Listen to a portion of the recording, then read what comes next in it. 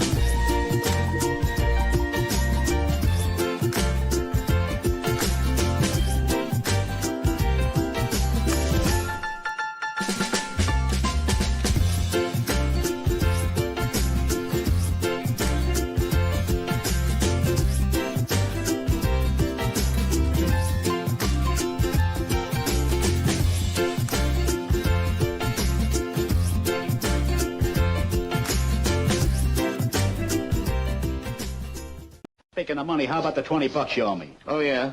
Well, I only got 10, so here's 10, I owe you 10. Thanks. Hey, Mo, you owe me 20. Well, here's 10, I'll owe you 10. You owe me 20. Here's 10, I owe you 10. Here's the 10 I owe you.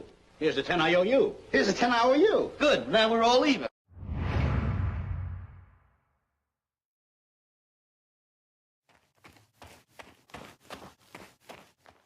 Aloha.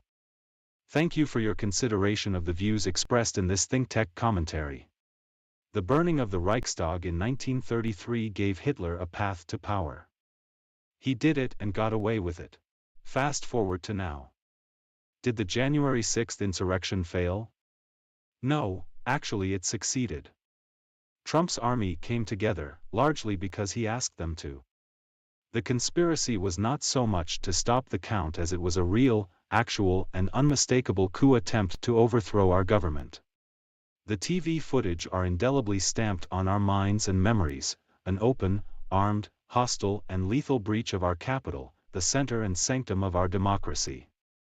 The undeniable thing about it is that it was a traumatic inflection in the history of our precious republic. It was our burning of the Reichstag, one that can never be walked back. Will it happen again? Yes, but not in the same way. When will it happen? Some say it's happening right now. It won't be limited to the Capitol or Washington, it could be elsewhere or in many places. It is not as likely to be violent, at least at first, although Trump's powerful dog whistle calls are still with us, just like the possibility of nuclear war in Europe is with us. You raise the fear of extraordinary danger, and it sticks. We worry, we are intimidated, traumatized, we are the deer in the headlights. For the moment, the resurrected insurrection has a kind of legal imprimatur, but still built on hate and divisiveness. Is that less of an insurrection? If you do all these things to destroy the country on Election Day, you don't need to repeat January 6th. If you thought the hanging chads created confusion, wait till you see the litigation of all those close races in November. Many Trumpers say we're in a civil war right now. They're really saying the insurrection is still going on, and thus the attempts at a coup are still ongoing. The damage Trump has done to the country is incalculable and probably permanent. Look around. The insurrection has had and is having a huge effect on every aspect of our society, our perception of ourselves and who we are. Can you really say it isn't still happening? Can you say it isn't having the very same Reichstag burning effect that Trump and his co-conspirators have sought to achieve? Think again. Thanks so much for considering the views expressed in this ThinkTech commentary. Aloha.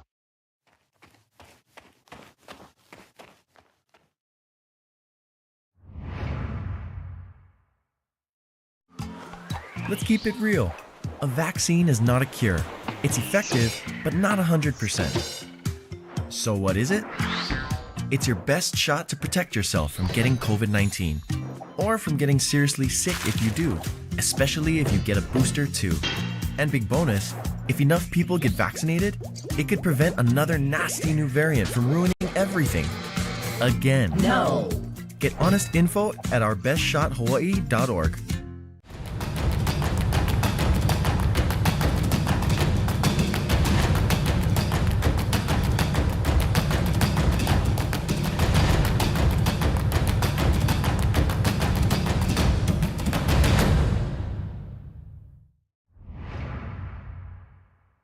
You're watching ThinkTech Hawaii, streaming 24/7 on thinktechhawaii.com, YouTube and Vimeo. Also uploaded to various other social media platforms. Broadcast on Olelo 54 Community Media. Video with vision, always learning. Watch us, and subscribe, today. What makes essential workers essential? We build safe roads for you to drive on. We harvest fresh produce for your families to eat. We help you heal when you're sick. We get you where you need to go. We keep where you work and live clean and safe. We make sure you get what you need to make your household work. You're the essential workers who help our nation run. You're in every city, town, and corner of our country, and you come from all over the globe. And you have essential protections under the law. I'm Marty Walsh. The Wage and Hour Division at the Department of Labor helps ensure you receive the essential protections you deserve. If you have questions about your pay or about your job protection during an illness, visit our website or call 866-4US-WAGE. That's 866-487-9243. We can provide help in more than 200 languages. Brought to you by the United States Department of Labor.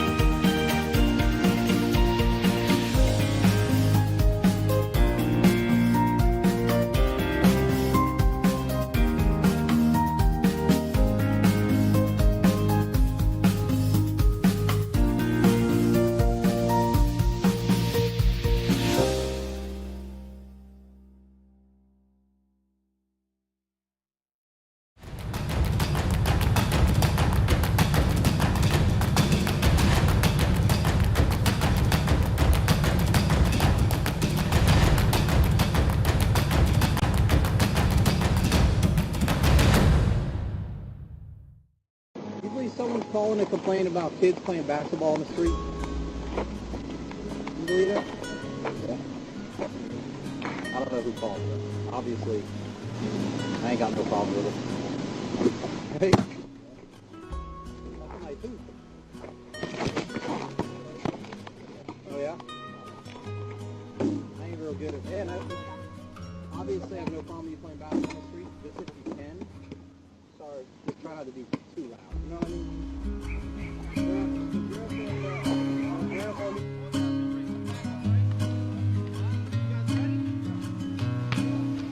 You're pretty sure you can take these guys, right? I've got some other backup for you.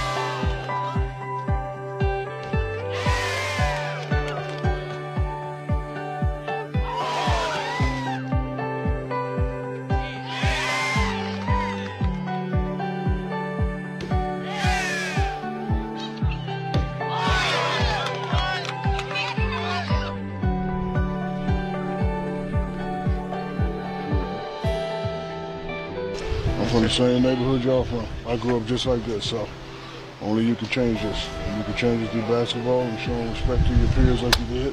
And I'm a man of my word. But listen, don't ever take money from another stranger, you understand? I'm telling you the secrets that could change your life. You know how much money I made? $700 million. You know how I made that?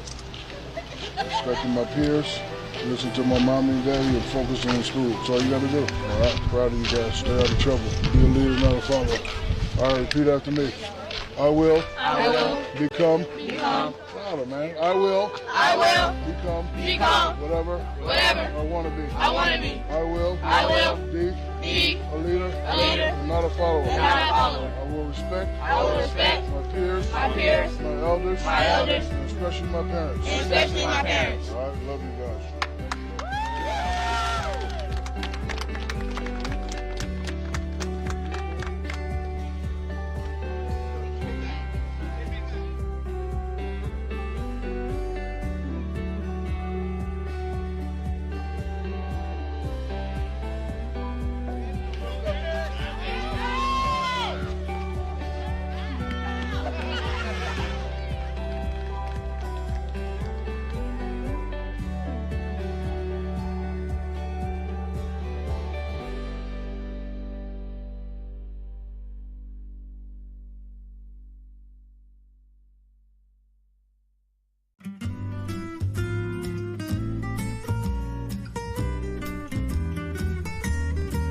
In recent history, skateboarding has become a pop culture phenomenon. You see it in everything from TV advertisements to fashion shows, and for the first time ever, in the 2020 Summer Olympics. But skateboarding hasn't always had the mass appeal you see today. Sometime in the late 1940s or early 1950s, skateboarding was born out of the boredom of surfers when the waves were no good. They would remove the wheels from roller skates and attach them to pieces of wood to create a skateboard. By the 1960s, skateboarding's popularity had grown with the rise of surf culture. Contests were held all over, and the first sponsored skateboarders were beginning to emerge. However, the popularity of skating in the 60s dropped just as fast as it rose. The 1970s brought along one of the most important changes for the skateboarding world, the advent of the urethane wheel, which allowed skaters to ride faster and over rougher types of ground than ever before. In 1976, a horrible drought in Southern California forced most homeowners with backyard swimming pools to drain them, giving way to the birthplace of pool skating. This was the first major shift in how people rode their skateboards. No longer were they limited to the abysmal flat grounds of parking lots and sidewalks. The 1980s were a time of renaissance in skateboarding. People were constantly inventing new tricks, pros were earning unheard of amounts of money, and skateboarder-owned companies were thriving. The favorable terrain for most of this era was vert, and even though there was a high level of progression occurring, to the untrained eye, skateboarding had gone stale and the popularity once again fell flat. This lull in skateboarding led to the introduction of street skating, which brings us into the 1990s. Skating during this era was at its most raw. Skaters took to the streets to find new terrain, abandoning traditional skate parks for something that felt more natural and could be done anywhere by anyone. This meant skating things that occur almost anywhere, like sets of stairs, handrails, benches, curbs, and just about anywhere four wheels can roll. From there, skateboarding has been on a non-stop uphill climb to what it is today. At its core, skateboarding has traditionally been for the underdogs, the outcasts, the misfits, and in result, has been thought of negatively by a large majority of outsiders for most of its existence. But now, with generations of young adults who grew up with skateboarding and the exposure at an all-time high, the future of skateboarding is looking bright.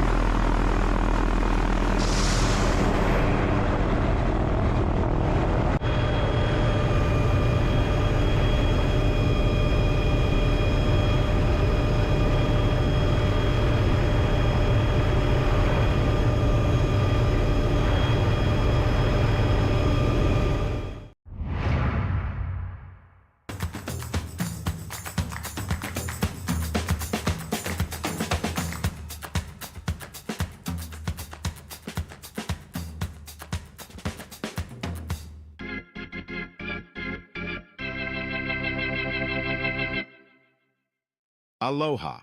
Thanks for your consideration of the views expressed in this ThinkTech commentary, which we are calling Wake-Up Calls Are Coming More Tragically Now. Maui didn't see it coming, although maybe it should have. After all that, and after all the wildfires, heat waves, droughts, rain, and floods on the mainland and around the world, and the damage and disruption that inevitably follows, we should appreciate that climate is really out of the bottle and very possibly out of control. Al Gore wasn't kidding, and it's coming home to roost, pretty much everywhere, including right here at home in Hawaii. And we find that it's not just another primetime news event from a faraway place. It's life and death right here on a huge scale, including the dead and wounded and missing and the wholesale destruction of our homes and buildings, and a considerable piece of our state economy. Maybe we thought that Hawaii, with its distance, was somehow exempt from these things. We have to admit that complacency on climate, and on so many other things, has ruled the day, here and elsewhere. No, we are not exempt, and now climate has clearly caught up with us. You can put solar on your roof and drive electric cars and be just as green as you want, but it would not have stopped what happened in Maui, because this is a global problem, isn't it? What happened there is not a question of living well and sustainably. It's more like a question of Herculean effort at resilience, to protect what we have, to prevent unknown levels of existential risk, and to clean up and fix up all the destruction that took place, largely beyond our expectation or imagination. No easy task, but maybe now we'll spend more time and lots more money in dealing with it. Of course, we all know that this will happen again.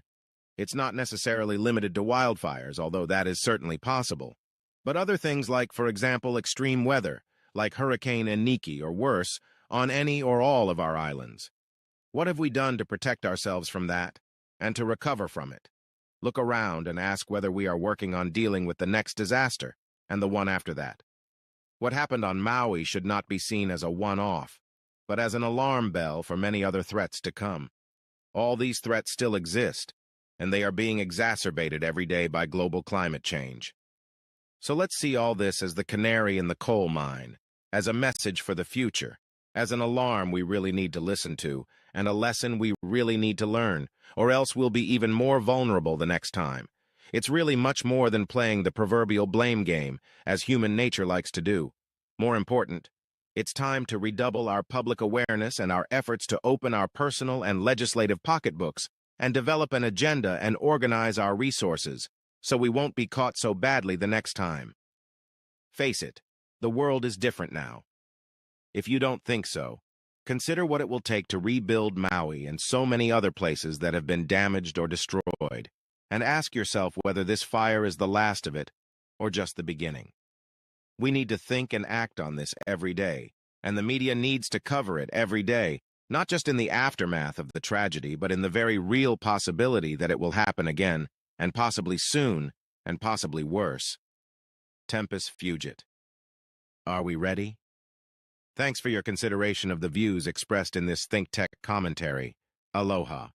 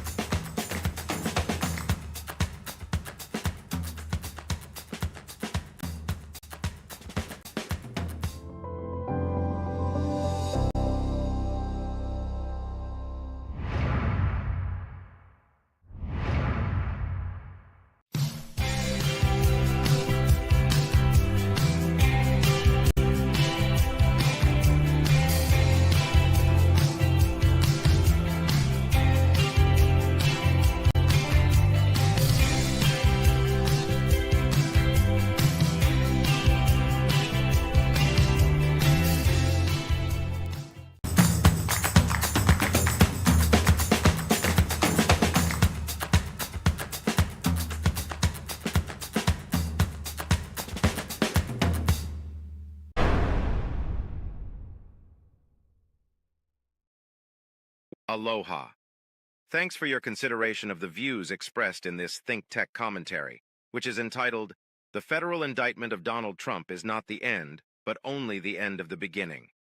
The federal indictment of Donald Trump is a positive event for anyone who cares about national security. We have many enemies in the world.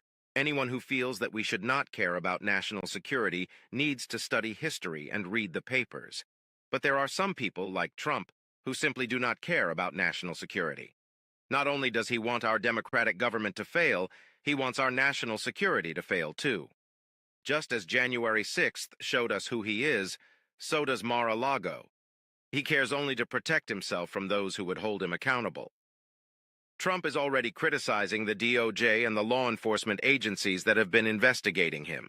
Surely everyone should by now be tired of his whining, his ongoing claims that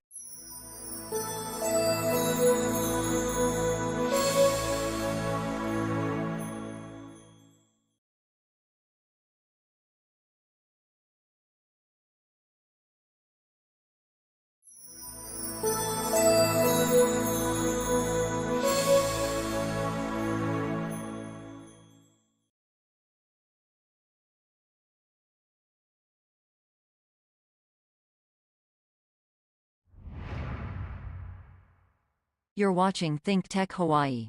Streaming 24/7 on thinktechhawaii.com, YouTube and Vimeo. Also uploaded to various other social media platforms. Broadcast on Alelo 54 Community Media. Video with vision, always learning. Watch us, and subscribe, today.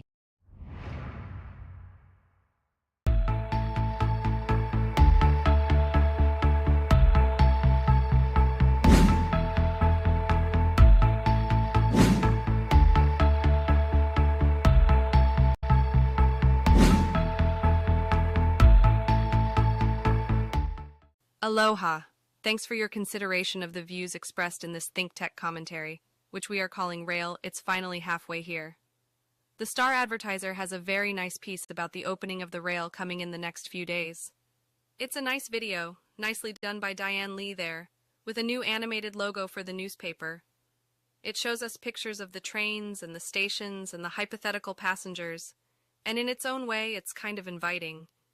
It makes you want to try the rail, even after all the controversy over the years since Moofy manhandled us into it, and even after paying the gross excise tax surcharge all these years. The video is informative and worth watching, but hardly seems like news, more like an infomercial to popularize the project among potential riders. But questions remain. Who in fact will ride it? It won't be open at night, and that will create a problem for many people. It doesn't stop at the airport, and it won't be useful for local people or visitors coming and going. It stops halfway at Halava, which is nowhere for most commuters. They say there are charging stations and bus transfer connections there, but it sounds pretty humbug for those going to and from the central business district. What about the rest of the way? Not for a while, I guess. We all know that the hardest part is from Halava to town, with all the unresolved easement and demolition problems and expenses along the way. It will cost many millions more to bring it to Ala Moana, much less Waikiki or the university. Do we have the money? Hold on your wallets, everyone, but don't hold your breath. Of course, there will be a blush of excitement with those who want to ride something new and shiny. But will they stay and give up the convenience of driving? Not clear. Or will this rather be a huge white elephant that most people don't want and won't use, but which will cost much, much more going forward? Ridership or not, budget-breaking costs or not, one thing is clear. This will be a subject of further discussion and probably also contention, and it will have a huge effect on our city and our quality of life on this island. Stand by for the rail, finally, and for lots of issues about it. Certainly, there are many more videos and news stories to come. After all, this long-awaited project still has the other half to go. Thanks for your consideration of the views expressed in this ThinkTech commentary. Aloha.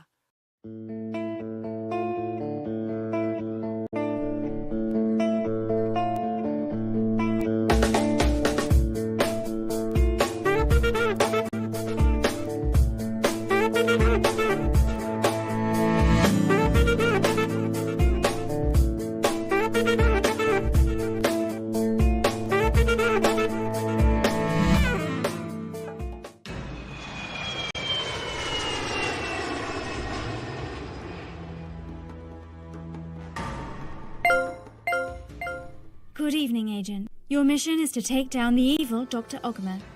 Here's the rundown on tonight's cyber attack at Ogma HQ. It's simple. Gain access, spread the computer virus, destroy the data. Your destination is the application room, located at the core of the building. There is only one way in. First, climb through the Wi-Fi tunnel to the entry portal.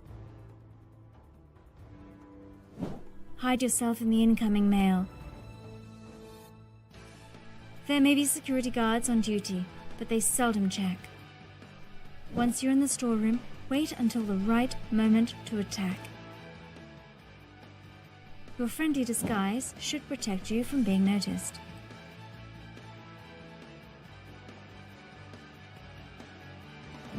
And the antivirus system is out of date, so you should slip past easily. Next, find the application center and do your work quickly. Install the virus. You may find the computer password protected, but you can usually see the password written down nearby or make an easy guess. Once installed, the virus will spread immediately. Get out before anyone notices. Good luck. I look forward to your update.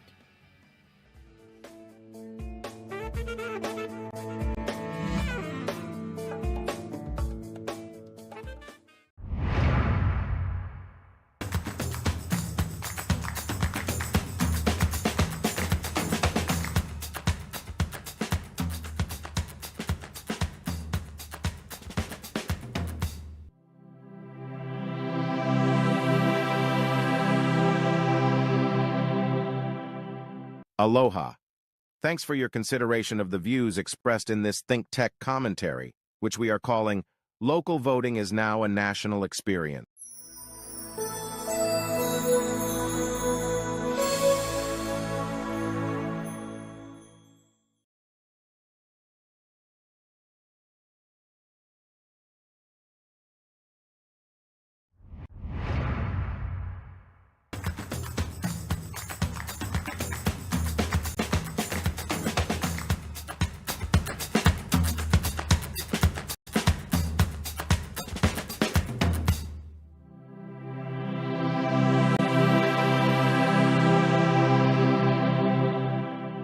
Hello, everyone, and welcome to ThinkTech Hawaii's Human Humane Architecture. I am this program's co-host. I'm DeSoto Brown. I am the Bishop Museum historian and the curator for the Archives Department at Bishop Museum here in Honolulu. And as everyone knows, on the day of August 8th and in continuing to August 9th of 2023, the town of Lahaina, Maui, was tragically destroyed by a fire. At least 97 people were killed in this tragedy. And let's go to our first slide to introduce us to this program today. I was able to visit the town of Lahaina about 5 weeks after the fire, and I was able to take the photographs that I'm going to be showing you today of what I was able to see there and document. And while I'll be talking about the situation in Lahaina today, as I was able to see it, I'm also going to be thinking about talking about some of the things that we can look forward in the future to what Lahaina is going to turn into and how it's going to be rebuilt. This photograph shows you the sign, which stands next to the edge of the Honoapi'ilani Highway on the Ka'anapali side of the town of Lahaina, welcoming you to what was the historic and very economically important town of Lahaina. So now let's go to our next slide. When you go to Maui today, after the fire, you do not see in most of your encounters on the island, just as a visitor, as I was, you don't see a great deal of evidence of the fire, because while there was more than one fire on Maui, the one in Lahaina was obviously the worst one. And if you're not there, you don't see a lot of evidence of it, but there is a very big economic impact to the island, which is something I'll be talking about as well. You do, however, see evidence of the disaster that occurred there. And one of the reasons you see that, of course, is that there are emergency services still in place in a number of places. This photograph was taken in Kahului, Maui, to show you where some of these emergency offices were located. And thousands of people obviously were affected by the fire, not only in Lahaina, but elsewhere too. So the need for emergency services from the government is very strong. There was a lot of discussion at the beginning of this disaster back in August of was the response from the government adequate, not only the federal government, but the county and the state. And a lot of private people had to step in, private citizens had to step in for emergency services right after the disaster had occurred. Next slide.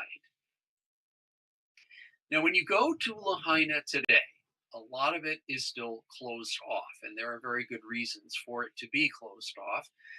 But when you get there, you'll see a lot of signs like the ones that you see here that designate where the closures are taking place.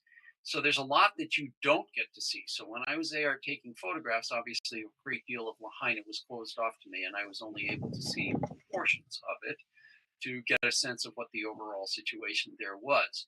And as I said, not only are these closure signs there, but there are National Guard personnel who are at particular checkpoints that prevent people from going into a variety of locations. And the streets are closed off. And there's also fencing up, like construction fencing that you can see in the background of the lower right photograph that shuts off the view of the disaster areas. And there's also there to prevent dust from blowing around. And that's something that's important as well. And here in our next slide, this is what I'm talking about. This is why areas of Lahaina are still closed off. And it's because in the burned area, there are a lot of dangerous elements. Now, first of all, right after the fire happened, emergency personnel had to fan out through the ruins to search for human remains, because as I said, 97 identified victims are now known, people who are known to have been killed in the fire. And initially, the emergency workers were looking for people. And this photograph shows what is probably an abandoned car in a burned out neighborhood. But you'll notice that there are two spray painted X's on the windows of this car. That shows that even though it wasn't burned, and even though it probably wasn't even operable at the time of the fire, it was checked by emergency personnel to be sure that there was no human body or bodies contained in it.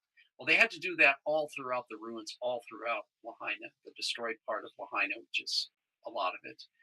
And not only did they have to check for people, but there are a lot of dangerous parts of the ruins. There are things that can cut you. There are things that can hurt you, poke into you, that you can step on and hurt yourself. But there's also contamination from a variety of substances which burned, things like batteries, lithium batteries, not to mention plastics and other things. So this is why most of Lahaina is still closed off. They are beginning to open Lahaina up for selected people to go to their property, to check on their property for possessions. But even so, people are being warned, don't sift through the dust and raise the dust, which could be harmful for you to breathe. Next photo. Now, even outside of the burned area, there is a strong economic impact from the Lahaina fire. And this photograph shows the Whalers Village Marketplace Shopping Center, which is located in the Ka'anapali Resort District. And as you can see, as of 5 weeks after the fire, even though this was not burned, this is miles away from the burned area, there are no people visible. There are no shoppers and nobody going here to eat or drink either. And that is because the Ka'anapali area, which contains a number of hotels and condos and has many rooms available, is mostly now still in use by fire refugees who are being housed there, as well as emergency personnel from the government, as well as private aid organizations. So there aren't any visitors there. The hotels are not accepting people from outside. So that means that the stores and the businesses that depend upon those visitors are not getting any customers. And in the next photograph, you can see here's a sign on the door of the upscale Louis Vuitton store saying that they are currently closed.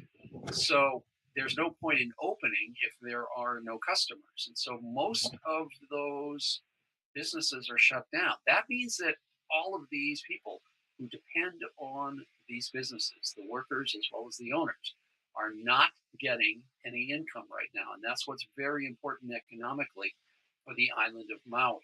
Next photo. Another shopping center, which is located in the town of Lahaina itself, is this one. This is the Cannery Mall. This is the only enclosed indoor shopping mall on the island of Maui. And even though the area all around it was burned, it did manage to survive intact. That is to say, without being burned. However, even though by the time I visited, 5 weeks after the fire, the two major anchor tenants were open. That is the Safeway supermarket and Long's drugstore. The rest of the businesses were still closed and had been closed for more than a month at that point. Now, even though the building was not damaged, there still are problems that they are dealing with there. And in this next photograph, you can see what I'm talking about. First of all, there's still no electricity and there's still no water service. So that means that most of the businesses cannot open. Furthermore, because there's no electricity, there's no air conditioning. And that means that they had to install all these emergency generators / air conditioning machines inside and outside the enclosed part of the mall. And these all belong to a company called Belfer. Belfer is a disaster mitigation company, which is a national American company. And they come to situations like this to deal with disasters, to help out in a variety of ways, including cleanup. But here in the mall, even though it wasn't burned, I'm sure that it was entirely inundated by smoke for hours. And that means a lot of the merchandise inside the mall is going to have received smoke damage. It's going to smell bad at the very least, which means that customers are probably not going to want to buy clothes that smell that strongly of smoke. So these are the many things that have impacted people even in buildings that were not destroyed or damaged by fire. Next slide. So why did this disaster happen? There were a number of things that all came together at the same time in a very unfortunate way to cause the disaster. And the first one was high winds. Those high winds affected all of the Hawaiian Islands, not just Maui and not just Lahaina. And in this photograph, you can see wind damage that was still in place 5 weeks after the fire. This is a plastic fence which was blown down by the winds, which in Lahaina were at least 60 miles or more per hour. And that's enough to cause significant damage. This all occurred because of a weather pattern, which was high pressure to the north of the islands and low pressure far to the south of the islands from a hurricane, which was passing by. That hurricane did not directly affect us. The winds of the hurricane were too far away. But the wind, the air wants to go from high pressure to low pressure in an overall weather pattern. And Lahaina is particularly susceptible to very high winds being generated or made even stronger by the process of flowing over the mountains, the West Maui Mountains that you see in the background, and going down the slope. And that's what happened here. So on that day of August 8th, very high winds were blowing, again, as I said, over 60 miles an hour. And in this next slide, we see, again, another evidence of what that caused. And this is an uprooted monkey pod tree that obviously has been cut down by the time I was able to take this photograph, but it's been pulled out of the ground by the roots.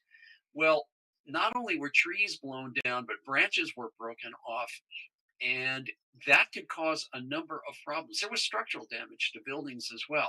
But even more importantly, when we go to the next slide, what the real damage and the real important damage was to the utility poles, the wooden utility poles that carried the live electric lines. Those poles were tipped over, some of them were broken off, they were knocked to the ground, and live electrical wires made contact with the ground. Now, there is still at this point no official statement as to exactly how the fire started, where, when, etc. But we do know that in the early morning, after about 6:30 in the morning, live electrical wires were blown down on the hillside above Lahaina. They made contact with dry grass. The fire that began was fought by firefighters for several hours. They left after it was contained, meaning it was not spreading any further, but it was not entirely put out. And about 3 o'clock in the afternoon, with those high winds, the fire was revived and began to spread again. Next photo.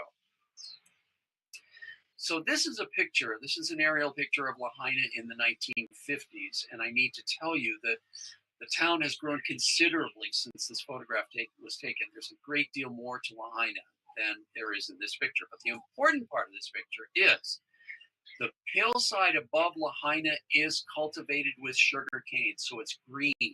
That green growing sugarcane was not very liable to burn. And even though sugarcane was intentionally burned before it was harvested, it was kept under control by employees of the Pioneer Mill Company.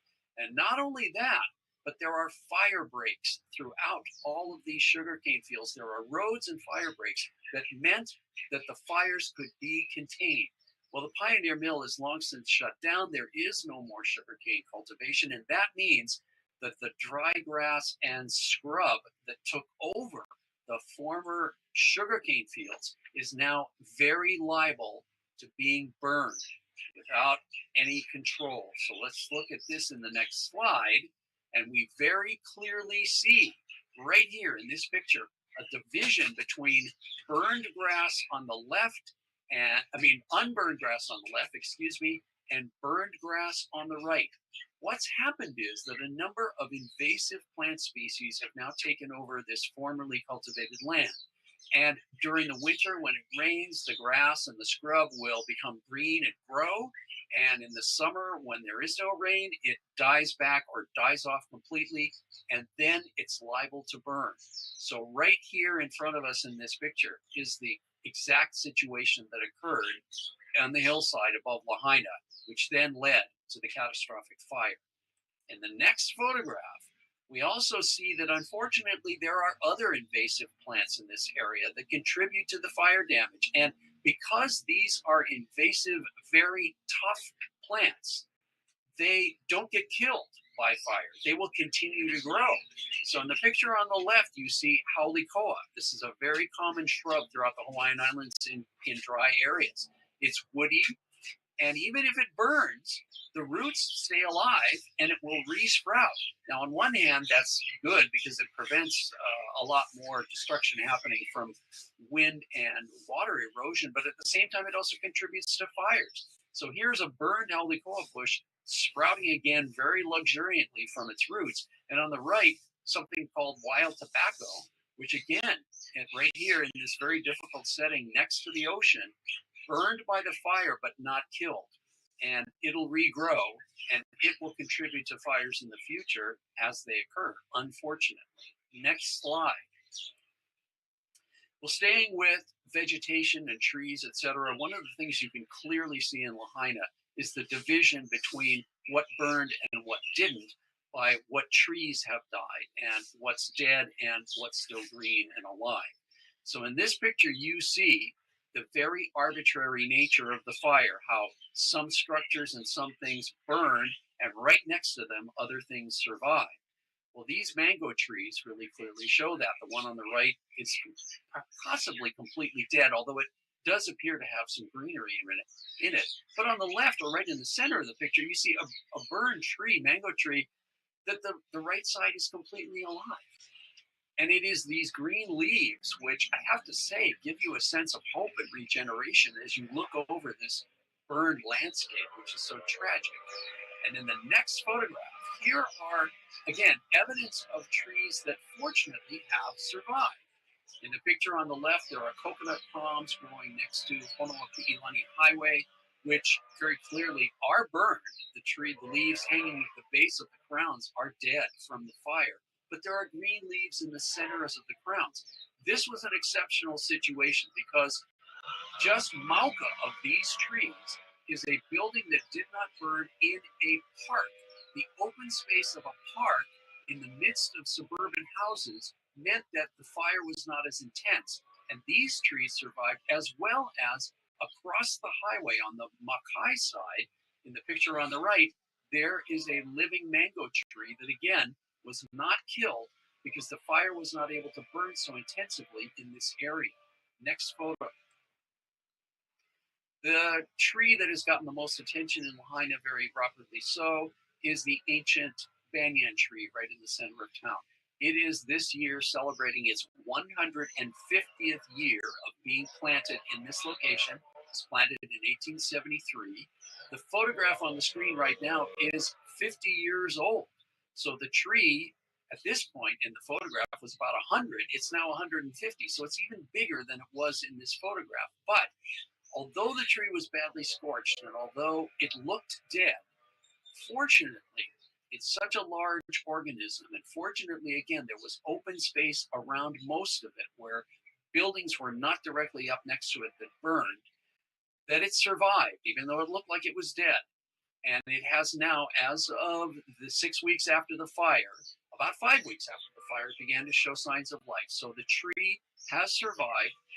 And even though this doesn't bring back everything that was destroyed and those who died, it is an important thing for everybody in Lahaina to look at regrowth and regeneration and see the banyan tree is still with us. Next slide.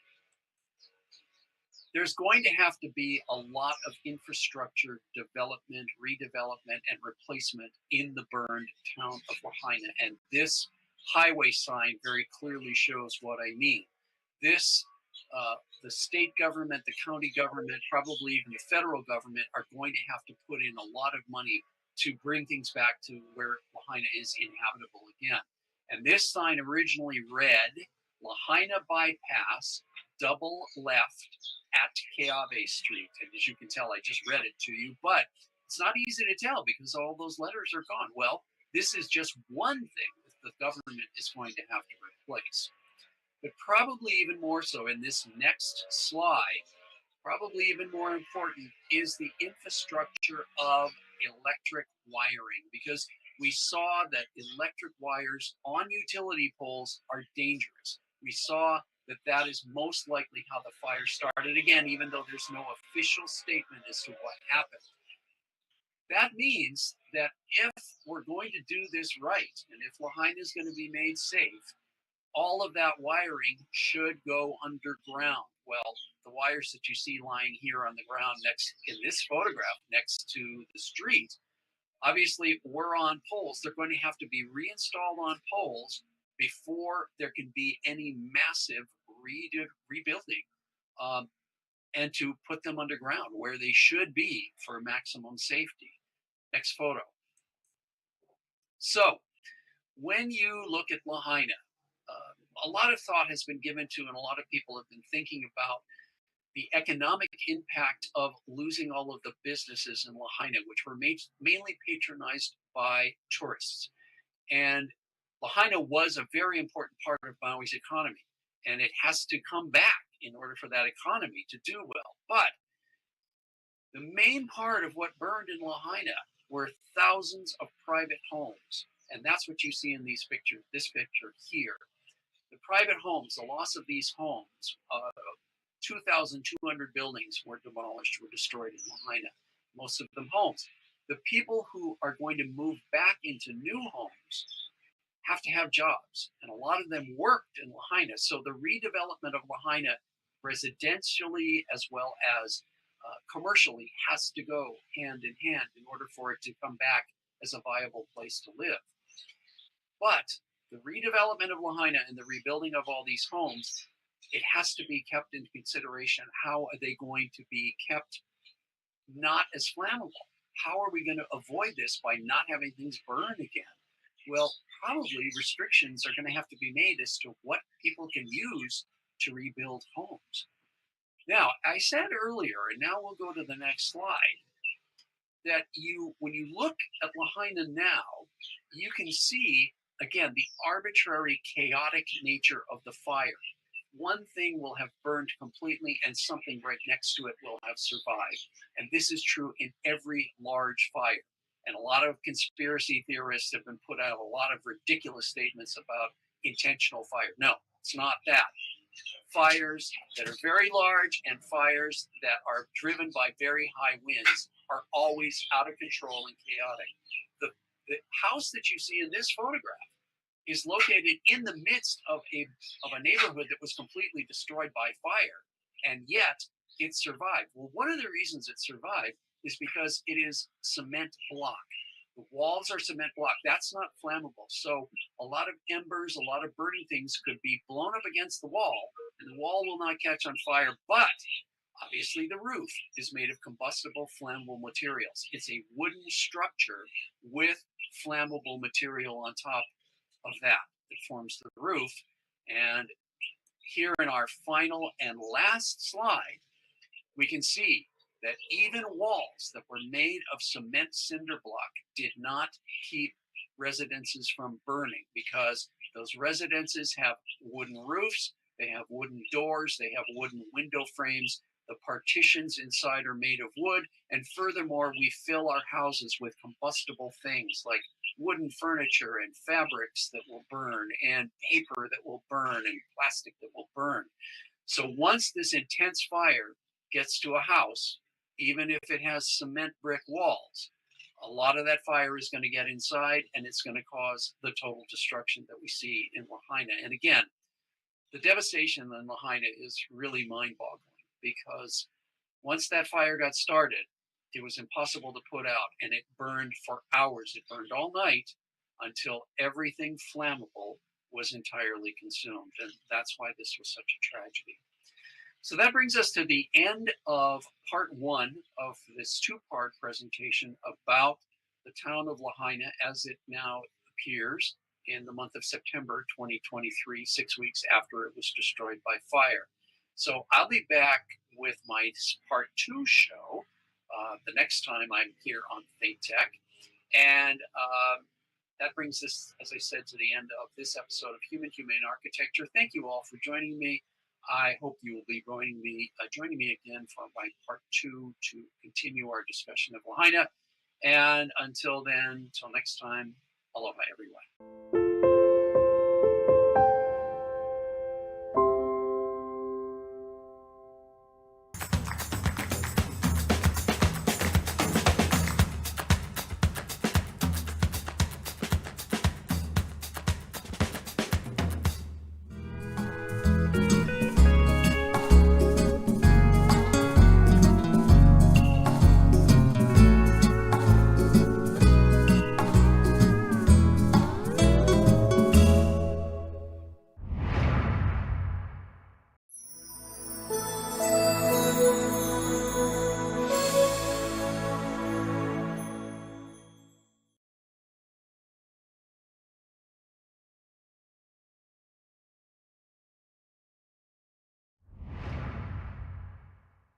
You're watching ThinkTech Hawaii. Streaming 24/7 on thinktechhawaii.com, YouTube and Vimeo. Also uploaded to various other social media platforms. Broadcast on Alelo 54 Community Media. Video with vision, always learning. Watch us, and subscribe, today.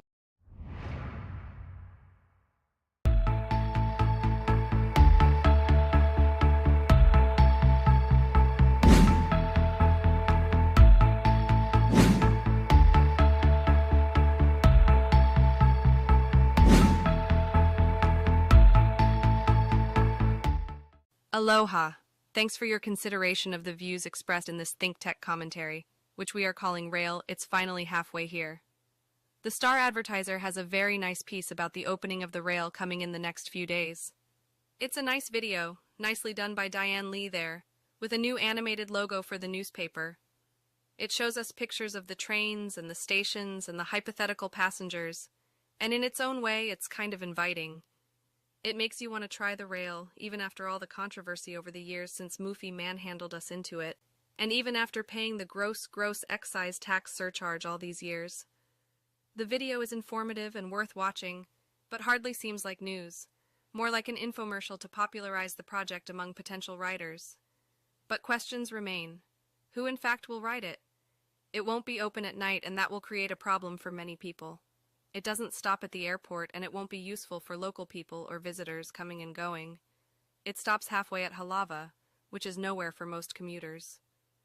They say there are charging stations and bus transfer connections there, but it sounds pretty humbug for those going to and from the central business district. What about the rest of the way? Not for a while, I guess. We all know that the hardest part is from Halava to town, with all the unresolved easement and demolition problems and expenses along the way. It will cost many millions more to bring it to Ala Moana, much less Waikiki or the university. Do we have the money? Hold on your wallets, everyone, but don't hold your breath. Of course, there will be a blush of excitement with those who want to ride something new and shiny. But will they stay and give up the convenience of driving? Not clear. Or will this rather be a huge white elephant that most people don't want and won't use, but which will cost much more going forward? Ridership or not, budget-breaking costs or not, one thing is clear. This will be a subject of further discussion and probably also contention, and it will have a huge effect on our city and our quality of life on this island.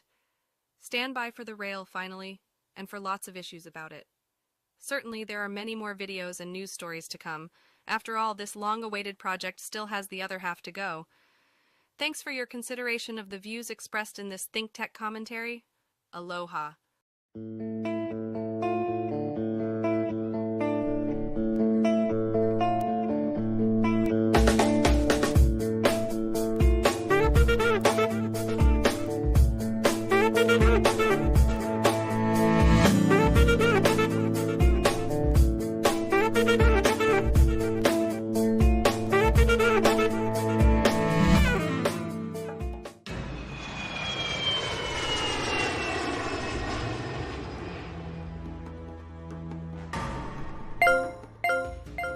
Good evening, Agent. Your mission is to take down the evil Dr. Ogma. Here's the rundown on tonight's cyber attack at Ogma HQ. It's simple. Gain access, spread the computer virus, destroy the data. Your destination is the application room, located at the core of the building. There is only one way in. First, climb through the Wi-Fi tunnel to the entry portal. Hide yourself in the incoming mail. There may be security guards on duty, but they seldom check. Once you're in the storeroom, wait until the right moment to attack. Your friendly disguise should protect you from being noticed.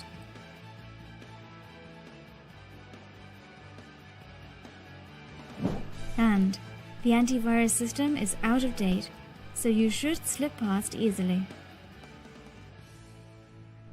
Next, find the application center and do your work quickly. Install the virus. You may find the computer password protected, but you can usually see the password written down nearby or make an easy guess. Once installed, the virus will spread immediately. Get out before anyone notices. Good luck. I look forward to your update.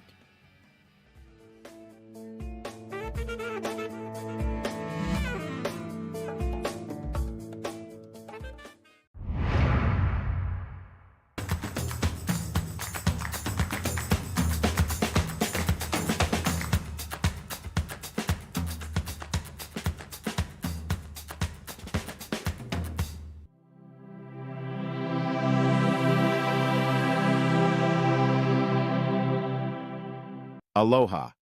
Thanks for your consideration of the views expressed in this ThinkTech commentary, which we are calling Local Voting is Now a National Experience. It isn't just that we vote in our local elections. Given the national news and media we get from and about candidates around the country, we need to spend at least a little time finding out who they are and what they stand for, and for that matter, how we can help the ones we like. Let's do a case study. Let's suppose you don't like Ted Cruz, a Republican candidate for re-election to the Senate from Texas, because you've seen all of the destructive things he's done and the outrageous right-wing positions he's taken throughout his political career.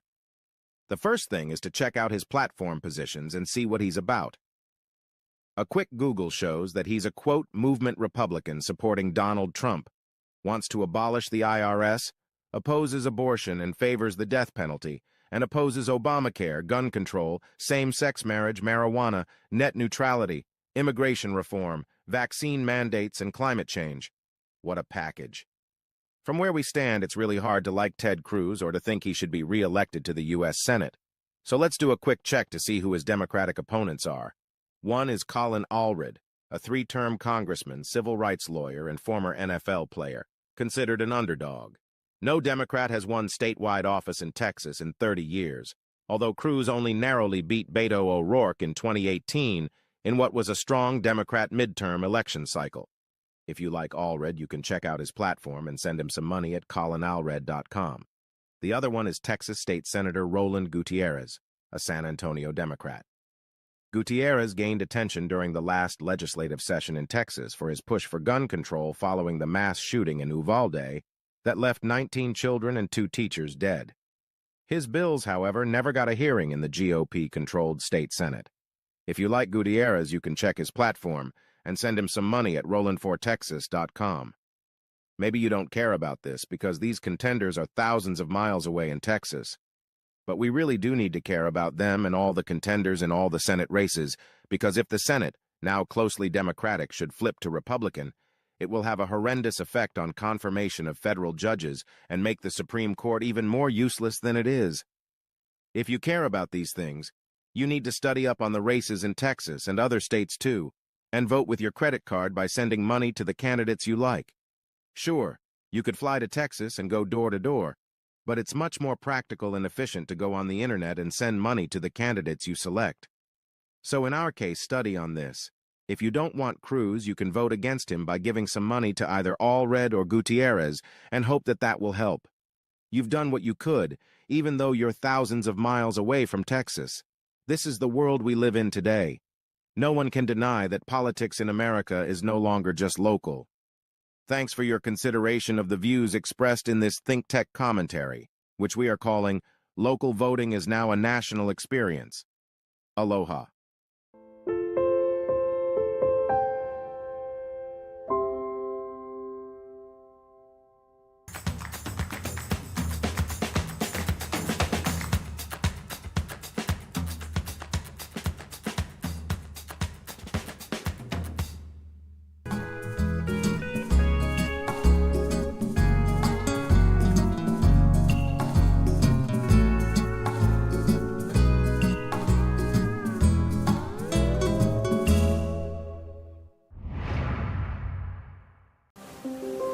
our climate is more unpredictable. Hawaii had its hottest year in 2019. Drought is affecting our local food sources. What can we do? We can shift our energy use from evening peak hours to midday when more renewable energy is on the grid. Doing laundry or cooking during the day lets us use more clean energy, like solar. The power to change is in our hands. Learn more at hawaiianelectric.com/power to change.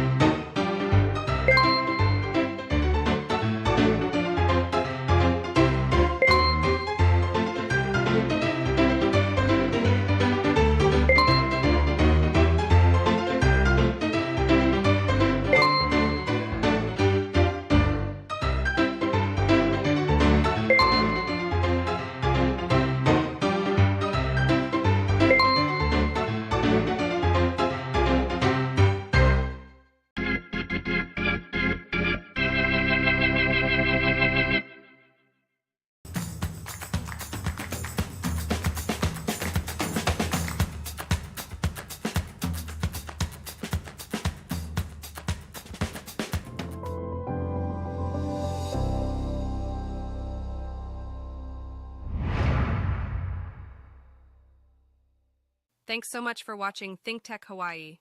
If you like what we do, please click on the like and subscribe buttons on YouTube. You can also follow us on Facebook, Instagram, and LinkedIn. And please check out our website, that's thinktechhawaii.com. Mahalo.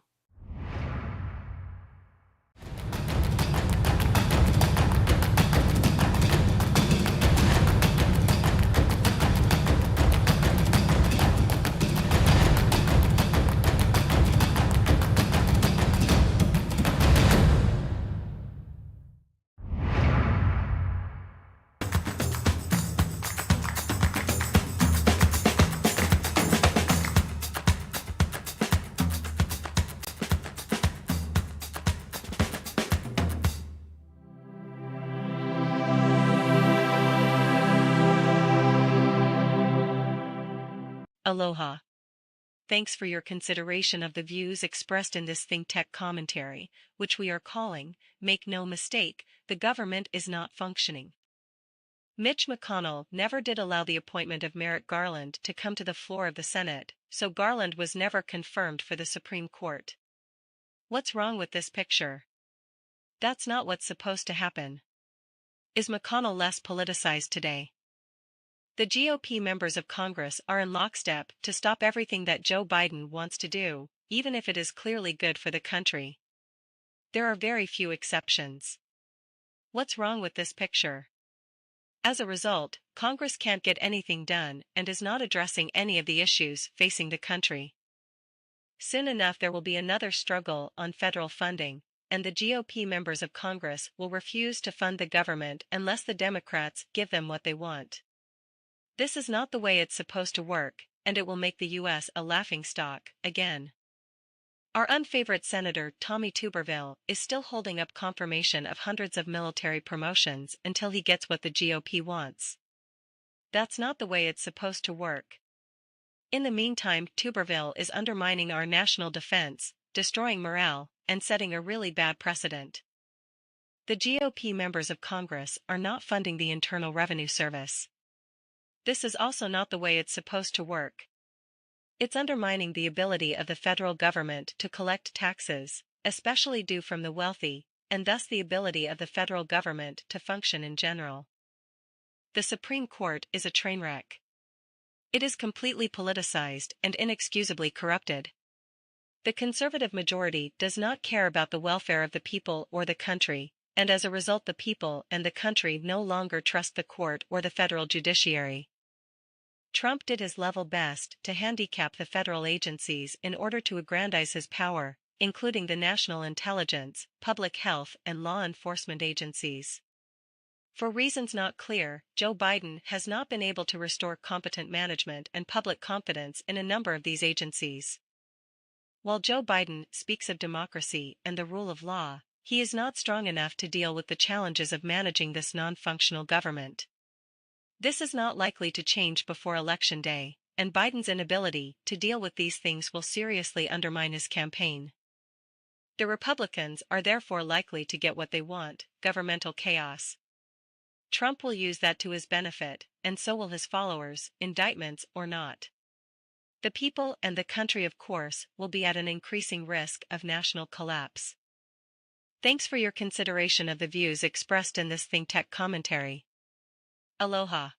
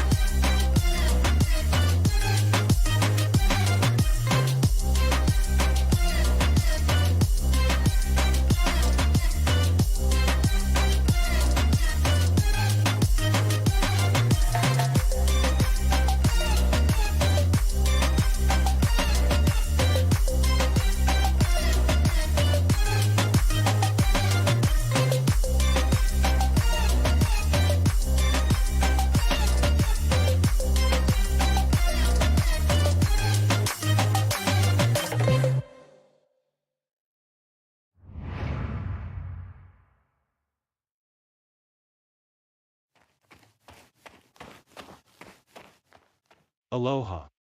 Thank you for your consideration of the views expressed in this ThinkTech commentary. COVID is not the only infection Trump gave us. He gave us a whole phenomenon of infection, a package of sick positions. He built this base out of disaffected people, tens of millions.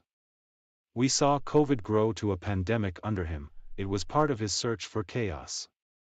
History shows that autocrats need chaos to enhance their power. He gave us a country divided on COVID, on medicine, on science, where millions acted against their own interest, refused masks and medicines that would have saved their lives. His legacy is a whole package of sick positions like that. He has fomented racism and hatred, bigotry and violence, immigration policies that tear children from their parents, inhumane bans on abortion, fighting like hell against gun control that would protect our children at school, ignoring climate change, undermining voting rights and representative government, calling for people to deny the rule of law even though denying the rule of law makes their lives much worse.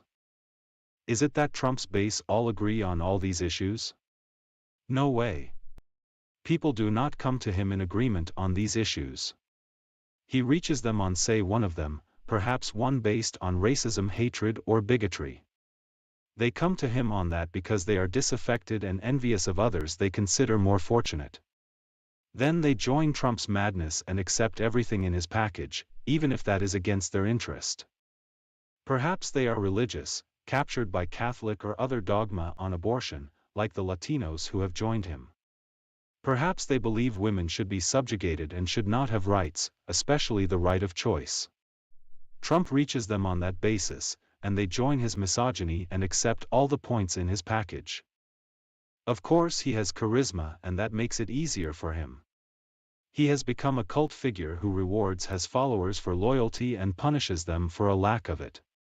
This solidifies the package, and they find themselves buying mindlessly into everything.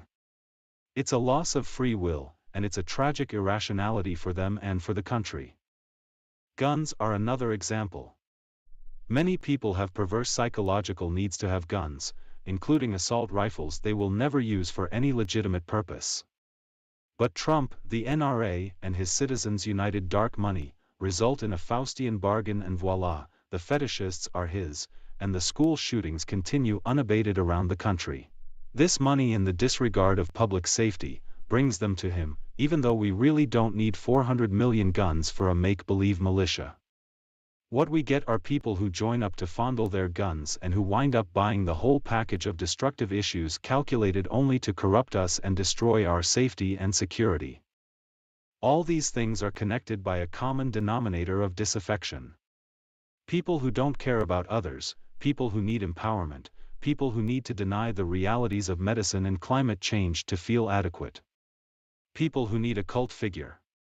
He brings them in on one thing that helps them cope with their inadequacies, and they buy it all, every issue he sends their way.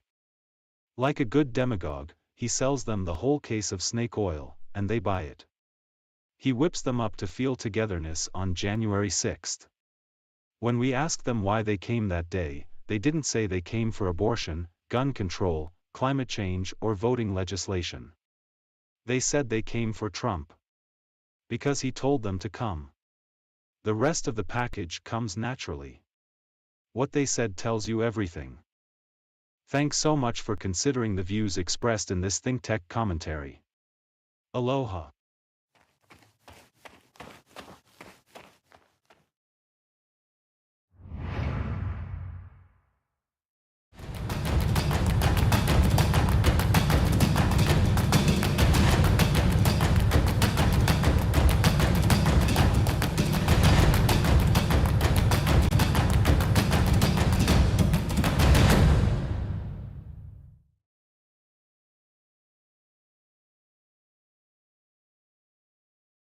We live in a country of increasing gun violence. Most people are astounded that we have so much gun violence. But the gun manufacturers and the NRA want it that way. The Republicans want it that way. Trump's base wants it that way. Congress apparently also wants it that way. The most outrageous gun violence takes place day after day and week after week in this country, and they do nothing. The Supreme Court is dedicated to making things worse. The will of the people means nothing. But there's more. There's the media and its sidekick friend, the movies.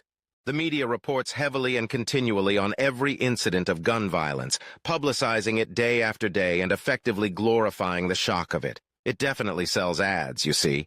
And there's a kind of blur between the raw meat news reporting on gun violence incidents and the movie industry. Yes, that includes all of Hollywood, and for that matter, the copycat Hollywoods making American-like movies around the world. And of course the enormous number of stay-at-home COVID cable movies into which Netflix and Prime are pouring billions of capital investment. Turn on the TV, and you won't have to wait even for seconds before you see the characters, good and bad, shoot each other. The good guys shooting the bad, and the bad guys shooting the good, the Bonnie and Clyde anti-heroes shooting everyone else, for their perverse sense of justice or vengeance, for the technology and phallic power of today's guns. Gun violence through the movie. Every scene, if not every frame, people threatening, shooting, dying, and being ripped apart by ever more powerful guns. We watch, and that is on us. Why we watch is another bizarre question. Fascination with the magic of modern medicine that can save us even when our insides are blown apart. Awe in the face of the technology inherent in ghost guns and assault rifles that can kill hundreds before anyone can stop them. We sit on our potato couch day after day, enjoying the hate, the vengeance, the violence, all arguably protected by the First and Second Amendment. All things considered, our non-action is really insane. There's no immediate answer, but maybe one solution is to take a fresh look at the use of guns in our public entertainment and try to get some kind of rational handle on that. This is a ThinkTech commentary, dealing with the question of whether Putin can come back. Thanks for your consideration of the views expressed in this commentary. Can Putin come back? For now, probably. But he'll have to work at it.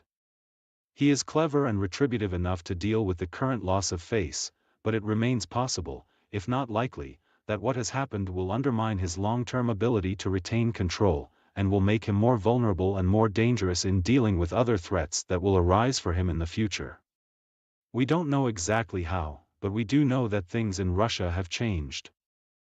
Certainly, the insurrection has damaged Putin at home. His relationships with the generals, the oligarchs, and the bureaucracy were profoundly affected as they watched the Prigozhin and Wagner Group march on Moscow. Although the Russians who have remained in Russia have been reluctant to speak against him, it is likely that many of them, especially those who have lost their children in his inexplicable war, now question him, damage control propaganda, or not. But what are his options? Will he be able to repair the damage? Should we be concerned about the things he will do to escape his embarrassment? We know he will do lots of propaganda on state TV. He will develop a dangerous new friendship with Prigozhin and the Wagner Group. He will buy off or jail oligarchs who might question him. He will initiate more false charges against those he sees as adversaries. He will persecute scapegoats wherever he can find them. He will terrify everyone, perhaps even more than before. Putin's reputation has also been further damaged in the international community, where he doesn't have the same control as at home. He will try to reconnect with autocratic allies like China that may now have less confidence in him. He will do everything he can to get our attention and to recover and project power on the world stage. That includes doing unthinkable things in Ukraine, like threatening a nuclear catastrophe at Zaporizhzhia, just as he did by blowing up the Kakhovka Dam, and by repeatedly attacking civilian targets to show he is still in charge, and still out of control. There's no doubt that Putin will continue to foment unrest in the countries of Europe, including France and in the United States, to fragment our political will. Remember, Prigozhin was Putin's social media disinformation chief, who helped him support Trump in 2016. Putin will also give the Wagner Group open license to continue its war crime operations in Africa, the Middle East and Central Asia, and in the process to have us all forget about the insurrection, and to distract and defer us from providing the necessary support for Ukraine. The bottom line is that the insurrection in Russia has changed things profoundly, in ways we don't yet know. So we should be watching what Putin does, and how all of this could affect Russia, Europe, Asia and the United States. Of course, we'll continue to cover the story going forward, so stay tuned for more. Thanks for your consideration of the views expressed in this ThinkTech commentary. And thanks for watching ThinkTech Hawaii. Aloha. Are masks over now? Like fidget spinners and the Macarena? Definitely not. You should still wear a mask if you're over 65, immunocompromised, unvaccinated, at high risk because of your health, or a caregiver. It also makes sense to mask up anytime you're indoors around lots of people, like concerts, stores, offices, restaurants, and medical facilities. To mask or not to mask, learn more at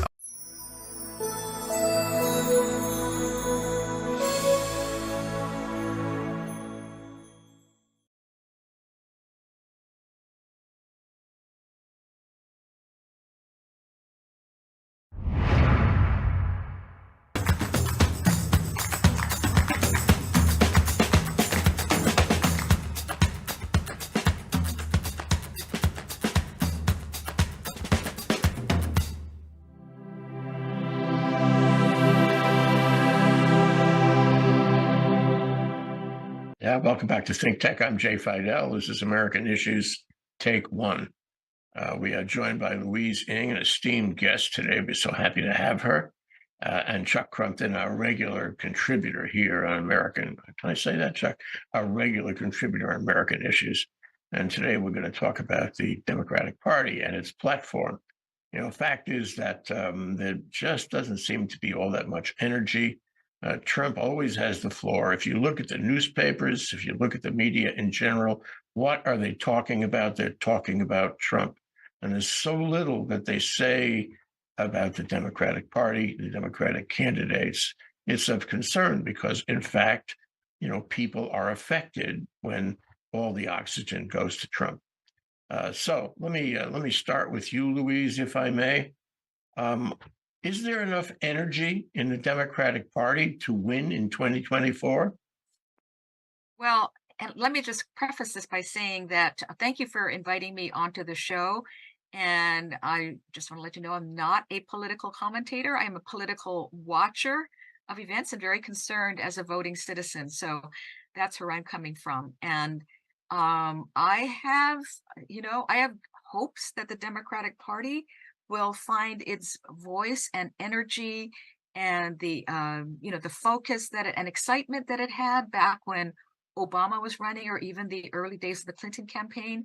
I still feel like they're trying to find their, what is going to motivate Americans and bring us together. So I'm hoping and I'm watching, and we better get something done quickly. Yeah, maybe a lot. Chuck, how do you feel about it? Is the Democratic Party giving us the kind of leadership, the kind of energy that wins elections? I was going to respond to the question to Louise the same way I responded. I don't know. I don't know what they're offering. We know what Joe Biden is reported to say about the economy and Bidenomics and stuff like that. But what we don't know is, what are they bringing to the table that offers us better choices and better consequences? And it seems to me there is so much that should be said, can be said. What the economic revitalization package has done, the focus on just let's save democracy in America against autocracy and just rigid regional interests and the like. There's so many issues that we can be addressing. I also feel like the media is being lazy. They just take the story that sells the news. They go with Trump, who takes, as you say, the oxygen out of the air. Let's focus on, what people are concerned about, and what the Democratic Party has done positively to help lives. I see the great stories being told among commentators like, was it Professor, the one who does the American letters, Professor Richardson, who I think is so articulate. But we need the press to be connecting the dots too. Is it that, Chuck? Is it connecting the dots, or is it just coming up with whatever matches what's going on the Republican side? I mean, it troubles me that the Republicans do name calling, they do bizarre things, they don't really have a platform, and the Democrats are, they're Fauntleroy. They're just going down the same track they've gone down before. And if you look at their platform, it's very long and there's a lot of shibboleth words in there, but there's no excitement. And if you are having a reality show, you need to match reality with reality, even if one side is not real. That's a really important perception, Jay, because neither party is really giving us anything new that they haven't given us back in 2020 and 2022. Why would that change things? I think people seem to be really tired of Trump and going on and his minions and his competitors going on the common enemy theory of the woke, the liberals, the non-whites, the other. And for Democrats, their common enemy is Trump and the rest of his group. But they need to offer us something more than that. They need to offer us a direction. They need to offer us components. They need to offer us the word that Obama emphasized, change. Enough already. Well, we're kind of at an inflection point, a very dangerous one. This is an emergency. Okay. And I looked through the website of the state and national Democratic parties, and I looked through their platforms. I had eye strain very early in the game, and I concluded that it was boring. I'm sorry, we've heard it, as you say. And the Republicans, they're interested in attacking the Democrats. So it's not boring; it's an attack. It's insults and it's whining and it's all the things that Trump does. And so, but they have a platform. It's not as long. It's probably more pithy if you read it. But bottom line, though, is that this is not a time when we can make judgments on the basis of written platforms. One, because the Republicans lie. I really, feel that that is synonymous with Republican these days. And two is because the Democrats are just going down the old road, and it's kind of boring in face of all the lying and the insults. So if you want to look for their platforms, the written platforms aren't that helpful.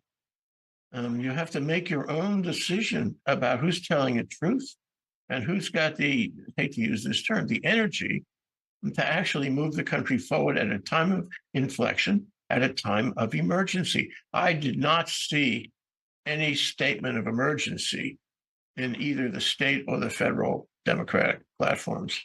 There's no state of urgency there. Louise, your thoughts about how we evaluate them? Well, for one thing, I'm not sure how many people actually go look at the platform. Thank you. I actually read it. I read the 2021 for the first time, Jay, when you sent it to me. And, a lot of the values and principles there did resonate with me, being someone who's a good Democrat.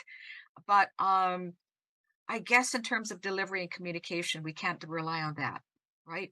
It's kind of old school way of communicating. I do believe the Democrats do have an opportunity here, though, to be giving a positive message and show how they are moving forward, because the Republicans are so busy with attacks and lies and sort of straying from their principles that we have an opportunity to swoop in there. And on the one hand, in terms of Biden and not being an attractive candidate, I feel like, okay, we need to be looking at successors and building up our successors of leadership in the Democratic Party. And at the same time, if Biden feels he can do the job, and, he should just face that age issue head on and just say, who's, like 80 is the new 60 or 70. I can do it. So I feel like there's an element of positivity and energy that needs to be injected into the messages that the Democrats are sending. We had to get to this, Chuck. The question is whether Biden has the energy to win an election. Right? He's fighting with people who are, he's fighting with Trump, who is a very nasty man, who is, got psychological problems we all know about, but who is an entertainer. It's the reality show, and he's still doing it. Joe Biden is a nice guy, but nice guys don't win horse races. And the conversation seems to be getting louder and louder that maybe he should throw his hat out of the ring. Maybe he should give it up to a younger ticket. I feel that he should really consider that. But I also feel that time is going by, and we are almost in 2024. If he's going to do that, he's got to do it right away, put his arm around the shoulder of a younger candidate, and pass the baton. Your thoughts?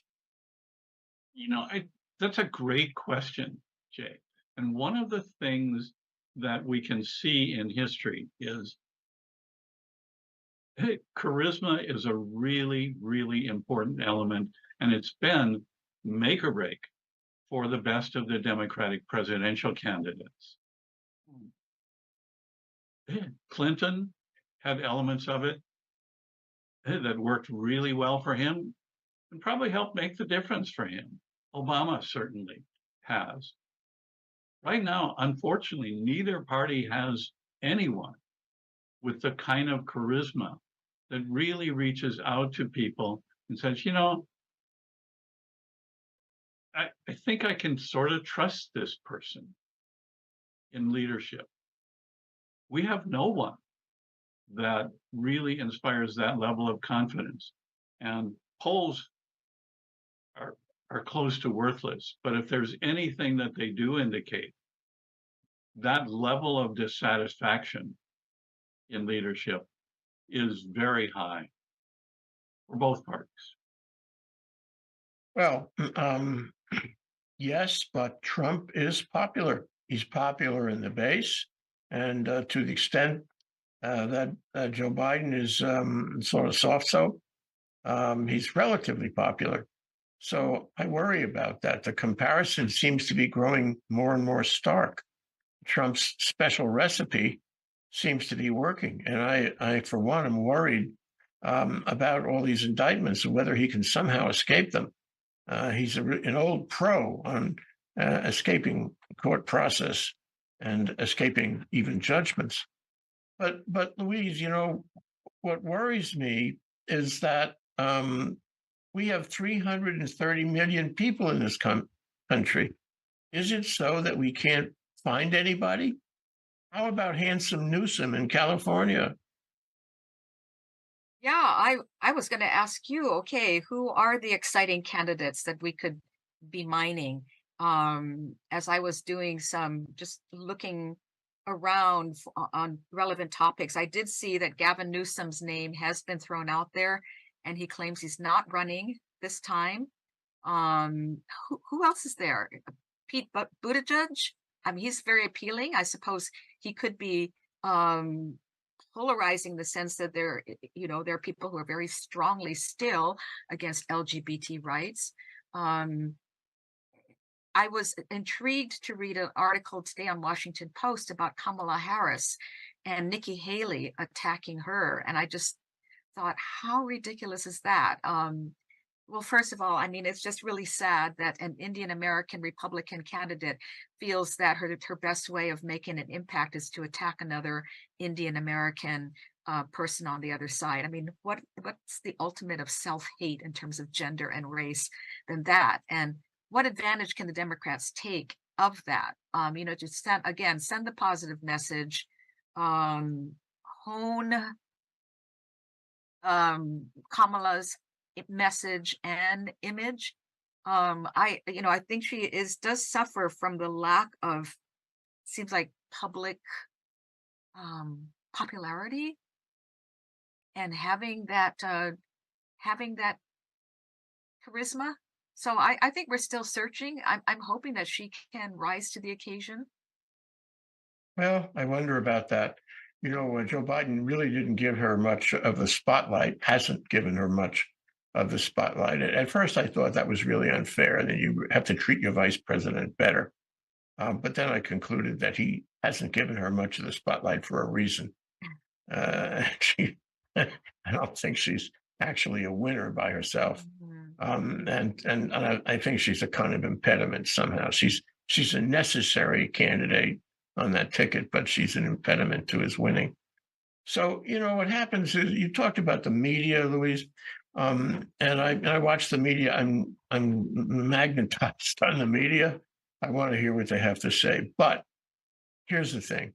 When Trump or his acolytes criticize Biden and do bananas things, I want a candidate, a Democratic candidate, to stand up there and let him have it. He doesn't do that. He doesn't let him have it. He doesn't, evoke your passion. And who does evoke your passion? MSNBC, to a lesser extent, CNN. And I say, well, is this the right role for the media, to be standing where Biden should be standing? It's simply not as effective. They're not in office. They weren't elected. They don't, they're not in the center of the ring. He is. Somebody should be letting them have it, but nobody does. Do you think that's missing here? Or maybe it's the more gentlemanly thing not to let them have it? Louise? That's an interesting question. I, I agree with you. Part of me wants to just, say it like it is. And on the other hand, if you react that way, are you just giving voice to ridiculous attacks? And are you giving them more airtime than they deserve? Um, yeah, I'm not a communications expert, so I don't know. But part of me just wants the Democrats to tell them off and just point out how just misled the Republicans are and how much. Let's just focus on what the Democratic Party has done for America, and I'm not hearing that message come across very clearly. Yeah. Well, Chuck, here's a question for you. Suppose Joe Biden or someone else in his stead were to take the floor on this and respond to Trump and respond to all the outrageous things the Republicans have been doing and will continue to do, trying to impeach Biden. I mean, really, give me a break. Suppose the Democrats do that. Joe Biden or his successor does that, and they answer him point for point. They let him have it. How is that going to work with the base, with the people who are at the fringe of the base, and with the Democrats? Is it a successful, strategy? I think that's a great question, and it really depends on the way you do it. Maybe the coalescing point for Democrats really standing up for something that matters is to make accountability a principal part of their platform, that we're the party that is going to hold people accountable. And that includes transgressions even on their own side. There have been Democrats that have been, and Hunter Biden and others. But if accountability is made a major point, you don't have to go through the point-by-point rebuttal because it just gives their talking points more time, more emphasis. If you focus on accountability, say, look, here's the issue. An attack upon the US Capitol, we all saw it. We all heard it. We all know that it was intended to stop the process to confirm the presidential election results that the people of this country voted for. Our administration, our party stands for accountability. If you break the law, if you attack democracy in ways that do that, we're going to hold you accountable. Louise, one thing I think people do not understand is what life would be like in a country led by Republicans of this ilk. I think that they believe that they can go on with their lives just as before. And they don't see how all these threads we've been watching, evaluating, including trying to change the result of an election, how that will affect the country and our daily lives. I'm talking about civil liberties. I'm talking about freedom of expression. I'm talking about fairness in the courts and fairness in the agencies, not using the FBI as a weapon or using the IRS as a weapon. That's in the cards. You don't have to be a rocket scientist to know that the Republicans will change your life. And I don't think that Joe Biden has made that clear. Do you think that would be helpful? I think it would be. I think somebody should make a movie. They should make a TV series. That's the way, that's how people are getting their news and information. I also think it's important to sort of work behind the scenes, quietly work behind the scenes. And I think that's being done, making sure we do get out the vote and we do get out the youth vote and all. Of course, with that comes the necessity of having a message. But I think that, we need to be able to pull together if they're not already seeing it, the fact that we, in a year or two, we've already seen how civil liberties have eroded because of the Supreme Court decisions on choice and the like. yeah, I think that that's a good point to focus on. The other point that I really was brought home to me about the danger of Trump is that I was just in Berlin this summer and going to a lot of the museums, and they have, the Germans have been very reflective on where they went wrong and how Nazism took hold. But very, very interesting to me was the fact that they talked about how one of Hitler's strategies, or his cohort, was to concentrate power in the executive branch and in the executive. And right at that time, there was a news item that came out about Trump and his cronies plotting to, put all the power in the president's office. And I just thought, geez, we can't let that happen.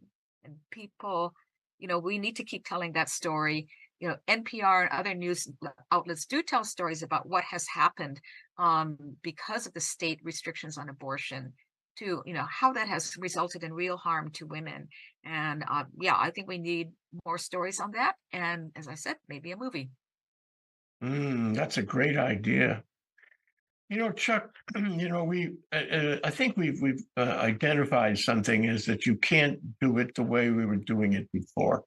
You can't write a long, boring platform. You can't be a Fauntleroy and expressing it. That you have to have passion, and you have to offer people, a better life, the things that they really care about at home. And one of the things that has come up in the past 10 years, maybe 5, is that social media really has a huge effect on public opinion and a huge effect on voting results. And we know that Vladimir Putin, through his internet research agency in Moscow, which was run by Prigozhin, by the way, years past, is on our shores. And it's very easy for him to send disruptive social media all over the country, which he has done in 2 elections and which he will do again. And so social media is really everything. Are the Democrats using social media in the same way, in sufficient ways, to counteract what Trump and Putin are doing for this election? No, not at all. I'll give you a couple of examples. There are really important, true, valuable stories that Democrats are not sharing on either print or video or social media. For example, there are thousands of people who are assigned the jobs of dealing with our hardest and most damaging and harmful problems: the environment, climate change, drugs, opioids, gun violence, others. And the Republicans are talking about dismantling those groups who are, and have been for decades, our only protection, maybe not the most effective, but our only protection against the pervasion of those problems. And we can look at the source of those problems from the people that it profits the most. Tell the story like it is. Yeah. There are power and wealth villains out there, and there are groups and organizations and agencies that are poorly equipped, but that at least the Democratic Party has tried to equip and support, to try and deal with, mitigate, and improve those problem areas. Whereas on the other side of it, the Republicans are talking about coming in. No, we don't want any of those controls out there. If you just leave it to private business, everything will be fine. The climate, the gun violence, the drugs, education. Clearly not true. Talk about the broken models and talk about the people that it's going to take to rebuild and enforce better models. Yeah, we are in an emergency. We're in a constitutional emergency, for my money. And I would like Joe Biden or his successor to get up there and and paint it that way. You know, for example, I did look at the platform of the National Democratic Party, and they didn't get to foreign policy until the last paragraph. And in the last paragraph, in the last part of the last paragraph, there was one mention, the only mention in this entire lengthy platform of Ukraine. And it was completely limp. If you read it, you'll see. And I'm saying to myself, this is a critical part of Biden's platform. Why doesn't he say something? Why doesn't the Democratic Party say something? This is so critical. And they're all being so timid about it. And they feel maybe they're going to lose votes if they actually push, support for Ukraine. That's crazy. They got to say what they really want. They got to say what they really think is best for the country. And this kind of timidity is a killer. They're going to lose if they do that. What do you think, Louise? You're absolutely right, Jay. And how do we get this message to the people who are focusing the message? Chris Dennis Chung. I would really have loved to hear his thoughts and how we can move the dial locally and importantly nationally. It's a conversation we need to have continue. Well, on that note, I want to ask you about, I forgot who the House Speaker once said that all politics is local, and I have come to question that. I think all politics are national, and I get 500 emails every day telling me to contribute to a campaign on the mainland. And frankly, those campaigns at the end of the day are going to have a lot more to do with the future of the country and the world and me than the campaigns here in Hawaii. Sorry, that's the way I feel about it. So now all politics is national, and you can't say that all politics are local anymore, which means that if you are a patriot, if you care about the future of the country and all of us, then you participate in the national process. And if you don't like the Democratic campaign or the way of campaigning, then you, here in Hawaii or anywhere, you get up there and make a stink about it. Do you agree with that? Yes. I don't know if you were asking Chuck or me. I think both. Local is important because that's hitting us every day of our lives. But you are right that we can't ignore the national scene either.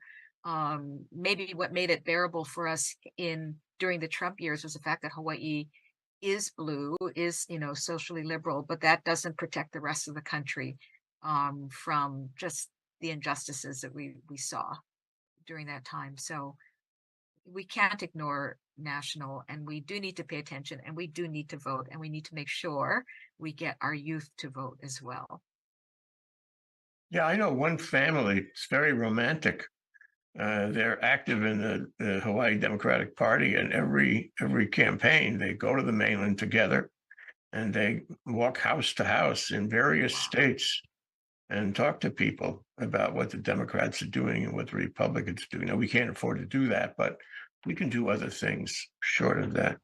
So, Chuck, we're about out of time, and I want to offer you a chance to summarize and also to say to us, what can we do about this, if anything? Or are we past the inflection point now? Is Joe Biden going to be the candidate, and is it going to be lackluster? Great question. You know what I would love to see is for the Democrats and the media to put out there the stories of people who are fighting to preserve the values, the relationships, the institutions that mean the most to us in our daily lives. People who are out there doing things to try and protect the environment, to try and reduce gun violence, to try and protect teachers' ability to be able to conduct critical thinking and learning, to be able to get healthcare, to people who have long been excluded and underserved. Those are the stories that I think, to me, can make the difference to real people, because ultimately you're going to have to count votes, and Republicans are doing everything they can to make sure that that's going to be as difficult for the people they see as the other, the enemy, as possible. Tell the stories. Yeah, and for that you have to have rhetoric. I don't know if you guys saw Vladimir Zelensky's comments to the United Nations yesterday, but he was fabulous. And he told the story. He provided the narrative. He gave you the way it was on the ground. He made you care. And I thought that's true leadership. It's not just leadership of Ukraine, it's global leadership. And I'm not saying he could do better than Handsome Newsom, but he and what he stands for and the way he speaks, the way he fashions the narrative is what we need here on the part of the Democratic Party. I'm not saying he should run for president, though. Well, maybe I am. Anyway, Louise, what do you think? Well, what are your final I comments think, here? Yeah, I think we need passion. I also think whether Joe Biden runs or not, we need to develop successors. That's always a mantra with private companies and boards, that you need to develop your successors to have a strong organization. We need to do that politically. I mean, we're seeing it at both parties where, leadership is aging, and you get the sense that they're not building up the next generation. And we really need to do that. Yeah, it's part of a sort of a national fatigue, isn't it? If we hear the press drone on about this every day, and you can almost predict what's going to happen. You can almost predict what they're going to say. It gets to suck all the oxygen out on both sides, and people get tired of it. And when they get tired of it, they kind of make an assumption that they can't do anything about it. It's complacency come current, and we can't afford to have that, can we? Thank you so much, Louise Ng, Chuck Crumpton. Great discussion. Aloha.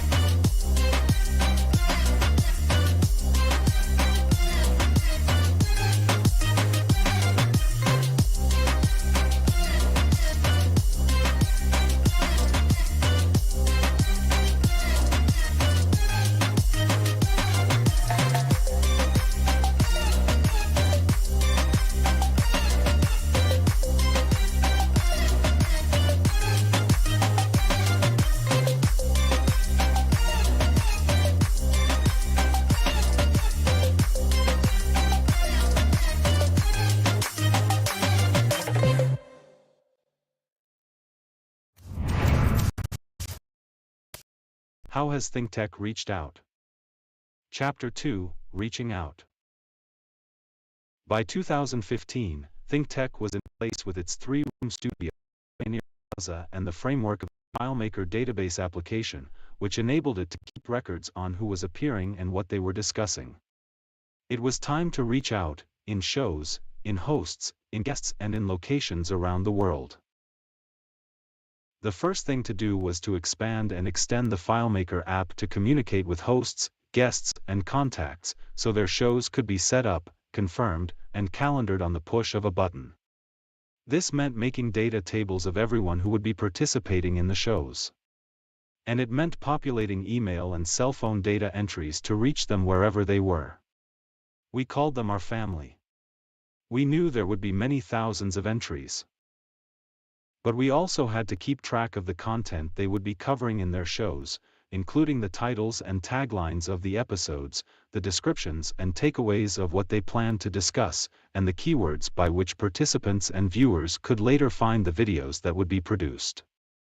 For this, we created an even more robust data table called Episodes, with a great number of fields and functions, and we made it the cornerstone of the app, which it still is today. With the benefit of this app, we were able to increase the number of shows, hosts, and guests in our lineup. With more shows, we could cover more subjects. We realized that we could also cover national and global issues and events, including stories relating to politics, business, science, technology, global affairs, and much more. Current news stories and coverage became more important for us. With more shows, we had to expand our staff, and over time we did exactly that. We doubled and diversified our part-time staff over the next 2 years. We engaged engineers, floor managers, a production manager, and an administration manager. For efficiency, the members of the staff took on specialties and became expert in those areas. Carol Mon Lee and I continued to manage the organization as volunteers. Meanwhile, we discovered a new broadcasting system called vMix. It was far better than what we were using before.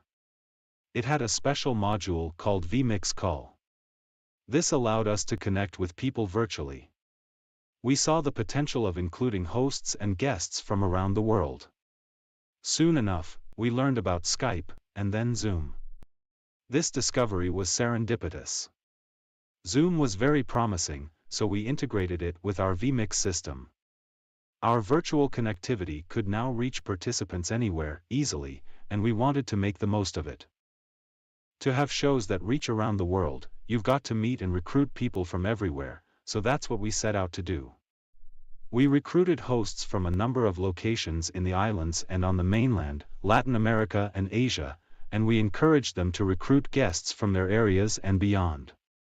Over time, we increased our range of shows to include Europe, India and Africa, and covered stories from those places. We're still working on that all the time. It's all a matter of global networking. We were faced, of course, with challenges in connecting with these remote locations. We learned how to deal with global time zones far outside of Hawaii business hours. We learned how to solve broadband issues, as well as video artifacts and audio aberrations. We learned new troubleshooting techniques, new program controls and plugins in vMix and Zoom that helped us achieve acceptable production values, even in remote locations. It was a learning experience, but after a while our engineering staff became quite competent at it. At the end of 2019, to reduce costs, we decided to move to a smaller and more efficient studio space in the Finance Factors Center at 1164 Bishop Street. We found that the smaller space was actually much more appropriate to our operation, and a great benefit for our staff. We didn't realize exactly how advantageous it would be until a couple of months later. Then came COVID, and we found that the smaller space was a great blessing. Because of our experience with remote production, we were well prepared for the pandemic. In early 2020, we started doing all our shows on Zoom. This turned out to be much more convenient for our hosts and guests. They didn't have to come to the studio. It was also safer and more convenient for our staff. They could do their work with less interaction and more time to innovate. All things considered, our move was a very lucky break. The virtual geographical reach we have developed over the past few years gives us a great opportunity to cover more national and global issues. We have organized new talk shows and webinars on these issues with hosts and guests from around the world. And we have expanded our email advisories to promote these new productions. In short, we want to deliver content beyond just the things people would like to hear about. We want to deliver content about things they don't know about, but should. It's all part of our long-standing mission to raise public awareness in every way we can. That is the end of this chapter. Some of the dedications in this chapter are as follows. Cynthia Tai, Carlos Juarez, Nicholas Sussman, Carl Baker, Carl Ackerman, Peter Hoffenberg, Gilbert Nuagira, Rupmati Kandakar, Michael Davis, Mark Shklov, Joshua Cooper, Kartiki Mishra, Avi Soifer, Chang Wong, Tim Apicella, Marco Mangelsdorf, Ken Rogers, Shackley Raffetto, Russell Liu, Andrew Zimmerman, and our Executive Vice President Carol Mon Lee. Thanks to them all and to so many others that helped us during this period of our development. More to come, of course, in the next segment. Stay tuned for our next exciting chapter, Achieving Impact. Thanks for watching. Aloha.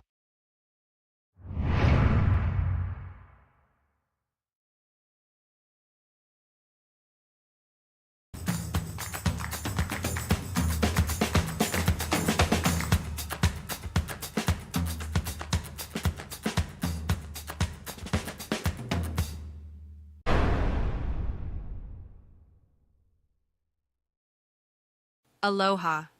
Thank you for your consideration of the views expressed in this ThinkTech commentary, which is called It's Not Just Trump, It's the Base. A lot of people blame Trump for our national divide. Yes, he continues to do his dog whistle-coded instructions to his acolytes and his base, and they continue to listen, echo, obey, and support him. Thomas Friedman's recent article in the Times points out that people are afraid to call him out, and that's what gives him his power, just as autocrats have come to power elsewhere over the last 100 years. Anne Applebaum tells us how the Russian communists took over Eastern Europe after the war. People who knew better were afraid to say anything. If they had only said something, history might have been different, and for that matter, perhaps we wouldn't have Trump now. Tens of millions of people in this country blindly accept what Trump has to say, never questioning or calling him out on his crimes and misdeeds, blind to his narcissism, arrogance, and incompetence. They have made themselves collaborators in his efforts to destroy our decency and our rule of law and civil society. They repeat his lies, insults, and threats. They give him their hard-earned money even when he is picking their pockets. They go along when he surrounds himself with yes-men whose only mission is to help him break the rules and the law.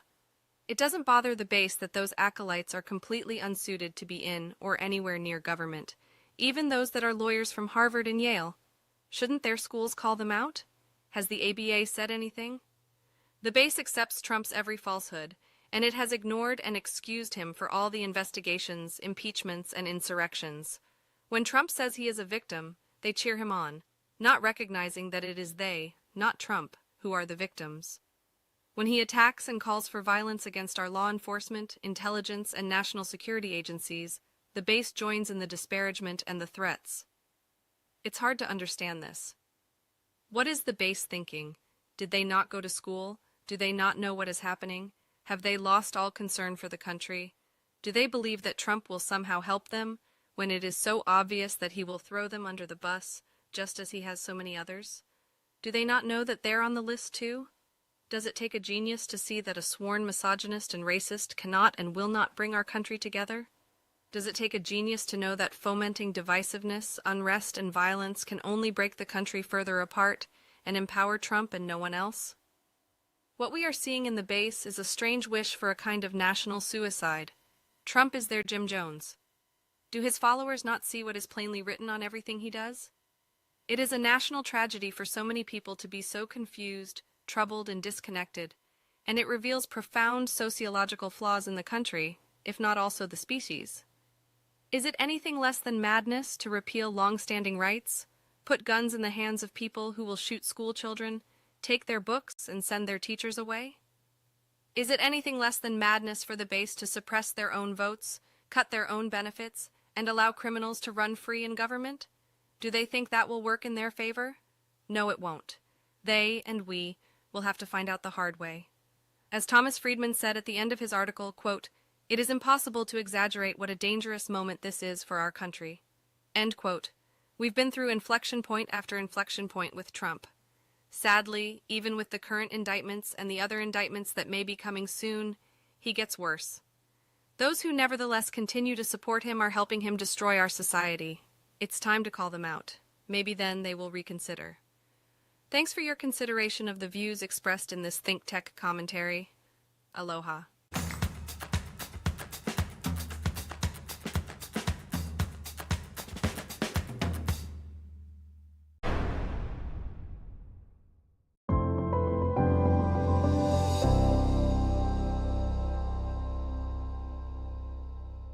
Thank you so much for watching ThinkTech Hawaii.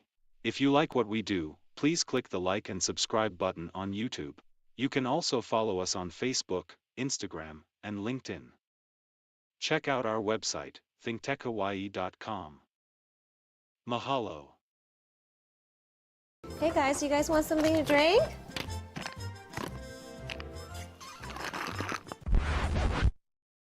You know soda is too sugary for your child, but did you know sweetened fruit drinks are often just as bad? Companies use words like juice, natural, and vitamin C to hide the sugar that can lead to tooth decay, weight gain, and diabetes. Water or unflavored milk is the healthiest choice. Don't fall for the beverage industry's sweet lies. Learn more at sweetlies.hawaii.gov.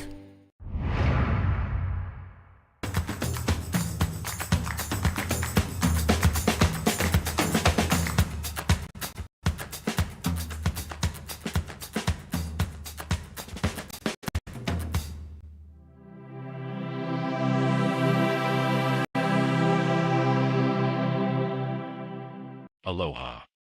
Thanks for your consideration of the views expressed in this ThinkTech commentary, which we are calling, Tommy Tuberville is out of his freaking mind. So who is Tommy Tuberville? Well, he is a Republican pro-life retired football coach. He has been in the U.S. Senate representing Alabama for not quite 2 years. He has never served in the military, but has somehow been appointed chair of the very powerful Armed Services Committee. He is completely unqualified for that position.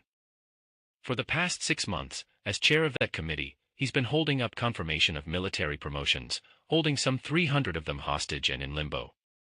This is all on his demand and condition that the DoD change its policy on paying travel expenses for women service members who want to have an abortion. Although this issue is legally a matter of DoD policy, unless the Senate accommodates his demand, he will continue to stand in the way of all promotions. This includes the reappointment of Mark Milley, chairman of the Joint Chiefs of Staff, who is scheduled to retire on October 1st. Tuberville's actions are unforgivably ignorant, destructive, and stupid. He has effectively paralyzed promotions in the United States military. With all that, he is still chair of the Armed Services Committee and still able to block these promotions. In a time when we rely so heavily on our military to do its job in dealing with so many threats in the world, this is sheer madness. Is Tuberville operating alone, or as a proxy for Trump and Trump's followers? We tend to think it's exactly that. It's a brand new politicization and only for political purposes. And although the GOP pretends to support the military, this is a huge swipe at the rank and file. In any event, it's an insult to the Senate and Congress, and the government in general, and the voters of all parties, and the country. It's certainly an insult to the military, not just the officers he is holding up, but all the officers and all the men and women, in all the branches who serve the country. Where is the Senate leadership? Where is Mitch McConnell, assuming he's still capable? Really, can't Tuberville be removed from this committee or from the Senate in general? Where is the DoD and the Chiefs of Staff, and the White House? Where are the officers' associations? Where are the service academies and their graduates? Where are the military lawyers? Shouldn't they be screaming at the top of their lungs? Can they do nothing? And what do our American veterans think of what is happening here, the ones who have already served, and have risked their lives in years past? The adverse effect on our national security, and on our military morale, leadership, initiative, and readiness is unprecedented, profound, and obvious. We spend nearly $1 trillion a year on military and national defense. This kind of thing pulls the rug out from all of that. At the very least, it is a huge chink in our national armor. And what do patriotic Americans just like you think about what is happening here, those who care about the country, and who understand that we need to defend ourselves, and that we have an important role in global security? And what do our allies think of us? Perhaps again that we are a laughingstock, and not to be respected or trusted. And worse, how will our enemies, like Russia and China, capitalize on what Tuberville is doing, and how will they exploit this new weakness? They say the U.S. government is more and more non-functional, and that the country is falling apart. Sorry to say, but this is just one more indication that that is clearly so. Thanks for your consideration of the views expressed in this ThinkTech commentary. Aloha.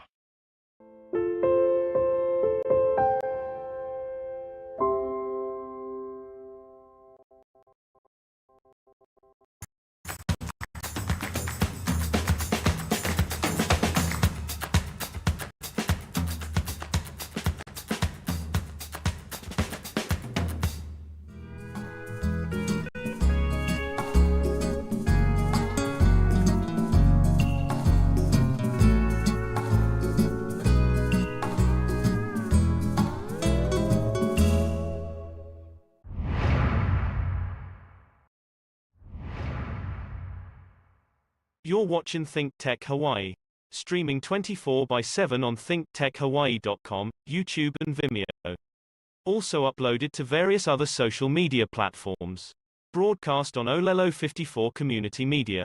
Video with vision, always learning. Watch us, and subscribe, today.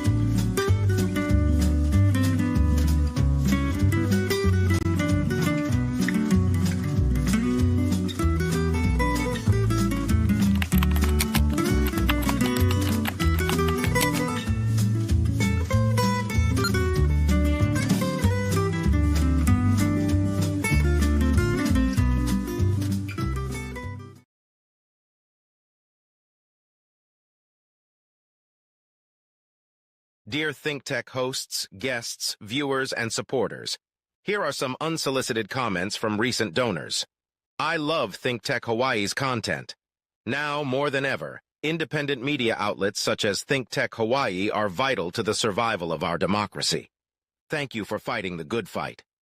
I deeply appreciate the discourse and dialogue your team does, and keep us thinking and hopefully moving forward toward making our precious islands even better and better. Yes, we work hard 24/7 to achieve better content and production values with better and better video and audio quality. And of course, we greatly appreciate this kind of recognition. We also greatly appreciate your participation as host, guest, or viewer in helping us serve the community with this great daily content. But the fact is that we also need your financial support to stay on the air. In a word, we can't do it without you. At this point, we need your donation, however big or small, for our Spring 2023 fund drive. Please make a donation and also share our message with your friends and colleagues. Please make your tax-deductible donation to ThinkTech Hawaii. It is very important for us, and we believe it is also very important to raising public awareness for the community. You can make your donation by PayPal or with a credit card. To do so, please click on the Donate button on thinktechhawaii.com. You can also send us a check. Please send it to ThinkTech Hawaii, 1164 Bishop Street, Suite 603, Honolulu, Hawaii, 96813. As contributors, you are part of our family, and we are deeply grateful for your support. Thanks so much.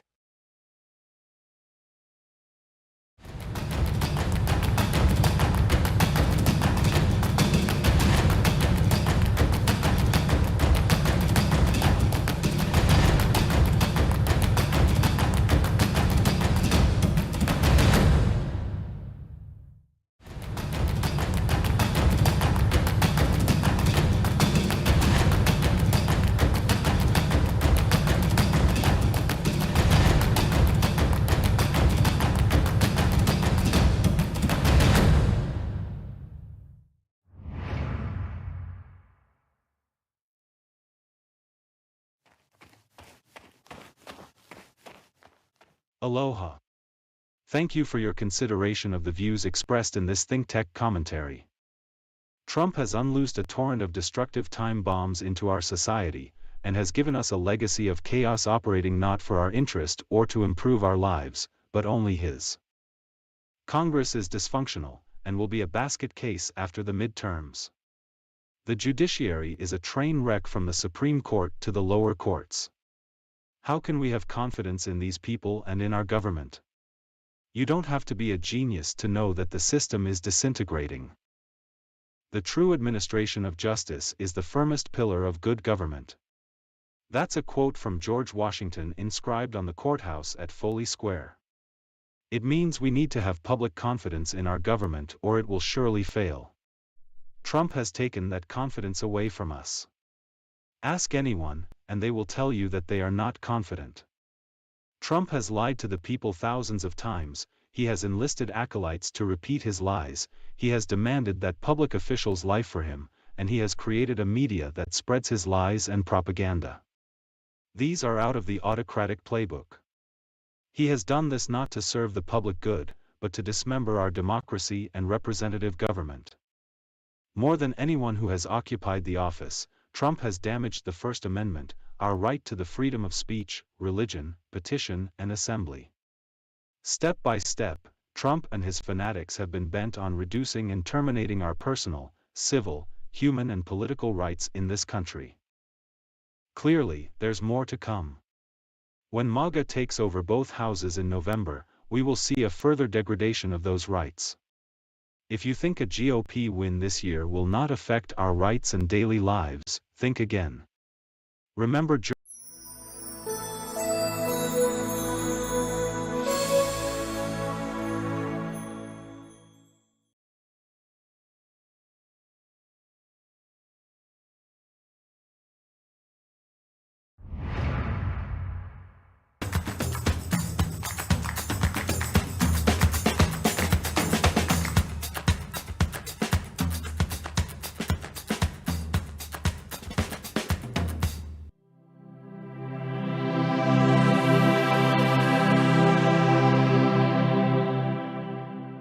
Aloha and welcome. I'm Peter Rossig. I'm your host for Hawaii's Volunteer Champions, a program here on thinktechhawaii.com where we talk to a wide variety of volunteers and ask them what they do and find out a little bit about the organizations they do it for. But mostly we want to find out why in the world people give up two of their most valuable assets and resources, their time and their effort, to help some cause or other. And what they get out of it, what they think they're doing for others in doing this work. So today we're going to talk about junior achievement, which is, if you're old as I am, you remember from when you were a kid. And maybe we'll find out a little more about the history of that. But our guest today is Imari Hun, who is a banker and a branch manager for First Foundation Bank and is a volunteer for Junior Achievement. Imari, welcome. Good to have you. Thank you so much for having me. Pleasure. And we also have David Earls, who's the Junior Achievement Executive Director, and he's going to tell us more about the organization. But Imari, let me start right in. What do you do for Junior Achievement? So I get to go into the classroom and teach the materials. And, you know, each classroom is different. Each grade is different. And I have fun every time, no matter what grade I have taught. Every time. I want to just tell every time. Okay. Yes, fun every time. Okay, go ahead. What do you do? When you get to the classroom, what do you do? So Junior Achievement is super organized. So they always give me a packet, well-prepared material with everything I need. So all I do is show up with a packet and teach the lesson. So it's easy for me. You know, all I have to do is make sure that I interact with every children in the class and helping them do the activities and get the concept and have fun. That's the most important thing. And what are the concepts? What are you trying to, you know, you're not teaching people to grow roses or something like that. What are you teaching them as a banker? Yes, so, well, the materials, you know, last time I taught, it was entrepreneurship. So it was a little bit older class and entrepreneurship. So teaching about what is a business, what is a commerce, you know, what do you do when you sell things? What do you have to think about? And, you know, I can see the wheels turning and they have fun creating their own businesses, you know, that type of concept. And they have to understand you're doing this to make money. What is money? How do you make money? You know, that kind of stuff. So finance information is important too. So I educate them on that part. Let's see. How much time a week, a month? How often do you do this kind of thing? Well, every school year or semester, sometimes multiple times a year, they ask me to come in, and sometimes it's a 3-day session. Sometimes it's 5 days. So I get to choose how I like to participate. Wow. And your employer is okay with you disappearing for that amount of time to do this work?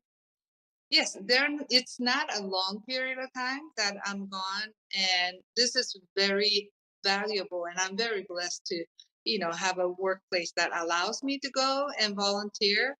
You know, I'm not teaching the adult that's coming into the branch and opening an account. It's not that type of, you know, volunteerism, right?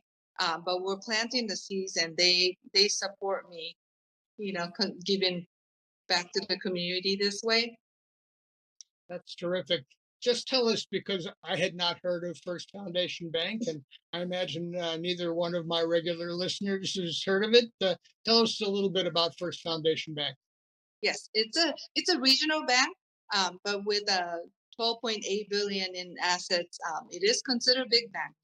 In Hawaii, there's only one branch, and that's probably the reason why you haven't heard of us.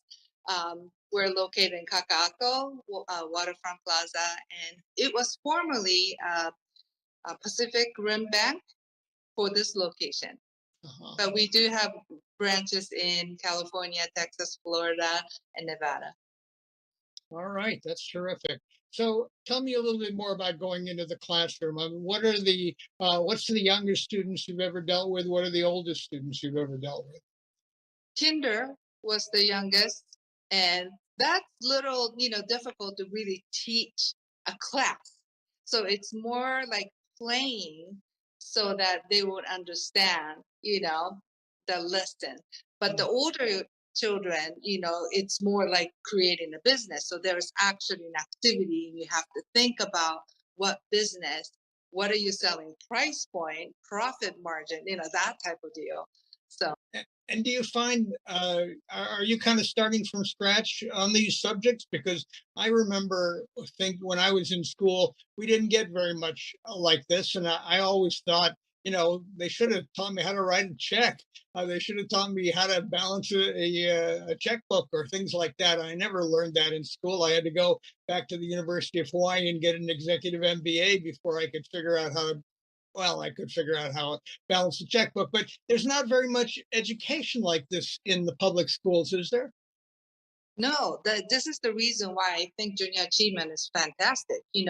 I don't have to come up with a material. They give me the material to teach. When it comes to whatever topic it is that's in the curriculum, it's easy for the teachers, the volunteers, to teach because it's all spelled out, what to say, how to engage. And I'm good with engaging with people, especially kids. I can get tell somehow that full of you're good with myself. people. All right. David, let's go to you for a minute. Tell us a little bit about junior achievement nationally or internationally, actually, and in Hawaii. Sure, Peter. First of all, thank you. Thanks for doing this.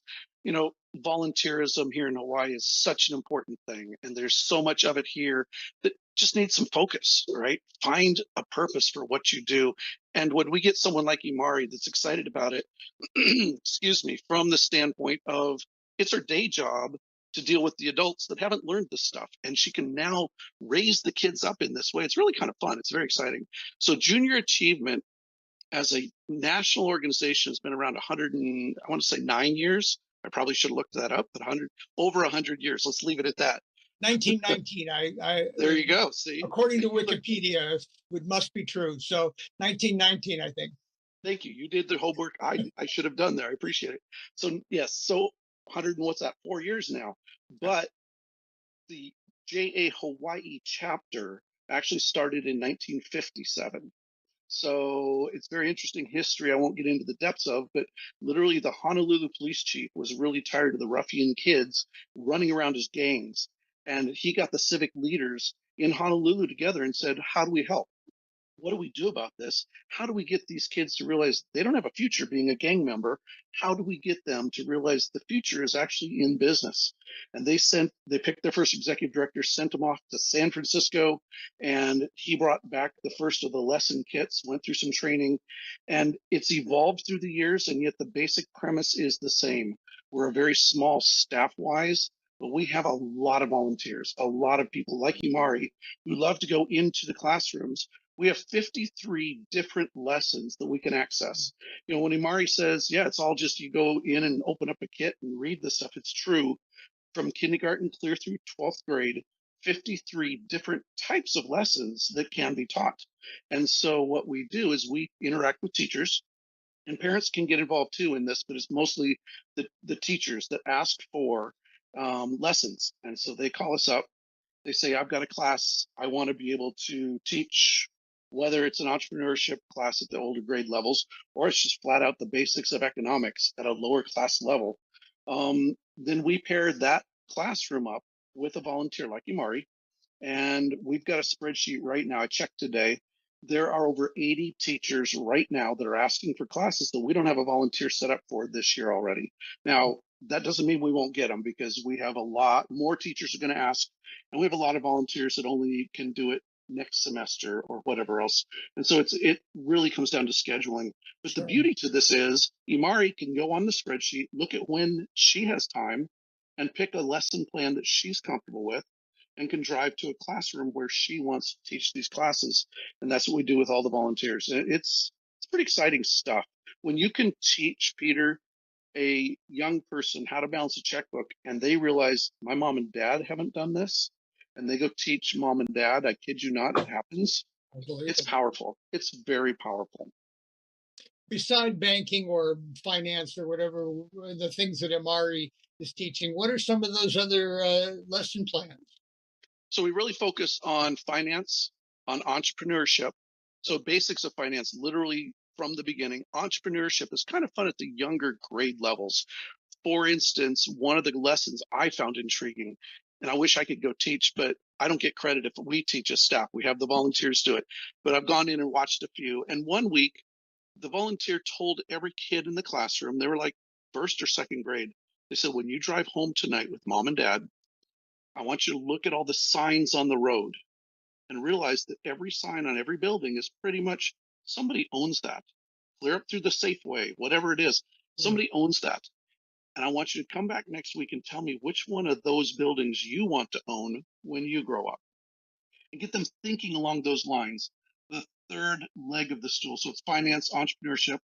The third one, we do have workforce readiness programs too, trying to teach kids more about the importance of being on time, the importance of dressing properly, for an interview, those sorts of things as well, so that we're trying to prepare the youth of today to be the leaders of tomorrow. That's really what we're all about. Leaders and workers, and let's not underestimate the importance of having people who can, we're feeling it now, just having the people to staff the various jobs we need. Everywhere you go, short staff is hurting a lot of businesses today. For the record, is this just for public schools or private schools, or what? Is there any differentiation about which kind of schools can call you up and ask for some help? So we focus heavily on the low and middle income public school systems, but we definitely have kids or teachers calling us clear up through the Punahos and Iolanis and saying, hey, I want to see your kits. I want to understand what you're doing. And they will use our lesson plans. And all of this is free, by the way, to every teacher that asks. All of it's free to every kid. We don't charge a dime for this stuff. We go fundraise otherwise, make sure that everybody that can or that needs this actually gets it, and never is finances the reason behind not having access. Wow, that's great. So in other words, any teacher could ask for a kit about entrepreneurship and use that kit in their classroom. Anybody under the 12th grade, I guess. What kills me is I literally last weekend sat with a friend who was a finance person that's now gotten into real estate and all this. And she was asking me what I do for a living. I was telling her, and she says, wow, last year I volunteered at a private high school and I taught finance and I had to make up the curriculum myself. And I just kind of laughed. I said, yeah, I could have given you exactly what you're looking for, completely turnkey. And that's what we do. We've got a storage shed here full of these kits, and there's actually digital lessons as well. If the teacher and the youth are willing to go with a digital version, we much prefer that, because we prefer not having to print all these extra pieces of paper, having all these extra things out in the environment that may not all get used.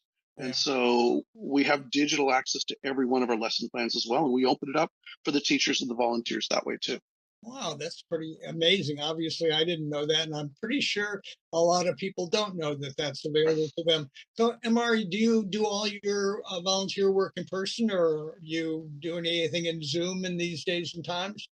I have done it through Zoom during COVID. That was out of necessity. I didn't want to stop volunteering. It was challenging, though. It was even more challenging to keep them their attention. Okay. So I much rather do this in person. I walk around, I touch base with every kid. So, I can't do that online. So I do it in person. So no question, you'd rather be doing it in person, even though it means obviously it's a longer haul to get out to the schools and it takes more time. You could do it from your desk in half the time, but you'd rather be out there interacting with the students. Absolutely. I do much rather to be in person with every meeting or class, not just volunteering. When I see my clients, same thing. I rather much rather do it in person. That's very interesting. And what do you get out of this? I mean, you seem to enjoy it, but what does it do something for you personally? I just love talking to kids and see the light bulb go. I love it. And from the beginning of the session to the end of the session, I love seeing the progress. Sometimes I hear them saying, oh, I want to work at the bank like you, or I want to be a baker, or whatever the lesson we might be talking about. They understand what they can achieve, and they're so excited. And I love seeing that. And especially when I get to teach class like, finance or how to get a job and keep a job, I feel like I'm developing my own future associate. There's the satisfaction. Someday these people are going to be my, associate, possibly, right? I love it. Be careful. You don't want them to be your associates. You don't want them to take your job. So You got to be a little careful. When I used to teach journalism, I was always very wary of somebody, there are a lot of kids smarter than I am. So I'm going to ask you a tough question now, and David's here, but he's not listening. So is there anything you would change about the program? Anything you would say, gee, I wish this was being done differently? Or, this was really a drag. Is there anything like that you'd like to see handled differently? Not really. I just love doing junior achievement work. The part that I don't like the most would be reading all the materials prior to the class. It's just I feel like I'm sitting in a class. I have to do all these reading, but then that's necessary, right? So only thing, if they could change any part of the prep work to be available online, maybe, instead of the paper book, maybe there's a prep work digital version there, maybe some of them on the video, something like that. It'll make it easier. All right, David, I know you weren't listening to that, but so there's a thought making it a little easier for your volunteers is how do you do that? I mean, how do you get volunteers? They're committing not just the time in the classroom or with the students, but they're committing, I think, a lot of time to just getting ready and making sure they know what they're supposed to teach. Correct. So these kits are actually created by a PhD level team of trainers on the mainland out of Colorado is actually where JA USA is based. There's actually also a JA Worldwide, which broke away from the United States side about 20 years ago. And JA Worldwide is huge in Africa right now, huge in parts of Asia, and really large, also growing in South America in ways that you wouldn't expect, because the rest of the world is waking up too to the fact that entrepreneurship, having business skills, even basic finance, is how you thrive in this world. Of course, people skills, all the other things are there and important too. But so this PhD level team of educators create the actual lesson plans, and then they test them over and over and over. And in fact, those kits change every 2 to 3 years. Something in them changes as they learn and as they grow. And then also the feedback that we give, such as what Amari just did about, hey, I would like to cut down on my prep time. I've heard that. I was just at the national conference just a few weeks ago, and that was also brought up there. Volunteering in this time coming out of COVID has really changed. During COVID, we had everybody volunteering because we were able to go Zoom classes for everything. We had CEOs and presidents of organizations left and right saying, I can finally handle an hour. And they'd go do a 1 hour presentation, but they'd do it from their office without ever leaving, and they could just schedule that hour. Now we're back in the classroom, the teachers are saying, you know what, we're tired of Zoom. Please bring the volunteer to us. And so there is a lot of time to drive to these classrooms, especially if, most of our volunteers maybe work in the downtown corridor, and we're trying to get out to Eva Beach or wherever else it may be. We're on this is a statewide organization, so we're other places too. In fact, Hilo is really active. Hilo has been exceedingly active almost since inception in the late 1950s. They've got their own advisory council, and they really are active because it's a tight-knit community, so their volunteer base stays right there and does their thing together. But yeah, it is a struggle to get the volunteers to give 3-4 hours of their time to do one lesson in the same way. How many volunteers, say on Oahu here, what's the bank of volunteers roughly that you can draw upon? So during COVID, we hit about 350 volunteers statewide, and I would say 2/3 of them were on Oahu alone. I actually didn't pull out that stat, that makes sense. But this last year, we dropped clear down to 171 volunteers this last school year, and so we're aiming to go to 200 again this year. Our numbers are up. We're actually getting more students, more classrooms as we go back into it, because it was just more volunteers were willing to do one Zoom class. But once we get into a school room and teachers see the value, and the students, we have other students wanting to do it as well. This translates to actually, I'm going to tell you our target. I'm looking sideways at my screen to look at these numbers. My staff have heard this, but it's not published. My board hasn't even heard. We're aiming to do 350,000 instruction hours this current school year here in Hawaii. Oh, that's impressive. So, Amari, we can hear from David, they're going to be looking for more volunteers. What would you say to somebody? You must talk about this dinner with friends or family or whatever. You do this. What, are you crazy to give up all this time? What would you say to somebody to convince them to actually go and volunteer? That it's fun. It's fun interacting with kids, and it feels so good that you're actually teaching them something that they feel is valuable, and you don't have to do any prep aside from reading. You can just go in and teach your stuff. So it's easy, it's satisfying, it's great fun. Why not volunteer? It doesn't take a whole lot of time. Oh, that's great. That's great. So the elevator has gotten to the bottom floor, and you've given me the elevator speech about why I should be a volunteer. David, how does somebody become a volunteer? What do they have to do? Are there any, any hoops to jump through? You have to be able to breathe. You have to be able to talk, and you have to be able to think a little bit. And I was almost there. Of course, we can't all be Amari, right? But at the same time, when I mentioned that it's a mainland firm, a mainland team of people that put these lessons together, that automatically says, oh, does it fit with Hawaii? Is it something the kids will understand? And that's why the importance of these volunteers. We want people to walk in the door, use the concepts that the educators say these kids need, but give it the local flair of their own personal experience here in Hawaii. It's far more than just having a kid hear the words that's on a piece of paper. It's actually getting to the point of almost a mentorship where it's not the teacher reading the stuff. It's somebody in the work world that they can look up to and say, some young lady or man could look up and say, I want to be a Mari someday, and start listening in a way that you otherwise wouldn't.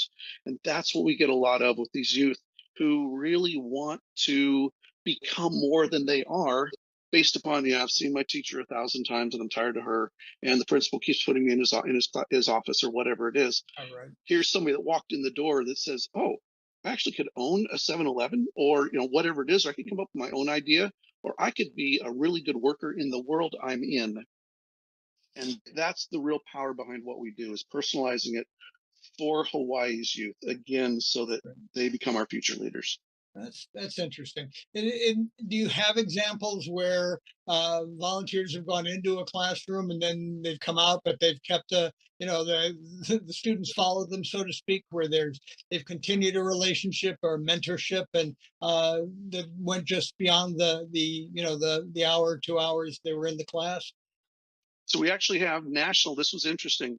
The national office chased down a young lady who was at Radford High School a number of years ago, so before my time involved. And I was sitting at the national conference a year and a half ago, and they kicked up this video interviewing this girl, and I was going, she could be from Hawaii. And as I listened, I go, she just used the word pal.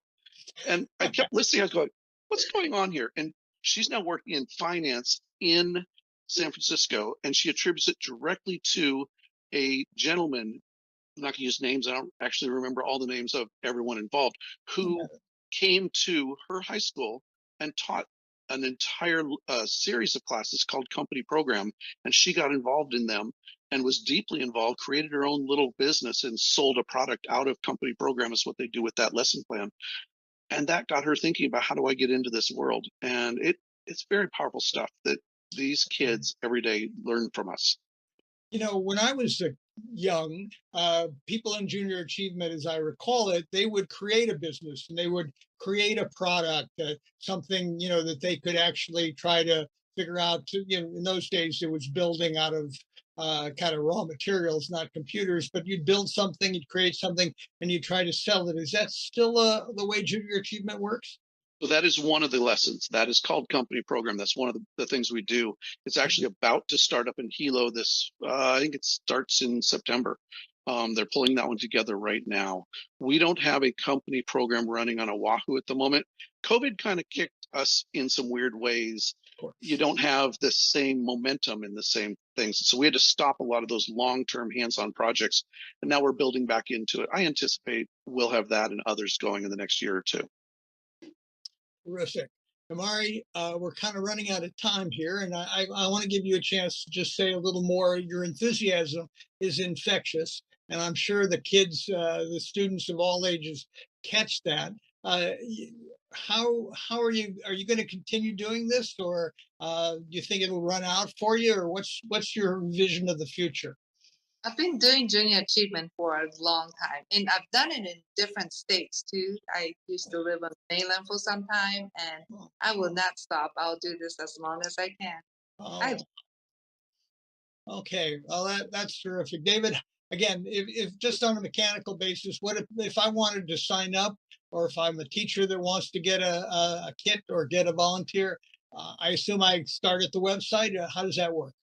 Correct. If you go to our website, jahawaii.org, if you go there, there's 3 different tabs, and one of them is if you're an educator, one's if you're, you want to be a volunteer, and one if you're actually a student and looking, or donating, I guess maybe is also a tab on there. Please pay attention. But yeah, you go there and you can, from those tabs, click through and say, I'm a teacher. I've got these kinds of lessons, these kind of kids. I want to teach this lesson. All 53 of the overviews of the lessons are on there as well. It's the website has everything you need, jahawaii.org. That's pretty simple. I think most of us could find that. And I think more people need to know this is available. Just, I had no idea that you could take the lesson plans and go and do your own thing. So that's really terrific. I do want to thank you both. It's been I've learned things that I didn't know, which is always fun for me. And I'm really honor what you're doing, both Amari, what you're doing, getting out there, in the nitty gritty in the classroom, David, making sure this thing's happening statewide again, which I didn't know. So, one more minute. I'm going to give you each a last minute to say anything you want to say, and then we're going to end the show. So I'll start with David. What's your last word? Everyone listening, jump in. It's not just volunteering, but that's where you really should start. You need to understand the organization you're a part of. And so volunteer once, come learn what we do, and then get deeply involved in what we do. Donate or not, still find ways to take advantage of the lessons of the things we do and teach the youth around us so we have a stronger future here in Hawaii. I thank you. We do need a bigger, stronger economy. I think we could all agree. So, Amari, you got the last 60 seconds here. So volunteer, don't be afraid of the kids. They don't judge you. They have fun with you. So why not sign up and just get in the classroom?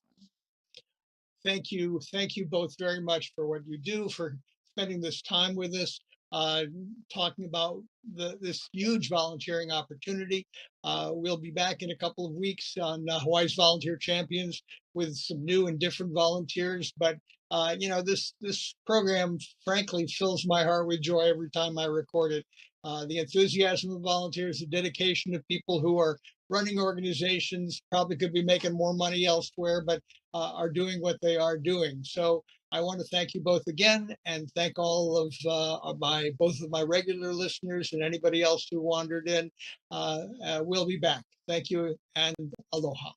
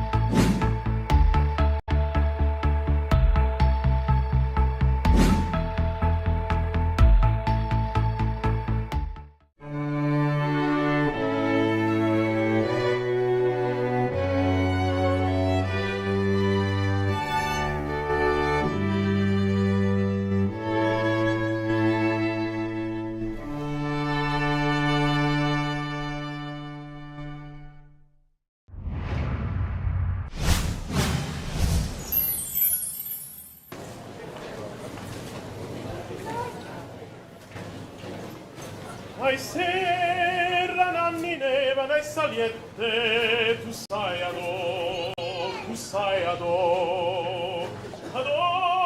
tu si un ingrato più dispiette, farme non può, adò,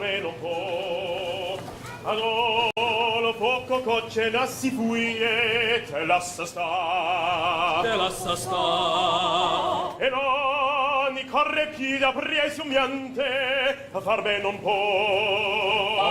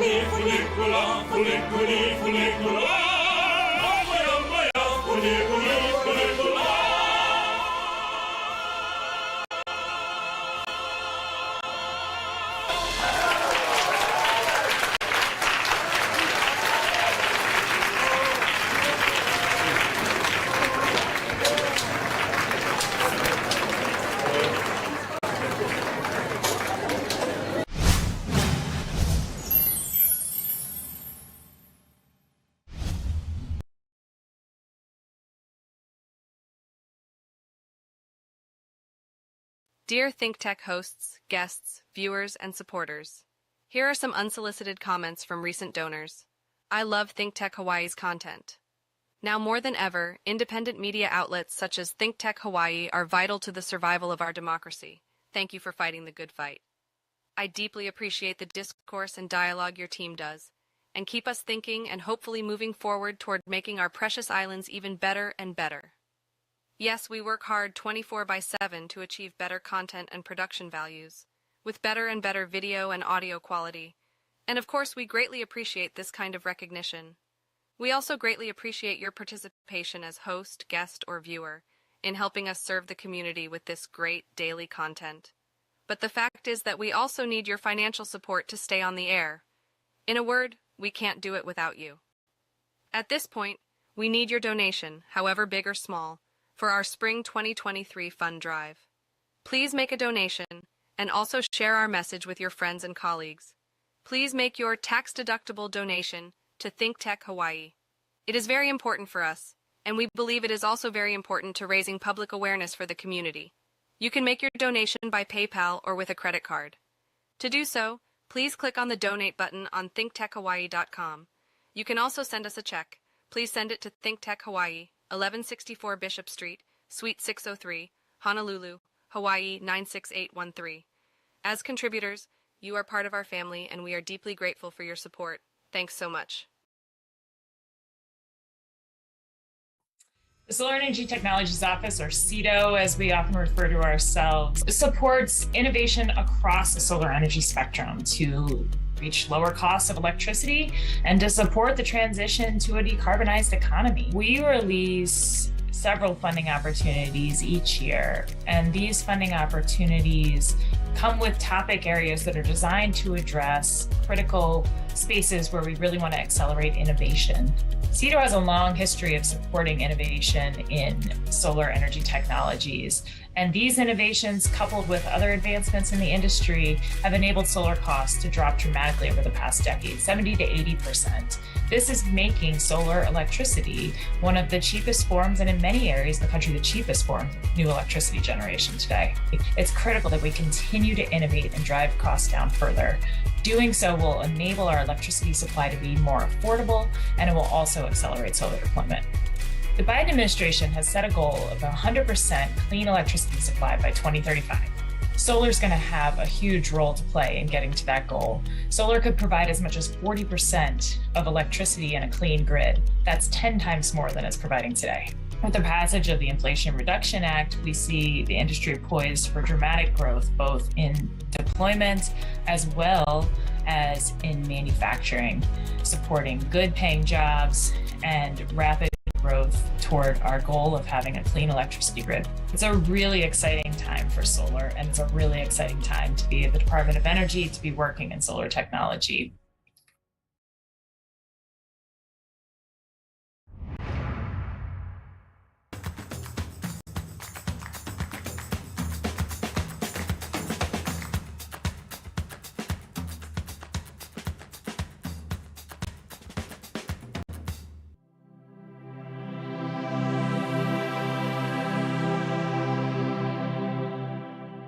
Aloha.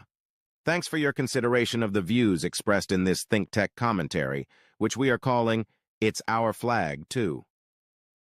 By now, we should all be sick and tired of seeing Trump and the MAGAs draping themselves in the flag as if that somehow makes them patriots. When they do that, they are defacing the flag just as they deface our democracy, hoping to deceive us yet again. They are not patriots. They are shameless liars, abusing our democracy and our flag. This flag has guided us through the challenges of our storied history, and has seen us through the Civil War and 2 world wars over hundreds of years. More than any other American icon, it embodies our democracy and our principles. Trump and the MAGAs have no faith or interest in our democracy or our country. In fact, they are bent on its destruction. Yet, paradoxically, they brandish the flag, the same flag that thousands of us have worked and died for. They act as though they own it. And that's an incredible insult to the flag and to those who have given so much to protect it. For Trump and the MAGAs to take false ownership of the flag while they work so hard to destroy our country is just another inexcusable machination that we must identify and reject. We should do what we can to point this out and to reclaim the flag for those who deserve it. Our understanding of history, civics and law, and any military or government service we have had should give us a deep-seated conviction for the country, the Constitution, the Bill of Rights, and the rule of law. Not so for them.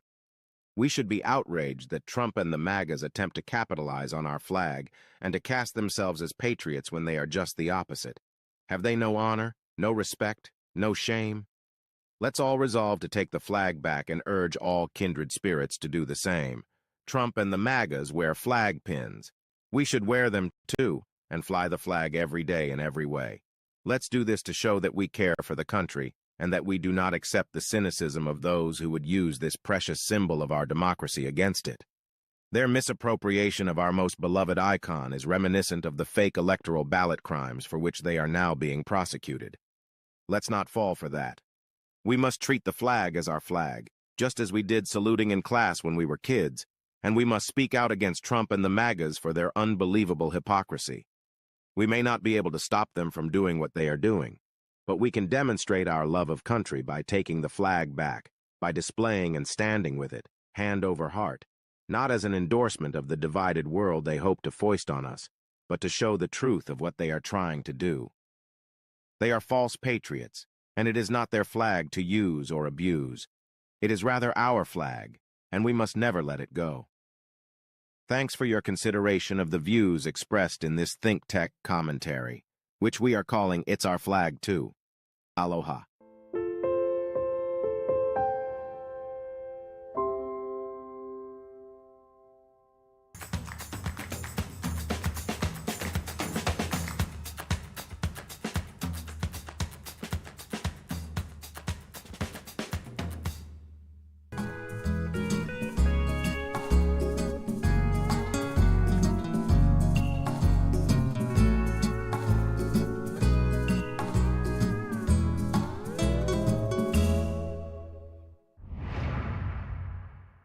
I'm a public defender. I am a public defender. I'm proud to be a public defender. 80% of Americans accused of a crime will get appointed a public defender. Everybody from a speeding ticket to capital murder. For every dollar we spend on public defenders, we spend $3 on prosecutors. Public defenders have to do pretty much everything on their own. Social workers, counselors. Investigating is another piece of it. The average public defender holds 300 cases annually. You never feel like there's enough time. Public defenders have health issues all the time. A lot of people give up and say, I can't do this work anymore. Gideon's Promise trains, mentors, and supports public defenders.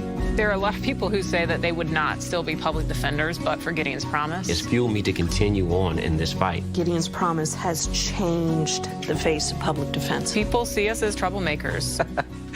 Good trouble, Mon Lee. We don't make it easy. It should not be easy to take away someone's liberty.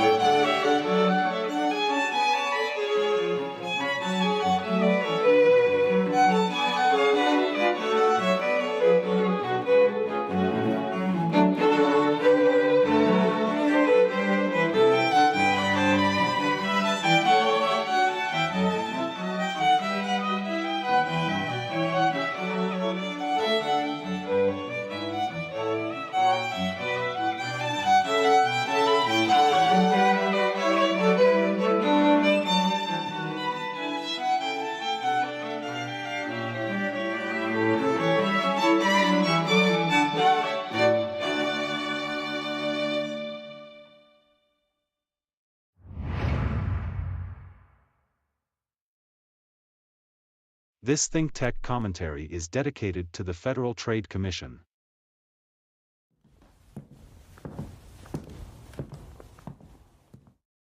Thanks for your consideration of the views expressed in this ThinkTech commentary, which is entitled, Looking for Consumer Protection in America.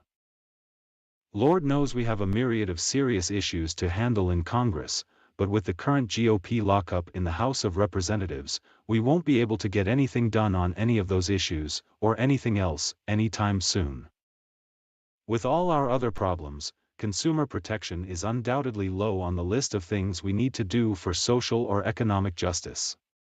But in fact, to raise public confidence in government, which is something we absolutely have to focus on, we need aggressive national measures that will achieve new vitality and sweeping reform on consumer protection. Let's look at the Federal Trade Commission. It's hard to know what they do, or that they do anything much to protect consumers. In these days of our new, upside-down federalism, the FTC is most likely to take a pass, or to deflect a consumer complaint back to the states, where it often winds up in bureaucratic oblivion. Much or most of American commerce is now directed to national markets. For the federal government to leave consumer protection to the individual states is leaving it to multiple systems which differ substantially from state to state. This in turn leaves the consumer in a quandary as to what law, what state agencies will help, and what relief might be available in each. Likewise, much of American commerce is on the web. But since the web, and social media in general, is really not regulated in this country, it has become a feeding ground for scams of every kind and nature, leaving consumers exposed to the worst attacks without the slightest protections. To simply advise consumers that it is their responsibility to be careful to avoid these scams, is really no protection at all.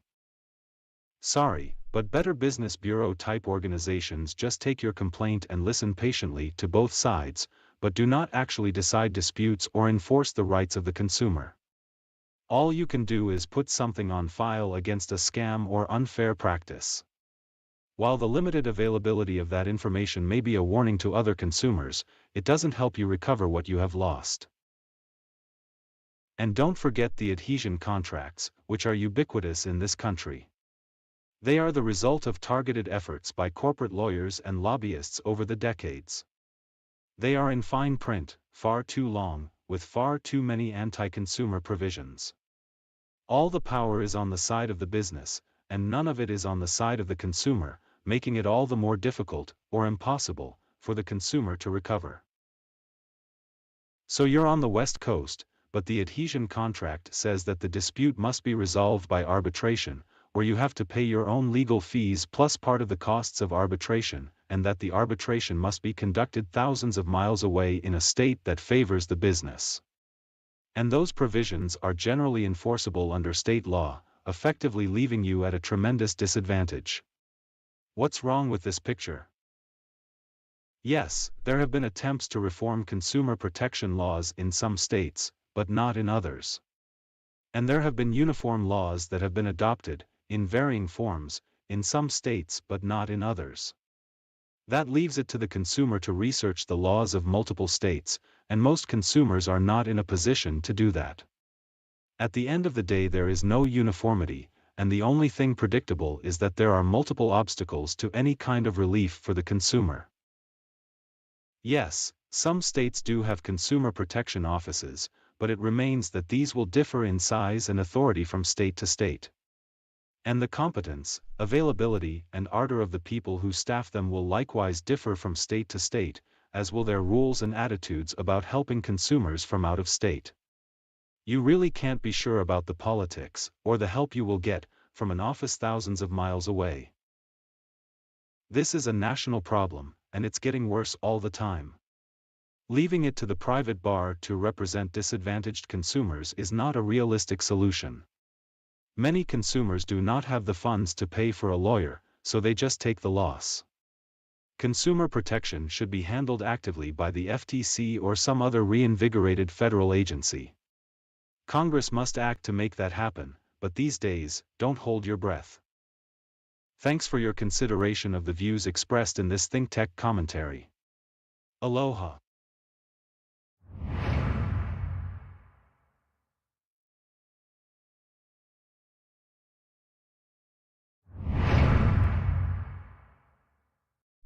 Where did ThinkTech come from? Chapter 1, Origins. It all started as a Building Owners and Managers Association meeting in spring of 2000. But the Prince Hotel was not available that day. So we booked the brand new convention center instead, with a much more ambitious subject, a program to showcase technology in Hawaii. Lots of speakers, lots of attendees. Lori Akau and David Lassner were on our program committee. We called the program ThinkTech Hawaii. It was the beginning of what is ThinkTech today. From covering the Pearl Harbor Court of Inquiry that investigated the sinking of the Ehime Maru in spring of 2001, and then a meeting at the Sori Bowl Korean restaurant, we connected with Kayla Rosenfeld of Hawaii Public Radio to set up a talk show. After that meeting, writing down Kapiolani, Gordon Bruce said to Lori Akau and Don Mangiarelli and me, "You know, this will change our lives." We agreed. He was right. The four of us began our talk shows on HPR in the fall of 2001. Kayla Rosenfeld was producer. Gordon brought glasses and wine, and the shows were great fun. Station manager Michael Titterton told us to cut out the wine. But even then, we had a ball doing these shows anyway. We built a website, and focused on tech. In one of our early shows, we were talking about a certain software program. A listener called to complain. He asked how could we possibly cover a software program without first explaining what electricity was. We were all unprepared for that question. I turned to the studio guest and said, "Hey, this one's for you." The poor guy then stammered for an answer. It was pretty funny, but also very memorable. One of many such things that went into our scrapbook in those days. The show on HPR continued every Wednesday for 7 years. We had some great guests and great shows. My all-time favorite was about fallen Russian nuclear scientists. We had former consular official Pamela Sprotlin in the studio. We had an NGO guest from Washington, D.C., who gave the Russian scientists money to keep them out of trouble. We had an official from the Russian Far East State Technical University in Vladivostok. And for color and culture, we had a Russian poet from the University of Washington, all on the phone at the same time. We were going way beyond tech, and there was friction with HPR about that. Finally, we left public radio. I started writing for the Honolulu Advertiser and doing a talk show on Salem, AM radio. We also started doing video.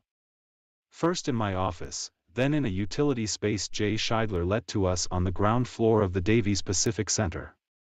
We produced talk show videos once or twice a week, uploaded them to Vimeo, and played them on our website. David Day and Bill Sharp were our principal hosts, and Nicole Horry was our cameraman. They were great. We installed a green screen and a talk show table. We went to 2 cameras, and a switcher. We learned a lot. We had gatherings and events. One big one was in an empty retail space Jay Scheidler let us use. Lots of people showed up, and it was an inflection point for us. We were able to enlist underwriters. The first ones were Jay Scheidler, Galen Ho, Harry Saunders and Connie Lau. We are very appreciative to them and all the underwriters that followed. They made it possible for us to develop and grow. Soon, however, we had to find another space.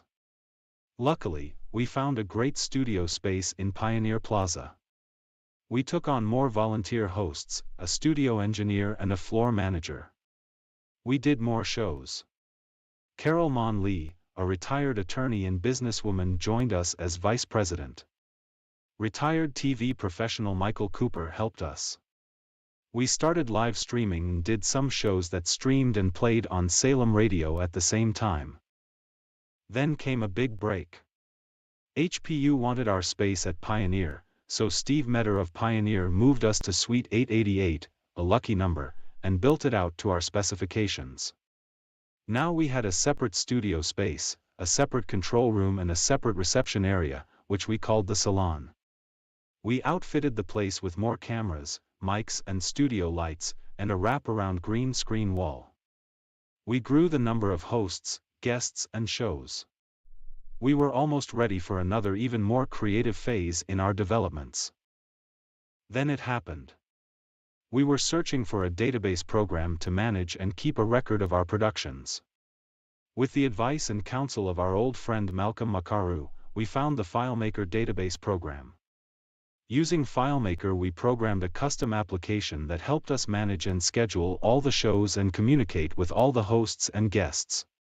It was a critical breakthrough, and has been central in our operations and development ever since. That is the end of this chapter. Some of the dedications in this chapter are as follows: Gordon Bruce, Laurie Acow, Don Mangiarelli, Kayla Rosenfeld, Michael Titterton, Jay Scheidler, Galen Ho, Harry Saunders, Connie Lau, David Day, Bill Sharp, Nicole Horry, Michael Cooper, Steve Metter, Malcolm Makaru. and Carol Mon Lee, who became our Executive Vice President and Chief Operating Officer and who has been instrumental from then till now. Thanks to them all and to so many others that helped us during this initial period of our development. More to come, of course, in the next segment. Stay tuned for our next exciting chapter, Outreach to the World. Thanks for watching. Aloha.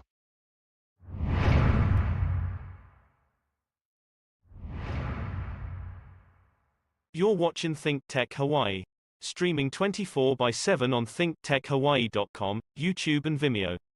Also uploaded to various other social media platforms. Broadcast on Olelo 54 Community Media. Video with vision, always learning. Watch us, and subscribe, today.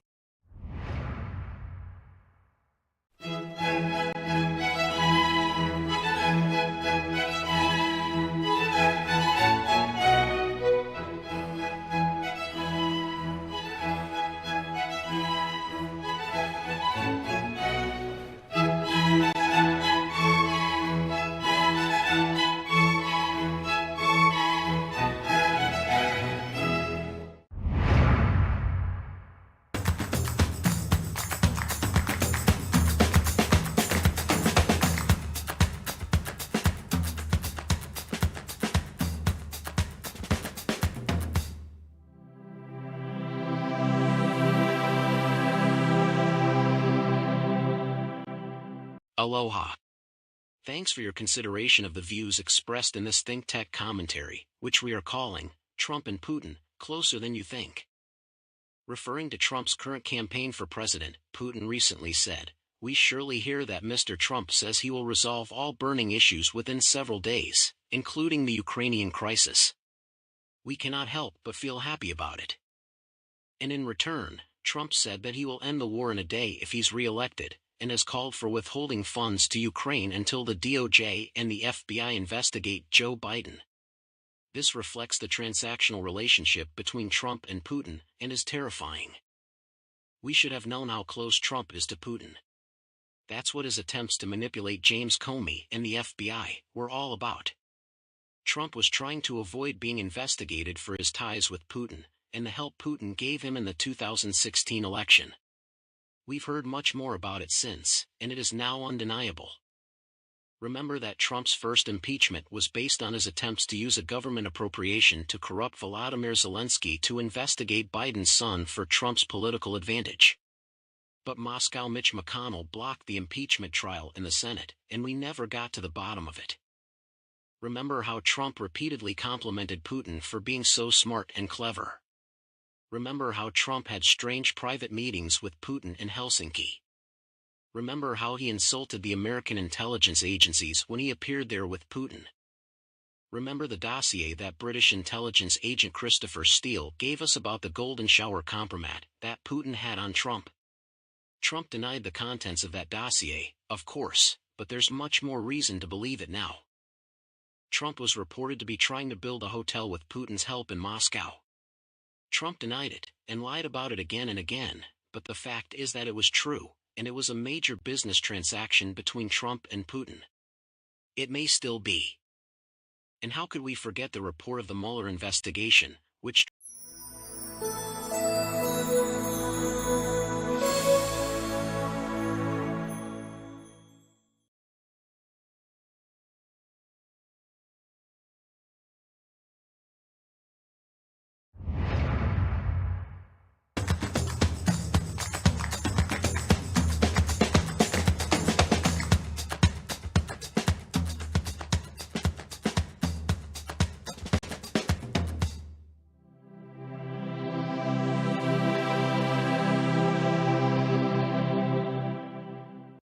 Aloha, everybody. I'm Mark Coleman, and I'm here as the co-host today of this week's episode of Talking Tax.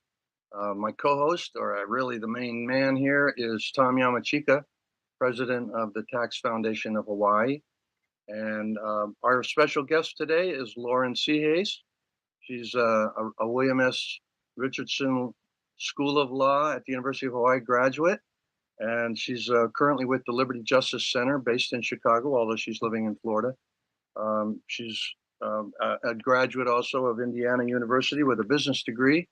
And she's going to help us talk about the governor's housing emergency proclamation. That's our topic today. It was the topic of Tom's most recent column, which is published in various newspapers around the state and also on the Tax Foundation of Hawaii website. So check that out. But basically, we want to look into, was that a good idea? He used his emergency powers under the state constitution to declare a housing emergency, and he suspended all kinds of laws.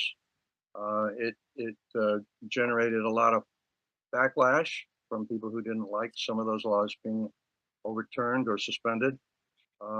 Some of those laws, and so actually, this was issued in July, and since then he has, just like last week, he updated the proclamation. There have been many lawsuits filed against him, and some of them have really good reasons for their arguments. Anyway, much of it is still in effect. He revised it and got rid of some of those things that people objected to, but there's still a lot of laws that are suspended. So we're going to talk about the whole wisdom of whether this was the right thing to do, whether it'll achieve its goals. Tom, you wrote that article. You were kind of questioning whether it was a good thing. Since he revised it, have you changed your mind at all about what the status of that situation? Well, let's kind of start with the background. What is it, what the emergency power statute is, and where we go from here. The emergency power statute we have in Hawaii is a statutory framework that lets the governor basically, when an emergency is happening, or when an emergency has happened, the governor has given extraordinary powers to deal with it, including suspending all kinds of laws at his discretion if they're going to impede the emergency or the emergency relief effort. And we saw that play out during the pandemic because Governor Ige, his predecessor, used the emergency powers statute and kind of chained emergency proclamations. I think each one lasts 60 days. But he kept it going through the state of emergency for about a couple of years. And obviously, when you do that, there are questions that can be raised about, well, are you doing the right thing? Are you really, making yourself king? And what, why do we have a legislature if the governor can just sweep all those laws aside, and that kind of thing. Mm-hmm. But we're talking today about the current governor and the current so-called state of emergency that was used to justify an emergency proclamation for housing, the creation of a housing czar, which had the ability to sidestep or circumvent different kinds of processes that are currently in place that regulate housing. There is, for example, a permitting process. There is a process for what happens if you find historic native Hawaiian artifacts or burial sites. There's a process for historic structures. There is a state land use commission. There are county zoning and permitting bodies, all kinds of stuff to get through. And not surprisingly, housing is a big problem here in Hawaii in terms of trying to get anything built. You have to maneuver through all of this stuff. So the governor basically has issued this emergency proclamation to kind of cut through all this maze, this labyrinth of laws, regulations, and so forth. Yes, I think the question is called red tape. But there are good reasons, I guess, for some of those laws. But anyway. Yeah, well, of course they were. I mean, that's why they were passed in the first place. Yeah, theoretically they were good ideas, but in total they combined to just create this sludge, that people have to trod through, taking years to get anything built, if they can get it done at all.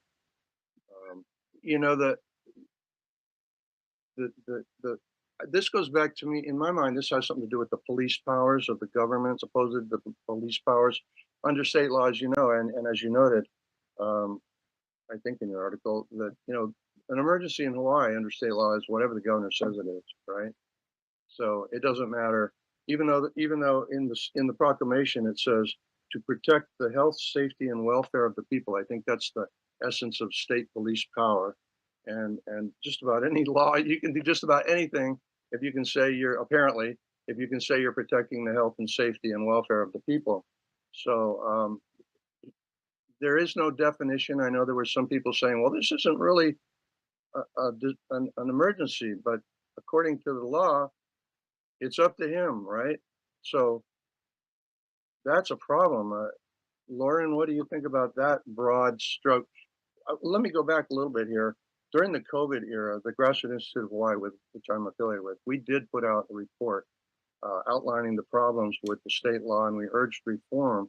For one thing, to make the cutoff point for the emergency 60 days, subject to approval of the legislature if they wanted to extend it. That law didn't get passed. There were some other things that the Institute proposed relating to reforming that law. But yeah, Tom's right that even before this housing proclamation, the Governor Green, the current governor, had issued a homelessness proclamation in which he suspended almost all the same laws. We started to look into that. We were doing some research on that, about all the laws that got suspended. And then he came out with the housing proclamation, which was just way more general, but it was all the same stuff. Anyway, it seems to me that this police power is like, it's pretty broad. I mean, don't you think, Lauren, about that? I do. I think that this is definitely a situation of government overreach. There's several issues going on with the proclamations for housing.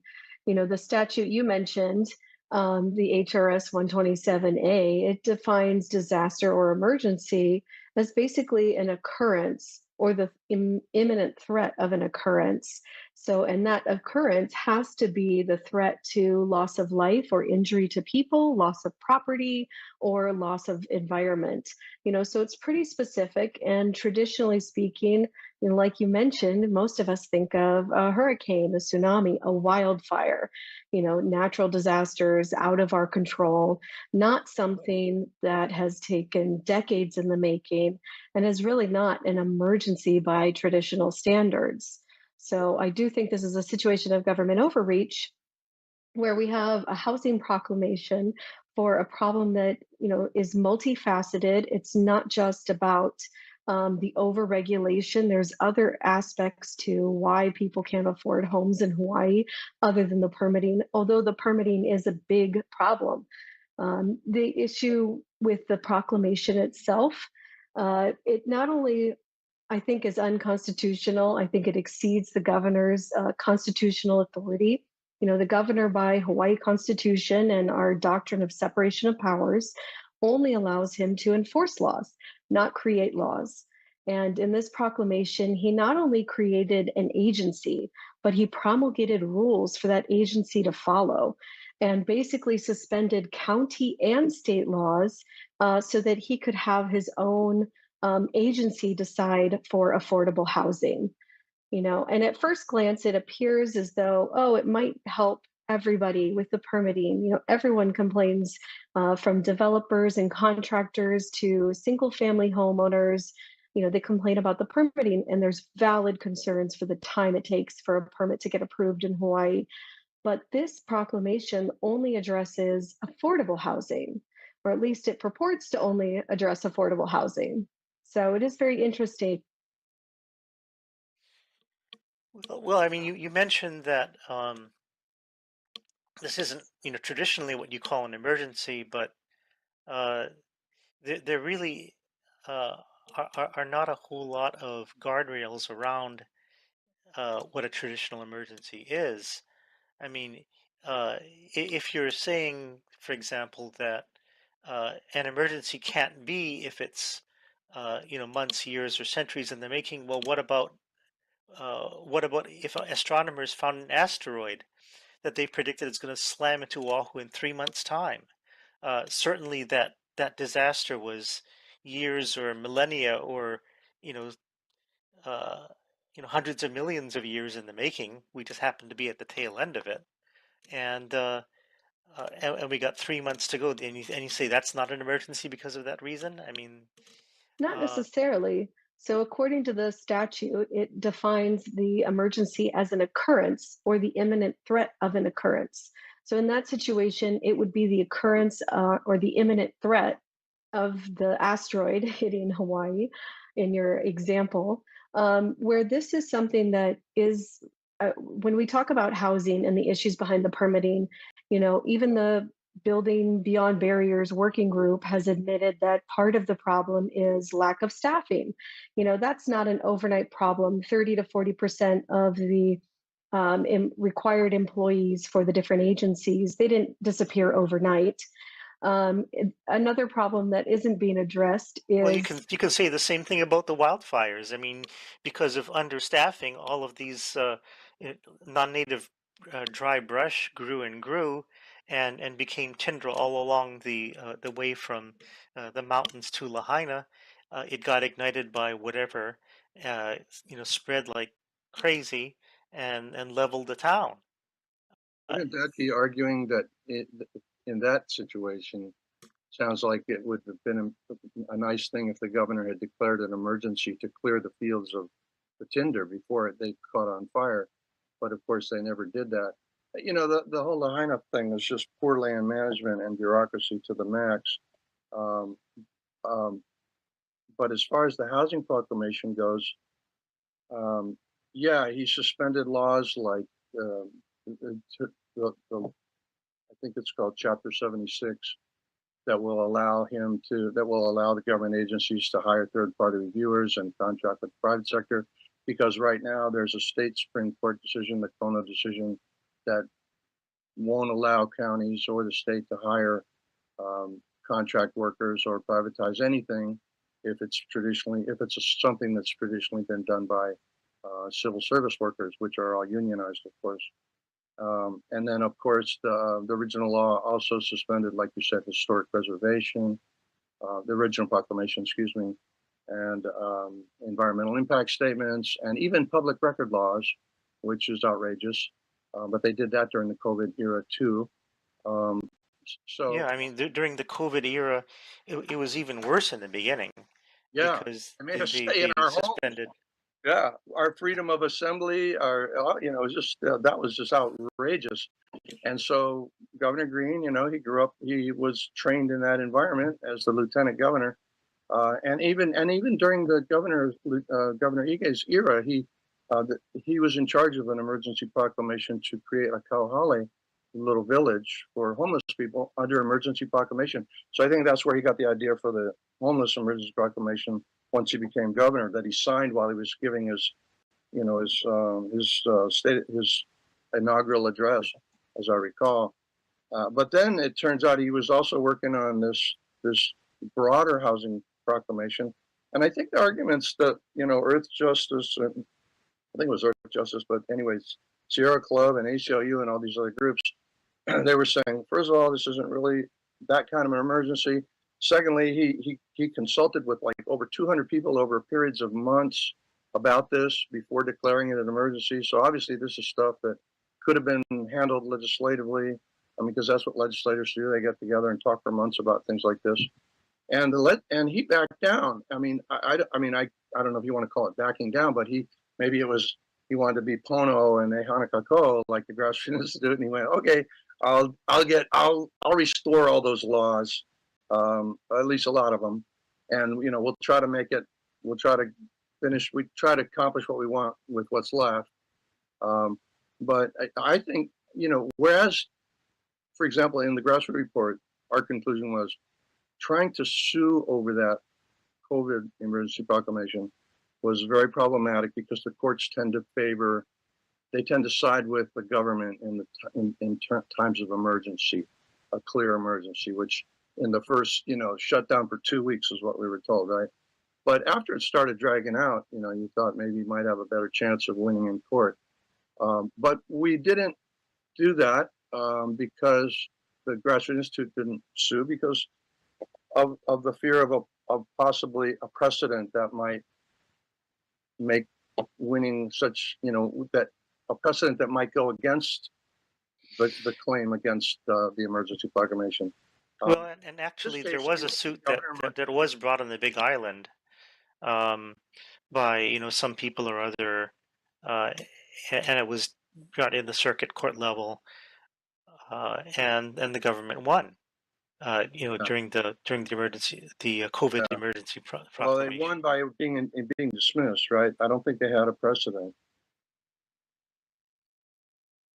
Well, yeah, I mean, there certainly isn't any appellate case law on it, but the question then becomes: look, I mean, are you going to argue that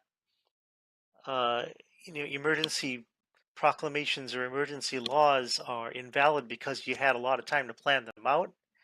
I don't think that's a valid argument because you want that kind of deliberation if you can. You said that in your article, and I think that's a really good point. But what do you think about that, Lauren?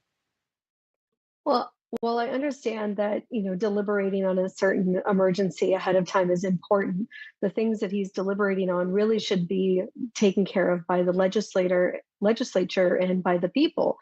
This type of issue is not something that should be taken over by the governor almost in a dictatorship manner, because what he declares as an emergency today, while it seems, good on its face because, everyone in Hawaii or most people in Hawaii will agree, yes, housing is an issue. Yes, permitting is an issue. Maybe tomorrow the emergency isn't something we agree with because it's, another long-term thing that's on his agenda. So picking and choosing battles and what, is an emergency outside of the traditional occurrence or imminent threat of an occurrence to loss of life, property, and environment, I think we're really opening kind of Pandora's box to what could potentially be an emergency. We've seen it with a couple other governors across the country recently. The New Mexico governor issued an executive order saying, well, guns are an issue. So, and I'm paraphrasing here, but basically I'm going to suspend the Second Amendment. And that was very quickly. Yes, very recently. And that was very quickly fought with a lawsuit. I just saw the news the other day that the Colorado governor issued an executive order saying all state agencies will stop, I think immediately using gas-powered lawnmowers, and so how is that an emergency? Or is that something that can be better taken care of with the legislature? And I think that if we start to erode our separation of powers and make judgment calls like, well, it benefits us today, it may not benefit us tomorrow, and that's I think is a slippery slope. Oh, I agree. For the courts to say, and there are standards that the courts can use to say, well, is this emergency or not? There's a process behind it in 127A. Somebody files for an injunction against enforcement of the emergency powers. You convene a 3-judge court, and then off you go. But none of that's happened yet. Tom, I'm sensing that you're sympathetic to this executive order, and as am I actually, because of what it hoped to achieve. Like Lauren said, I think everyone kind of liked the idea, but when you get into the nuts and bolts and really the rationale behind it, then it becomes more problematic. And I'm just wondering if you're being swayed more by the goal as opposed to the process. Well, yeah, I think the end has a little bit to do with it as well.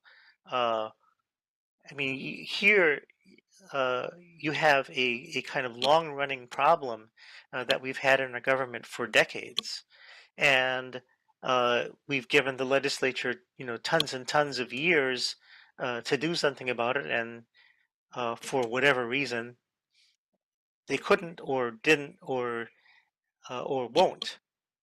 So and relief hasn't happened. And I think if I were to go to the legislature today and I told them, well, you should do X, Y, and Z, somebody's going to ask me, well, where the heck is the evidence to show us that X, Y, and Z works? And for that reason, I think it's a good idea to once in a while go in, break the system, and then see what drops out, see what's working, see what's not, and you can go to the legislature and say, all right, these are the parts that are broken. These have to be fixed. The land use part's okay, the historic preservation part's okay, but this permitting garbage has to be dealt with. I think that raises a really great point. The working group that he created, really the purpose shouldn't be to determine what projects go forward, but it should be used to determine where the issues are in the process. What is the root cause of the delay in permitting, the lack of developers, the lack of affordable housing? Get to the roots of the problem and present those issues to the legislature and say, hey, we have convened state and county officials, we've convened nonprofits and for-profits, get the community's input, talk to the construction industry, talk to single family homeowners and find out what's going on. And really, I think that you then take that information to the legislature rather than dictate, well, now that we have found it, we are going to be the sole determining factor of projects going forward. Yeah, I think one of the really cool things about this emergency proclamation, and coming from a Democratic governor, even, in this really blue state, which loves regulation, tends to love regulation, is that it so clearly identifies so many of the laws that have caused this problem. I mean, even aside from that, it's an emergency proclamation. It's a wonderful blueprint for what things need to be changed. And I do think the legislature has been finally coming around. There have been some tiny steps recently that we never would have seen, a few years ago. But I do like the idea of that, that it was, creating a petri dish, creating a little like enterprise zone. That's sort of he's trying to have an enterprise zone for the whole state, and let's see what happens. But couldn't he have done that like for example, in the revised emergency proclamation, they exempted Lahaina from any of the changes. So I think that's what it was. So everything there is going to be up to the people of Lahaina to decide. Well, 60 days later, that can change too. Right. That's part of the problem. But that is part of the problem. So you're going to have a housing revival in 60 days? No. So he's going to have to extend it, right? How about 60 days later? No. So here we go again. Well, I mean, he has previously announced that he's going to do this for a year. Yeah. And I believe in the rules that even says that anybody that they hire for this working group or any of the agencies, the term won't exceed a year. But I'm sure, just issue another proclamation and, that can change. Yeah. And at any point, somebody can, bring a suit to invalidate this, which I think is the legitimate way of dealing with it. Well, what do you think? Do you think the court would go along with that, Tom? Do you think that the judiciary here would side with the governor and say no? Well, I think Lauren's right up to a point. I mean, I think she had mentioned initially that at least during the first few days, weeks, months of the supposed emergency, the courts would probably be willing to give the governor a lot of latitude. But as time wore on, I think their patience would be limited. And I think that's kind of the correct result. I do think there's one argument out there that I haven't seen presented yet in the lawsuit that has some merit. So the governor's basically policy and procedure or practice has been to issue these recurring emergency orders every 60 days. And the statute, I think, is pretty clear that it says that the emergency proclamation will terminate at 60 days or by separate proclamation, whichever occurs first. And standard statutory interpretation requires that you read the clauses that are conditioned upon each other, and whichever occurs first.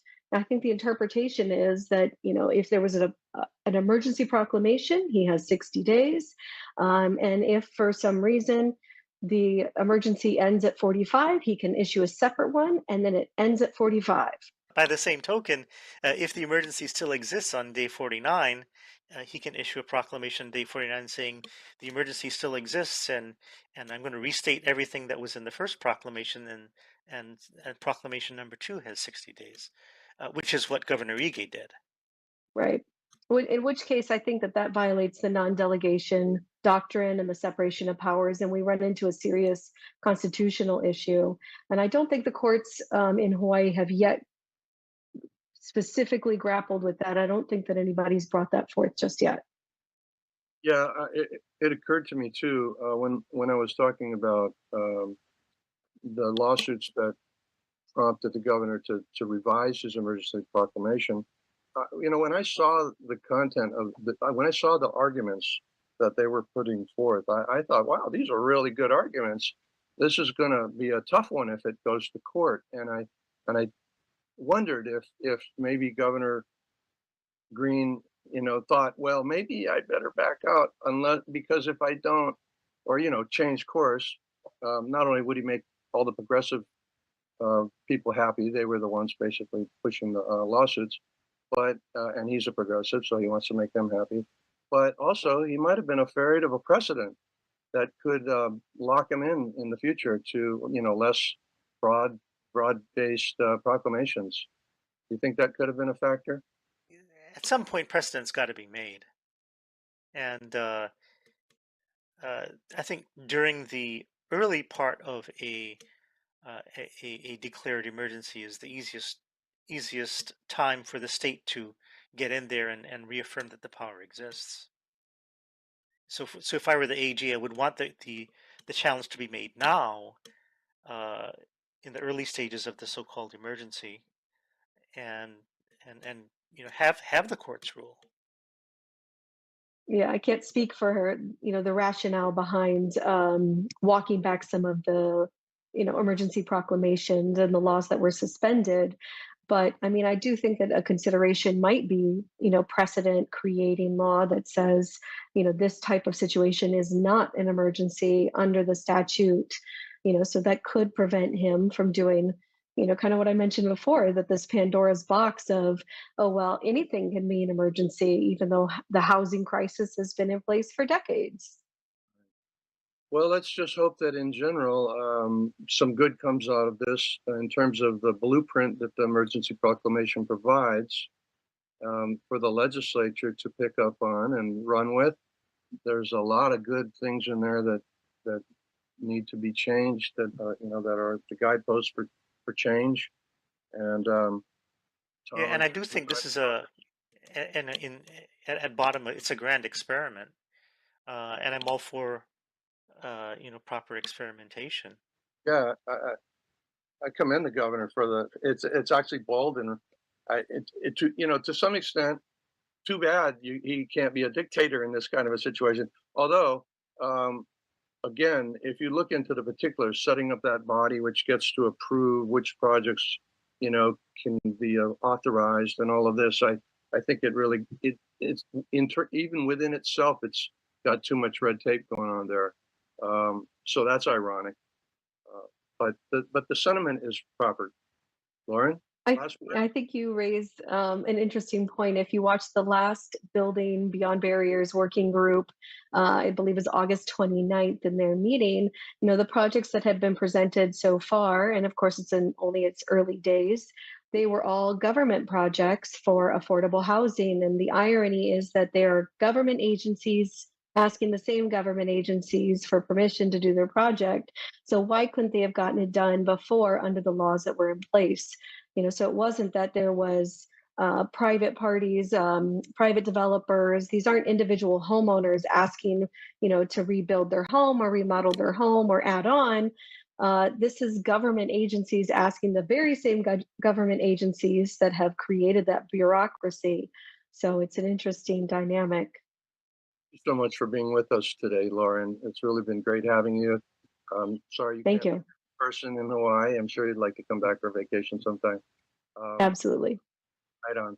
Tom, last word? Well, like I said, this is a grand experiment, and I do commend the governor for, teeing it up and taking a swing.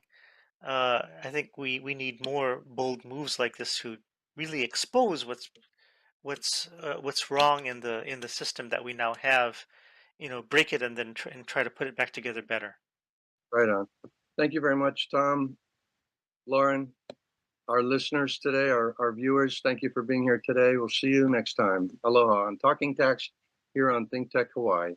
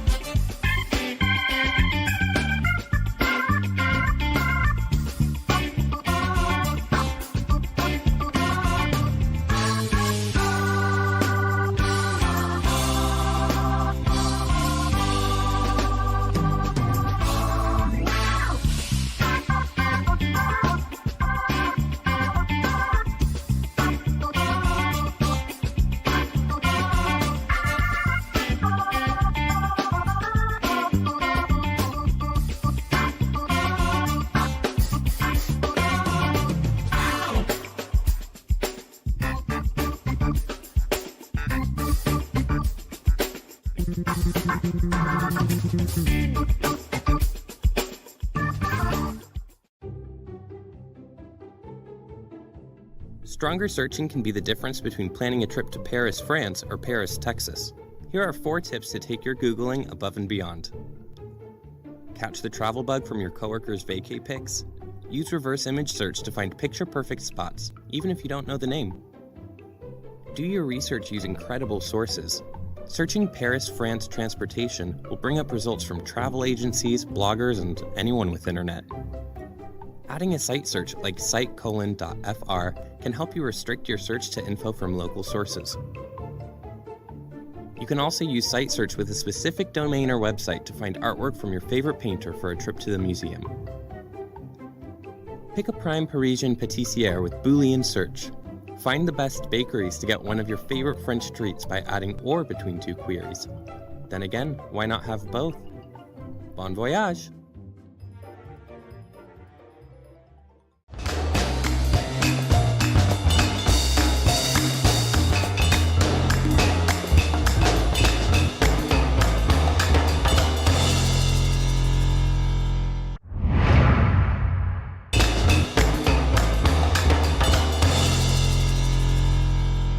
Aloha. Thanks for your consideration of the views expressed in this ThinkTech commentary, which deals with how COVID has changed us. There's no question that COVID has had a lasting impact on us individually and on society as a whole. We gave up our masks, perhaps too early, but in the pain of these last 3 years, we now seem to have given up our memory of how it has been, and what, if anything, we have learned from it. We have endured a fair amount of isolation, and our social connections have frayed in the process. The fear or guilt of failing health has dominated our lives. Worries about jobs and security have made us feel vulnerable in so many ways. The political climate, including the violent outrages of people like Trump, a rise in autocracy and global failure to deal with climate change, have made us wonder if the next generation has even a fighting chance. Many of us have largely spent our time indoors, experiencing job loss or terrifying transition into uncertainty. The activities we once actively enjoyed have taken a back seat. As time passes without the seasons of sustained effort and success, our dispositions may have declined while we weren't watching. And we have changed. Our communities have changed. The world has changed. The memories of life before are distant and fragmented. Actually, in the words of Thomas Wolfe, we can't go home again, and indeed the notion of home is likely to have changed for us over these past 3 years. When we wake up from this Rip Van Winkle sleep, the streets where we live may be the same, but we have all moved to other places. Some people have experienced dramatic transformation, while others have had more subtle changes. Whether we recognize it or not, the 3-year hiatus we have had is a major denominator for our collective worldview.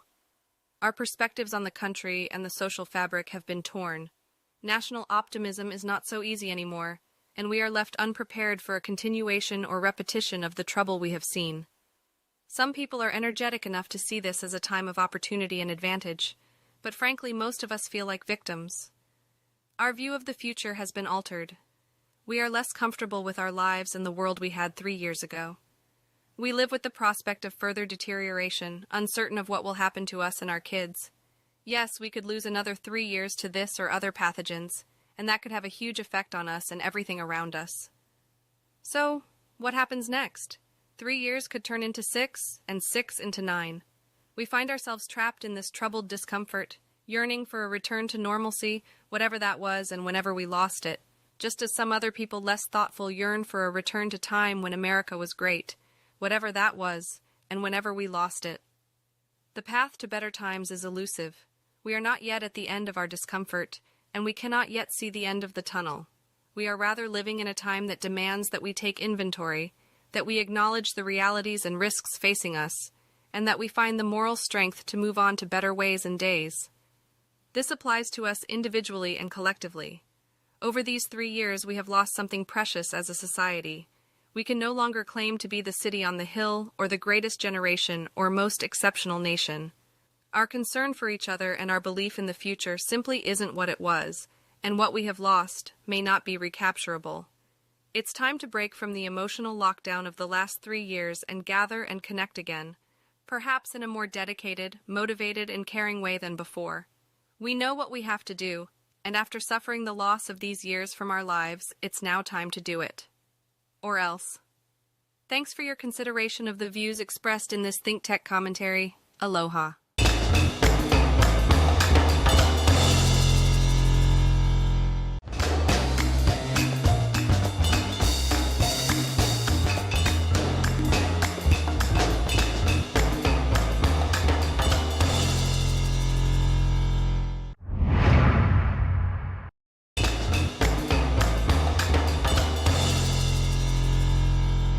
Thank you so much for watching ThinkTech Hawaii. If you like what we do, please like us and click the subscribe button on YouTube and the follow button on Vimeo. You can also follow us on Facebook, Instagram, and LinkedIn, and donate to us at thinktechhawaii.com. Mahalo.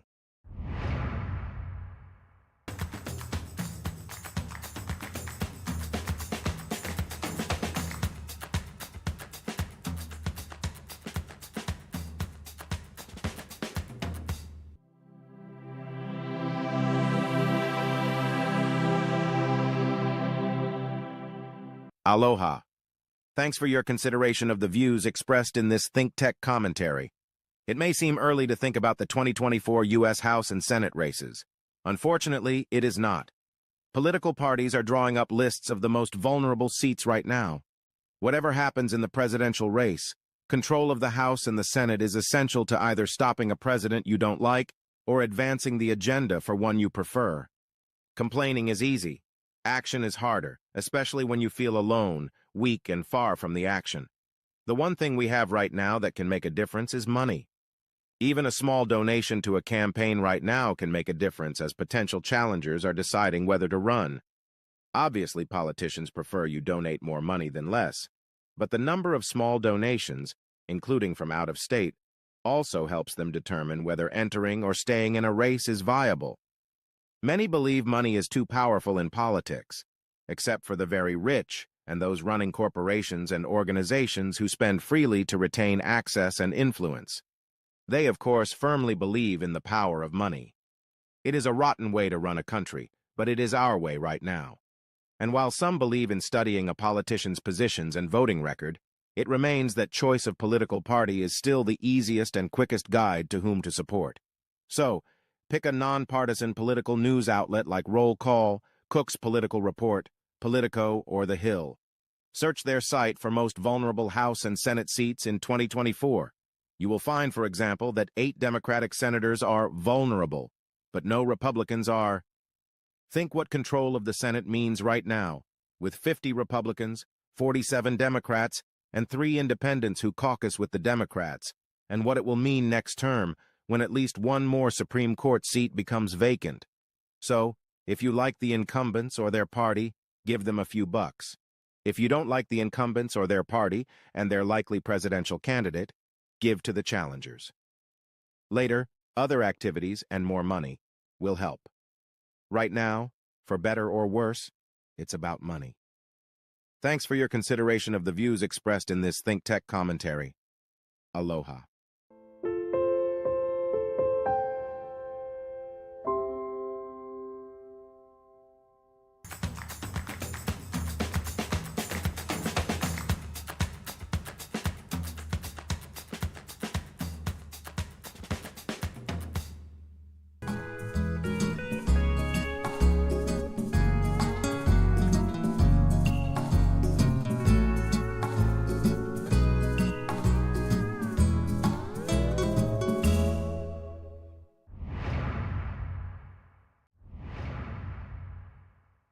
You're watching ThinkTech Hawaii, streaming 24/7 on thinktechhawaii.com, YouTube and Vimeo.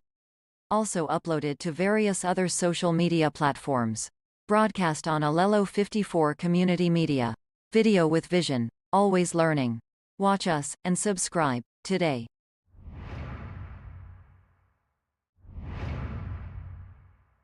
Aloha. Thanks for your consideration of the views expressed in this ThinkTech commentary. This commentary is entitled You Can't Go Home Again. Trump always talks about making America great again, assuring us it was great at some point before. Not so clear. See the Stefan Ehrenreich article in the Washington Post on July 29th. And lots of people talk about going back to the normal that was before, or maybe a new normal that will be reminiscent of the old normal but isn't. Again, not so clear. Exactly what was normal the last time we thought things were actually normal?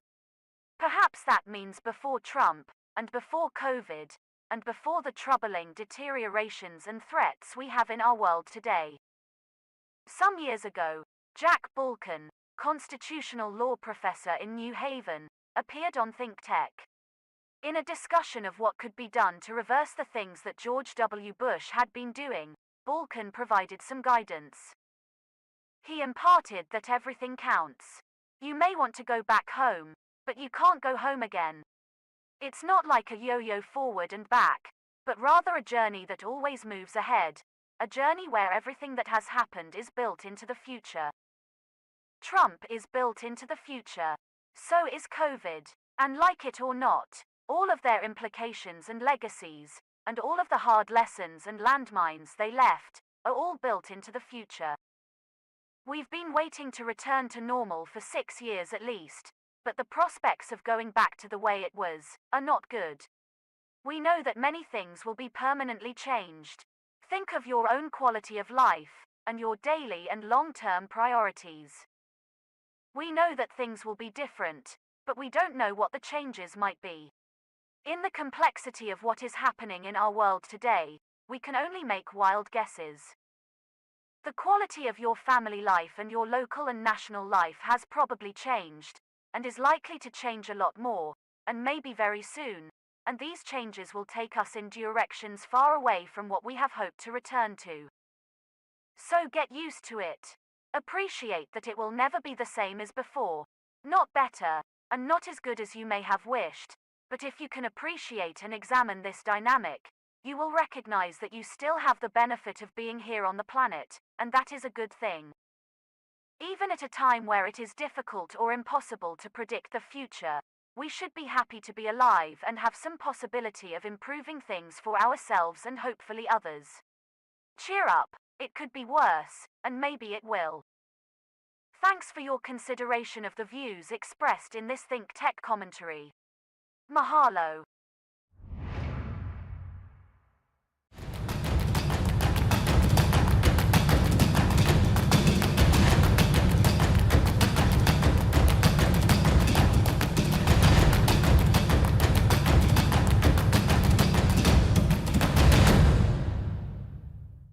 An official message from Medicare. Unfortunately, scam artists are using the coronavirus pandemic to try to steal your Medicare number and other personal data. But you can protect yourself. If you get a call or email offering COVID-19 items like a test kit or a mask, and they ask for your Medicare number, hang up or delete the email. Guard your card. For more info, call Department of Health Senior Medicare Patrol Hawaii at 586-7281 or visit smphawaii.org.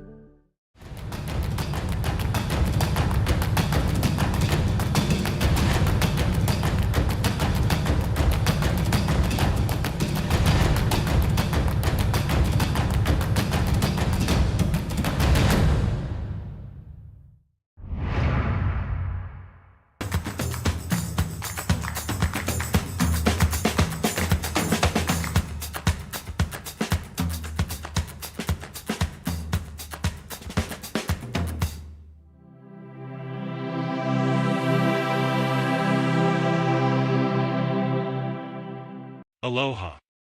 Thanks for your consideration of the views expressed in this ThinkTech commentary, which we are calling, Ukraine is thanking us. We should also be thanking Ukraine. Timothy Snyder is a history professor at Yale. In view of Volodymyr Zelensky's trip to thank the United States, Snyder gave us 10 reasons why the United States should also be thanking Ukraine. This is a summary of those reasons. The first reason. Ukraine, the sole victim of Russia's aggression, is fulfilling NATO's mission, even though it is not a member of NATO, and for 3% of the U.S. defense budget, it is providing greater security for the West. For that, we should be thanking Ukraine. The second reason. Our defense budget has never been audited. The Ukrainians have helped us do an audit in practice, and have shown that with only a small part of our defense budget they could win the Battle of Kyiv, the Battle of Kharkiv, the Battle of Kherson, and half the territory that Russia invaded in February of 2022. For that, we should be thanking Ukraine. The third reason. Ukraine has also brought us greater security in the Pacific, by allowing us to reallocate our military power to Asia, and to show China that an aggressive attack against Taiwan will be much more difficult than they thought. For that, we should be thanking Ukraine. The fourth reason. Ukraine has been a huge source of food for the world, especially Africa and Asia. The Russians have weaponized this by mining the fields and bombing the dam and the ports.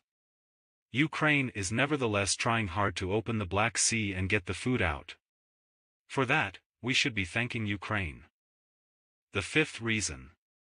Ukraine is making nuclear war less likely. They resist and ignore Russian propaganda and threats about nuclear weapons. Their refusal to capitulate diminishes the risk of global nuclear blackmail and proliferation. For that, we should be thanking Ukraine. The sixth reason. The Russian attack on Ukraine is a direct and violent attack on democracy.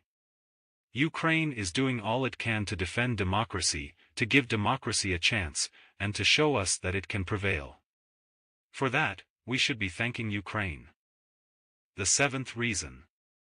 In Ukraine, people talk about freedom, not as a cliché, but as something to make sacrifices for, and as a way to realize their own possibilities. It's not the same in an autocracy. For that, we should be thanking Ukraine. The eighth reason. Ukraine has shown us courage. Zelensky stayed in Kyiv, even as the bombs and rockets were falling. Ukrainians take huge risks, and thousands have died. They demonstrate remarkable courage every day. For their courage and patriotism to their country, we should be admiring them and thanking them. The ninth reason. Even in the face of war, the Ukrainians exemplify a search for truth, history, culture, and creativity. They never stop doing that, and it replenishes their spirit and keeps them going. For that, we should be thanking Ukraine. The 10th reason. All that has happened since Russia's invasion has given the United States the clear opportunity to be on the right side, and to find our moral compass in these troubled times. We need to see and act on this. And for that also, we should be grateful to Ukraine. Thanks for your consideration of the views expressed in this ThinkTech commentary, which we are calling, Ukraine is Thanking Us. We should also be thanking Ukraine. Aloha.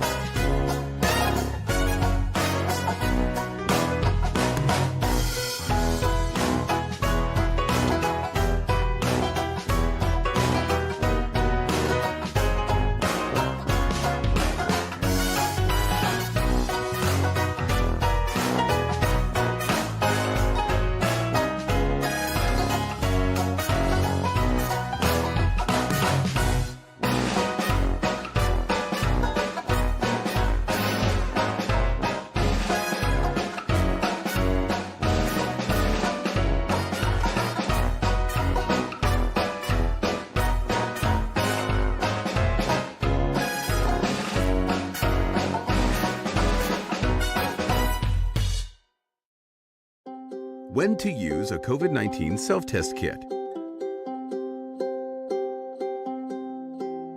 If you have had COVID-19 in the past 90 days, you do not need to be tested unless you have new symptoms. If you have symptoms of COVID-19, self-isolate away from others and get tested as soon as possible. If you've been in contact with someone with COVID-19, take your test at least 5 days after exposure. If you don't have symptoms and have not been exposed to someone with COVID-19, consider testing before attending an indoor event or gathering. What to do if you test positive for COVID-19? Self-isolate away from others for 5 days. Wear a mask when you need to be around people for 10 days. Inform those who need to know, including your employer or school and any close contacts. Monitor your symptoms and contact your healthcare provider if necessary. What to do if you test negative for COVID-19? There is still a chance you could have COVID-19, especially if you have symptoms or have been exposed to someone with COVID-19. Consider repeating the self-test 1 to 2 days later or seek PCR testing. Taking more than one test can help you be sure that you do not have COVID-19. Check out these additional resources to learn more about keeping yourself and your family safe. This message was brought to you by the Hawaii State Department of Health.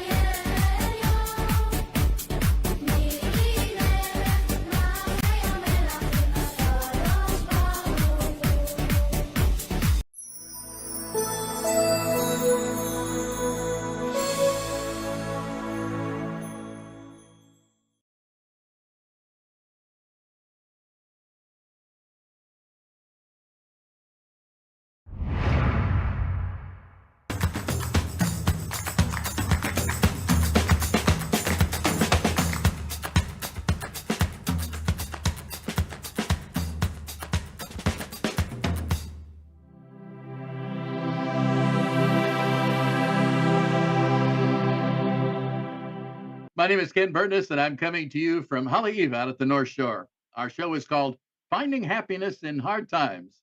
And today we have a special program for it called The Joy of Performing. And with me today is my good friend, Mary Gonzalez, from all across the country over in Tampa, Florida.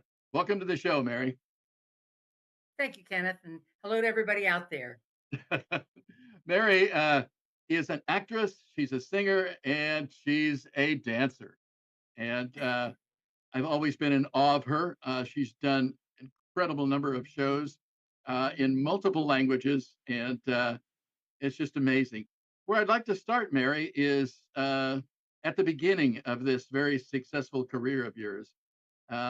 Your first shows and the first actual time that you did a show, and around those areas, because that's the thing that's daunting to most people. I know it was to me and a lot of people I talk to who are interested in joining a theater group or trying out for a production. They say, this is pretty scary. I don't know if I can do this. I get paralyzed. I get frozen. And I'm so sure. it is daunting. So maybe you could start us off and tell us how you made that big leap into trying out for plays and musicals. Well, the first thing that I did was where you met me at the supper club, and they had four singers already. And I'm really a singer, I'm not a dancer. However, I had to learn choreography and I had to be a dancer because I was doing backup for the four singers. And that's how you met me. But I'm really not a dancer, I'm a singer and an actor. But anyway, whatever. I can learn choreography. So that's where I started and I loved it. So then I went to work in the chorus of what was then known as the Spanish Little Theater. The director and founder of that company was the producer and the director of the shows at the supper club where I worked. And so he asked me if I was singing the chorus, and I did, and I enjoyed it. And I did that for about a year and a half or so. And then one day we had 2 weeks left to rehearse a zarzuela, which I'll talk about later what zarzuelas are. And the second soprano lead decided that she couldn't do it for one reason or another. And I happened to be standing right there. And he said, "Can you learn it?" I said, "I can learn it." So that was my first speaking part. And I did a few little things like that. And it wasn't until a couple of years later that I actually got a lead in the show. So that's really how it started. And it was all Spanish language because I'm fluent in Spanish and I was able to perform in Spanish. So I did at first. But let's start with the Spanish theater because you're there, and I know Yeah. you've done a lot of performances in Spanish as well as English. Tell us a little bit about what's that like to perform in a non-English production. Well, we had a regular audience that would come to us. They were Some of them were Cubans that had come over during the Castro period, and some were Mexicans and South Americans, and so we had a regular audience that would come to see our productions.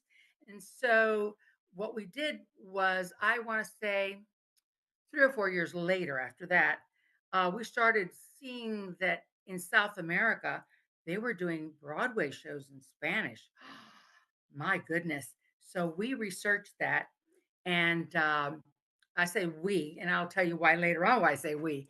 The theater researched that, and they decided to do a Broadway show in Spanish. So we actually uh, premiered Fiddler on the Roof in Spanish in the United States. It had been done in Mexico and in Spain, but never in the United States. So we premiered it. And imagine how long ago it was that I played Hoddle. Okay. So that's how long ago that was. Uh-huh. And so we did that we would do that like one of the shows out of the season would be something like that. And then the next one we did like that was Sound of Music. And I did Maria in Spanish and Sound of Music. And then after that, we did Man of La Mancha. Oh my God. We'll talk about that later too. But we did Man of La Mancha in Spanish only. And we brought this baritone over from Spain to do Quixote. And it was just marvelous. It's wonderful flavor in Spanish. Just wonderful. You can imagine Cervantes in Spanish. It was wonderful. So it was magical. Then we said, well, what about if we do English and Spanish? So we did first we did King and I in Spanish only, but then the next time we did King and I, we did King and I 1 week in Spanish, and the next week we did it in English with the exact same cast. Imagine a 2.5 hour show 1 week later in another language, and we did it. So then we decided we're going to transition, and we did kind of, sort of. And I will go with that afterwards. Well, that's terrific. You know, I think one of the things that's really impressed me in the last number of years is our increasing interest in this country in cultures. And so we're getting a lot of multilingual productions going on, which you were way ahead of the mainstream with that. And it's just turning people on to the joy of being in other cultures and understanding other cultures and seeing performances. Uh, our last show, I had on Elima Stern, who did some Hawaiian chanting to us, and she chanted in Hawaiian. Um, and we've been doing a number of things on island in Hawaiian and in Pidgin. And we're not the only ones. Like I said, I think there's a cultural renaissance, and I just think it was marvelous that you were able to do this to audiences uh, along, starting, quite a bit ago and continuing it on to today. Maybe you could tell us a little bit about Cuba, because you also did some, you geared up some shows toward Cuba, and I thought that was really interesting. Mhm. Well, somewhere along the line, I have some pictures here about that. Um, we had a series that we called Así Cantaba Cuba. That's the way Cuba sang. That was before Castro. Now, remember, Cuba was the pearl of the Caribbean, and everything that came from Spain or South America or Mexico or Puerto Rico or Dominican Republic all went through Cuba first. So anything that they sang in those countries was again recorded and sung in Cuba. So we did a series that we did it every single August for about 20 years. We would change, of course, it'd be 30, 35 numbers, and we would change the numbers every year, of course, but it would only be music that was sung in Cuba before Castro, before 1960. So it was a wealth of music, and we were able to use a lot of the different, like Spain, and we were able to use Mexican things and Puerto Rican music and Dominican music and just beautiful stuff. So there was a wealth. We never ran out of things to use or lineups that we could do for that. And we did that for about 20 years.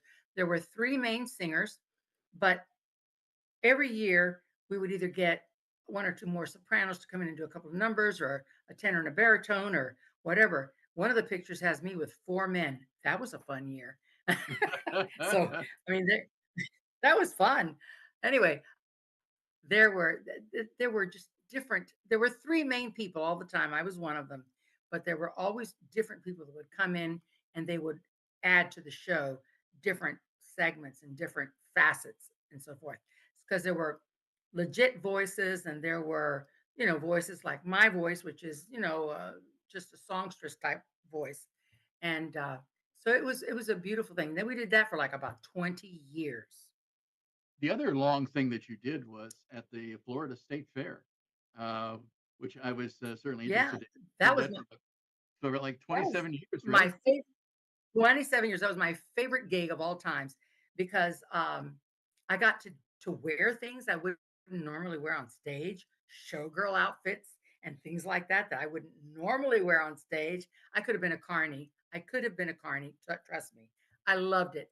I would get out there every night and have the time of my life because when you're doing a show like I do on main stage, you might do it like the Sarsuelos we did one time, one night. So you either did it right or it didn't happen. So it was always very stressful. It was never like really fun. It had to be done so. But the fair was 12 to 17 days, depending on how long they were going to have it.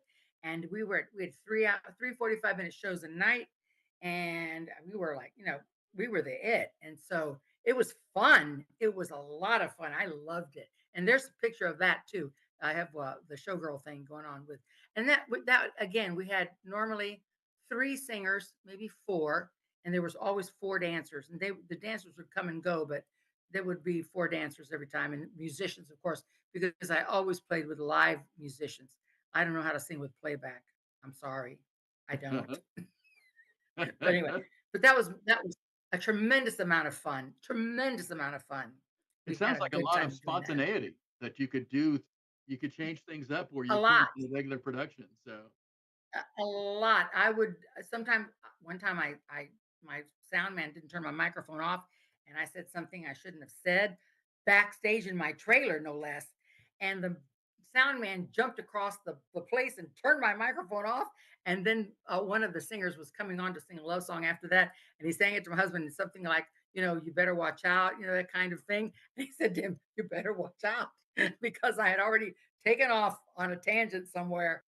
But anyway, those are fun things that would happen all the time, really and truly.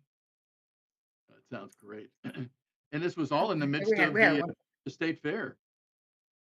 absolutely. So they had a Every million night. things going, huh? Yeah, you could smell the corn dogs. The people would come by with their beers and their this and their that. And it was great fun. It was great fun. I loved it. Maybe we could go back to the Broadway shows again, because you've mentioned a number of shows that people are familiar with and love, like The King and I, and all that. Maybe you could tell us a little bit about those individual productions and how you saw them as different, Certainly.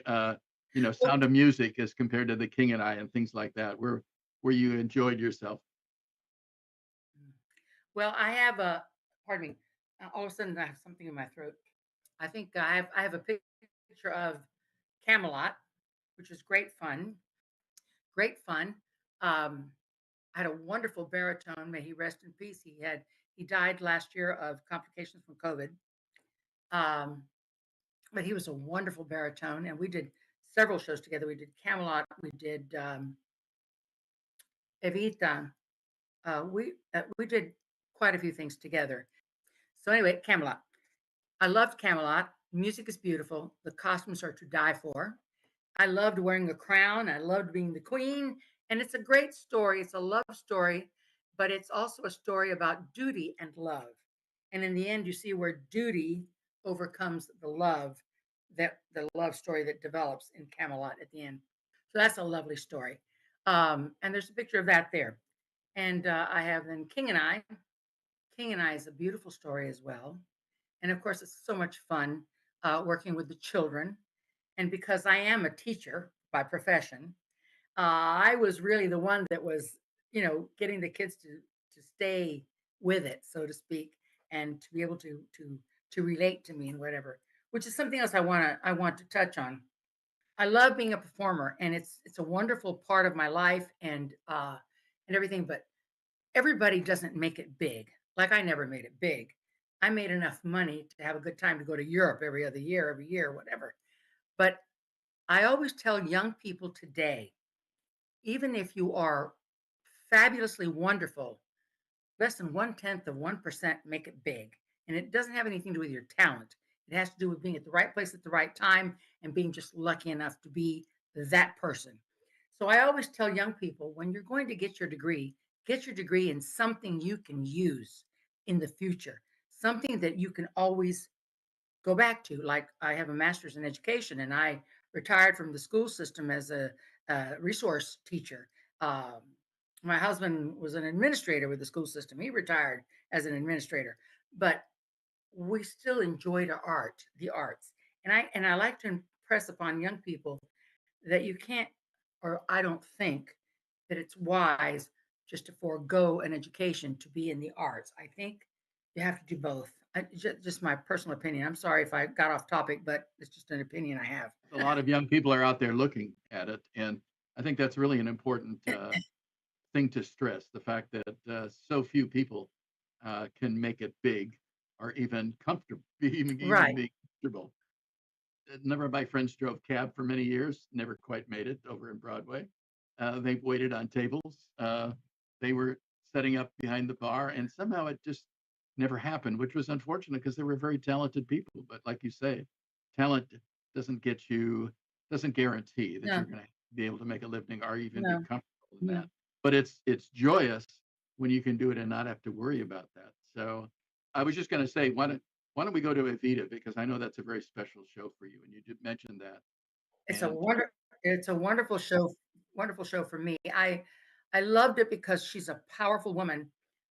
The night that it came out on the Tonys, and they did the bedroom scene at the end of Act One, the New Argentina, that one. I turned to the director of the Spanish Lyric Theater, and I said to him, I have to do that show. And then that year it came to Lakeland Civic Center, And I went to see it, and I said, I have to do that show. And the next year I did that show, and I did it that year, and I did it again 10 years later, and I loved it. Any particular song in Evita that you really enjoyed singing during the production? Of course, Don't Cry for Me, Argentina is like the it song. I mean, you're up on the balcony and you're doing your thing and your arms are out and you're, talking to the people, and it's wonderful. It's really a fabulous, fabulous song. But Evita is an opera. I think there's like 2 spoken words in Evita. It's an opera.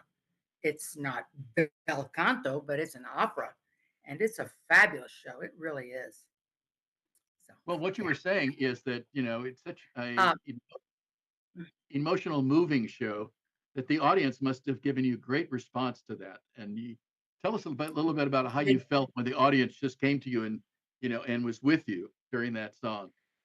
well, let me tell you, it wasn't necessarily that song, but in my death scene at the end of the show, there's a death scene where she dies and she's in the wheelchair and she's, you know, I had to let it happen, that kind of thing.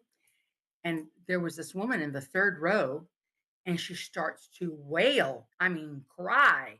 And her husband had, or whoever she was with, took her out because she was wailing because of my death scene. I thought, oh my goodness, I must have done this right because and of course I couldn't react to anything like that, but I thought, wow.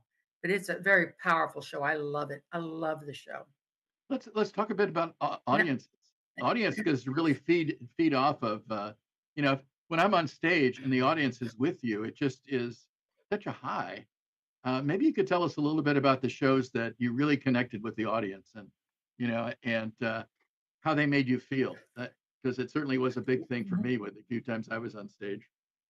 Well, there was one funny situation. The theater had auditions for a chorus line, and they'd produced a chorus line before, and it was magnificent. The cast was magnificent, and they had held auditions for a chorus line, and of course, the cast just wasn't going to make it. It didn't happen. We couldn't find the people to do a chorus line. So the director said, let's do Gigi. I said, okay, let's do Gigi. We thought it was going to be a filler show. Let's do Gigi. Okay. It was beautifully done. I played the grandmother, and we said, okay, show's over, curtain's updated. We go out for our curtain call thinking it's just going to be a curtain call. We're going to say, yeah, good night. People were standing up, and we thought, oh my God, what? We couldn't believe it because it wasn't, we thought it was a filler show, and it turned out to be a great show as far as the audience was concerned. And we never really could figure out why, except that they just liked it, I guess. I don't know. But it was a real big surprise for us for that to do that. It was a surprise, a really surprise. So when you played the multiple performances and you sort of got used to the audience really being with you, did that energize you? Did that make you feel really great about going out on the stage that night to do the show? Well, there were some shows that we could only do one night. Gigi was one of those. Like I said, it was a filler show. We didn't travel with that one. The ones that we traveled with, we were able to really enjoy, and every audience was completely different. Different people would react to different parts of the show differently, so you never really knew how they were going to react. So it was always a surprise. But yeah, that particular one, there were some shows we only did once. Other shows we would travel with, but that one was just once. The traveling ones were the ones that we would say, well, let's see what happens tonight, what they're going to think about it, that kind of thing. And it would always be different. So it was interesting. I have a couple of funny stories, if you don't mind. Yeah. I had one. I was doing the Merry Widow, and we were getting ready to do Velia. And there's a short, like an interlude of music and a blackout, and the curtain comes down, and the chorus members all sit around because we're going to do Velia. And the choreographer was supposed to twirl me around and whatever. And my dresser was pulling the zipper up on my dress, and the zipper broke. And she says, I don't have time to even pin you into this because the curtain was going to go up, and and the music was starting, and I had no way to get out of it. So I put my arms around my body like this, and I could only gesticulate with my hands going up this way and that way. And I said, thank God I was not body mic'd in those days. And I said to the choreographer, don't twirl me around. And he said, okay. And I walked out, and the chorus was like mortified because they could see that my dress was completely open in the back, and they were saying, oh my God. So anyway, I did that number. It was hysterically funny. In the end, we laughed about that because it was funny. It's something that just happens, and you've got to be able to go with the flow. You just have to go. You can't stop the show and say, wait a minute, my zipper's broken. You have to go on and do it regardless. If you had to go out there without your clothes on, you'd go out without your clothes on, but you have to go out. So that was funny. That was funny and That's interesting. terrific. You know, we may be running out of, toward the end of the show. So I would like to go to Man of La Mancha, if that's okay with you, because that was Okay. such a terrific show. And I know it was one of your favorites. Can you tell us a little bit about that? And then I was hoping that we could sort of finish with you reading the lyrics for The Impossible Dream, because like I say, we're Absolutely. getting toward the end Uh, of the there is a picture of that as well, by the way. But anyway, La Mancha is a wonderfully inspirational show because it starts out, of course, you understand that it's Cervantes, and he's in the jail, and he's acting out his book and so forth and so on. And Aldonza, who is the scullery maid, or if you will, in the story, she he tries to make her into a lady, and she balks at him the whole time. And then when he's dying, she's finally believing her that she can be better than what she is. And so in the end, in the story, of course, she believes it, and he dies. And that's when she comes back at the end of the story, and she sings that beautiful number. It's gorgeous. And I'm only sorry that I couldn't get the clip to you, because that's a pretty clip. You would have enjoyed the clip. So anyway, yeah. It's a beautiful, beautiful, beautiful show. I love it. Very inspirational, especially when you're down and you need that extra push to get you up. It's a wonderful, wonderful show. Very inspirational. Let me tell the audience before you read the lyrics. Mary and I talked about this because both our cities have gone through, or both our areas have gone through really difficult times. The wildfires out in Maui, and the hurricane Idalia coming through and attacking Tampa, right where Mary lives, at that eastern seaboard cities. It's been very difficult for all of us, and so many people are feeling down, like Mary says, are feeling that it's just life is so heavy. And this song, especially of all the songs that Mary and I talked about, was the one that is a song of hope. And Mary and I wanted to dedicate this, the reciting of the lyrics to all the people in Maui and Tampa and all the places that have been affected by some of these disastrous climate change things. So with that, for all you people, let me turn it back to Mary to take us through The Impossible Dream. This is for you. I know that you are not forgotten, and we are thinking of you. To dream the impossible dream, to fight the unbearable foe, to bear with unbearable sorrow, and run to where the brave dare not go, to right the unrightable wrong, and to love pure and chaste from afar, to try when your arms are too weary, to reach the unreachable star. This is my quest, to follow that star, no matter how hopeless, no matter how far, to fight for the right without question or pause, to be willing to march into hell for that heavenly cause. And I know, if I'll only be true to this glorious quest, that my heart will lie peaceful and calm when I'm laid to my rest. And the world will be better for this, that one man, scorned and covered with scars, still strove with his last ounce of courage to reach the unreachable star. really appreciate you being on the show and sharing with us about the joy of performing. Thank you. It was my pleasure. And thanks to all of you who tuned in. And thanks to the staff at ThinkTech Hawaii, to Jay and Hayley, and to Michael and Carol.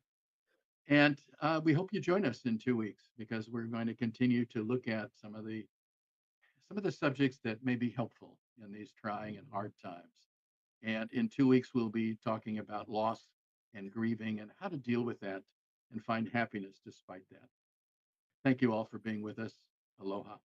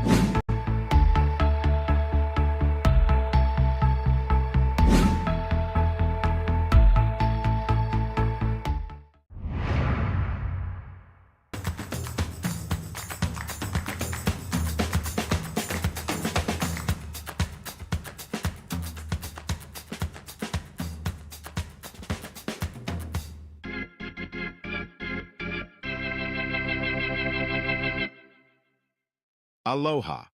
Thanks for your consideration of the views expressed in this ThinkTech commentary, which we are calling Wake-Up Calls Are Coming More Tragically Now. Maui didn't see it coming, although maybe it should have. After all that, and after all the wildfires, heat waves, droughts, rain, and floods on the mainland and around the world, and the damage and disruption that inevitably follows, we should appreciate that climate is really out of the bottle and very possibly out of control. Al Gore wasn't kidding, and it's coming home to roost, pretty much everywhere, including right here at home in Hawaii. And we find that it's not just another primetime news event from a faraway place. It's life and death right here on a huge scale, including the dead and wounded and missing and the wholesale destruction of our homes and buildings, and a considerable piece of our state economy. Maybe we thought that Hawaii, with its distance, was somehow exempt from these things. We have to admit that complacency on climate, and on so many other things, has ruled the day, here and elsewhere. No, we are not exempt, and now climate has clearly caught up with us. You can put solar on your roof and drive electric cars and be just as green as you want, but it would not have stopped what happened in Maui, because this is a global problem, isn't it? What happened there is not a question of living well and sustainably. It's more like a question of Herculean effort at resilience, to protect what we have, to prevent unknown levels of existential risk, and to clean up and fix up all the destruction that took place, largely beyond our expectation or imagination. No easy task, but maybe now we'll spend more time and lots more money in dealing with it. Of course, we all know that this will happen again. It's not necessarily limited to wildfires, although that is certainly possible. But other things like, for example, extreme weather, like Hurricane Iniki or worse, on any or all of our islands. What have we done to protect ourselves from that, and to recover from it? Look around and ask whether we are working on dealing with the next disaster, and the one after that. What happened on Maui should not be seen as a one-off, but as an alarm bell for many other threats to come. All these threats still exist, and they are being exacerbated every day by global climate change. So let's see all this as the canary in the coal mine, as a message for the future, as an alarm we really need to listen to, and a lesson we really need to learn, or else we'll be even more vulnerable the next time. It's really much more than playing the proverbial blame game, as human nature likes to do. More important, it's time to redouble our public awareness and our efforts to open our personal and legislative pocketbooks and develop an agenda and organize our resources, so we won't be caught so badly the next time. Face it, the world is different now. If you don't think so, consider what it will take to rebuild Maui and so many other places that have been damaged or destroyed, and ask yourself whether this fire is the last of it or just the beginning. We need to think and act on this every day, and the media needs to cover it every day, not just in the aftermath of the tragedy, but in the very real possibility that it will happen again, and possibly soon, and possibly worse. Tempus fugit. Are we ready? Thanks for your consideration of the views expressed in this ThinkTech commentary. Aloha.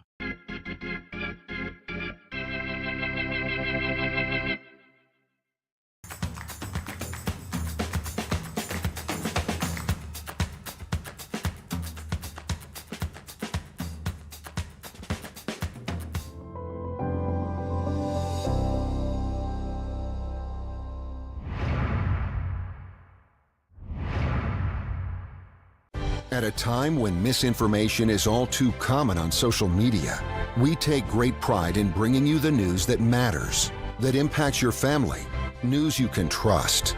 Local broadcast journalists bring you the facts, covering the stories breaking in our community and across the globe. Text TV to 52886 and let Congress know you depend on local journalism. This message furnished by the National Association of Broadcasters.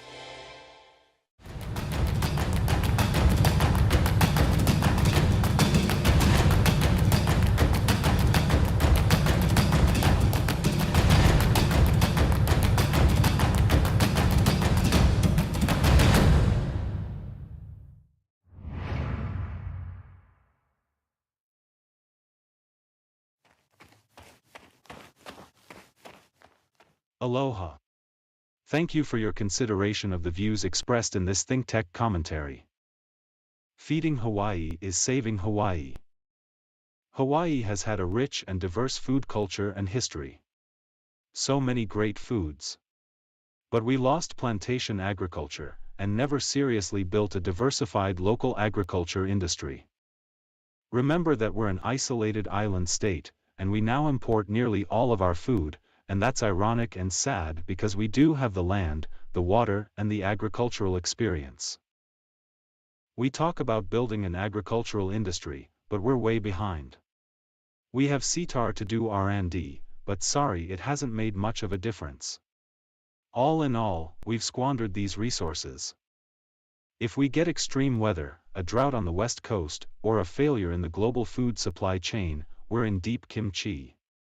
We are at great risk for all of this, and we don't have a plan B. We have not followed through on a statewide agricultural co-op to help farmers sell and bring their produce to markets around the state. And even worse, we dropped the idea of an inter-island ferry which could help farmers transport their goods around the state. While some legislators are passionate on the subject, state government as a whole has not done nearly enough to incentivize agriculture in Hawaii. The coming legislative session might be a good time to take some long-awaited steps to do the work to develop agriculture in Hawaii. But what can we do? And what steps can we demand that our government take? How about some things like this? Incentivize farms and aquaculture, give them state land and ocean leases, long-term. Incentivize capital investment, give tax credits to investors, and guarantee loans. Incentivize farming entrepreneurship, give them free tuition at UH and tax holidays. Incentivize the marketing of local foods, create a ferry, a co-op, and storage and marketing facilities. Incentivize the sale of local foods, reward hotels, restaurants, and markets. These are just a few of the things the state can do. There are many other things too. We should do a broad array of these things, with political will and gusto, right away. Of course, all incentivizing an agricultural industry will involve money, lots of it. But it's well worth it, don't you think? We can make Hawaii the food capital of the Pacific. Although this has inexplicably remained at the bottom of the list, it is critically important, and we need to put it at the top of the list. Hopefully, the next administration can do this. The tragic ghost of Christmas future is that we continue to lose our workforce and therefore our tax base, and expose ourselves to the terrible risk, pain and loss of going hungry. No, we don't want to go hungry. Neither do the tourists, the hotels, or the restaurants. Without food we can bid a fond and permanent farewell to the hospitality industry and our economy. Consider writing to all our legislators, all reps at capital.hawaii.gov and allsons at capital.hawaii.gov. Tell them to drop the secondary stuff and put local agriculture at the top of the list. Let's save Hawaii together. Thanks so much for considering the views expressed in this ThinkTech commentary. Aloha.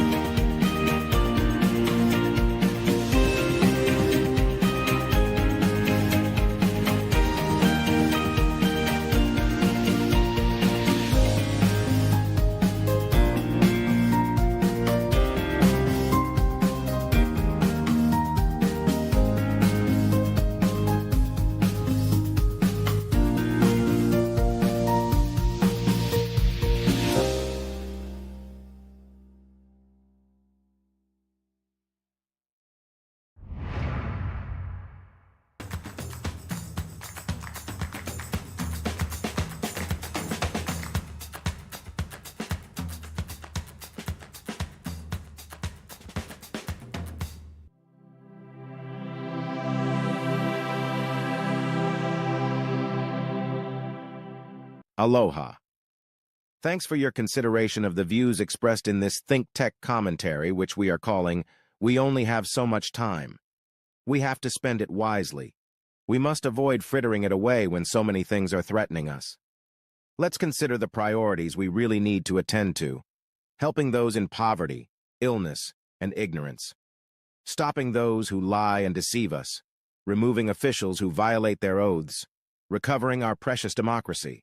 Preserving our American moral principles, supporting and saving Eastern Europe, facing down aggressive autocracies, reforming Latin American immigration, protecting Africa from systemic violence, preventing recurrent global pandemics, preparing to deal with new climate tragedies, saving our environment and our world. Everything on this list is high priority. We must think about each of these things every day and not forget any of them. On the other hand, some things are not a priority at all. Expanding gun rights is not a priority. Blocking abortions is not a priority. Reinforcing racism is not a priority. Curtailing voting rights is not a priority. Slashing the social safety net is not a priority. Cutting energy and infrastructure is not a priority. Of course, focusing on the priorities requires constant attention. Avoid distractions by Trump and his enablers. Deal harshly with those who spread misinformation. Vote every time and vote smart. Send money to worthy nonprofits and candidates. Do it now. Otherwise, we will all pay dearly later. Remember that this is a biblical test for all of us, as never before. The stakes, the preservation of our civil society, could not be higher. Thanks for your consideration of the views expressed in this ThinkTech commentary, which we are calling, We Only Have So Much Time. Aloha.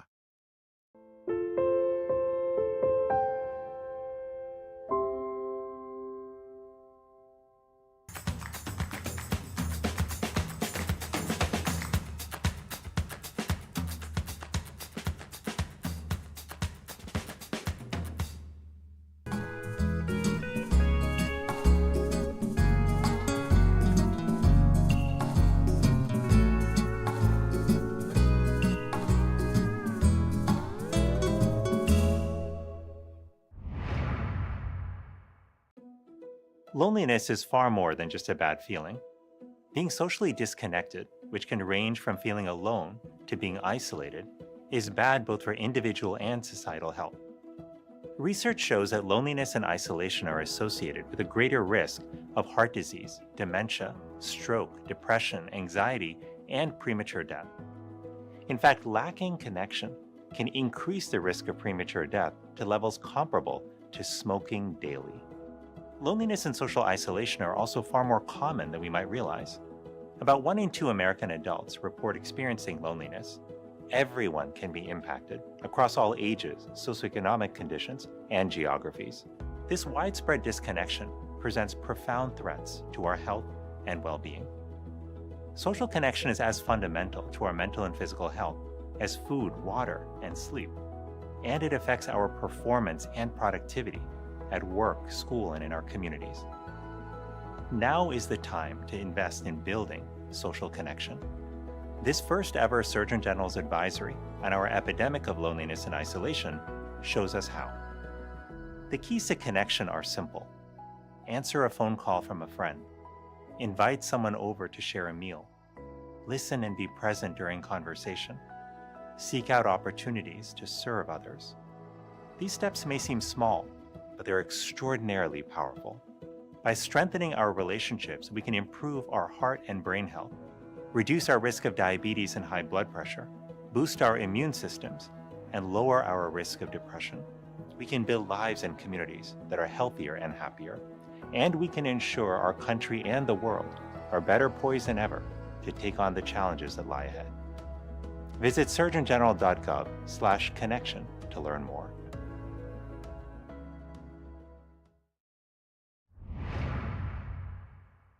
You're watching ThinkTech Hawaii, streaming 24/7 on thinktechhawaii.com, YouTube and Vimeo. Also uploaded to various other social media platforms. Broadcast on Olelo 54 Community Media. Video with vision, always learning. Watch us and subscribe today.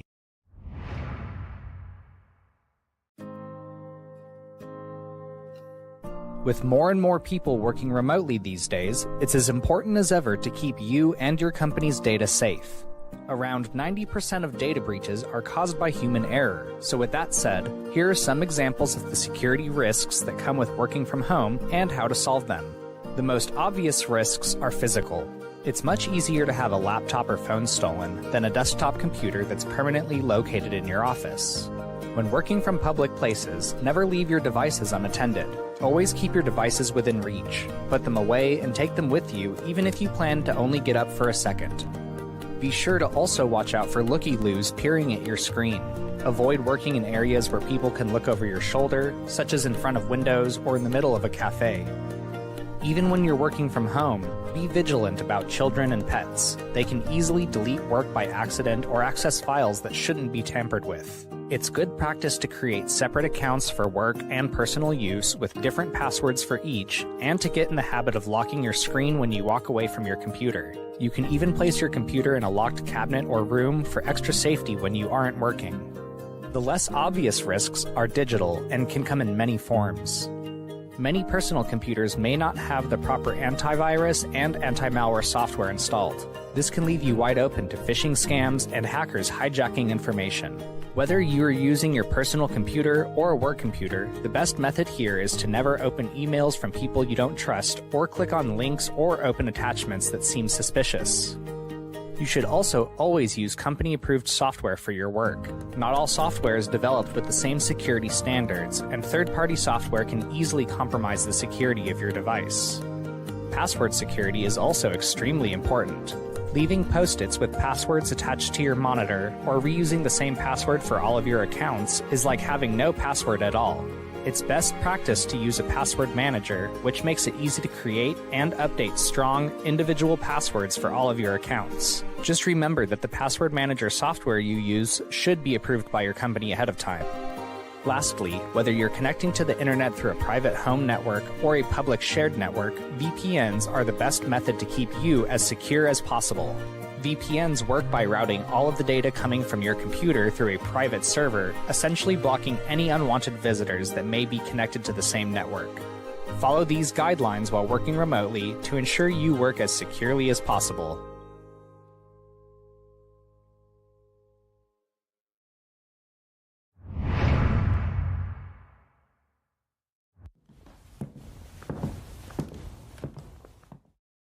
Aloha, everyone.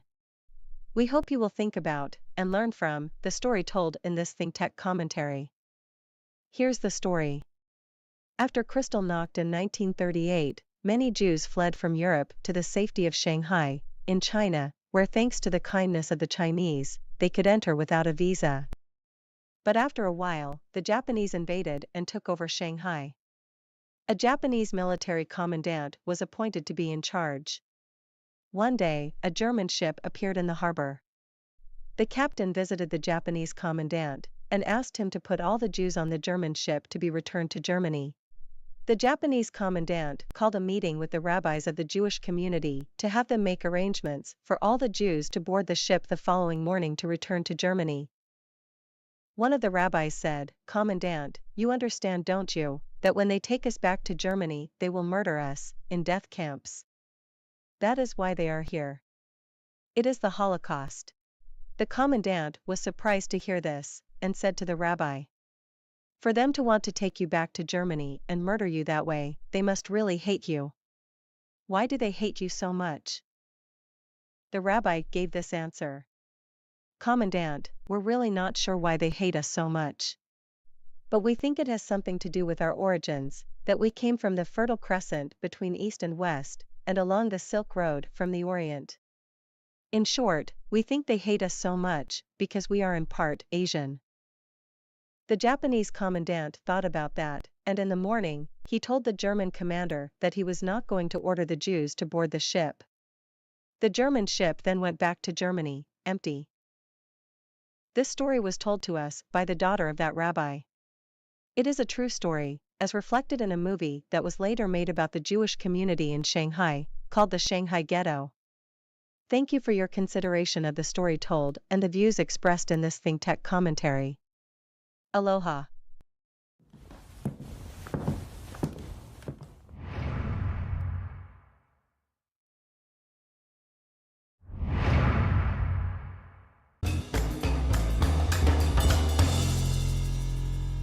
Aloha.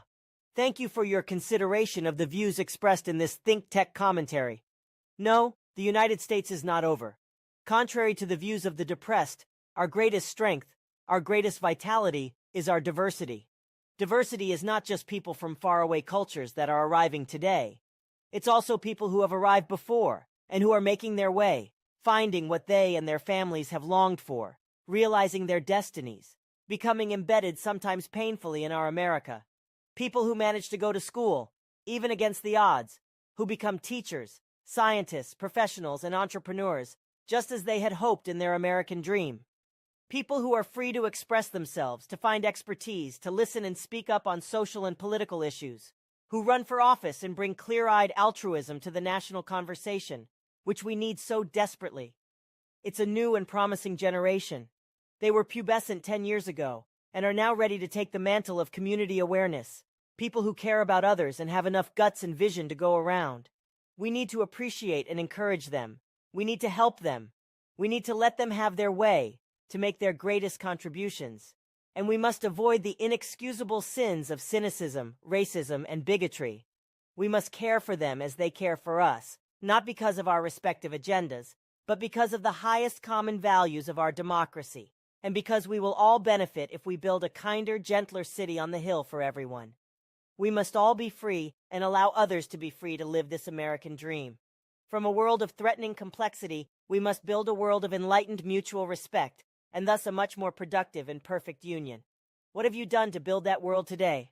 Thank you for your consideration of the views expressed in this ThinkTech commentary. Aloha.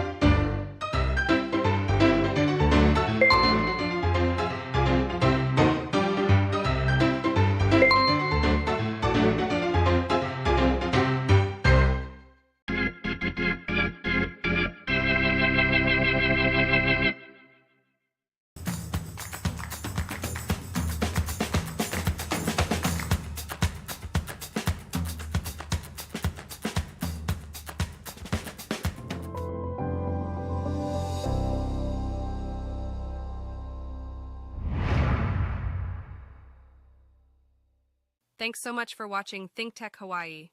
If you like what we do, please click on the like and subscribe buttons on YouTube. You can also follow us on Facebook, Instagram, and LinkedIn. And please check out our website, that's thinktechhawaii.com. Mahalo. Money laundering happens in TV, movies, crime novels, and here.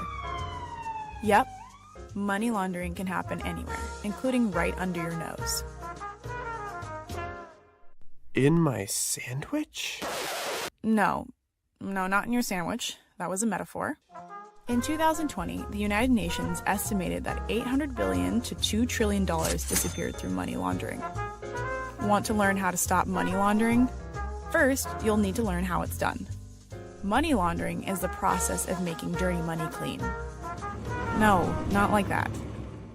Money laundering is the process of making dirty money clean so that criminals can actually use their ill-earned cash without getting tracked down. The first stage of money laundering is placement, when the dirty money is placed in a legitimate financial system like a bank or a business. Cash-intensive businesses where transactions aren't closely regulated, like bars and pawn shops, are especially vulnerable. So let's say you illegally got $10 million. Where would you put it? In my sandwich? Enough with the sandwich. To hide that kind of money, a fraudster might create a few cash-heavy legitimate businesses, like an antique shop or a hair salon. Once the money is placed in the salon, it's time to move to the second stage of money laundering, which is layering. Layering is the act of moving the money through complex transactions to make it virtually untraceable. So, at the salon, you might gradually slip the dirty money into the unregulated tip jar to commingle with the legitimate cash, so you can't tell the cash apart. The final stage of money laundering is integration, when you take that mixed up money to the bank. Once you've deposited the dirty money along with the tips into the salon's bank account, it becomes legitimate and untraceable, and spendable. Cash you could use to buy anything you want, including a sandwich. Understanding the basic mechanics of money laundering is key to knowing your customer and advancing the fight against real-life crime.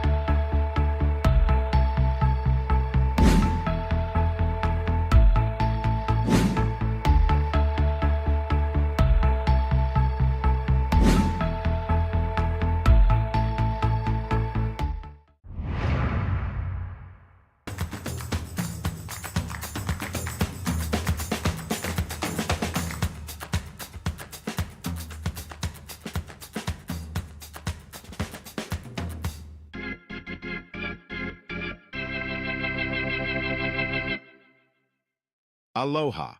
Thanks for your consideration of the views expressed in this ThinkTech commentary, which we are calling Wake-Up Calls Are Coming More Tragically Now. Maui didn't see it coming, although maybe it should have.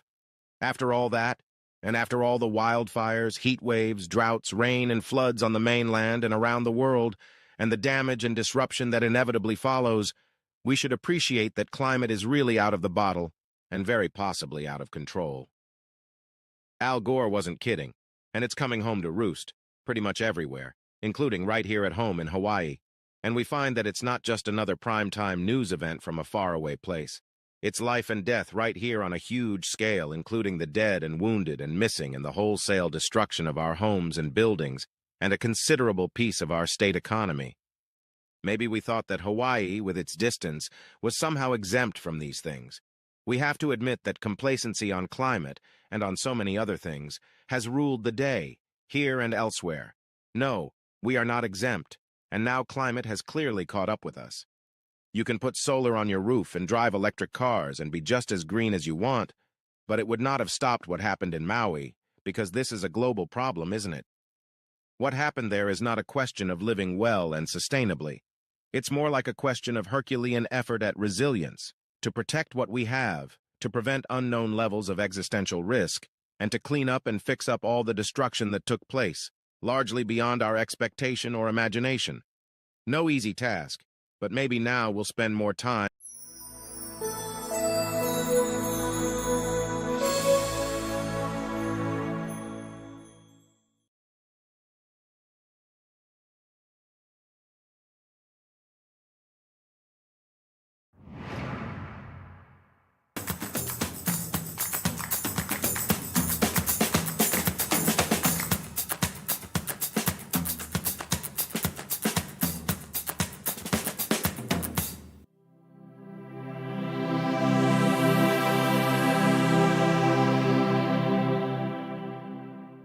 Hola y aloha. My name is Valentina Haberman. I am your sit-in for today for Barbara Marisol, and I am with the Hispanic Chamber of Commerce board member. And today we have a special guest.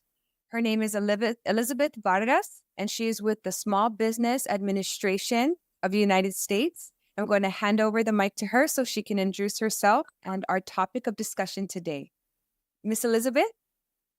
Thank you, Valentina. It's a pleasure to be here to share the SBA low interest program for people that were affected by the wildfires in Maui. Thank you. And just for a little background information, Miss Elizabeth, can you just kind of give us how long you've been in Hawaii and with SBA, and just a little bit more of how this program was formed? Yes. My name is Elizabeth Vargas, and I am a public information officer. We have been here since, I believe, a couple of days after the wildfires, right the day that the president signed a disaster declaration, a major disaster declaration for Maui. And we are here along with FEMA and all the federal agencies that open their resources for the Maui residents. Awesome, thank you. I know that the damages and the death toll, they're still in counting. And we just want to give our energy and our good thoughts to those there in Maui and those who have been affected, not only in Maui, throughout the islands and throughout the nation, with family and friends and associates in the area. So our hearts go out to you. And we are very happy, Miss Elizabeth, for you sharing about this program, about the programs that the SBA has developed and put together to help those in need. So let's get into it. I know, just to break down our agenda, we'll go over some programs. And Miss Elizabeth, if you kindly would elaborate them also in Spanish for those of our listeners who Spanish is their first language. If you could kindly do that, we would greatly appreciate that. So I know that there are different types of programs. Can you kind of give us a basis of who these programs are for? Yes, of course. Well, the program is a disaster loan program for everyone that had damages. SBA offers low interest loans. These are assistance in a disaster for anyone, and these are for homeowners, renters, nonprofit organizations, and businesses of any size. And I'm going to say now in Spanish a little briefing of what I have said. Buenas tardes, mi nombre es Elizabeth Vargas, soy vocera de la Administración Federal de Pequeños Negocios, SBA por sus siglas en inglés. Estamos esta tarde aquí para darle una inducción sobre el programa de préstamos que la SBA ofrece para las personas que se vieron afectadas por los incendios de Maui que ocurrieron el 8 de agosto. Awesome. So you talked about the different types of programs, and you said renters, you said business owners, and homeowners. Let's break it down. Can we talk about the program specifically designed for renters? What can you tell me about that? Yes, renters, anyone that was renting a home or an apartment and they suffered losses because of the wildfires. Either they lost the total of their home or part of it. SBA offers loans for up to $100,000 to replace or repair their personal property. This may include furniture, their clothing, anything that was inside their home, and also their car. If they had a vehicle that was parked and it was damaged or destroyed by the wildfires, they can include these and these type of loans that they are eligible for. So it's up to $100,000. The interest rates can be as low as 2.5%, and these are for a fixed 30-year term. So it is important that everyone knows that renters are also included in this type of assistance that SBA offers. Anything that was inside their home, their personal property, they can get a loan for this. So they can either buy them or repair them. Great. Okay, so this is designed specifically for renters. And you, just to reiterate, you had mentioned that the interest rate for this 30-year fixed loan, correct? It's a fixed term? It is a fixed term. and it starts at 2.5%, correct? 2.5%, and 95% of the people will get this low interest rate. Great, thank you. En español, por favor. Claro que sí. Para las personas que rentaban una propiedad, que tenían un departamento, una casa y perdieron todas sus pertenencias, sus cosas personales, tal vez sus muebles, su ropa y también su carro puede ser, pueden obtener un préstamo de hasta $100,000 para reponer o reparar esta propiedad que usted perdió. Los intereses pueden ser tan bajos como 2.5% y por un plazo de hasta 30 años para que sus pagos les queden bajos. No se sienta solo, cheque este tipo de préstamos si usted era un inquilino en el área de Maui. Great. Bueno, thank you. I do also want to share is that at the end of our show, we will have the locations in which each individual can go to seek more assistance, more information, and even apply online. So we'll get that a little later, that information a little later. So moving on, I know that you also had mentioned that the Small Business Administration provides business loans and also loans for nonprofits. Can we go into those details as what is covered and also the amounts as well? Yes. Before that, I think I should go over the homeowners. Oh, okay. Great. Thank you. Yes, homeowners can get up to $500,000 to repair or replace their personal home. If they were living in a home and they lost everything, they can get up to $500,000 to repair the home or just to rebuild it. And also, they can get the other type of loans for personal property as the renters, $100,000. So a total of $600,000 if they are eligible for the total amount of each of these loans. So they probably also lost their furniture, anything, maybe their car. So they can get the $500 to repair or rebuild their home and $100,000 for their personal property. And these loans are the same interest rate as low as 2.5% for a fixed term of 30 years. Okay, 30 years. Would you mind translating that in Spanish as well for our audience? Yes. Los dueños o propietarios de una vivienda pueden obtener hasta $500,000 para reparar o reconstruir su casa. Si usted perdió su casa, usted puede obtener un préstamo de hasta $500,000 para reconstruir o reponer o arreglar la parte que se quemó o que se dañó.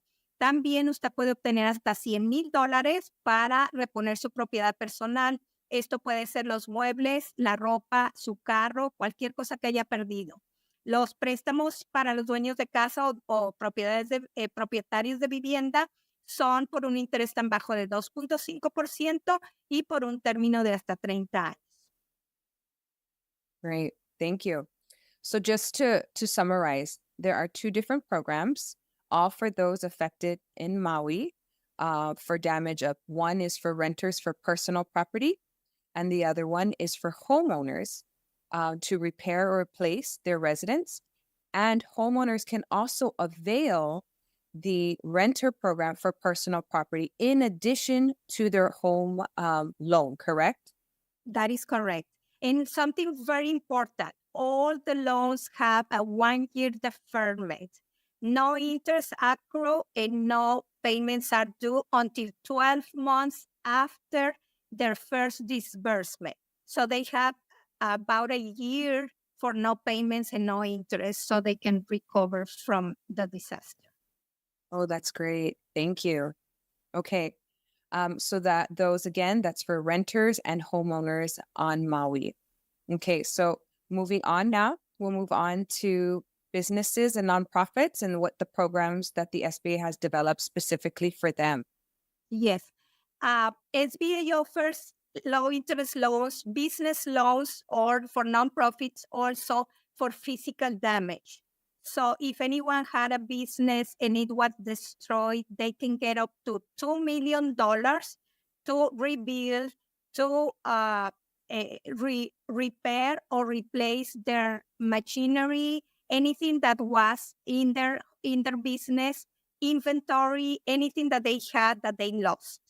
So they can get up to $2 million, businesses and nonprofit organizations. The interest rate for businesses can be as low as 4%, and for nonprofit organizations, 2.375%. The term is up to 30 years. And again, they have a 1-year deferment. No interest, no payments for 12 months after the first disbursement. Awesome. Would you translate that in Spanish as well? Yes. Para los negocios, los dueños de negocio o los propietarios de una organización sin fines de lucro pueden obtener hasta $2 millones para reparar o reponer o reconstruir su negocio, cualquier cosa que hayan perdido, su maquinaria, su inventario, si tenían cosas en una bodega, todo lo que era parte de su negocio, usted puede solicitar un préstamo de hasta $2 millones. Para los negocios, los intereses pueden ser tan bajos como 4%, y para las organizaciones sin fines de lucro, 2.375%.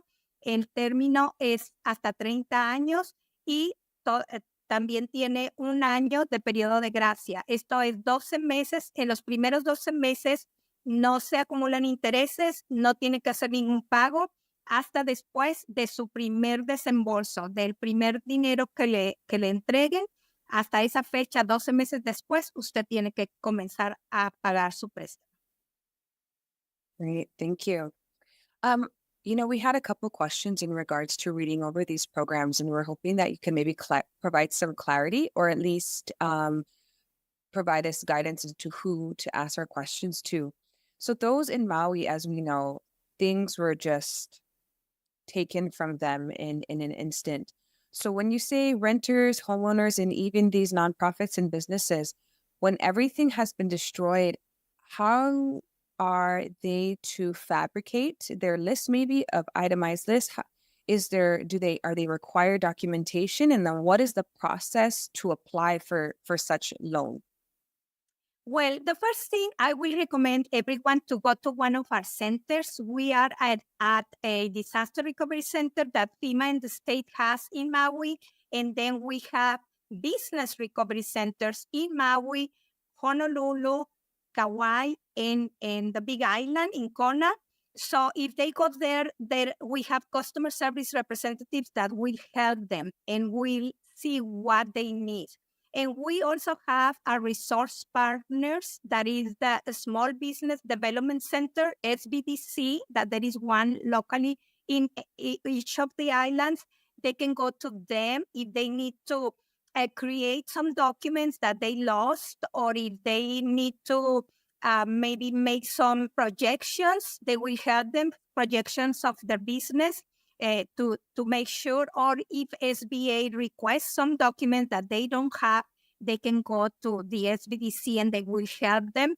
There is no cost for these services, and they will also help them to assess their damages, to make a plan for the future, because we know some of them are going to be, they are probably overwhelmed and they don't know what the next step will be for them. So they can guide them. And it is important for them to either go to one of our centers or call their local SBDC, Small Business Development Centers. They are our resource partners, and they will work with any business owner that needs help. Okay. So yeah, that was something that we wanted to put out there, which was that there is support to help them understand what list of items they will need to supply to apply for the loan. And furthermore, the SBDC now will be able to help them fabricate these documents and come up with their list. So they're not on their own. So, and you said each island has a location, one on Maui as well. Okay, and we'll also provide the county information at the end of the show. Great, thank you. Yes.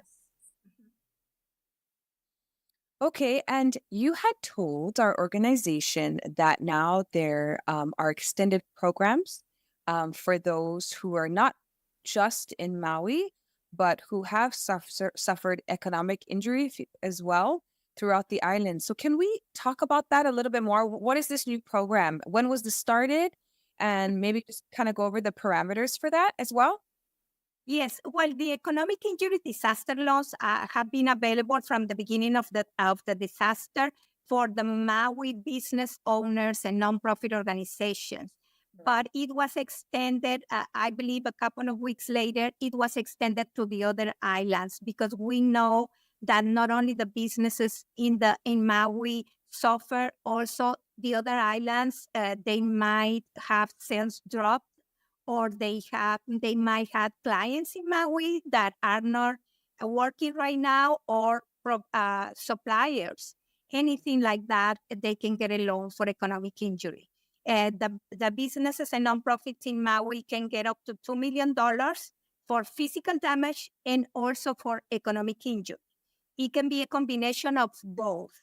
So whatever they had for physical damage, and another part can be for economic injury. Any income that they are losing right now because either they're closed or their business was destroyed, they can get also a loan.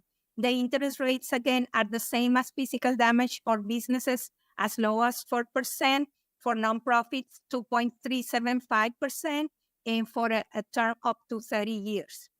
Now, as you said, the extended aid for the other islands is only for economic injury. So if any business in the Big Island, in Kauai, Honolulu, have losses due to the wildfires, they can request or they can apply for a loan for up to $2 million for any expenses. These are working capital loans that they can use to either pay their lease, their mortgage, utilities, vendor payments, credit cards from the business, anything that are their usual expenses for the business. Working capital loans, that's what these are, the economic injury loans. The interest rates, again, are as low as 4% for businesses, 2.375% for nonprofit organizations, and the term is up to 30 years. So it is very important to emphasize that the whole state is eligible for economic injury disaster loans. Okay, and that's a good one. Yes, the whole state. And so again, you said that these are for business obligations to include payroll, right? All right. Internal expenses, operating expenses, their lease, mortgage, okay, utilities, overhead. Exactly. Okay. Yes. Okay, and accounts payables as well, debts out. Okay. Yeah.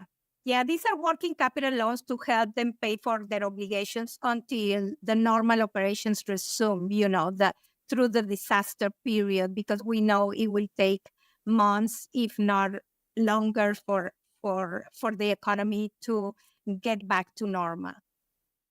And is there a 1-year deferment on these economic injury program as well? It is correct. We have the same 12 months from your first disbursement. That's when you need to start paying back your loan. Great. Could you go ahead and translate that tidbit for us in Spanish, please? Yes, of course. Bueno, los negocios y las organizaciones sin fines de lucro también pueden ser elegibles para préstamos por pérdidas económicas. Estos préstamos son de capital circulante. Si su negocio está en Maui, usted puede solicitar un préstamo por daños físicos y también por pérdidas económicas. Porque si usted cerró su negocio o pues se destruyó su negocio, entonces no está teniendo ingresos. Usted puede solicitar un préstamo hasta de $2 millones para recuperarse del desastre, para pagar sus obligaciones financieras de su negocio o de su organización sin fines de lucro, o una combinación de los dos en el caso de Maui. En las otras islas, que sería Kauai, Big Island, la isla grande de Hawái, y Honolulu, puede usted solicitar un préstamo por pérdidas económicas. Si usted tenía clientes en Maui o algún suplidor o algún tipo de negocio y está teniendo pérdidas o simplemente sus ventas bajaron, usted puede solicitar un préstamo de hasta $2 millones. Los intereses pueden ser tan bajos como 4% por un periodo un término del préstamo de hasta 30 años. Y además va a tener 12 meses que no se acumulan los intereses del préstamo y no tiene que hacer ningún pago hasta 12 meses después de su primer dinero que recibe, del primer desembolso de la SBA. Great, thank you. And really to reiterate, this economic injury, the business can be based out of Honolulu, can be based out of Kauai, correct? That have maybe clientele or employees or some type of relation to Maui, correct? It is correct. Yes. Okay, awesome, great. Okay, Yes. great, thank you. And can you provide us the deadlines, which is when did it open and then when is the last day to apply? Yes, for the presidential declaration, we have 60 days from the date of the declarations. So in this case, it was declared, I believe, August 10th, and it is the deadline to apply for physical damage, only physical damage, that will be the Maui residents. The deadline is October 10th. Oh, so okay. I will invite everyone to fill out their application. There is something important for everyone to know. If you are approved for a loan, you are not obligated to take the loan. You can either take less money. If you need more money, we can work with you and see if you consider you need more money, we can work with you too. But it is very important in the case of homeowners and renters. The way it works, they register in Maui, they register with FEMA, and then if they get referred to SBA, they must fill out their application, because if we cannot approve them alone, we might send them back. In most cases, we send them back to FEMA for the other type of help, other type of assistance that FEMA may have for them. So it is very important for everyone that is referred to SBA in the case of renters and homeowners to fill out the SBA application. And if we can approve them a loan, they are not obligated to take the loan. They have 6 months from the date of their approval to decide if they need or take the loan. And the deadline for economic injury is until next year. That will be May 10th of 2024. And why is this? Because we know some businesses at the beginning, they will try to use their resources to keep in business or to reopen, but in the long run, they might find themselves struggling for capital, working capital, and that's when they will go to SBA. So they have all to May 10th of next year. Awesome. Can you translate that in Spanish as well? The deadlines and the fact that they don't have to accept the loan as well would be very helpful. La fecha límite para solicitar un préstamo por daños físicos, si usted es un dueño de una propiedad, de una casa, o un inquilino que renta una propiedad, usted no debe de registrarse con FEMA, la Agencia Federal de Emergencias. Y si FEMA lo refiere a SBA, por favor, llene su solicitud, porque si nosotros no podemos aprobarle un préstamo, podemos referirlo de nuevo, en la mayoría de los casos, a FEMA, y ellos tienen o pudieran tener otro tipo de beneficios para usted. Entonces, es muy importante que llene su solicitud de préstamo con la SBA. La fecha límite para estos préstamos es el 10 de octubre. Entonces, no espere. No tenga miedo a llenar su solicitud, porque si usted es aprobado, no está obligado a tomar el préstamo. Para los negocios y las organizaciones sin fines de lucro, para préstamos por pérdidas económicas o daños económicos, usted tiene hasta mayo 10 del 2024. Todavía tiene hasta el año que entra, porque sabemos que algunas veces los negocios pues tratan de usar su propio dinero, pero tal vez en un par de meses o un poco más puedan tener problemas, no tener suficiente capital, y entonces pueden acudir a la SBA también. Listo. Thank you. Thank you so much. Well, thank you for joining us and sharing this information. This was, we are here to help disseminate and help those in our sphere, as well as those connected to us, our family, friends, and our business associates. So we're very thankful for your time, Ms. Elizabeth, and the support of the SBA. Thank you again. Please Stay tuned. After this interview, we'll also have the information as to where you can go to reach out for resources for more information about this program. Thank you, Elizabeth. It was such a pleasure. It is a pleasure. Thank you.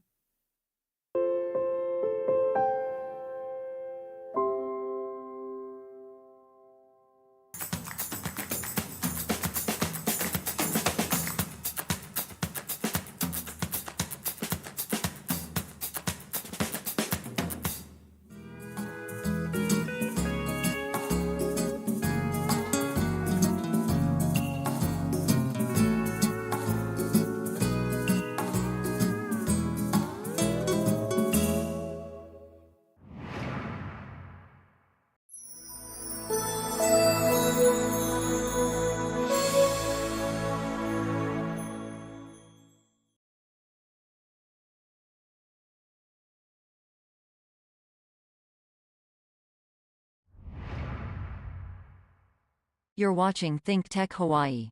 Streaming 24/7 on thinktechhawaii.com, YouTube and Vimeo. Also uploaded to various other social media platforms. Broadcast on Alelo 54 Community Media. Video with vision, always learning. Watch us and subscribe today.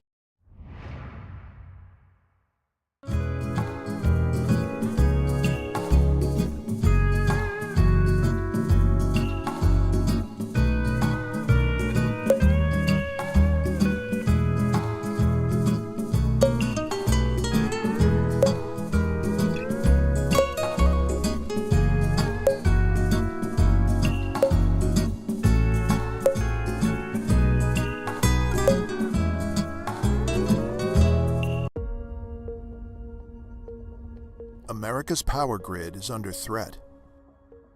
A major hurricane, wildfire, or other natural disaster in one area could potentially take out power across an entire region.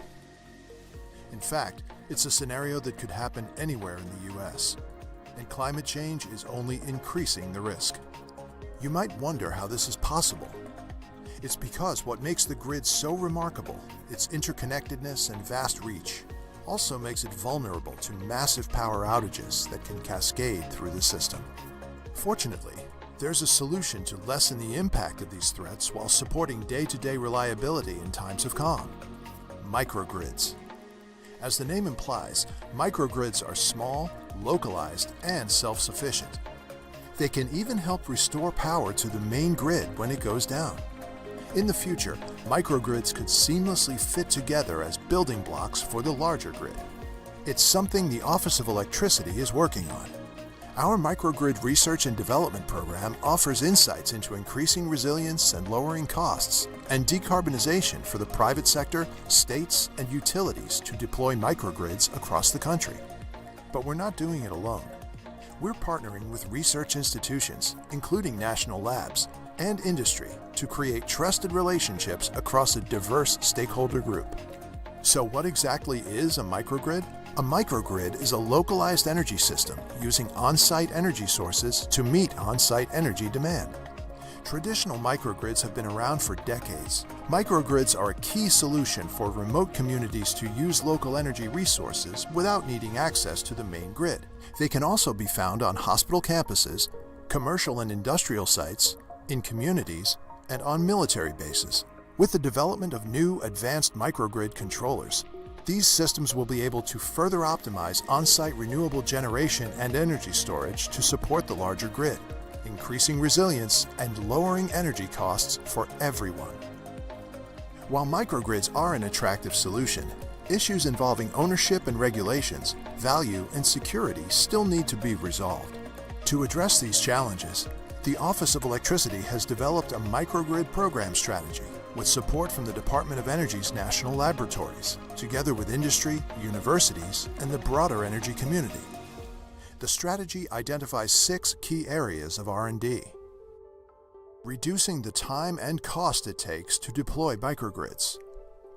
Using microgrids to support grid reliability and resilience in the future through the integration of distributed energy resources and renewable generation. Developing microgrid controls to support real-time grid needs. developing tools to design and operate microgrids that can fulfill unique requirements specific to where they are being deployed. Identifying and communicating the value of microgrids.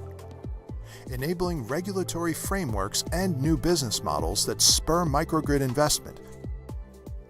Microgrids have the potential to become building blocks of our future electricity grid. These integrated systems would provide added reliability, local resilience, and affordability, all while contributing to decarbonization to help lessen the effects of climate change. Join us on our mission to support microgrids and learn more about the Office of Electricity at our website.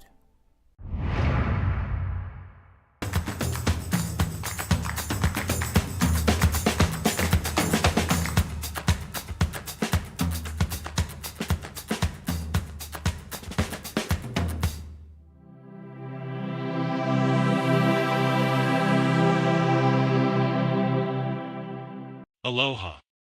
Thanks for your consideration of the views expressed in this ThinkTech commentary, which we are calling, Do We Want IT Billionaires Running the Country? Let's talk about Elon Musk. With his control of the Starlink satellite internet technology, he can and does upstage American foreign policy in Ukraine. He's ridiculously rich, despite his losses on Twitter. His net worth is more than $250 billion.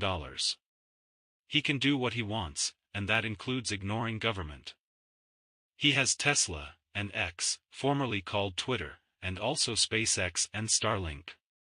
We should have lost confidence in him when he made all those strange moves in acquiring Twitter, and when he then offered to have Trump resume his tweets. Yes, Musk is brilliant, but we should have seen that he is also unhinged and morally lost. His moves with Starlink are especially troubling. He intentionally cut Ukraine's internet connection and blocked an attack that Ukraine had planned in its counteroffensive against Russia. He did this because he decided, on his own, that he wanted to do something to help Russia. What Musk did was diametrically opposed to American foreign and military policy. How dare he support our enemies? What he was able to do shows flaws in our system, and the way our capitalism works for people like him. First, we should ask how Musk can be permitted to get rich and powerful enough to do this. If the Biden administration is going to tax the wealthy, how about starting with Musk? It's not healthy to have individuals in our society who are that rich and powerful, and unleashed. We should ask how Musk can be permitted to control strategic technology to advance his unhinged agenda. Is there no law, no authority, no branch of government that can stop him? His move has obstructed Ukraine's efforts, undermined American foreign and military policy, and has had a materially adverse effect on the course of the war. We know that it's against the law for an individual to engage in diplomacy. That's reserved for government. And it's also against the law to provide weapons or strategic technology to our enemies. Can we afford to allow Musk to turn strategic technology on and off in an ongoing war against one of our allies? Couldn't we invoke the Defense Production Act, as Trump was supposed to do to manufacture COVID respirators? Couldn't the government invoke the antitrust laws to break up Musk's monopoly and encourage competition? Even in the face of the recent Maui fires, the only satellite system available was his. There was no competition against his monopoly. Why hasn't the government built its own system, or taken control of the one that Musk built? We give nearly $1 trillion a year to the military, and billions more to science and space. Why were we caught short by this one wayward individual? Perhaps we expected that the government had its own satellites, but now we find it doesn't. Instead, we find that an IT magnate is running the show, and making big bucks in the process. Capitalism gone wild, even when we know that's not a good idea. And where are Musk stockholders and lenders? Are they not interested or concerned about these irresponsible uses of their investments? They've allowed Musk to do this, and thus to create a precedent that he and other mega-capitalists can do it again. Musk is not the only one. In the old days, they said follow the money. Now we should follow the IT and the data they collect with it. Congress hasn't done anything to deal with these huge social media conglomerates, and has left them free to spread disinformation without any significant regulation.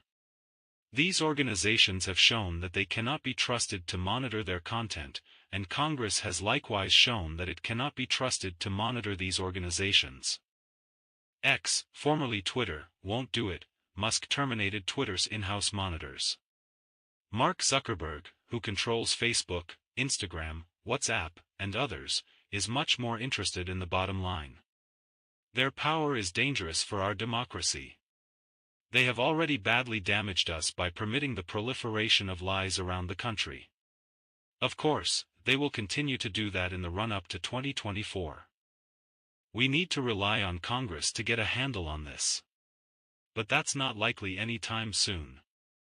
Just as these unregulated monoliths can control our foreign policy, they can control public opinion and thus our domestic politics and policies.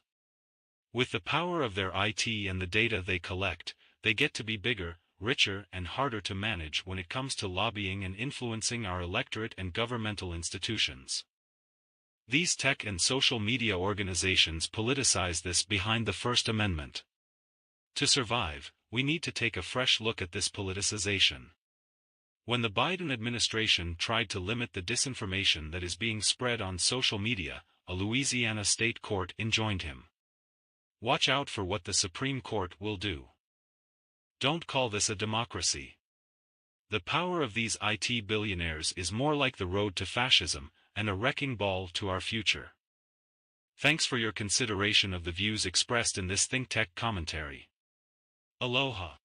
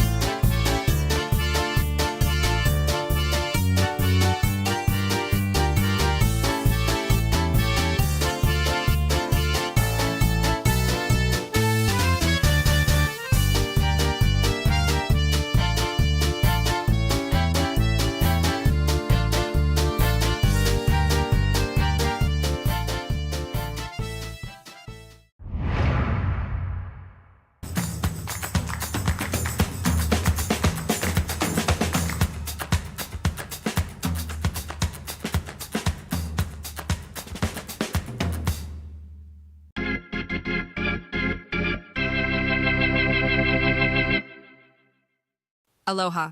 Thanks for your consideration of the views expressed in this ThinkTech commentary. We are calling this commentary, Let's Send Our Guns to Ukraine. There are more than 400 million non-military guns in the U.S., way more than the population, and per capita, way more than anywhere else in the world. Do the math. People have no guns, others have well more than one. Why in the world do they want to have so many?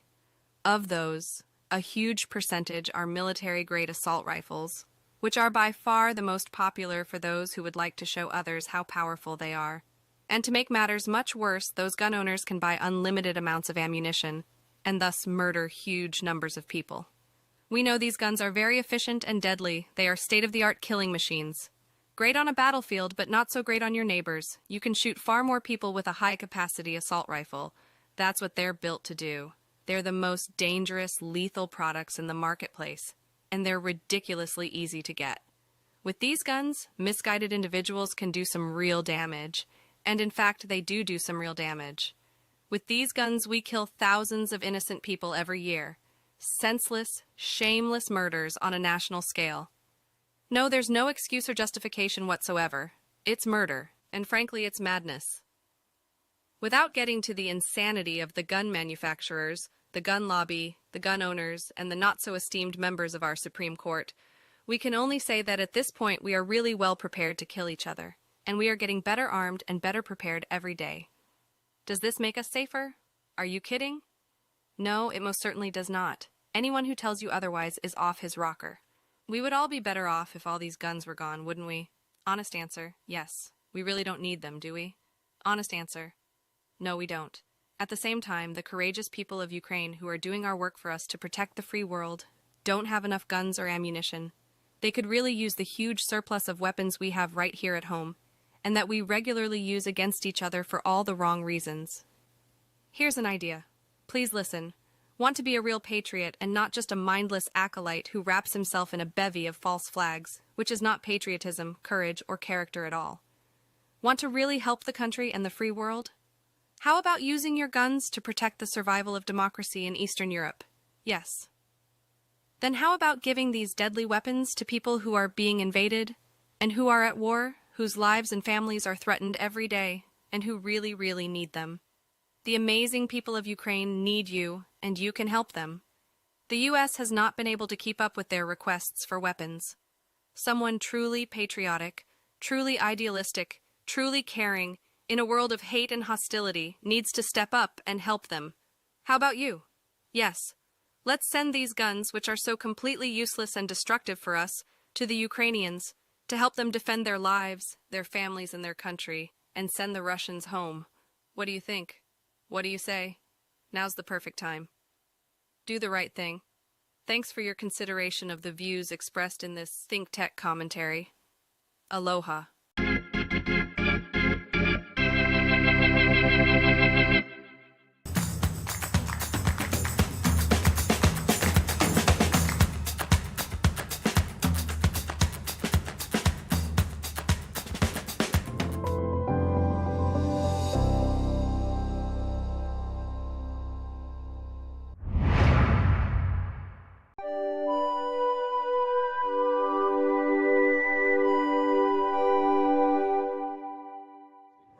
Well, you know, my heart goes out to these people in terms of, you know, the social impact and their, you know, the issues they've had in their life. But what really goes through my mind is that we've created an entitled population of people that prefer to be camping along a shoreline or in the bushes versus get services, and it's become a lifestyle. But I think the thing that I find the most challenging and egregious to deal with is the amount of rubbish that's generated and that we have to keep cleaning up. I budgeted $200,000 this fiscal year to support the efforts to clean up homeless, and it's not even close to enough. And that money could be used for improvements or other positions and whatnot, but we have to keep cleaning this up, and it's really a shame that it happens in some of our most beautiful locations. Granted, Sand Island is urban, but it's still, with enough elbow grease and capital funds, could be a beautiful jewel of a park.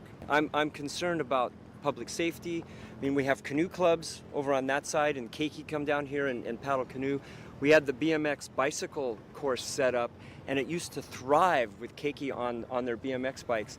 They've left because of the fear of safety and the issues associated with the homeless people moving in. One of the things that we are doing with the help of Representative Holt, who got us capital funds, we're going to do a major shoreline cleanup. The king tides and sea level rise has exposed a lot of the old military metal debris from that era, and we want to do a full-on shoreline remediation. It's a bigger issue than I thought, you know, all of these tents out here, you know, I feel for the people who are struggling and have to live out here in these tents, but to see our beautiful natural resources be basically trashed and disrespected, it's very tough to see out here. They definitely need more efforts to clean this place up and keep it activated so that these types of situations can't happen in the future. What we have to first start is clean up, and then we need the community to help us vision what really is the highest and best use of this space. Well, camping, legit camping, I think would be awesome, but not in this current environment. But we are screaming for more overnight camping experiences in the state on the shoreline, and with a cleaned up shoreline, elimination of the kiavi, maybe even some beach renourishment. I mean, look at this. This would be a phenomenal camping experience for visitors and our families. Again, the homeless situation is like dealing with a Rubik's Cube. You know, to get all one color lined up, it's a monumental effort, and then have it stay put before the cubes start turning and it turns into chaos, once again. Being the only park we have here in town, in downtown Honolulu, I take very much pride in this place, and to see it being disregarded in such a manner is unfortunate. But hopefully working together with DLNR and everybody, we can fix this place back up and get it back to a place where tourists want to come and want to visit. To see the state funds used to just clean up after these people is not the best use. I think prevention would probably be a better use than coming in and cleaning up and just dumping all of this stuff into trash cans. So hopefully we can, like I said, do more prevention, get more security, maybe so these can't set up all these camps and tents around the park. But it's unfortunate, and we got to do what we can to keep it clean, but hopefully in the future we won't have the same situation.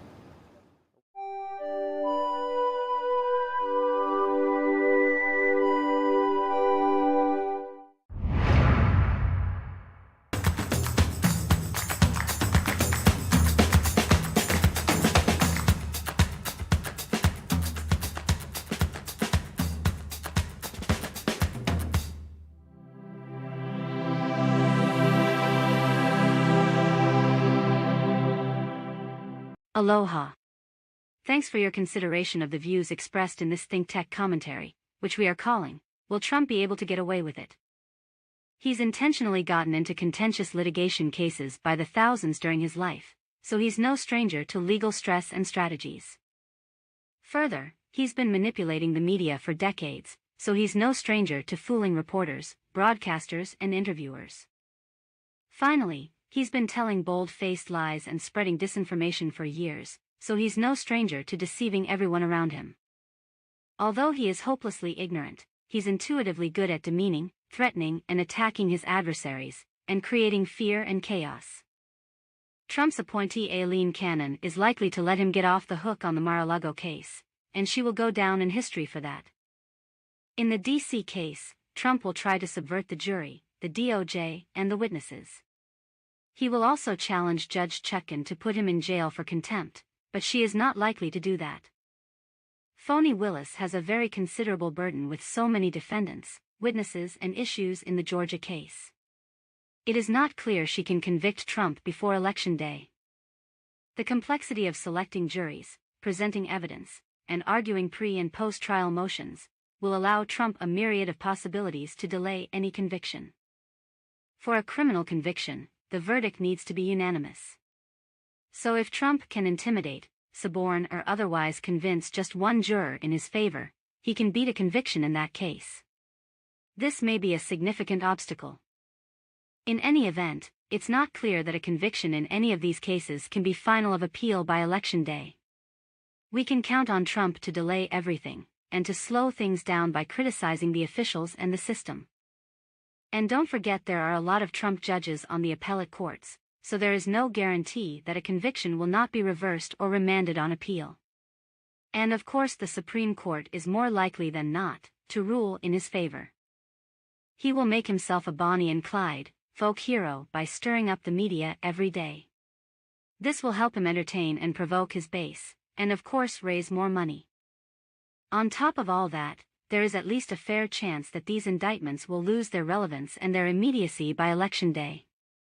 Things will change in the world. People will get tired of these cases and move on. While Joe Biden is busy doing the best job he can, Trump will nevertheless be attacking him in every way possible. That, along with Trump's entertainment approach, may cost Biden the election. While Trump entertains, Jack Smith properly doesn't talk about it. Televised trials or not, Trump will have the floor, and he will exploit it all the way through. Remember, too, that Trump will be sending dog whistles to his base, and that there will be threats of violence by unhinged followers at any time in the process. So don't hold your breath for accountability or preservation of the rule of law. Trump will do everything he can to disrupt and distract us, and break the system. There are two ways to stop him.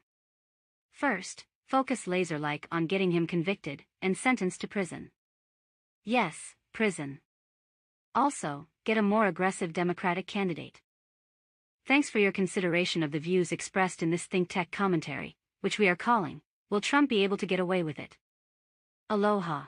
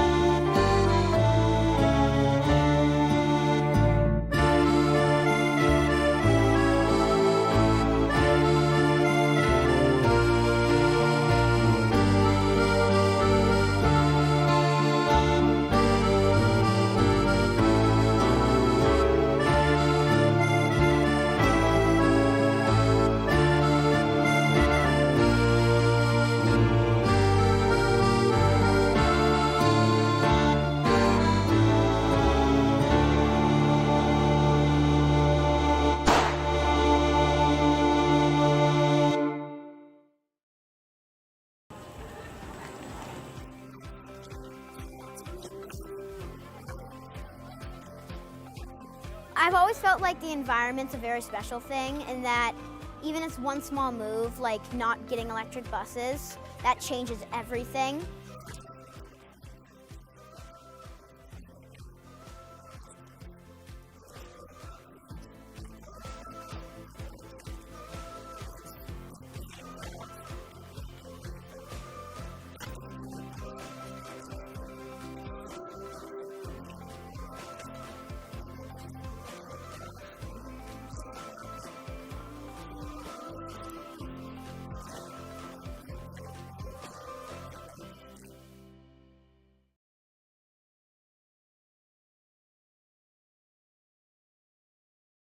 Aloha.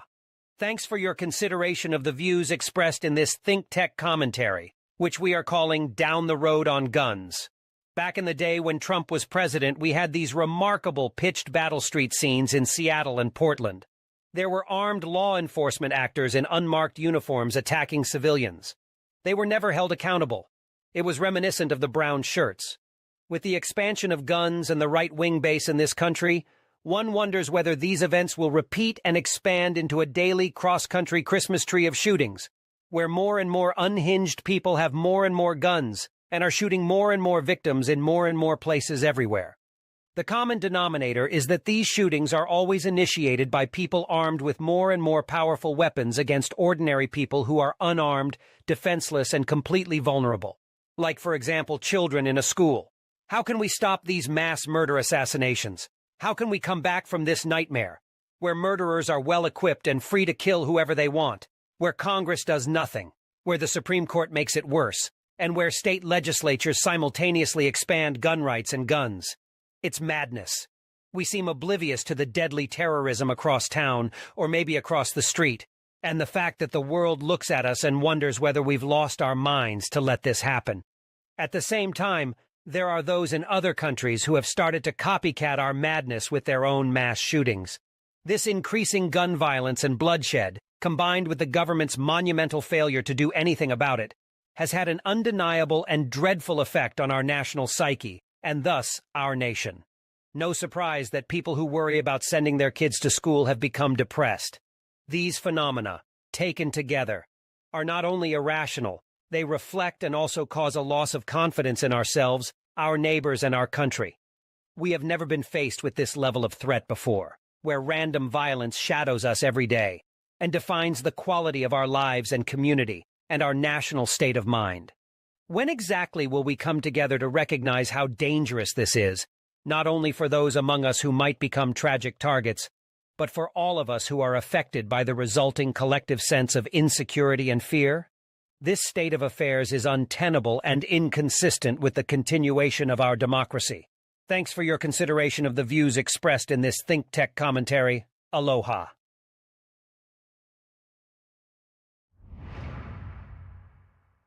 You're watching ThinkTech Hawaii, streaming 24/7 on thinktechhawaii.com, YouTube and Vimeo. Also uploaded to various other social media platforms. Broadcast on Alelo 54 Community Media. Video with vision, always learning. Watch us and subscribe today.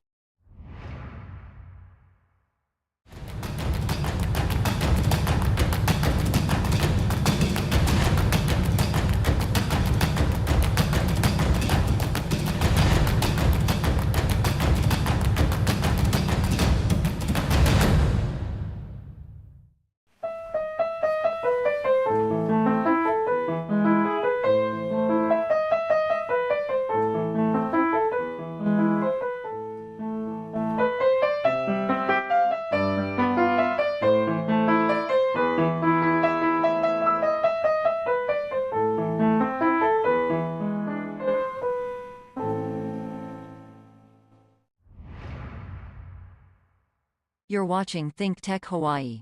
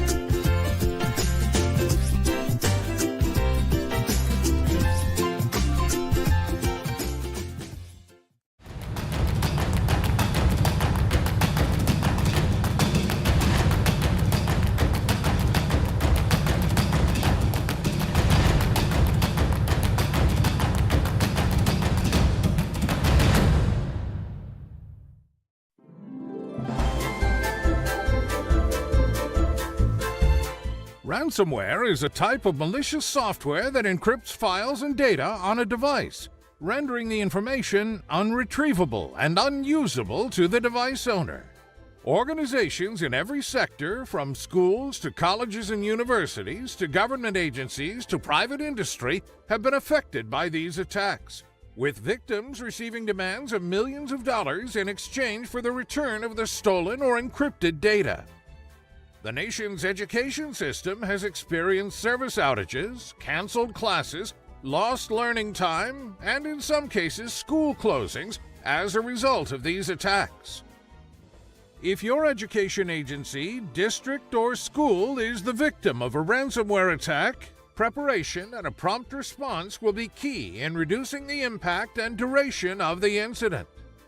First, you must stop the attack from spreading. Immediately initiate the steps in your incident response plan. Assemble your incident response team and quickly disconnect all the infected computers or networks to keep the infection from spreading. The next step is to identify the impact. Investigate to determine the source and scope of the infection, the type of ransomware involved, and what data or credentials might have been compromised. Block known attacker IP addresses and review, and continuously monitor available logs for additional malicious behavior. The next step is to isolate and remediate the incident. Evaluate systems for infection before bringing them back online. Restore data from backups where available.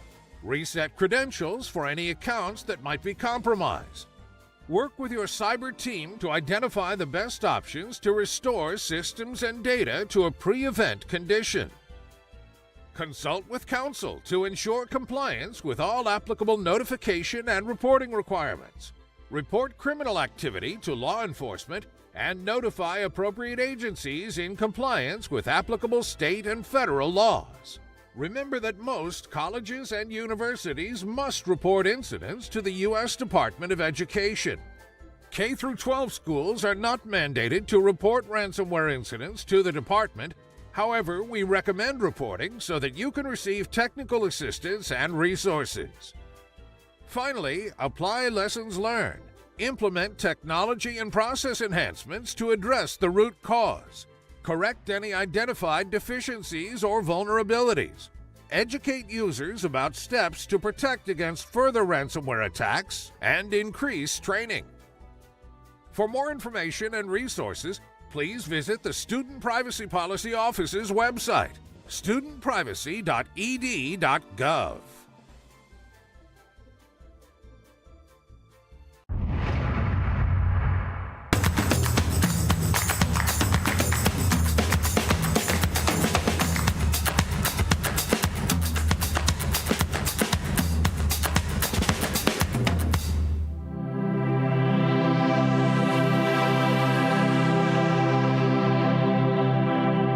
Aloha.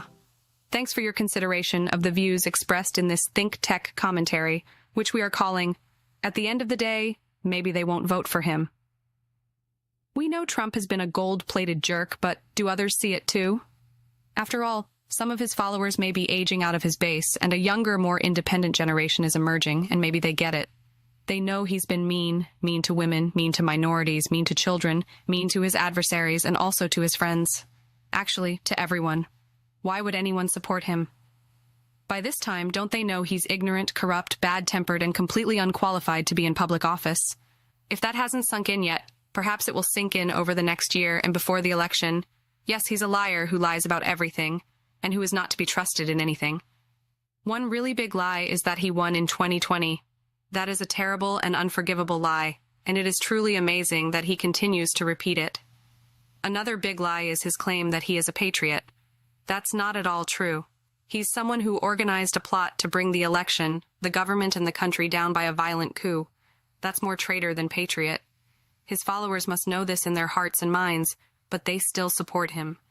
No one understands why they do this, but it appears he has found a way to reach them on some primeval level and make them a self-destructive cult. They reject the reality of his 2 impeachments, his 4 indictments, the many judicial determinations that have revealed his lies and conspiracies.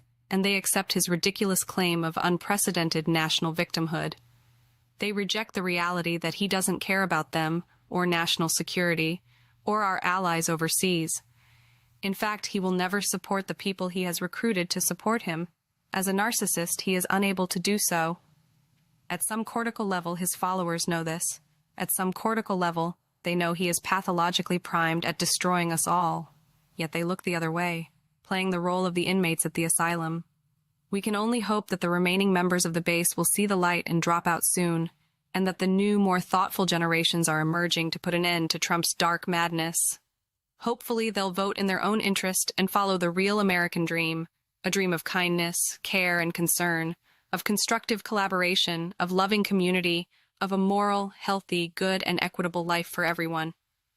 At the end of the day, we are hoping Trump's cult will wake up and realize that he can't and won't get us anywhere near that dream. If given a chance, he will act only in his own interest and destroy our society. But let's be optimistic about the possibility of a new generation. Staying on Trump's road to perdition is no more or less than a self-fulfilling prophecy that will lead to national destruction. Thanks for your consideration of the views expressed in this ThinkTech commentary, which we are calling, "At the End of the Day, Maybe They Won't Vote for Him." Aloha.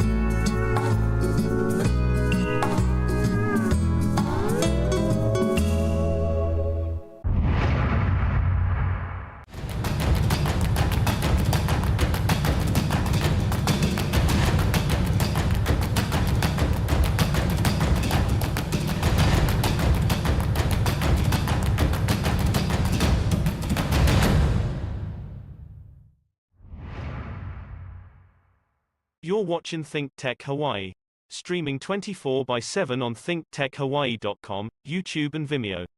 Also uploaded to various other social media platforms. Broadcast on Olelo 54 Community Media.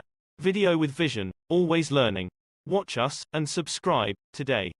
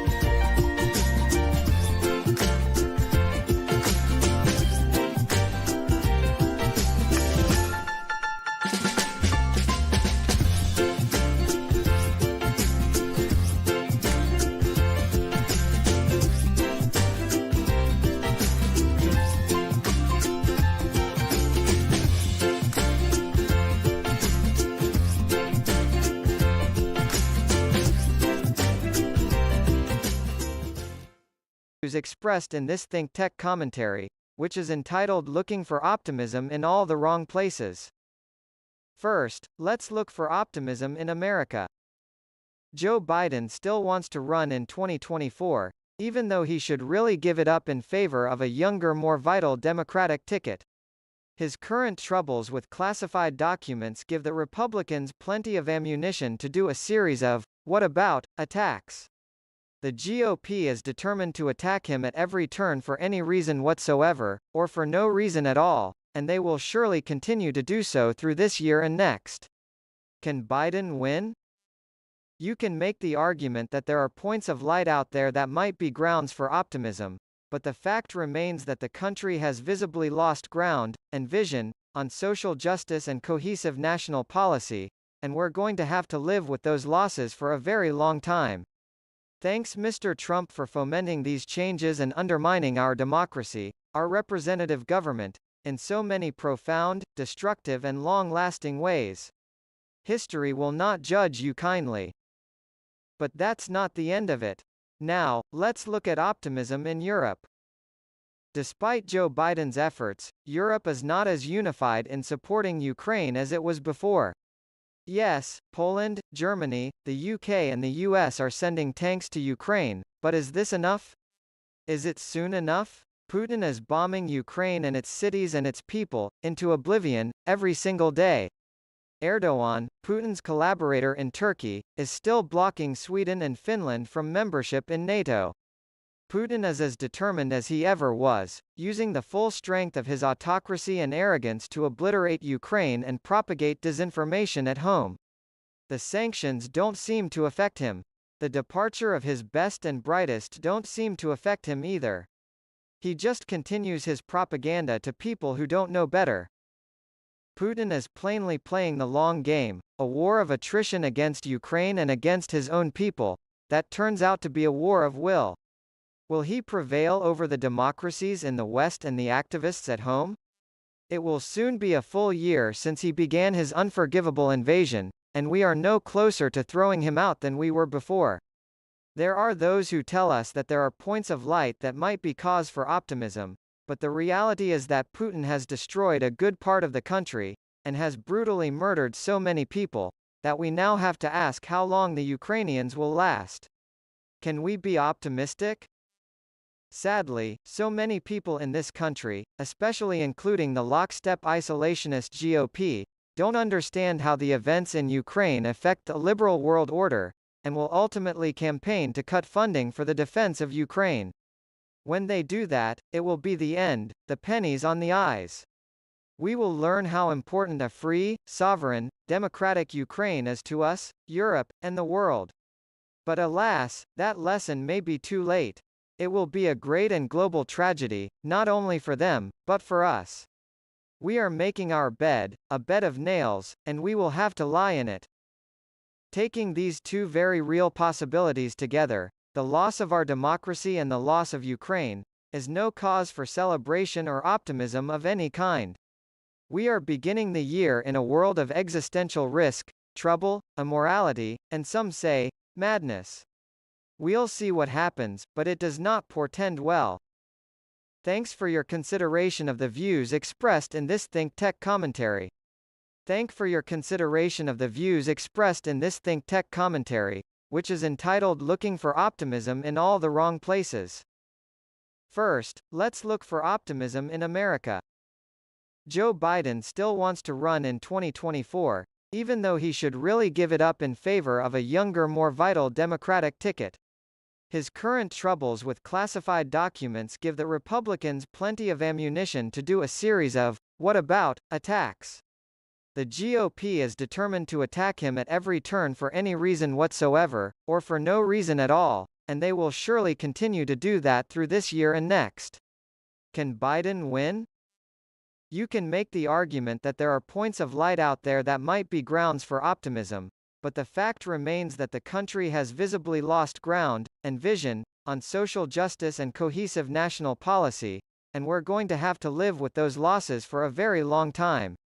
Thanks Mr. Trump for fomenting these changes and undermining our democracy, our representative government, in so many profound, destructive and long-lasting ways. History will not judge you kindly. But that's not the end of it. Now, let's look at optimism in Europe.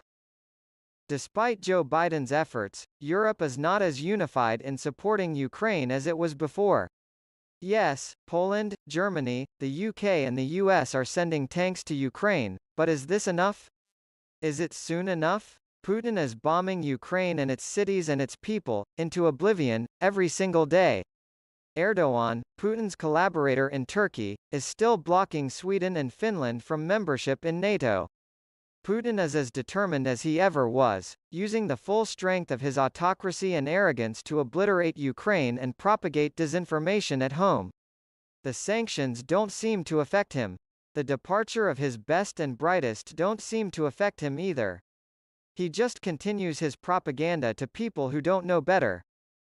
Putin is plainly playing the long game, a war of attrition against Ukraine and against his own people, that turns out to be a war of will. Will he prevail over the democracies in the West and the activists at home? It will soon be a full year since he began his unforgivable invasion, and we are no closer to throwing him out than we were before.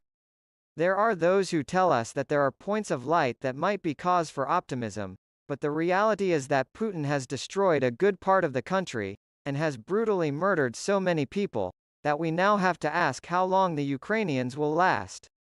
Can we be optimistic? Sadly, so many people in this country, especially including the lockstep isolationist GOP, don't understand how the events in Ukraine affect the liberal world order, and will ultimately campaign to cut funding for the defense of Ukraine. When they do that, it will be the end, the pennies on the eyes. We will learn how important a free, sovereign, democratic Ukraine is to us, Europe, and the world. But alas, that lesson may be too late. It will be a great and global tragedy, not only for them, but for us. We are making our bed, a bed of nails, and we will have to lie in it. Taking these two very real possibilities together, the loss of our democracy and the loss of Ukraine, is no cause for celebration or optimism of any kind. We are beginning the year in a world of existential risk, trouble, immorality, and some say, madness. We'll see what happens, but it does not portend well. Thanks for your consideration of the views expressed in this ThinkTech commentary.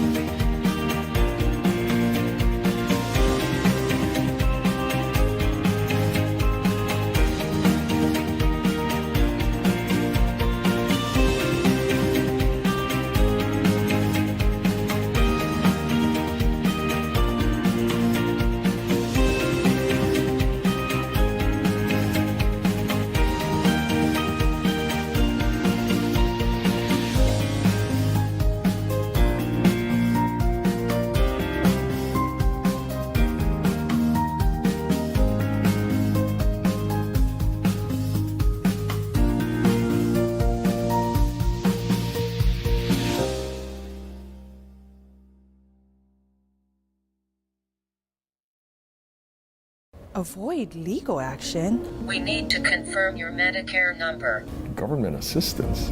Wait. If you get a text, email, or phone call asking for personal information, it's likely a scam. There are all kinds of scams, and they can be very persuasive. If it happens to you, it's not your fault. It's nothing to be ashamed of. If you think you might have been targeted, please report it. Contact SMP Hawaii to report a possible scam or become a volunteer.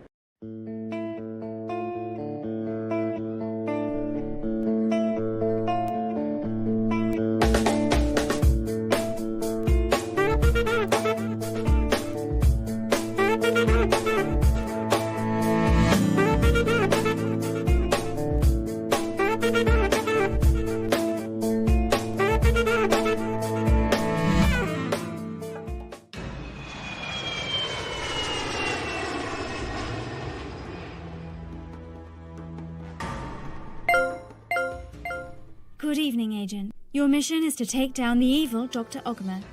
Here's the rundown on tonight's cyber attack at Ogma HQ. It's simple. Gain access, spread the computer virus, destroy the data. Your destination is the application room, located at the core of the building.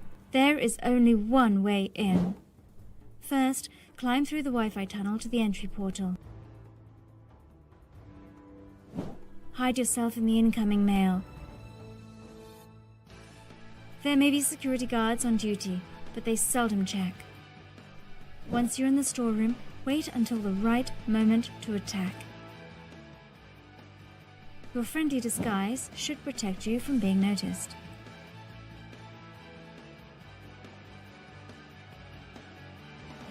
And the antivirus system is out of date, so you should slip past easily.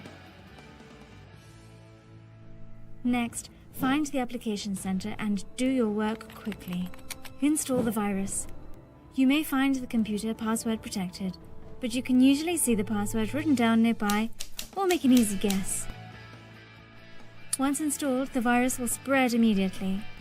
Get out before anyone notices. Good luck. I look forward to your update.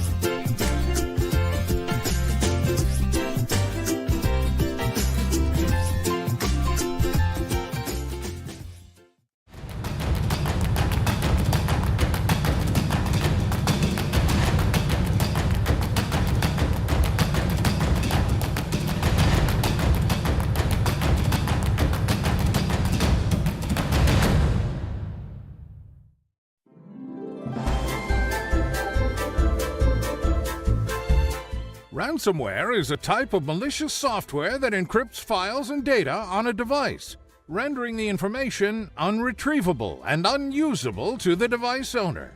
Organizations in every sector, from schools to colleges and universities to government agencies to private industry, have been affected by these attacks.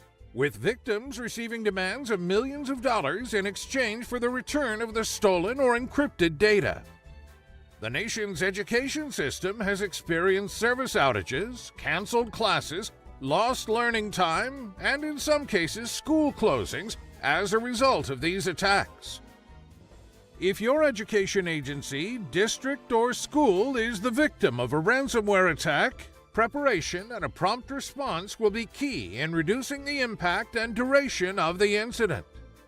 First, you must stop the attack from spreading. Immediately initiate the steps in your incident response plan. Assemble your incident response team and quickly disconnect all the infected computers or networks to keep the infection from spreading. The next step is to identify the impact. Investigate to determine the source and scope of the infection, the type of ransomware involved, and what data or credentials might have been compromised. Block known attacker IP addresses and review and continuously monitor available logs for additional malicious behavior. The next step is to isolate and remediate the incident. Evaluate systems for infection before bringing them back online. Restore data from backups where available. Reset credentials for any accounts that might be compromised. Work with your cyber team to identify the best options to restore systems and data to a pre-event condition. Consult with counsel to ensure compliance with all applicable notification and reporting requirements. Report criminal activity to law enforcement and notify appropriate agencies in compliance with applicable state and federal laws. Remember that most colleges and universities must report incidents to the U.S. Department of Education. K-12 schools are not mandated to report ransomware incidents to the department. However, we recommend reporting so that you can receive technical assistance and resources. Finally, apply lessons learned. Implement technology and process enhancements to address the root cause. Correct any identified deficiencies or vulnerabilities. Educate users about steps to protect against further ransomware attacks and increase training. For more information and resources, please visit the Student Privacy Policy Office's website, studentprivacy.ed.gov.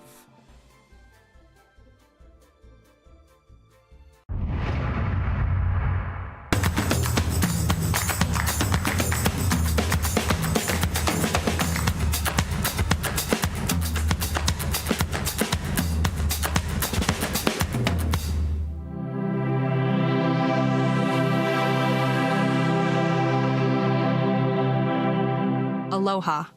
Thanks for your consideration of the views expressed in this ThinkTech commentary, which we are calling, At the End of the Day, Maybe They Won't Vote for Him. We know Trump has been a gold-plated jerk, but do others see it too? After all, some of his followers may be aging out of his base, and a younger, more independent generation is emerging, and maybe they get it. They know he's been mean to women, mean to minorities, mean to children, mean to his adversaries, and also to his friends. Actually, to everyone. Why would anyone support him? By this time, don't they know he's ignorant, corrupt, bad-tempered, and completely unqualified to be in public office? If that hasn't sunk in yet, perhaps it will sink in over the next year and before the election. Yes, he's a liar who lies about everything, and who is not to be trusted in anything. One really big lie is that he won in 2020. That is a terrible and unforgivable lie, and it is truly amazing that he continues to repeat it. Another big lie is his claim that he is a patriot. That's not at all true. He's someone who organized a plot to bring the election, the government, and the country down by a violent coup. That's more traitor than patriot. His followers must know this in their hearts and minds, but they still support him. No one understands why they do this, but it appears he has found a way to reach them on some primeval level and make them a self-destructive cult. They reject the reality of his 2 impeachments, his 4 indictments, the many judicial determinations that have revealed his lies and conspiracies, and they accept his ridiculous claim of unprecedented national victimhood. They reject the reality that he doesn't care about them, or national security, or our allies overseas. In fact, he will never support the people he has recruited to support him. As a narcissist, he is unable to do so. At some cortical level, his followers know this. At some cortical level, They know he is pathologically primed at destroying us all, yet they look the other way, playing the role of the inmates at the asylum. We can only hope that the remaining members of the base will see the light and drop out soon, and that the new, more thoughtful generations are emerging to put an end to Trump's dark madness. Hopefully, they'll vote in their own interest and follow the real American dream, a dream of kindness, care, and concern, of constructive collaboration, of loving community, of a moral, healthy, good, and equitable life for everyone. At the end of the day, we are hoping Trump's cult will wake up and realize that he can't and won't get us anywhere near that dream. If given a chance, he will act only in his own interest and destroy our society. But let's be optimistic about the possibility of a new generation. Staying on Trump's road to perdition is no more or less than a self-fulfilling prophecy that will lead to national destruction. Thanks for your consideration of the views expressed in this ThinkTech commentary, which we are calling, "At the End of the Day, Maybe They Won't Vote for Him." Aloha.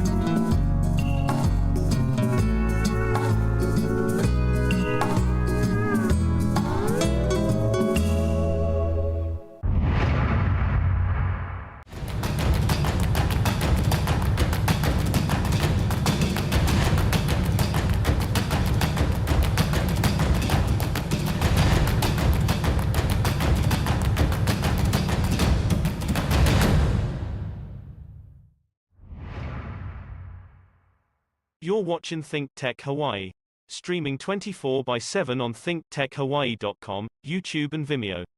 Also uploaded to various other social media platforms. Broadcast on Olelo 54 Community Media. Video with vision, always learning. Watch us, and subscribe, today.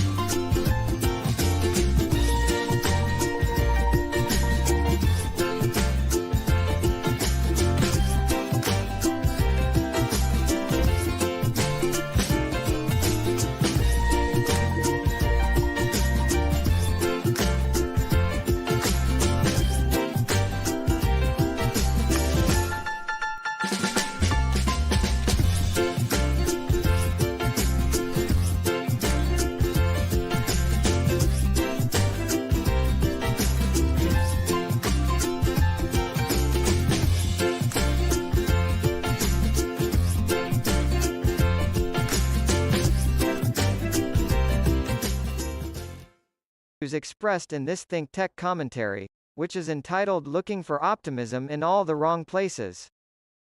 First, let's look for optimism in America. Joe Biden still wants to run in 2024, even though he should really give it up in favor of a younger, more vital Democratic ticket. His current troubles with classified documents give the Republicans plenty of ammunition to do a series of "what about" attacks.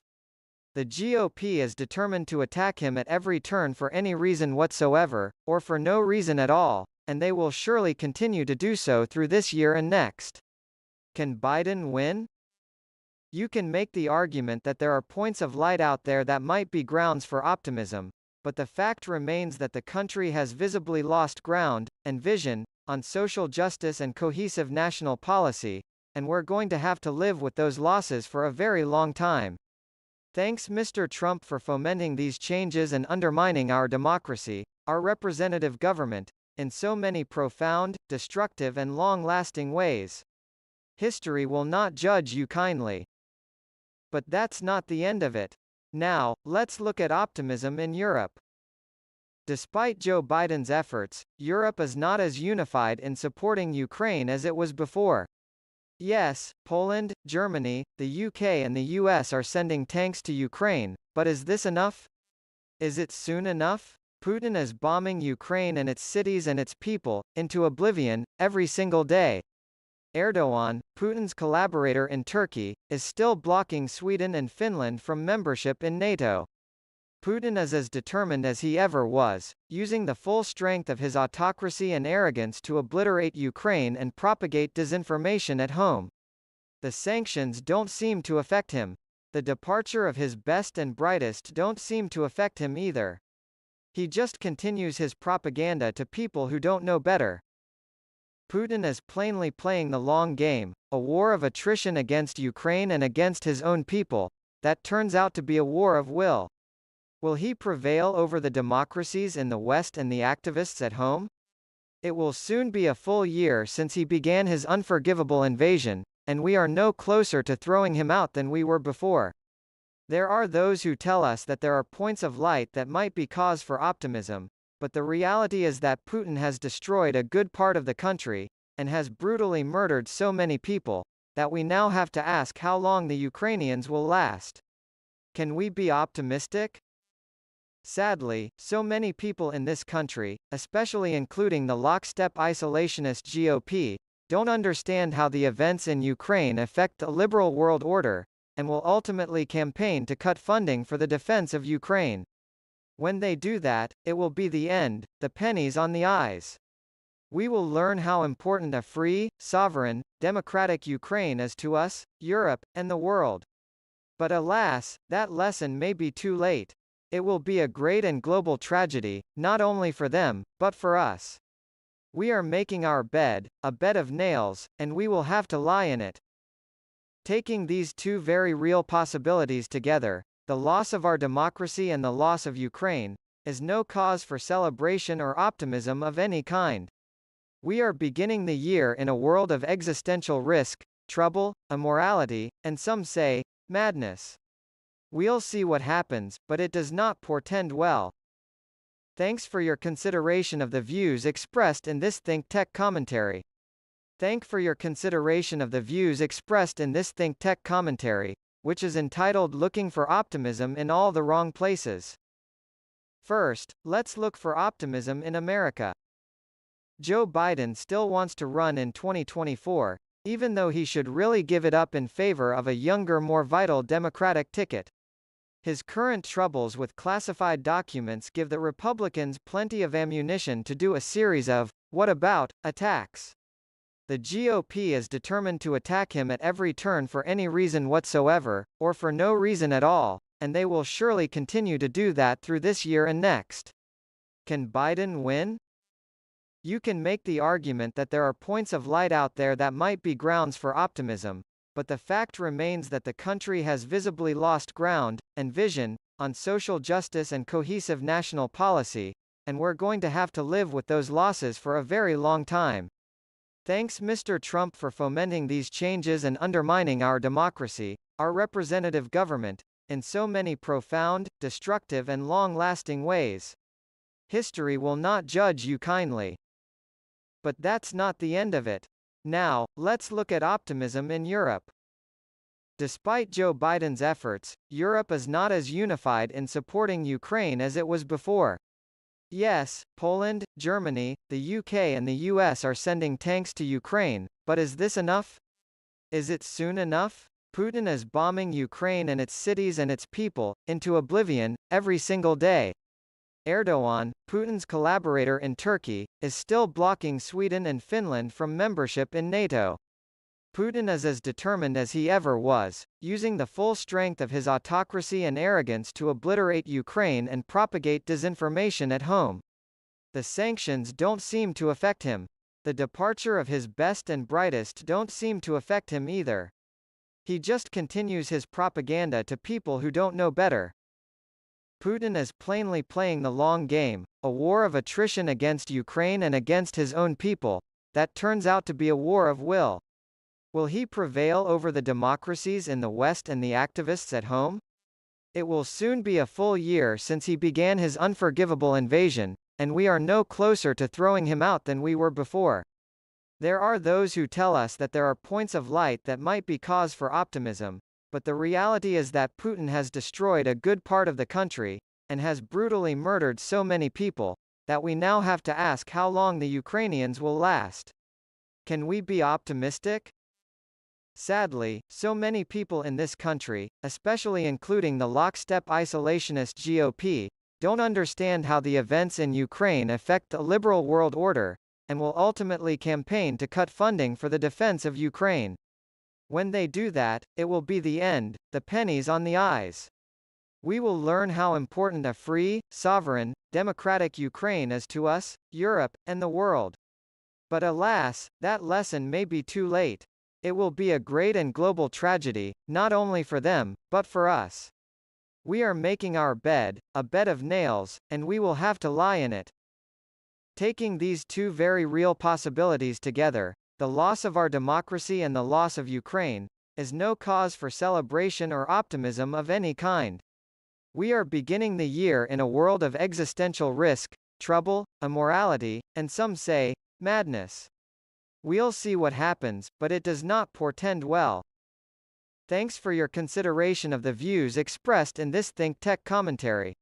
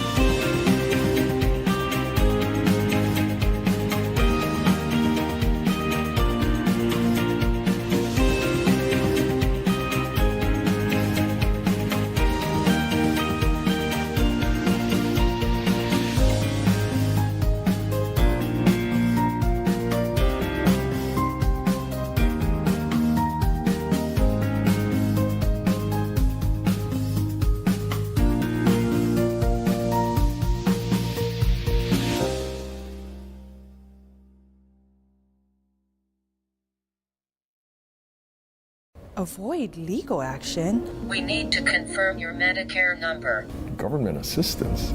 Wait. If you get a text, email, or phone call asking for personal information, it's likely a scam. There are all kinds of scams, and they can be very persuasive. If it happens to you, it's not your fault. It's nothing to be ashamed of. If you think you might have been targeted, please report it. Contact SMP Hawaii to report a possible scam or become a volunteer.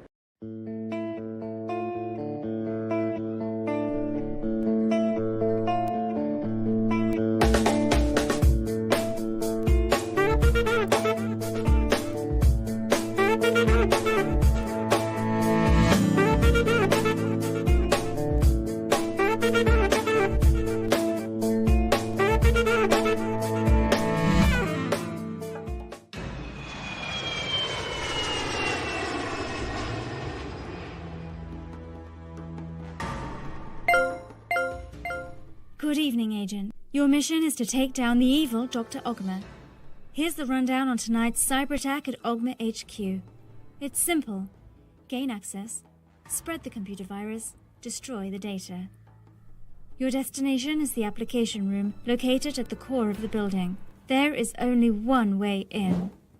First, climb through the Wi-Fi tunnel to the entry portal. Hide yourself in the incoming mail. There may be security guards on duty, but they seldom check. Once you're in the storeroom, wait until the right moment to attack. Your friendly disguise should protect you from being noticed.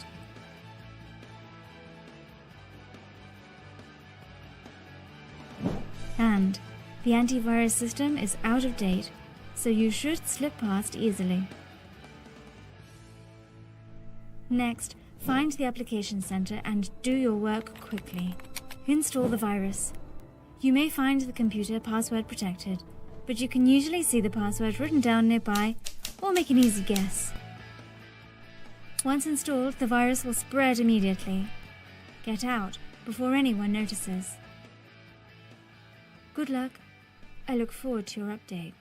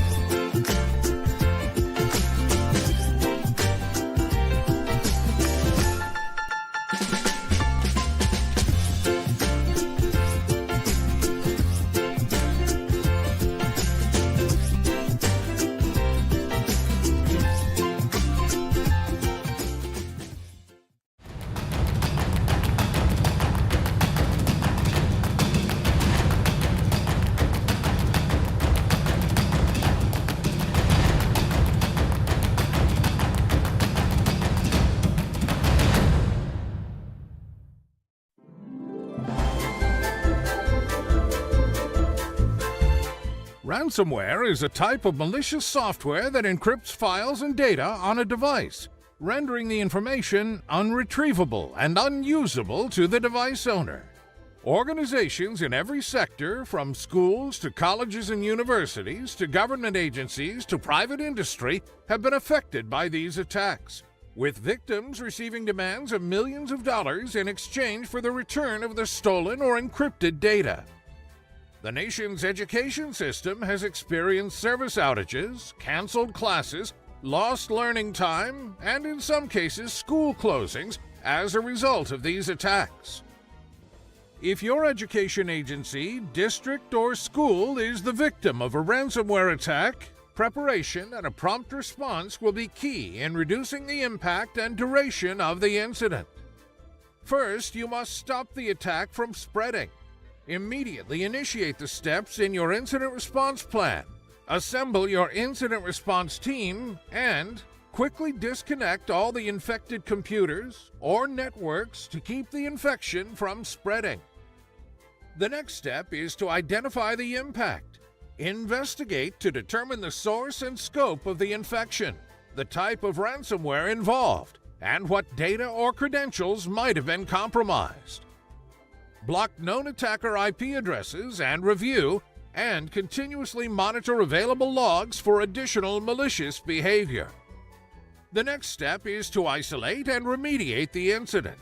Evaluate systems for infection before bringing them back online. Restore data from backups where available. Reset credentials for any accounts that might be compromised. Work with your cyber team to identify the best options to restore systems and data to a pre-event condition.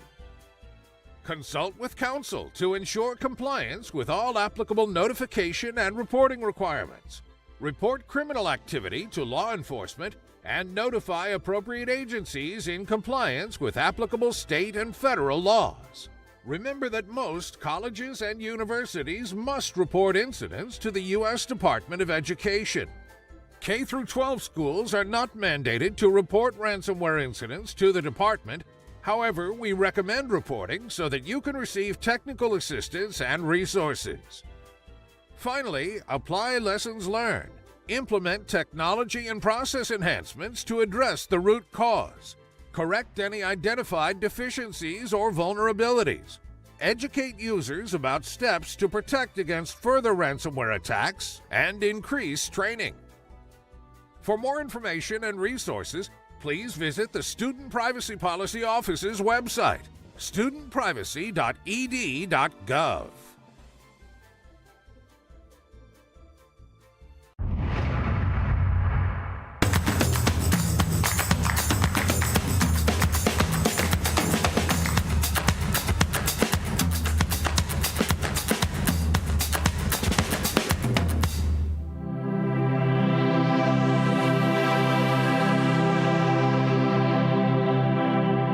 Aloha. Thanks for your consideration of the views expressed in this ThinkTech commentary, which we are calling, at the end of the day, maybe they won't vote for him. We know Trump has been a gold-plated jerk, but do others see it too?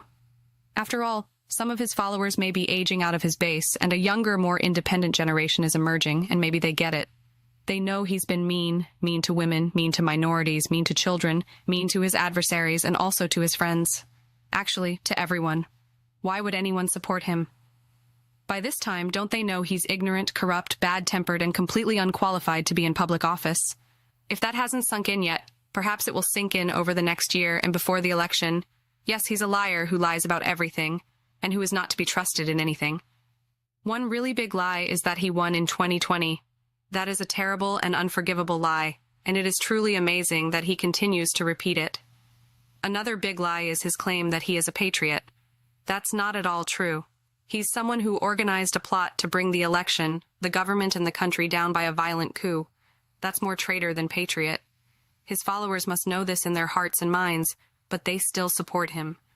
No one understands why they do this, but it appears he has found a way to reach them on some primeval level and make them a self-destructive cult. They reject the reality of his 2 impeachments, his 4 indictments, the many judicial determinations that have revealed his lies and conspiracies, and they accept his ridiculous claim of unprecedented national victimhood. They reject the reality that he doesn't care about them, or national security, or our allies overseas. In fact, he will never support the people he has recruited to support him. As a narcissist, he is unable to do so. At some cortical level, his followers know this. At some cortical level, they know he is pathologically primed at destroying us all. Yet they look the other way, playing the role of the inmates at the asylum. We can only hope that the remaining members of the base will see the light and drop out soon, and that the new, more thoughtful generations are emerging to put an end to Trump's dark madness.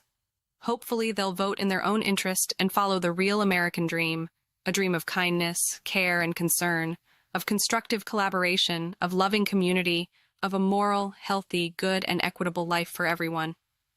At the end of the day, we are hoping Trump's cult will wake up and realize that he can't and won't get us anywhere near that dream. If given a chance, he will act only in his own interest and destroy our society. But let's be optimistic about the possibility of a new generation. Staying on Trump's road to perdition is no more or less than a self-fulfilling prophecy that will lead to national destruction. Thanks for your consideration of the views expressed in this ThinkTech commentary, which we are calling, At the End of the Day, Maybe They Won't Vote for Him. Aloha.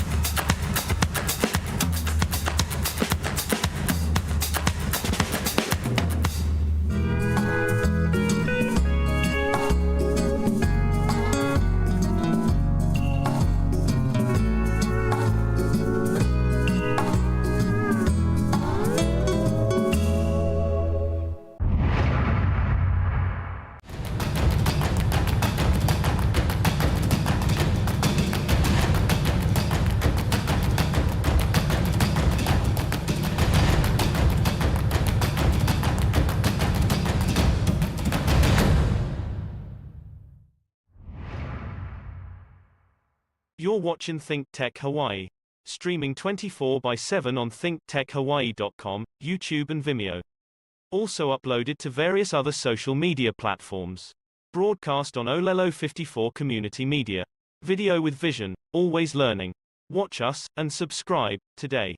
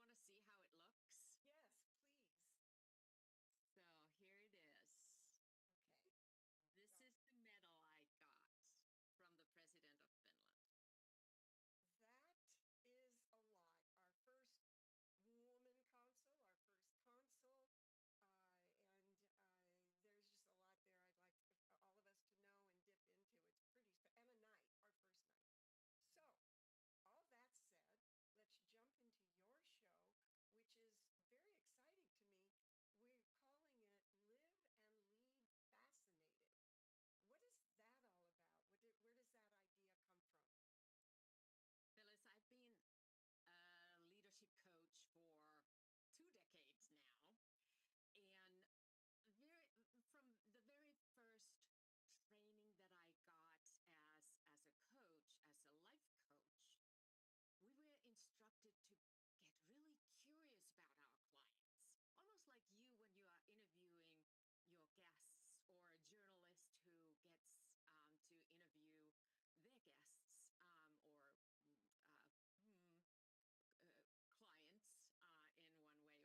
guests or clients in one way or another. I understood pretty early on that I have to really involve myself to a very high degree of curiosity. And I started to call it curiosity on steroids, in order to really embrace that curiosity that brings people's true essence into the conversation that I was having with them as a coach. And then that developed into understanding that the shortcut for getting curious is actually expanded version of it, and I call it be fascinated. And then that led me into understanding that if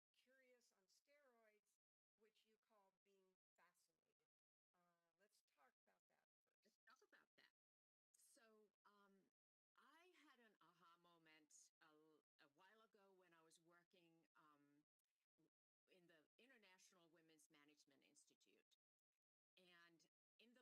live fascinated.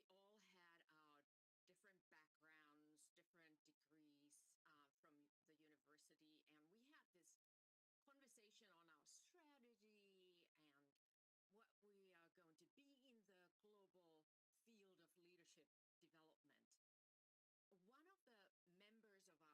Let's talk about that. So I had an aha moment a while ago when I was working in the International Women's Management Institute. And in the leadership team, we all had our different backgrounds, different degrees from the university. And we had this conversation on our strategy and what we are going to be in the global field of leadership development. One of the members of our team was our executive assistant, who had not gone to university but was a brilliant young woman. And she was listening to our conversation for a while, and then she said, "Hey, hold on. What are you all talking about? Can someone explain to me and define the concepts that you are using in this conversation?" We all stopped, and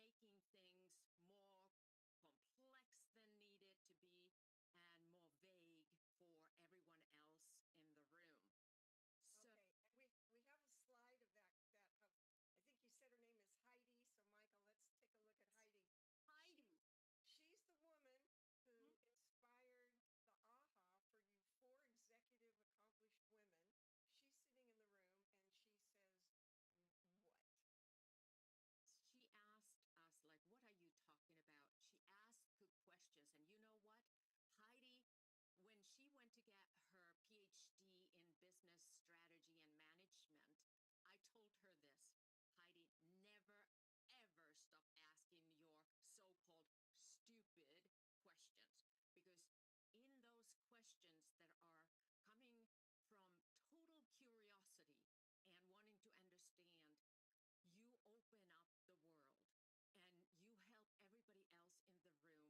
better. So that becomes the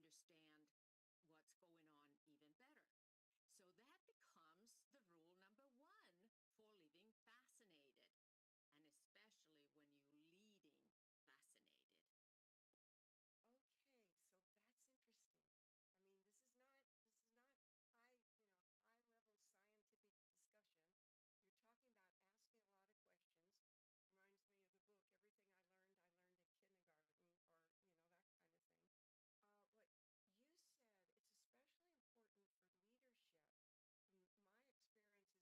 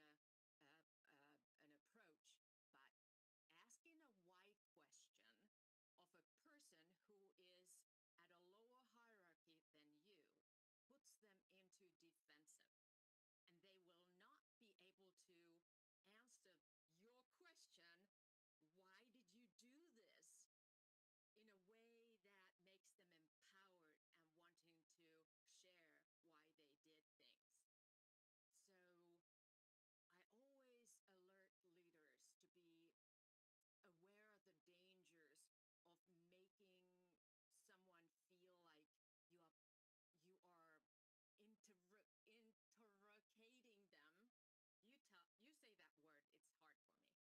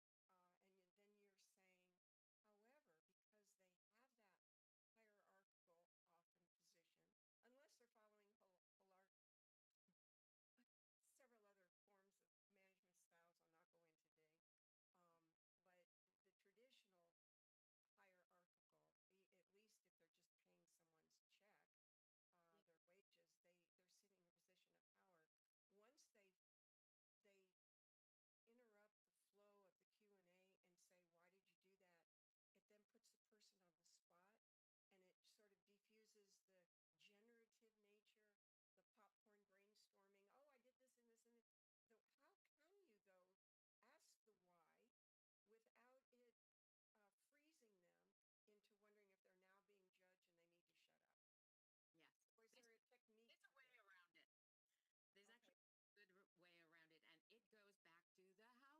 Or is there a technique? There's a way around it. There's actually a good way around it, and it goes back to the how question. So if you, in your mind, when you want to ask a why question of someone, this also applies to your kids, for parents, this is good advice as well. So if you can change your why question into a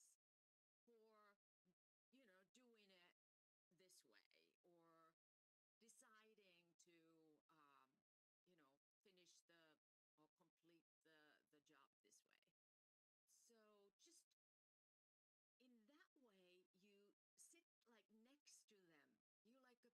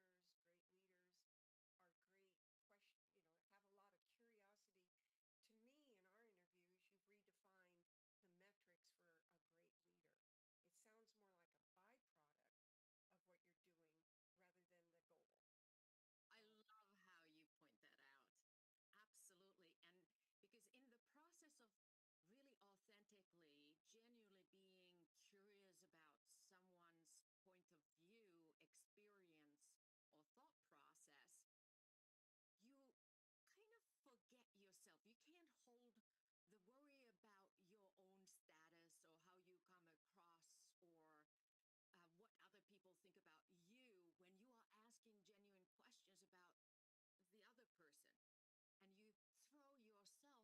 you when you are asking genuine questions about the other person.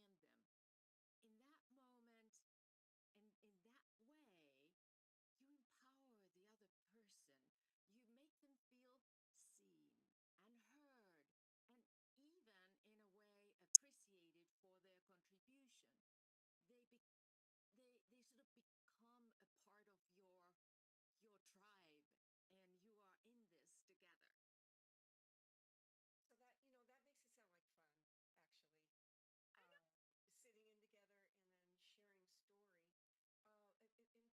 something else is going on, not only in the mind of your colleague who you are questioning. What does that do for the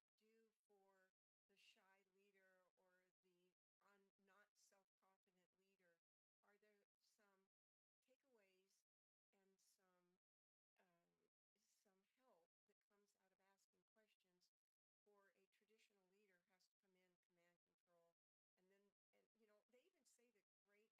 and some help that comes out of asking questions for a traditional leader has to come in command control? And they even say that great actors get stage fright, right? And that you hear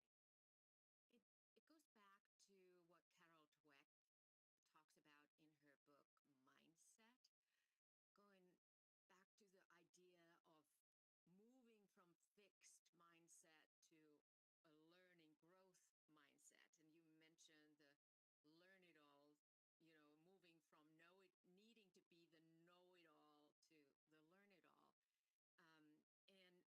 You walk into the room with this curiosity like you could as a kid, and you start asking questions, and all of a sudden it's outward looking, and then tension's off yourself, and you can relax. Whether you're at a dinner party, speak, in a conference, in a board meeting. And even a review, performance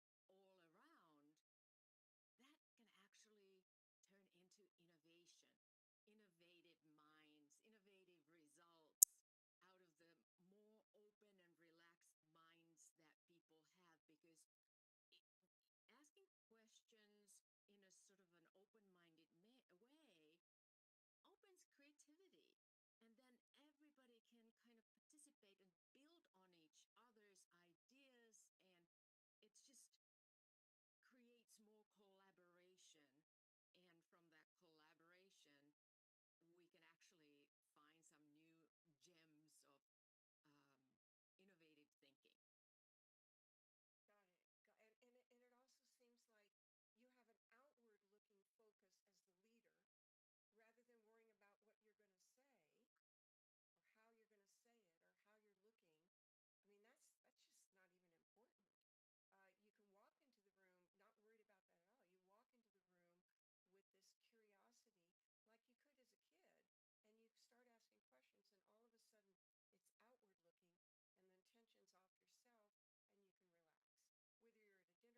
and their team members, they are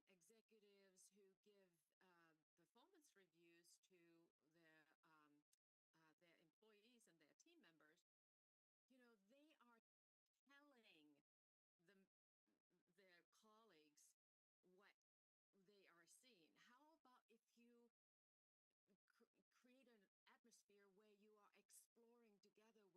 their colleagues what they are seeing. How about if you create an atmosphere where you are exploring together with questions like, let's see why this might have been showing up in the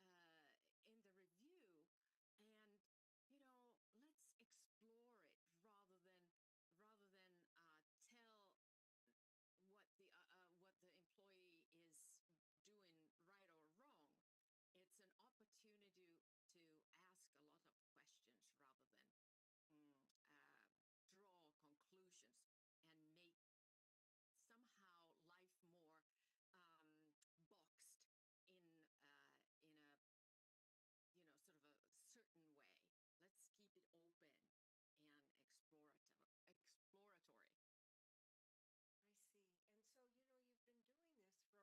leaders in their usual roles, and then you confab with them later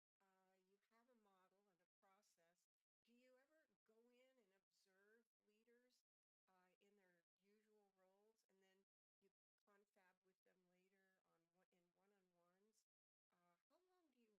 don't know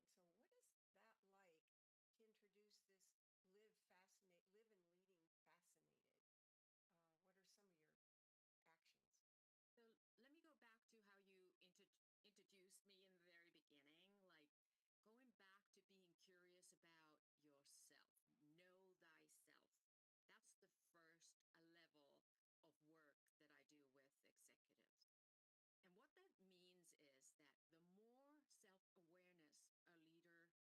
allowed to say, but I know you've been working with top CEOs around the world.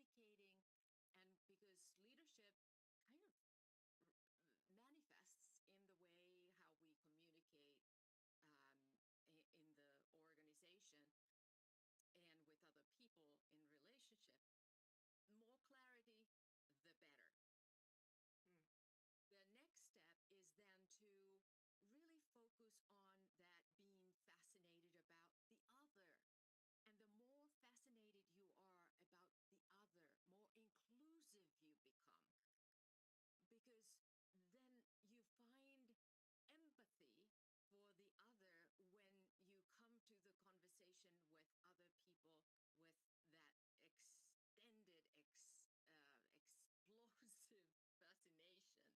the third level of that is to be fascinated about the relationship. And when you create the conditions for the relationship opening up to being also in this space open for exploration, asking questions like, how do we make this relationship safe for us even when it's tough? If you have some of those agreements to create a partnership and alliance with each other, it's going to be so much more relaxing to be in that relationship when you approach it with the same kind of open-minded, non-judgmental curiosity that I call being fascinated. So know thyself. You know, you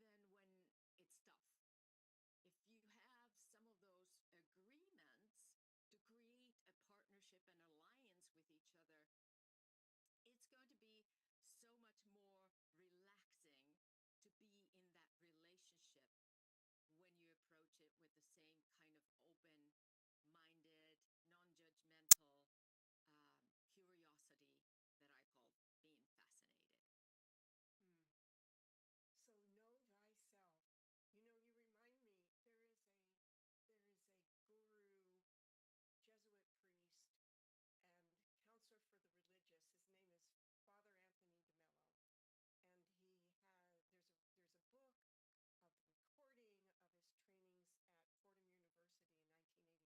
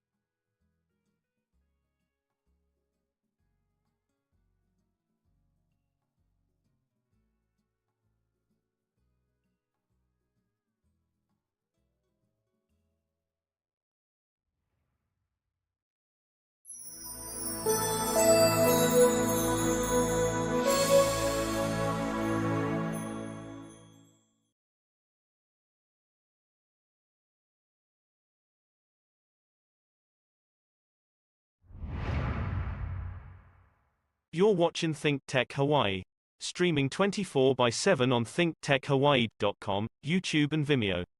Also uploaded to various other social media platforms. Broadcast on Olelo 54 Community Media. Video with vision, always learning. Watch us and subscribe today.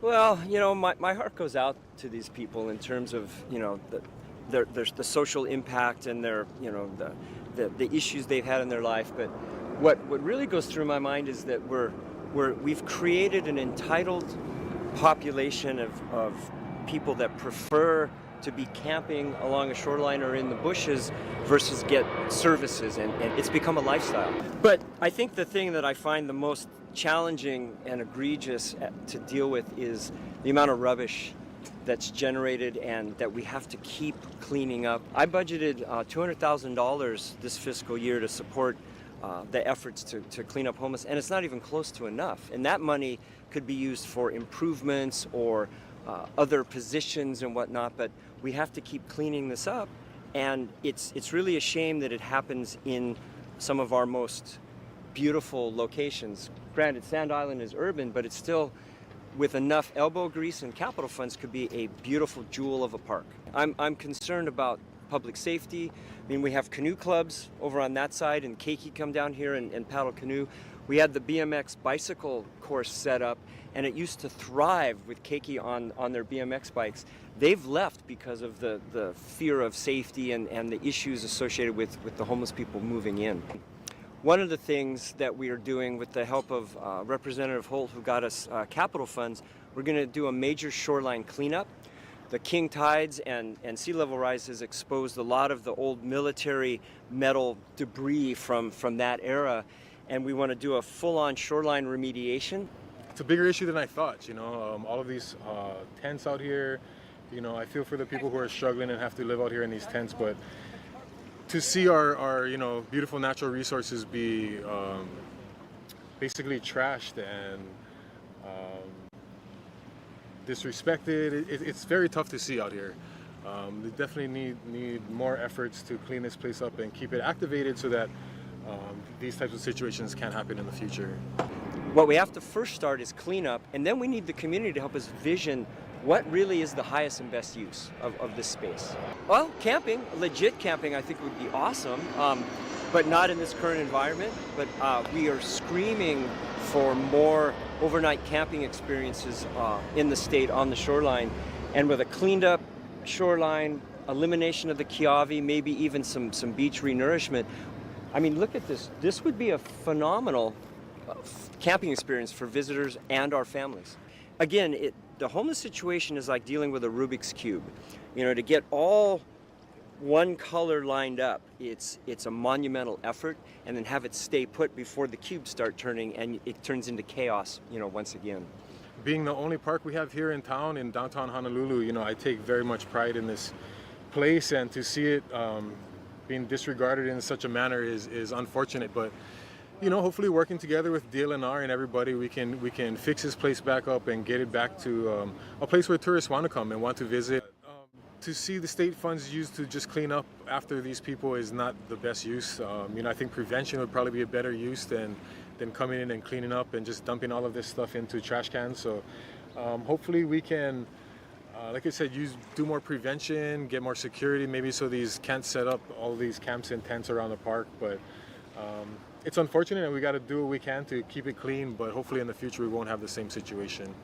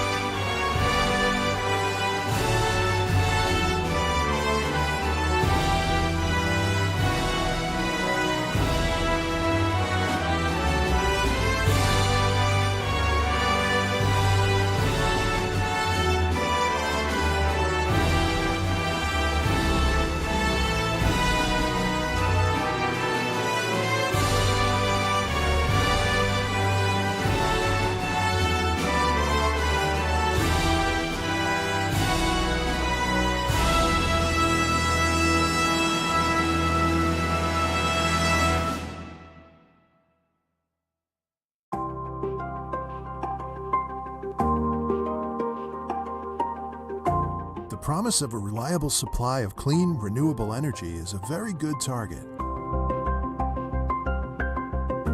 However, wind and solar generation rely on the weather to move turbines or power panels, leading to a variability in the energy they produce. And these systems are also often built in remote locations far away from population centers.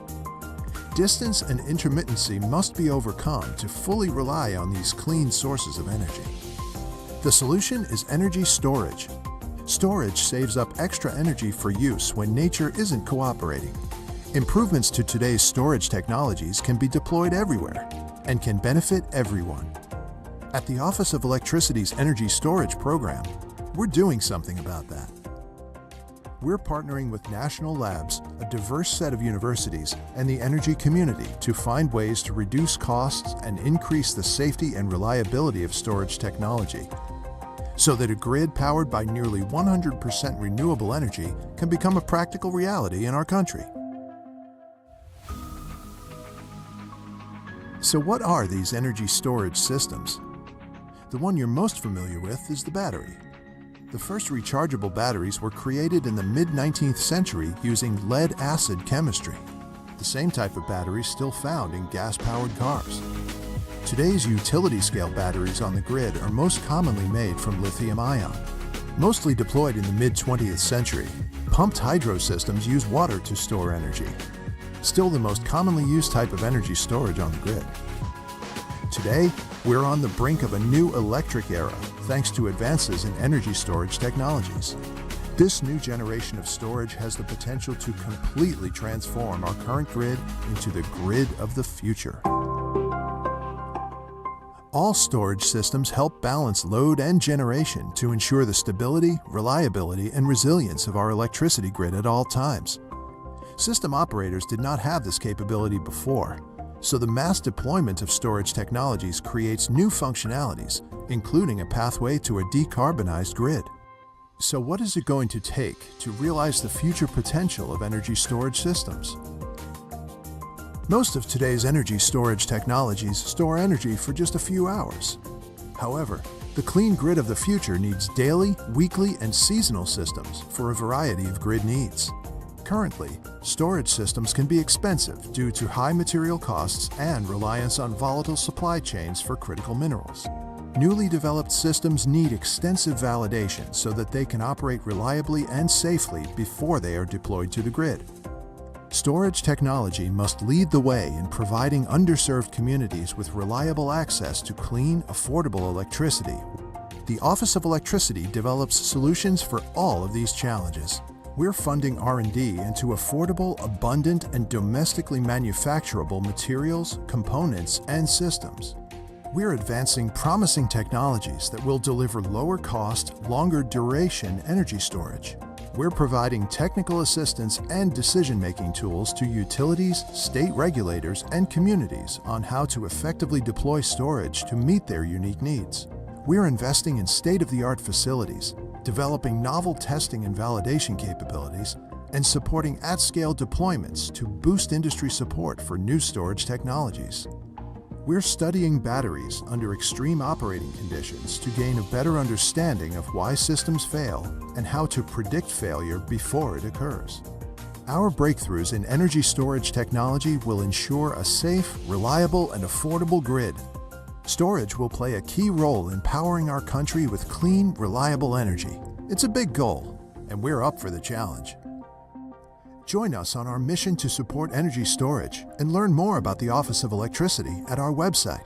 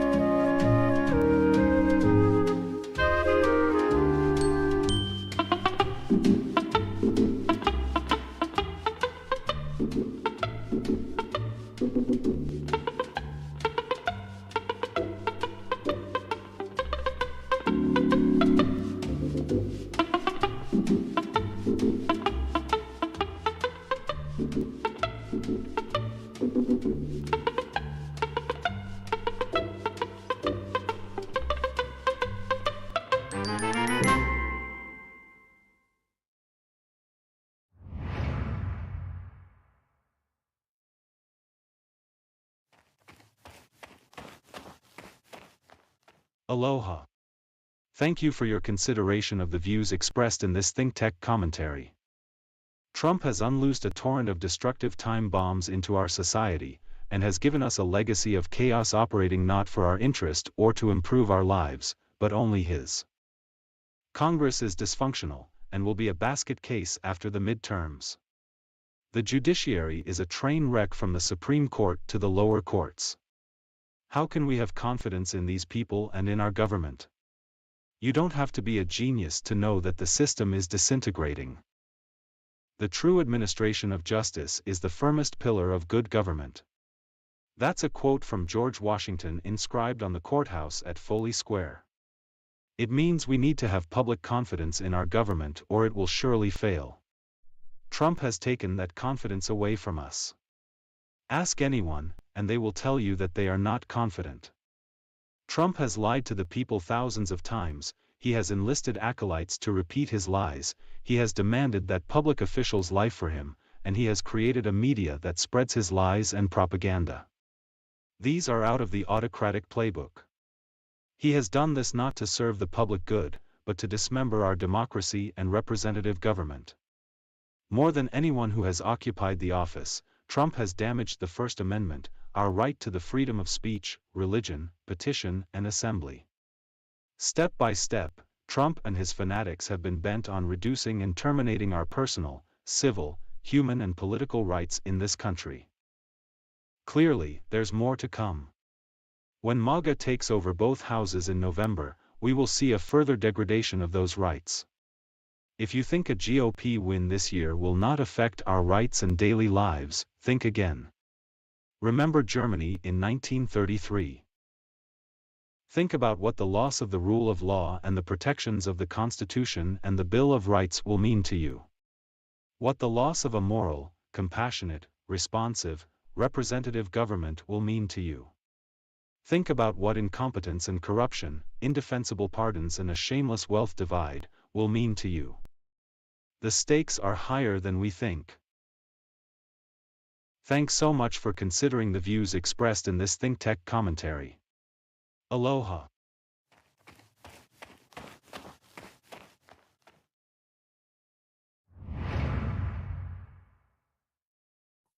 The Solar Energy Technologies Office, or SETO as we often refer to ourselves, supports innovation across the solar energy spectrum to reach lower costs of electricity and to support the transition to a decarbonized economy. We release several funding opportunities each year, and these funding opportunities come with topic areas that are designed to address critical spaces where we really want to accelerate innovation. SETO has a long history of supporting innovation in solar energy technologies, and these innovations, coupled with other advancements in the industry, have enabled solar costs to drop dramatically over the past decade, 70 to 80%. This is making solar electricity one of the cheapest forms, and in many areas in the country, the cheapest form of new electricity generation today. It's critical that we continue to innovate and drive costs down further. Doing so will enable our electricity supply to be more affordable, and it will also accelerate solar deployment. The Biden administration has set a goal of 100% clean electricity supply by 2035.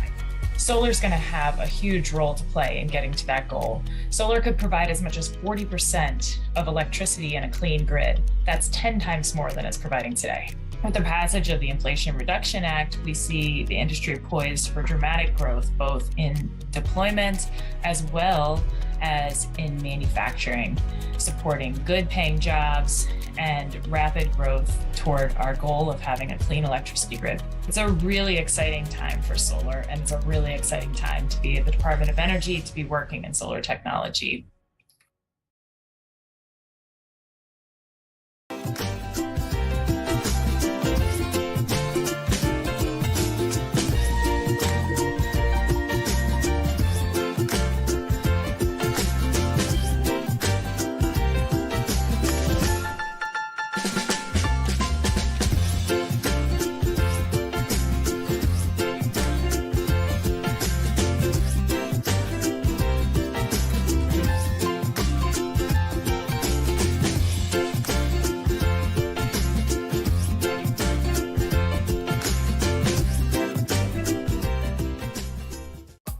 Are masks over now? Like fidget spinners and the Macarena? Definitely not. You should still wear a mask if you're over 65, immunocompromised, unvaccinated, at high risk because of your health, or a caregiver. It also makes sense to mask up anytime you're indoors around lots of people, like concerts, stores, offices, restaurants, and medical facilities. To mask or not to mask? Learn more at ourbestshothawaii.org.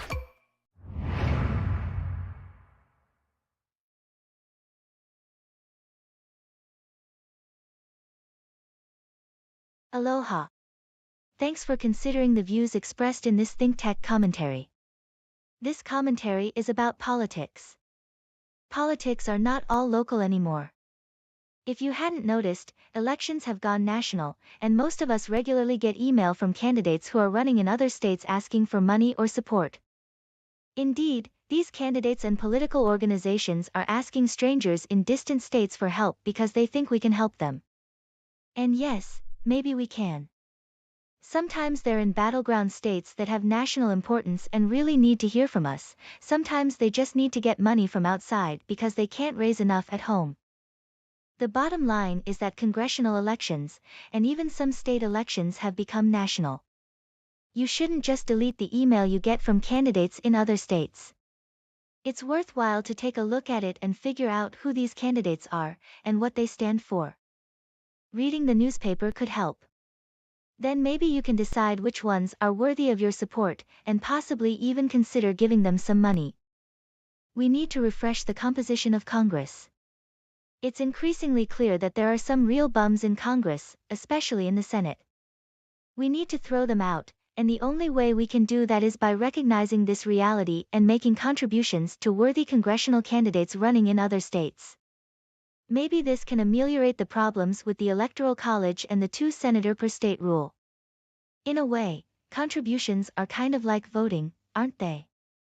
Voting is good, but remember there are a number of red states where the GOP has passed legislation to reverse the popular vote and turn the system upside down.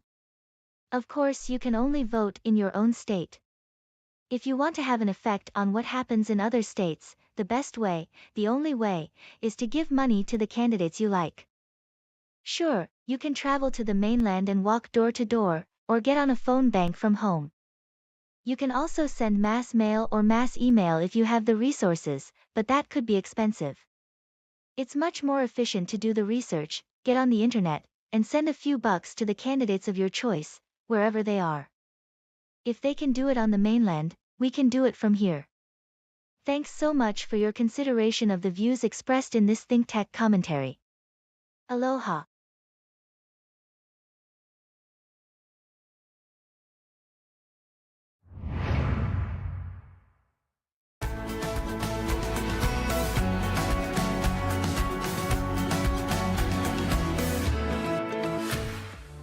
The U.S. Environmental Protection Agency carries out laws to ensure all Americans are protected from significant risks to human health and the environment. The agency uses a balanced, three-pronged strategy, combining science and regulatory enforcement while developing new solutions to environmental problems with stakeholders. EPA doesn't create or enact environmental protection laws. That's done by Congress.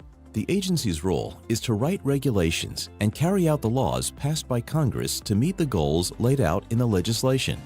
EPA delegates some of the permit issuing and policy enforcement responsibilities to states and tribes. EPA is led by an administrator who reports to the President of the United States. The agency is divided into program offices that handle various environmental media, like air, water, and land, or other functions like homeland security, research and development, and emergency management. With its headquarters in Washington, D.C., EPA relies on its 10 regional offices nationwide to ensure the agency's efforts to clean our air, water, and land is implemented at the local level. In terms of restoration, the regions help build partnerships and address the unique needs of individual communities. Decisions made rely on the sound science conducted at EPA labs across the country. The labs monitor pollution to help set national standards and keep track of progress to cut pollution. They also serve as a leading source of environmental data in the United States. EPA accomplishes its mission in many ways. Nearly half of the agency's budget goes into grants for state environmental programs, nonprofits, educational institutions, and other organizations. They use the money for a wide variety of projects, from scientific studies to community cleanups. During national disasters, on-scene coordinators partner with other federal agencies to provide assessment, monitoring, response assistance, and evaluation. EPA even has mobile laboratories and an air monitoring airplane that provides some of the critical scientific data necessary for informed policymaking. From scientists and scuba divers to attorneys and enforcement agents, the agency employs a diverse workforce to carry out its mission. By using the breadth of these agency capabilities and resources, EPA is able to effectively protect human health and the environment.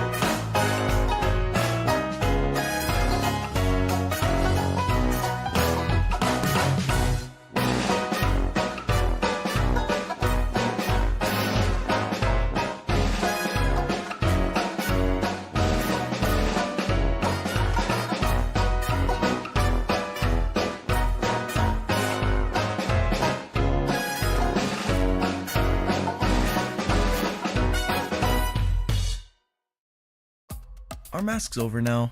Like fidget spinners and the Macarena? Definitely not.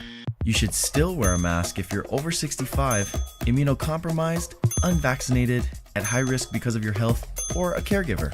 It also makes sense to mask up anytime you're indoors around lots of people, like concerts, stores, offices, restaurants, and medical facilities.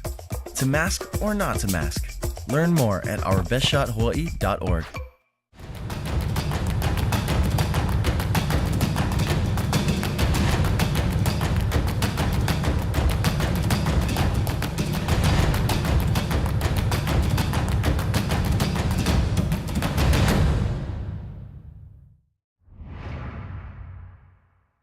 You're watching ThinkTech Hawaii, streaming 24/7 on thinktechhawaii.com, YouTube and Vimeo.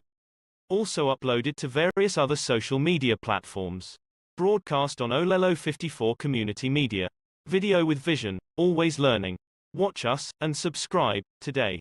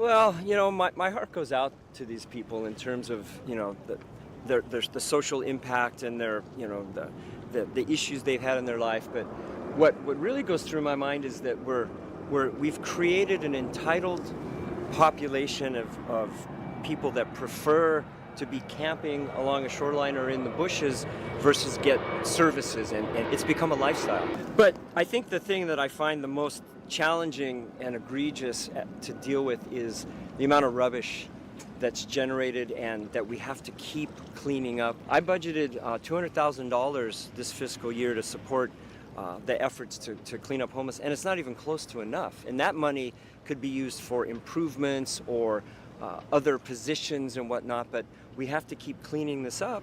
And it's really a shame that it happens in some of our most beautiful locations. Granted, Sand Island is urban, but it's still, with enough elbow grease and capital funds, could be a beautiful jewel of a park. I'm concerned about public safety. I mean, we have canoe clubs over on that side, and Keiki come down here and paddle canoe. We had the BMX bicycle course set up, and it used to thrive with Keiki on their BMX bikes. They've left because of the fear of safety and the issues.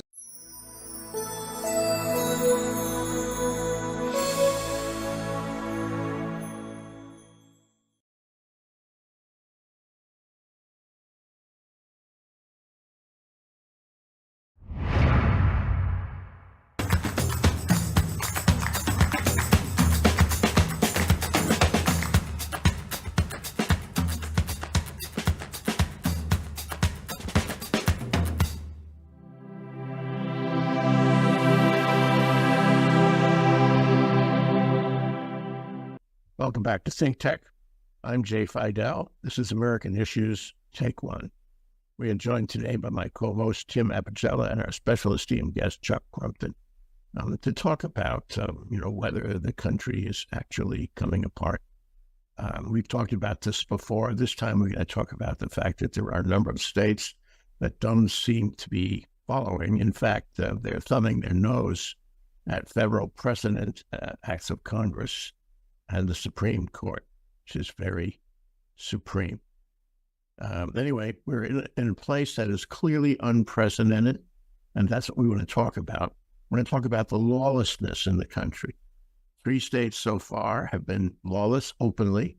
Maybe other states, other red states, are going to drop out also. I remember what happened with the fake electors. That was real. It was real fake. Remember what happened with the insurrection. That was real violence. No one respects the Supreme Court, and it's really too late for a recovery, not in our lifetimes. No one respects the police, law enforcement. No one respects our foreign policy around Ukraine. We shouldn't say no one, but a lot of people. Millions think that the Trump indictments are false. It's like a civil war internally. Is it Trump? Is it the GOP? Is it the complacency of the Democrats? Is it failure of Democratic leadership? Is it the split media and the repetition of lies? Is it social media? Is it education? Is it all of the above? Is it getting worse? And what's the effect in 2024? Wow, what a discussion. Tim, let's start with you. Do we have a condition of lawlessness in the country now? Yeah, and it's popular to do so, Jay. But, let's look at a little bit at history here. We've had a tradition of certain states thumbing their nose at the federal government. And I'll remind everyone that between 1860 and 1865, we had this thing called the Confederation of States, the Civil War, which was settled up on 1865 at Appomattox Courthouse between General Lee and General Grant. Talk about thumbing your nose at the federal government.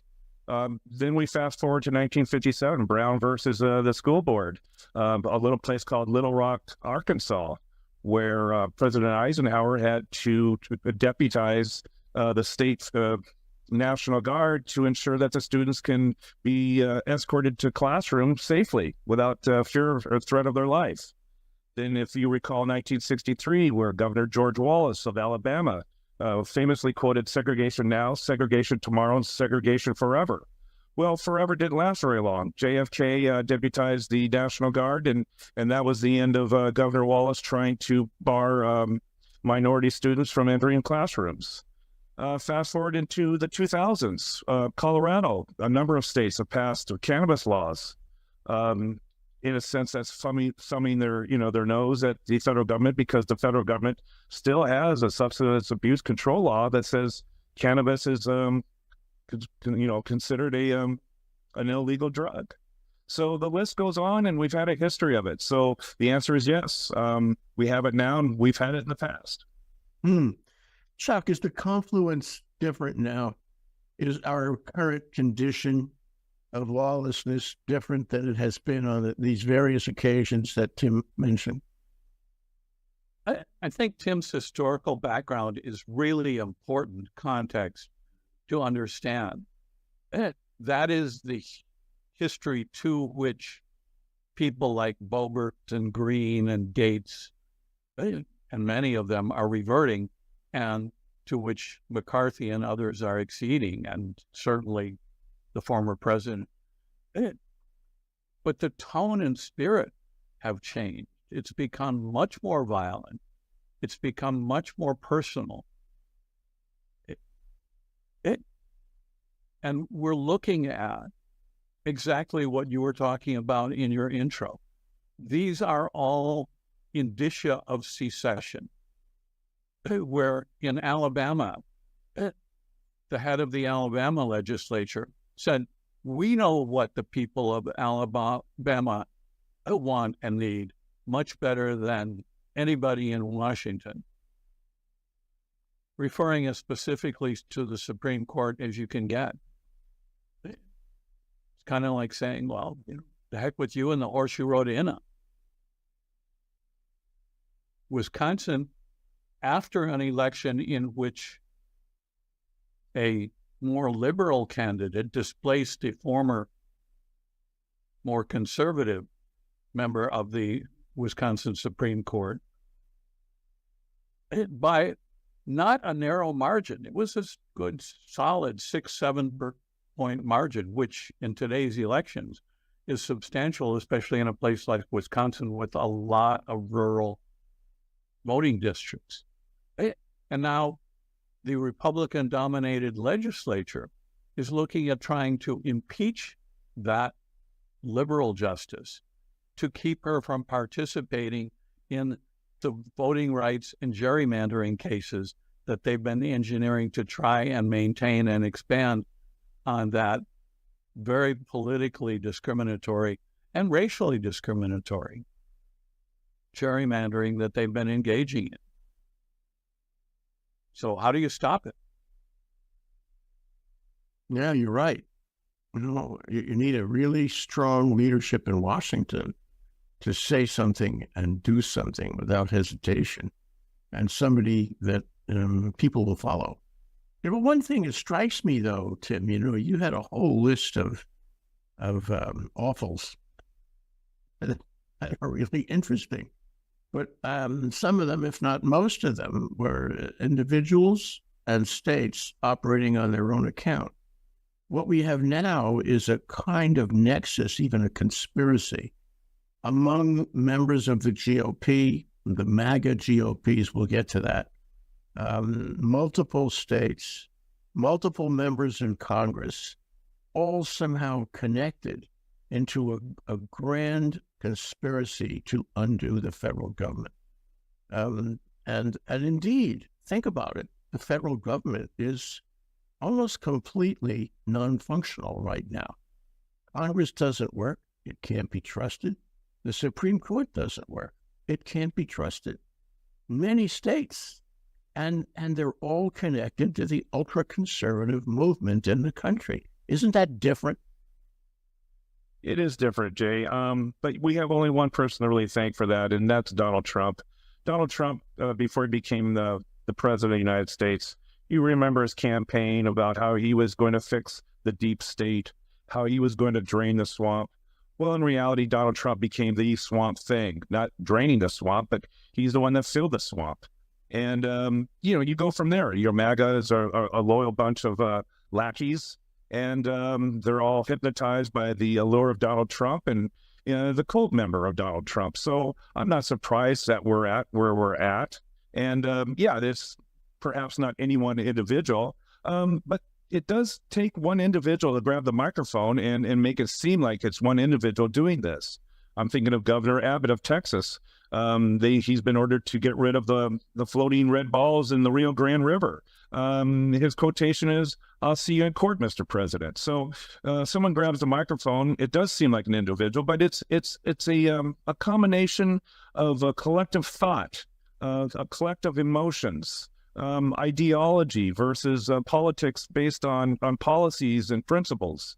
And that's what we have with the GOP right now, unfortunately.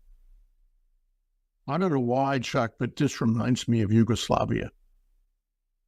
When Tito was running it, and he wasn't necessarily a good person, he was an autocrat, he managed to keep down all of the people who would like to, disrupt and destroy Yugoslavia. And then one day he wasn't there, and it all popped up. And I wonder, if what we are talking about is simply a failure of leadership, where we had JFK, he knew what to do. But now we don't have anybody who can stop it. And there are elements in this country that like to rebel. We know that. Tim has proven that to us. They like to rebel. They like to make trouble. They don't agree. They don't want the mantle of democratic, control, if you will, a democratic society. So if you give them the chance, if you take away the control over them, they will emerge, just like in Yugoslavia. What do you think? I think that's a great question, because it points to the lack of what we did have, at least in the 60s, is we had some charismatic leaders of values and conscience. We had the MLKs and the RFKs and others. But together with that, the other side of that coin, which is, in my view, even more essential, we had the mass mobilization. We had huge groups of demonstrators. We had the March on Washington. We had people together at the grassroots level, at the community level, who were both learning together, educating each other together, and taking stands and positions for those values and conscience factors that the charismatic leaders espouse. I think without both, you don't get anywhere. The leadership clearly by itself can't do it. So to me, the more critical missing element is the mass mobilization at the community level, at the grassroots level, where the education, the speaking up, the speaking out, the defense of the values that bring us together and enable us to live with each other, that's what's missing. Yeah, that's a lot of elements you described there, but let's try to break that down. It seems to me that Trump and his acolytes and the red states people and, the MAGAs and the Freedom Caucus in Congress, what they're looking for. It's hard to accept this because it seems so outrageous. What they're looking for is chaos. And there's a reason for people who look for chaos. It creates a vacuum, and they want to move into the vacuum. Okay, so if you have this large group of relatively powerful people in the country who, know how to use the media, who are infiltrated into Congress and the Supreme Court, creating chaos, that's a vacuum that a guy like Trump can move into. More Trump as a cult figure than anyone else. What do you think about that, Tim? Well, yeah, exactly. And did Donald Trump create that? No, it's like I said, it's the history of creating chaos and contempt for the federal government. It's been going on for a long time, and it's a perfect wedge issue. It's a great way of getting votes, that you can thumb your nose at the government. And even Ronald Reagan did. He said, well, when the government knocks on your door and he says, we're here to help, you better run. I mean, Ronald Reagan was great at poking fun at the federal government, and he ultimately got elected president because of doing so well at doing that. So yeah, I mean, Donald Trump filled the vacuum, but he certainly inflated it. He raised the temperature beyond, the pot boiling, and here we are. This election in 2024 is really an issue of a couple things, but the primary one is will the republic survive? Will democracy survive, or do we go to a new form of government with Donald Trump and his attempt, and he will do it, become an autocracy, a fascist state, if you will? You're scaring me, as you always do. So just as a digression, Chuck, what does a fascist state under Donald Trump look like? Well, actually, he's spoken about that pretty extensively, where he would essentially take over and put people who were under his control in all positions. He would dismantle and remove any organizations that were sufficiently resistant to him that he couldn't effectively control them. And another factor that really needs to be understood here is a key element, a foundational element of the MAGA GOP power and status is non-accountability. And right now, there are several judges who are in a position to at least manage the determination of that accountability. Judge Chutkan in D.C., Judge McAfee in Georgia, and Judge Kaplan in New York, who have so far indicated that's how they see their job.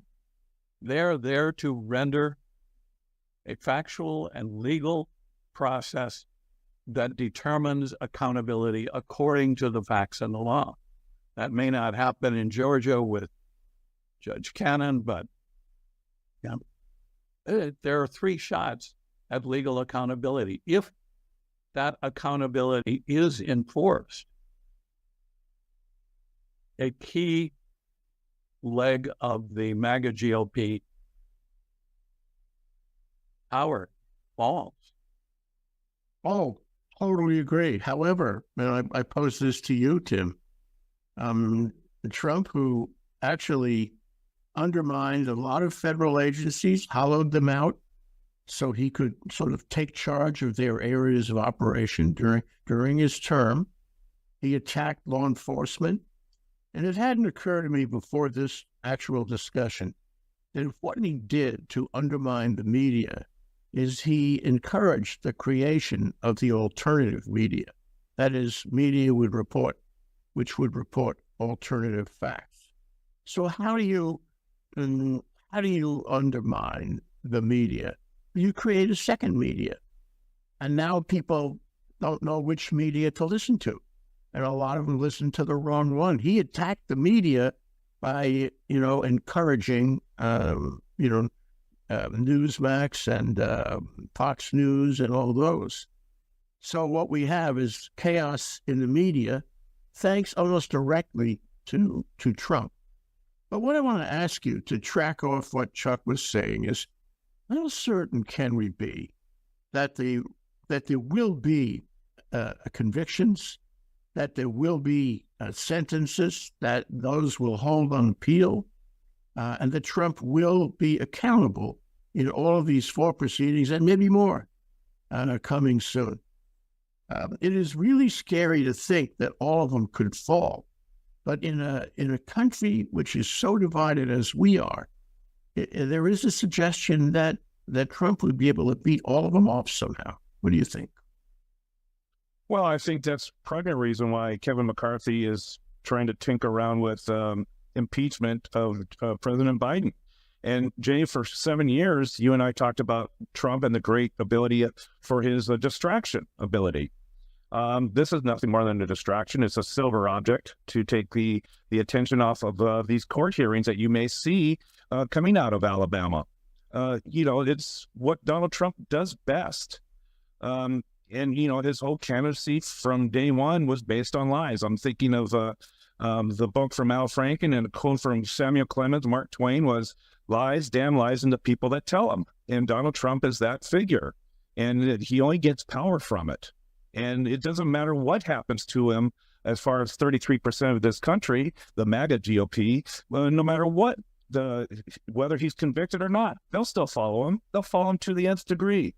Just like Nazi Germany followed Hitler right to his grave. It's no different. I mean, the only thing that's going to change Donald Trump's hold on 33% of this country is young voters coming to take the place of the old ones that are dying off. Chuck, is aspirational. We sit here every week, almost every day of every week, thinking this generation is coming. And we have glimmers of light sometimes when they write books and make public statements and see it clearly. But the question is, are they that persuasive to the others? Are the others having the same thoughts? Will these young generation people vote? Or will they be confused by everything that is happening, by the chaos that already exists, by the civil war that is already in place, by the dysfunctional federal government that we see emerging in front of us? Are they really our great hope? That's a great question, Jay. I think the inference from Tim's insights is they have to be, because that's our only source of hope of something that can change the direction. And I go back to the idea that we can learn something from the 60s, not only charismatic leaders, which we lack now, but which that generation may be able to provide, and we hope they can, but also the mass mobilization.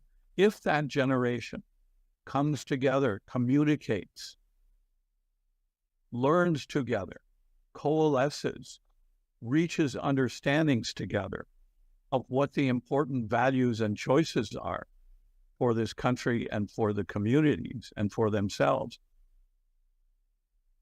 then I think the choices are going to be good ones. I have faith in that generation.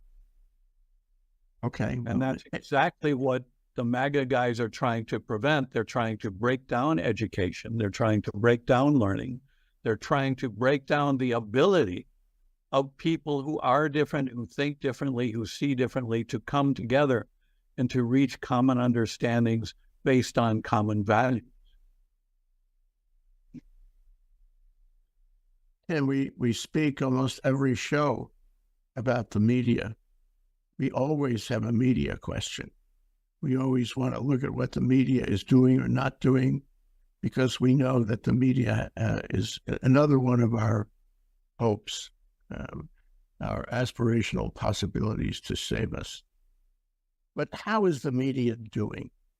I find that the media makes fun of Trump. There's a lot of humor about it. Humor is good. Derision is good. But is that doing the job? Right now, I think the media is doing a great job on one avenue, and that's highlighting how climate change is causing all sorts of catastrophes, whether be it in Lahaina, Hawaii, or in Libya. These events, the flooding and the wildfires, these are great examples of how this is abnormal climate behavior, and it is brought on as an direct result of climate change. And I think the media is doing a great job, and I think that's what the younger generation is going to focus on, is that your generation, you baby boomers, are messing up this world, and we have to be stuck with it, and now we're going to get involved. Just because of climate change alone, we have to get involved. And I think, to go to Chuck's point, is unlike minds come together and coalesce over a common interest, a common goal. And I think climate change will be one of those central themes that we may see real change and extinguish the 33% MAGA GOP once and for all. It's going to take a few years, maybe 5 years, but I think they're on the way out. That's a great point. Other things, we always have to leave it with what other things could intervene and change everything that we think and talk and predict. But let me ask you one thing that, that troubles me. I mentioned before that I think the legitimate media, the truth-telling media, is now got to deal with the other side of the coin, which is the media that doesn't tell the truth. And thanks to Trump and his friends, we have that. And they are influential with a number of people, especially in the hinterland. They effectively create the red state lawlessness we're talking about because they lie. But, there's another media that we haven't mentioned so far on this discussion, and that is the social media. Zuckerberg is still out of control. He does what he wants. He's a multi-billionaire. He's very powerful. He can lobby. Congress is nowhere near understanding exactly how to stop him or regulate him. And it doesn't even make the effort. It's really awful. At the same time, don't forget Elon Musk, who again invited Trump to join or rejoin Twitter, who is amoral at best, and is a strange duck, if you will, and also involved in spreading lies. And people are, by the millions to tens of millions, relying on social media, especially including those young people we mentioned in the generation to come. They get their news, they get their thoughts, they get their view of the world from social media, and social media is often a stack of lies and misinformation and disinformation and so forth. So when we talk about the media, we always have to consider them also, don't you think? Oh, absolutely. And, social media is the Wild West of media. I mean, it hasn't been properly regulated. And, we could have discussions with First Amendment attorneys, and you might know who I'm talking about, that would say, no, we don't regulate social media. But I think it's long overdue. There needs to be some basic guardrails on social media. And I think that also is coming in the next couple of, legislative sessions. Maybe not this next one, but maybe the one thereafter. I think you're going to see some laws passed that actually put a few guardrails up. But let's look at some traditional media. I mean, look at Fox. Hey, they got a huge hole in the bow of their boat. And that was a direct result of Tucker Carlson and the denial of the 2020 election, cakewalk they were taking, and that was exposed. They lost a huge lawsuit as a direct result of knowing what the truth was, but failing to report it for ratings, for advertisers. And I don't think the public's going to forget that so easily. And I think that will linger for a bit, even though it's not in the headlines today and maybe not tomorrow, but that is in our collective memory. And I think there's hope that people start examining where they get their news from, the source of where they get their news from, asking critical questions about their sources, and remembering the ever-famous line, alternative facts. Well, am I reading alternative facts today or not? So those questions, I think, with the millennials and Gen Z are going to become more and more present, and at least I hope so. Chuck, he mentioned all these various media and the lawsuit and all that, which, in a few weeks, people will probably forget all of that. But you have stockholders, you have directors, you have people who have heavily invested in Fox News and Newsmax and the like, and Sinclair Radio and all that. Those organizations cannot exist without officers, directors, stockholders, investors, lenders, banks. Okay. Those people are complicit, aren't they? They know that their client, so to speak, is lying to the public and spreading disinformation. And I include the social media, I include Zuckerberg's stockholders as well. And to the extent that the public is involved in X, Twitter, Elon Musk, them. And of course, the banks. So it just seems to me that it's not just the multi-billionaires who control this. It's the people who enable them by giving them funding. What do you think? Now, I think that's spot on. And I think the Dominion-mediated settlement came about because the guy at the head of it, Rupert Murdoch, of Fox News and the Wall Street Journal, was exposed.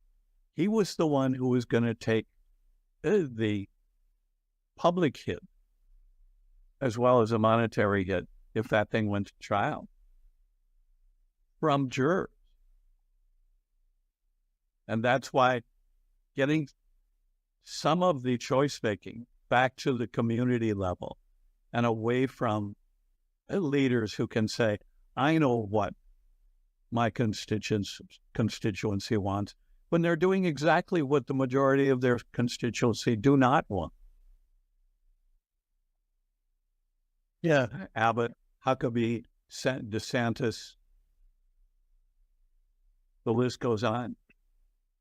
Yeah, there's two things seem to be driving this wrong direction of our country.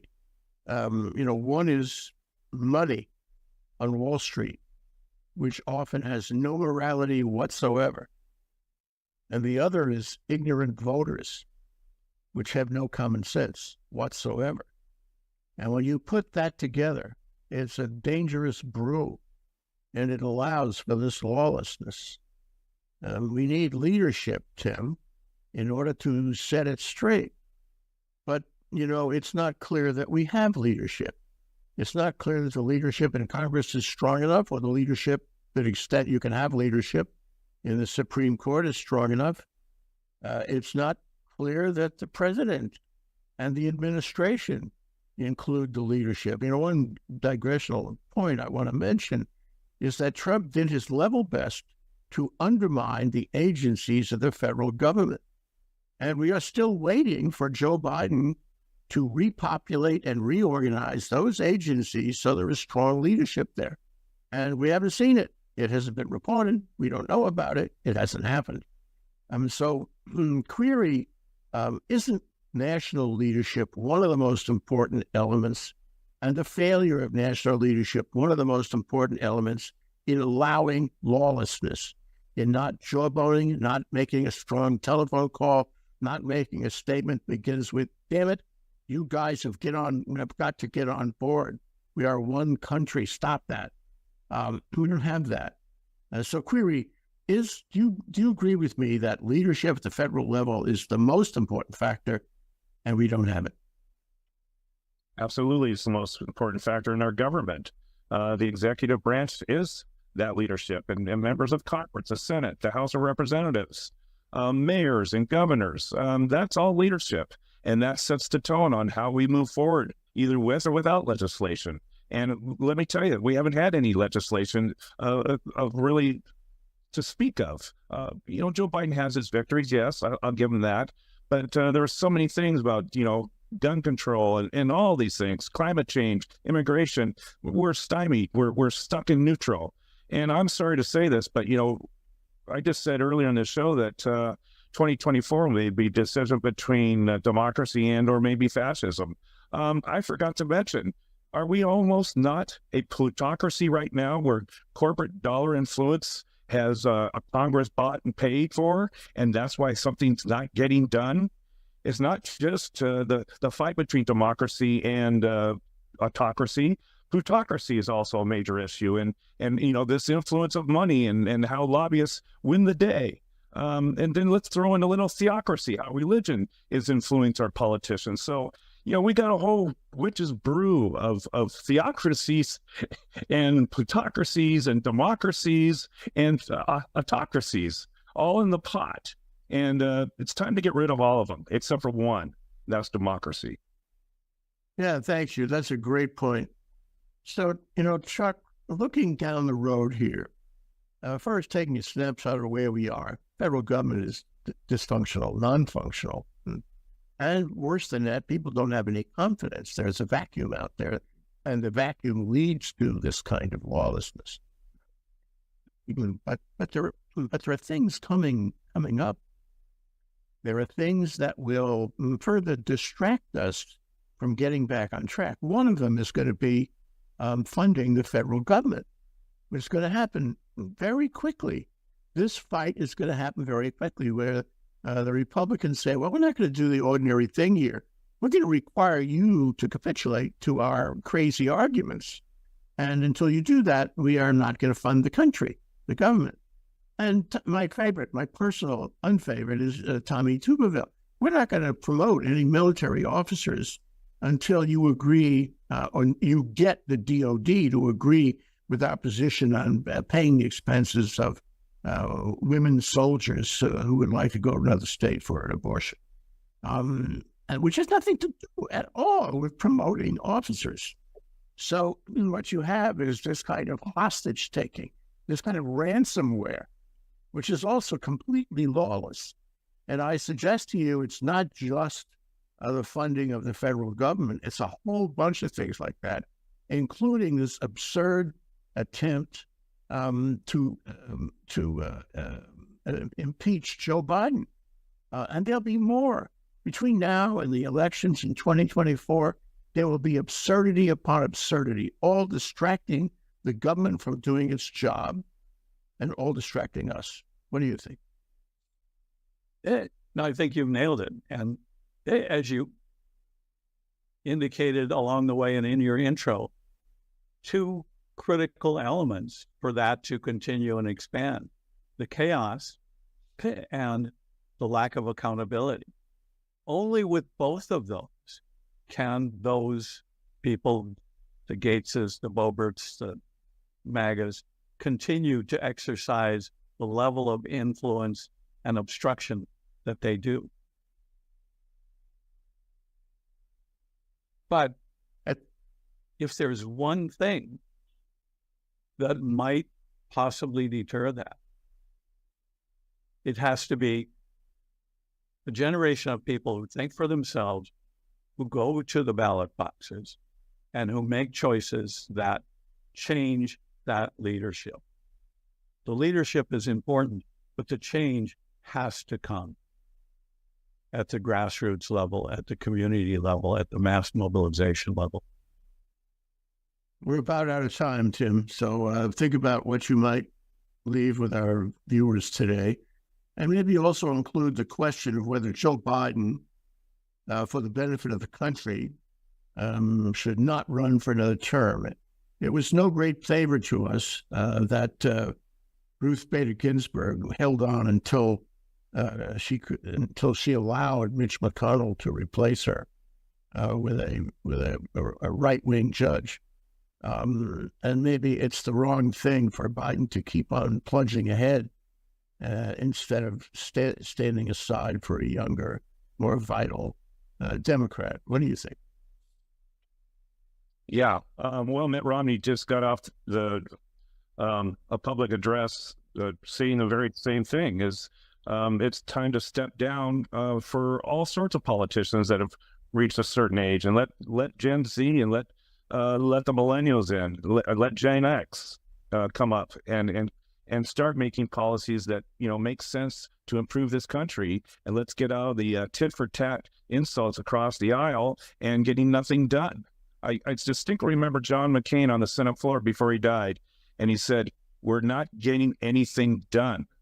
And God, was that true? Even after his death, it's true. Nothing's getting done. So, I always say, don't make laws, don't make rules if you're not willing to enforce them. And the basis of this show was those states that are thumbing the law at the federal government, specifically Alabama thumbing their nose at the Supreme Court decision to redistrict their voting districts. And, I don't care if it's condo associations, city law, state law, parish law, federal law. If you're not willing to enforce the laws on the books that preserve this democracy, don't make the rules, get rid of them. And we'll live in a state of chaos. But as long as the rules are on the book, and let's enforce them, and let's keep civil order in place, and let's get something done. No kidding. You cannot afford to live in the Lord of the Flies. So, Chuck, what are your final comments you'd like to leave with our viewers? I think one of the impressions from this whole discussion is that there needs to be a really broad, multi-generational, multi-partisan commitment to accountability for values. That if that happens, there may be results at the ballot box that give us hope for change. Okay, I'd like to leave you with one thought. Democracy and the possibilities of representative government and democracy were never as strong as after World War II. When 20 million people were killed and fascism had to be snuffed by virtue of a world war. And it may just be, gentlemen, something we can discuss at a later time. It may just be that the thing that has to happen here in the context of humanity and the human condition and the flaws of humanity is a huge disruptive event, sort of like Tim was talking about in climate change or in a world war in which millions and millions of people are killed. Don't know the answer, but I know it's not easy. Thank you very much, gentlemen. Tim Apicella, co-host, Chuck Crumpton, very esteemed guest. Thank you so much. Aloha. Aloha. Aloha.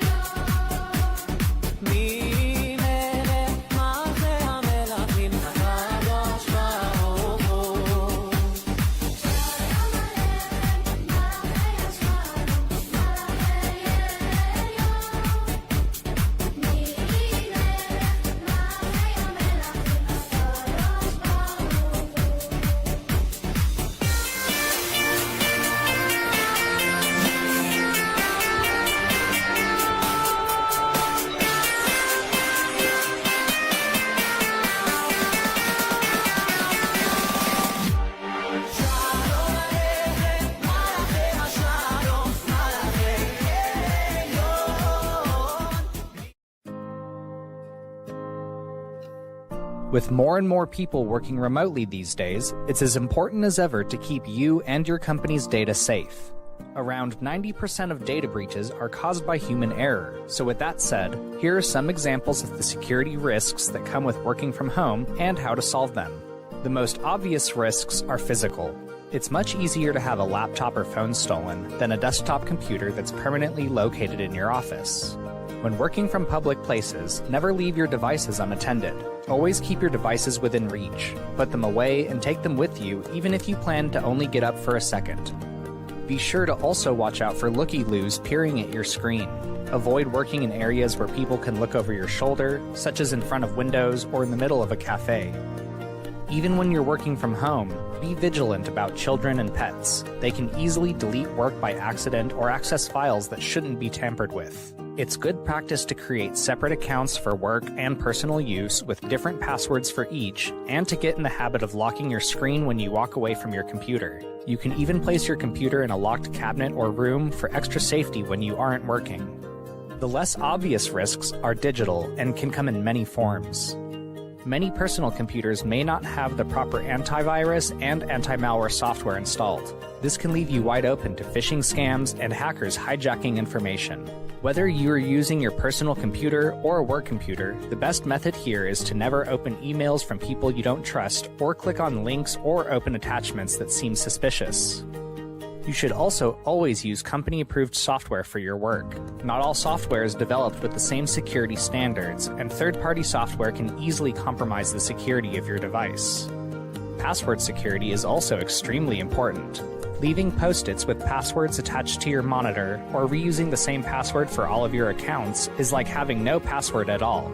It's best practice to use a password manager, which makes it easy to create and update strong, individual passwords for all of your accounts. Just remember that the password manager software you use should be approved by your company ahead of time.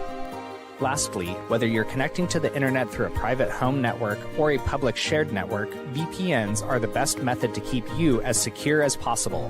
VPNs work by routing all of the data coming from your computer through a private server, essentially blocking any unwanted visitors that may be connected to the same network. Follow these guidelines while working remotely to ensure you work as securely as possible.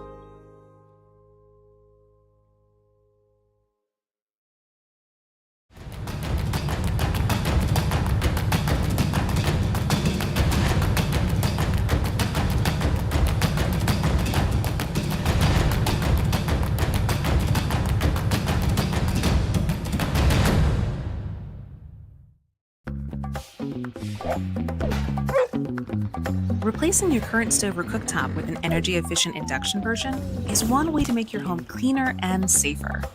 If you already have an electric stove, it's an easy swap. It runs on the same standard electric line as your electric stove. And if you're using a gas stove, an electrician can install the necessary outlet to make the switch. But what exactly is induction cooking? Well, it's actually a pretty cool technology. The energy comes from an electromagnetic field below the glass cooktop surface that directly heats any magnetic cookware. So your pot gets hot, but your burners and kitchen do not. You'll get more precise heat, faster cooking, and better indoor air quality with an induction stove, avoiding the harmful pollutants associated with gas stoves. And the best part is, you can actually save money while you're saving the planet. Depending on your income level and where you live, you may qualify for up to $840 off the purchase of your new stove, thanks to President Biden's Investing in America agenda. And that's on top of what you could save on your monthly energy bill. Learn more about induction cooktops and other clean energy upgrades at www.energy.gov/save. Save energy, save money. Our climate is more unpredictable. Hawaii had its hottest year in 2019. Drought is affecting our local food sources. What can we do? We can shift our energy use from evening peak hours to midday when more renewable energy is on the grid. Doing laundry or cooking during the day lets us use more clean energy, like solar. The power to change is in our hands. Learn more at hawaiianelectric.com/power-to-change. You're watching ThinkTech Hawaii, streaming 24/7 on thinktechhawaii.com, YouTube and Vimeo. Also uploaded to various other social media platforms. Broadcast on Alelo 54 Community Media. Video with vision, always learning. Watch us and subscribe today.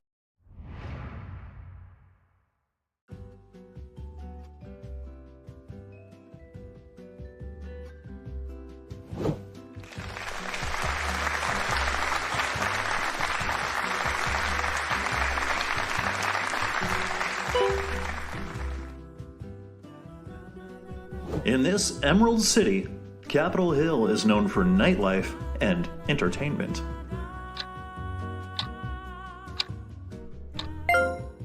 What is Seattle?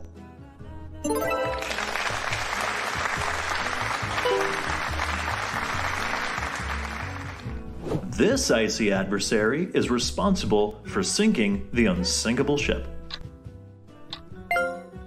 What is an iceberg?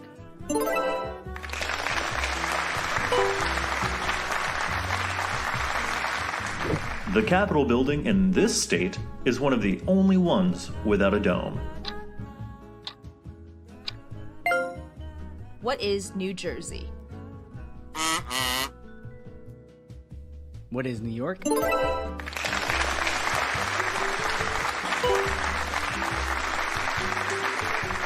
This cast iron statue, evoking the goddess Minerva, sits atop the U.S. Capitol building in Washington, D.C. What is the Statue of Freedom?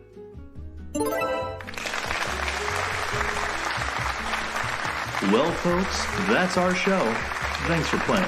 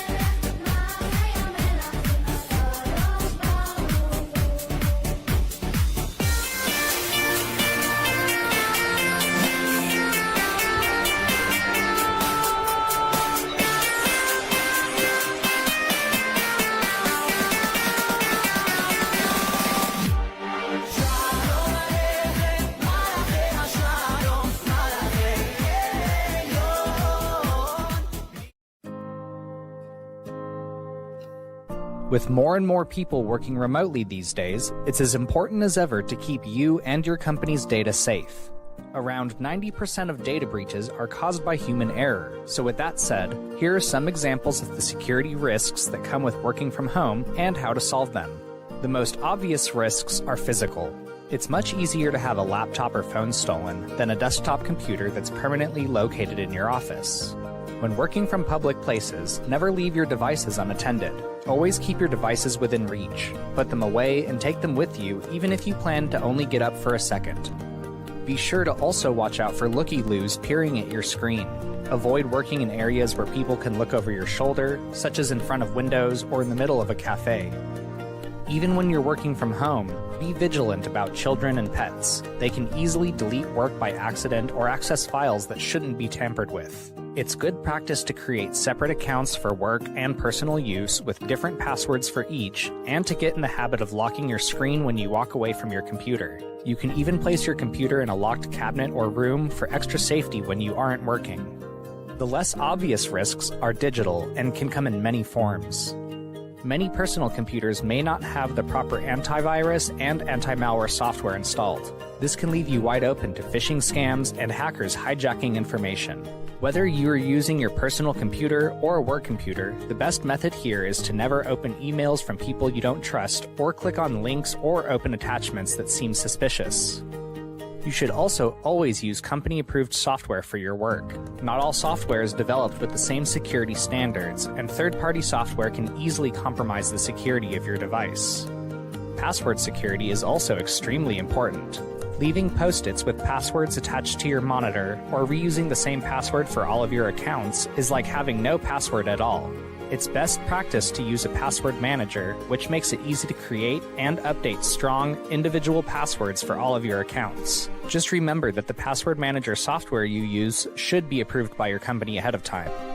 Lastly, whether you're connecting to the internet through a private home network or a public shared network, VPNs are the best method to keep you as secure as possible. VPNs work by routing all of the data coming from your computer through a private server, essentially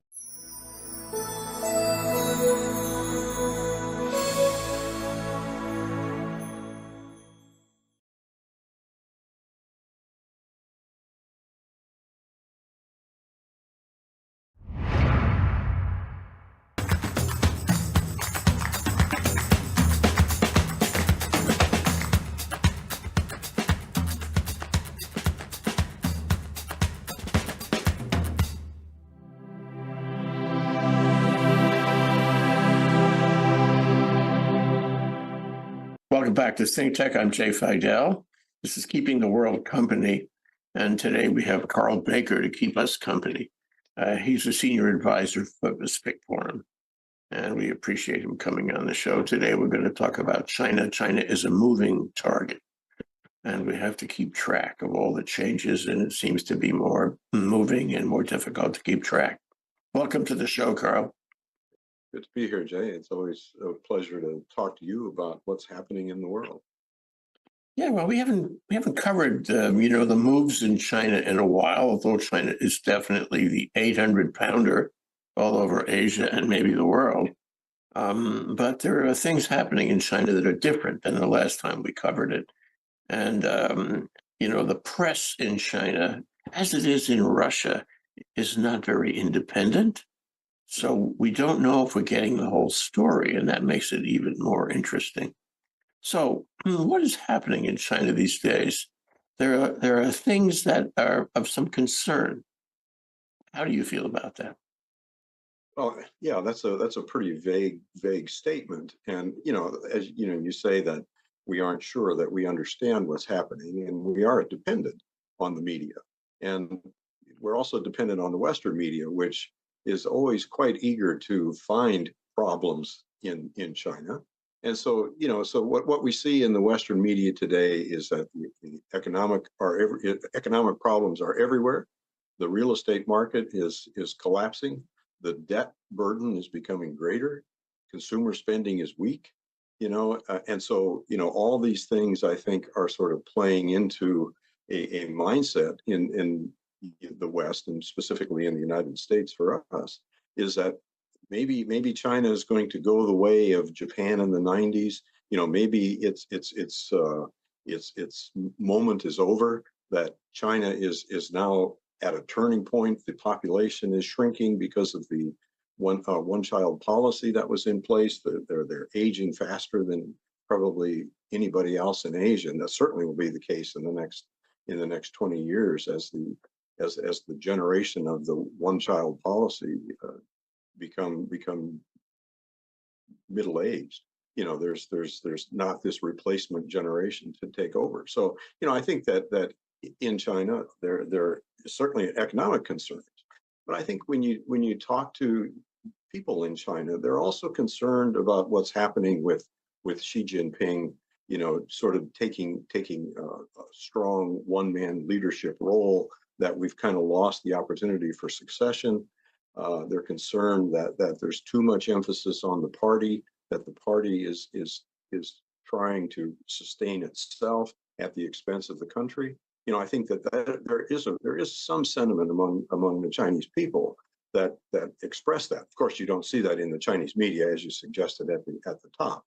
That certainly the Chinese media is trying to portray everything as normal, everything is fine. We have the Global Security Initiative, we have the Global Development Initiative, we have the Global Cultural Initiative.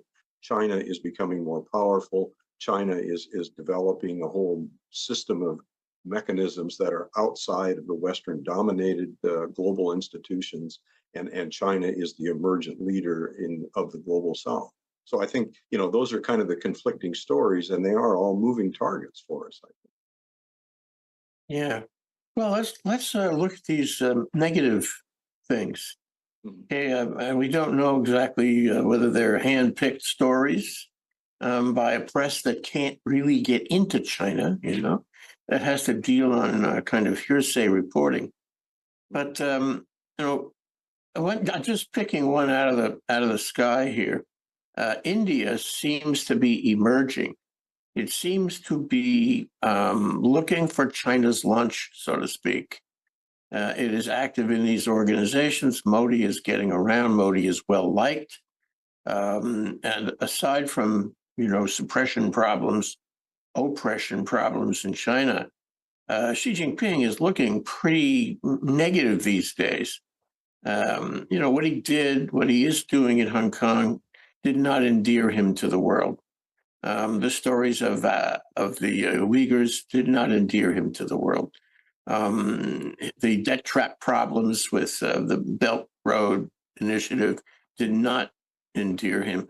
And in fact, Italy dropped out of Belt Road. So he's losing momentum. Italy is an important leg in the journey once you get to Europe, because it is just south of the Alps. And if you want to get to Spain, for example, which I understand was China's destination there, you have trouble getting to Spain if you can't cross Italy. If you can't cross Italy. So, and then of course, India is doing its own Belt Road right now, which pulls the rug out from the Chinese Belt Road, and they're moving west with their own kind of infrastructure initiative from India to Europe. So the Chinese no longer have a monopoly on that idea. Well, and of course, yeah. one thing you didn't mention is the health issue in China, but we should talk about that too. What about the health issue? Well, they're having problems with the reemergence of COVID, and people really didn't like what happened.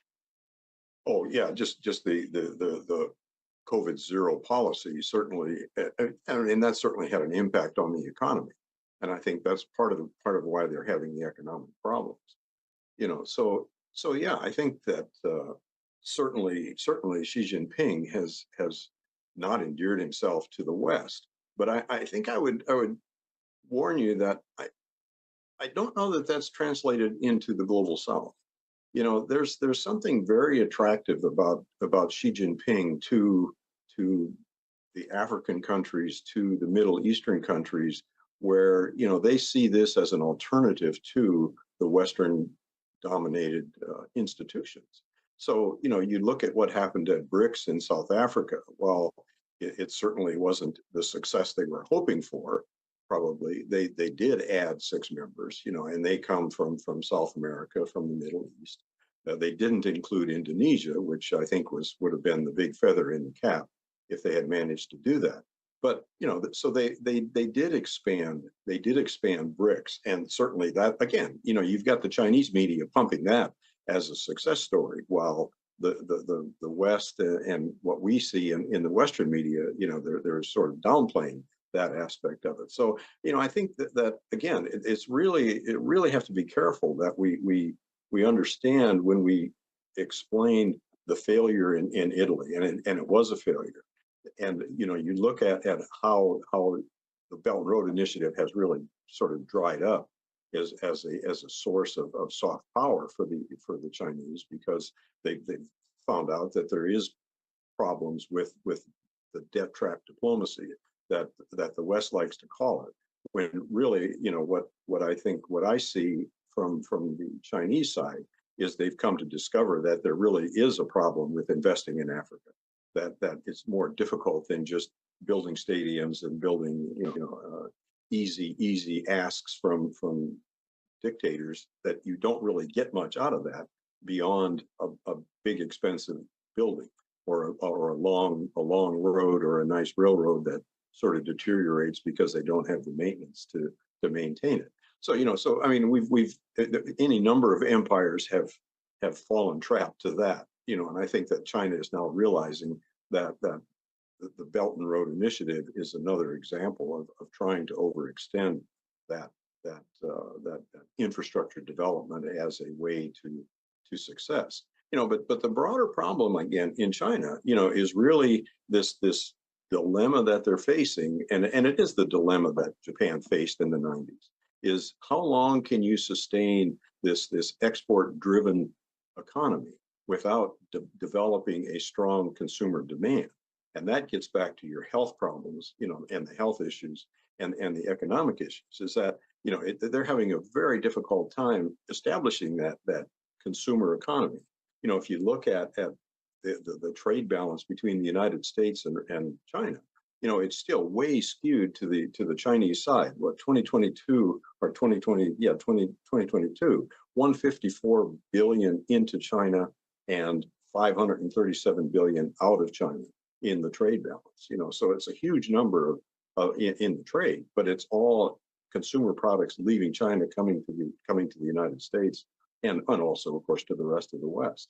So so China is still really struggling with trying to get beyond infrastructure development as a source of GDP growth, And in many ways, Belt and Road was an extension of that, trying to export that infrastructure development as a way to continue GDP development.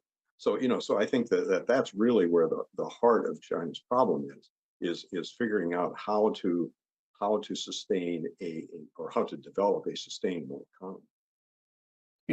I recall that part of the fundamental politic of China is you can be the leader and you can have the power and as much as you want, as long as you make us happy. And happy means economically successful. And if we are not happy and economically successful, we're going to turn over the government one way or the other. And I think that formula is probably still in the DNA of the country. And here we have, although we may or may not believe the Western press about Xi's problems, we know at least he has some problems, and they are felt by the men and women on the street of China. They're not completely oblivious to the things that are reported in the Western press. And maybe that concern you described about whether he has a succession or not, whether he's succeeding or not, is undermining his ability to stay in office and undermining the government. What do you think? Well, it's undermining the party. I mean, I think the real challenge in China isn't sustaining the government, as it is sustaining the role of the party as the center of all policy. Because that's where Xi Jinping's power resides, is within the party. The government is really an appendage of the party apparatus. So you have this government, and you can switch ministers pretty much at will, as long as you have adherence to the party as the central authority.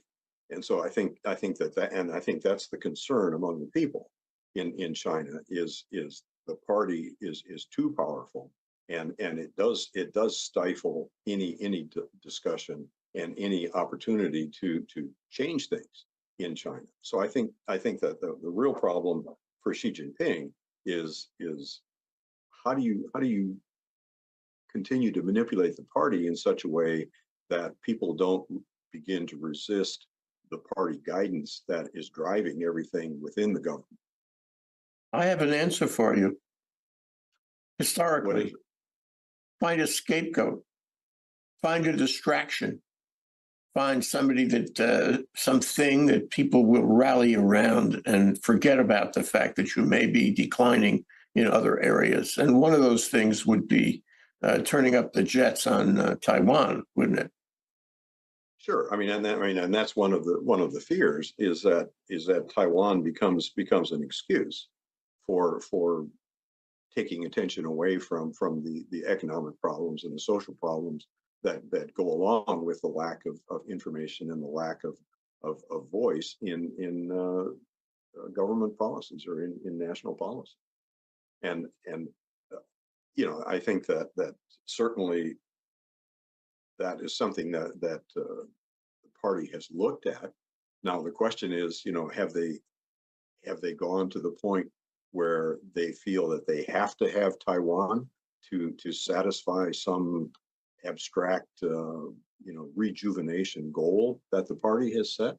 I think that's still the sort of the open question is how committed are they to a takeover of China, or a return, in their terms, a return of Taiwan to the rightful sovereign owner of Taiwan, that is mainland China, or the party, the CCP.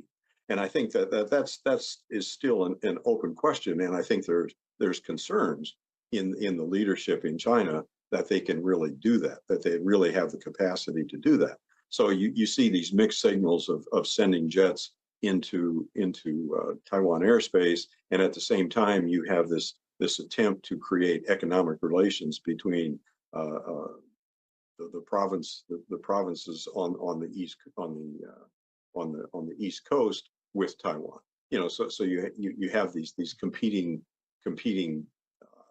sort of initiatives that reflect that conflicted view of how they really have to deal with Taiwan.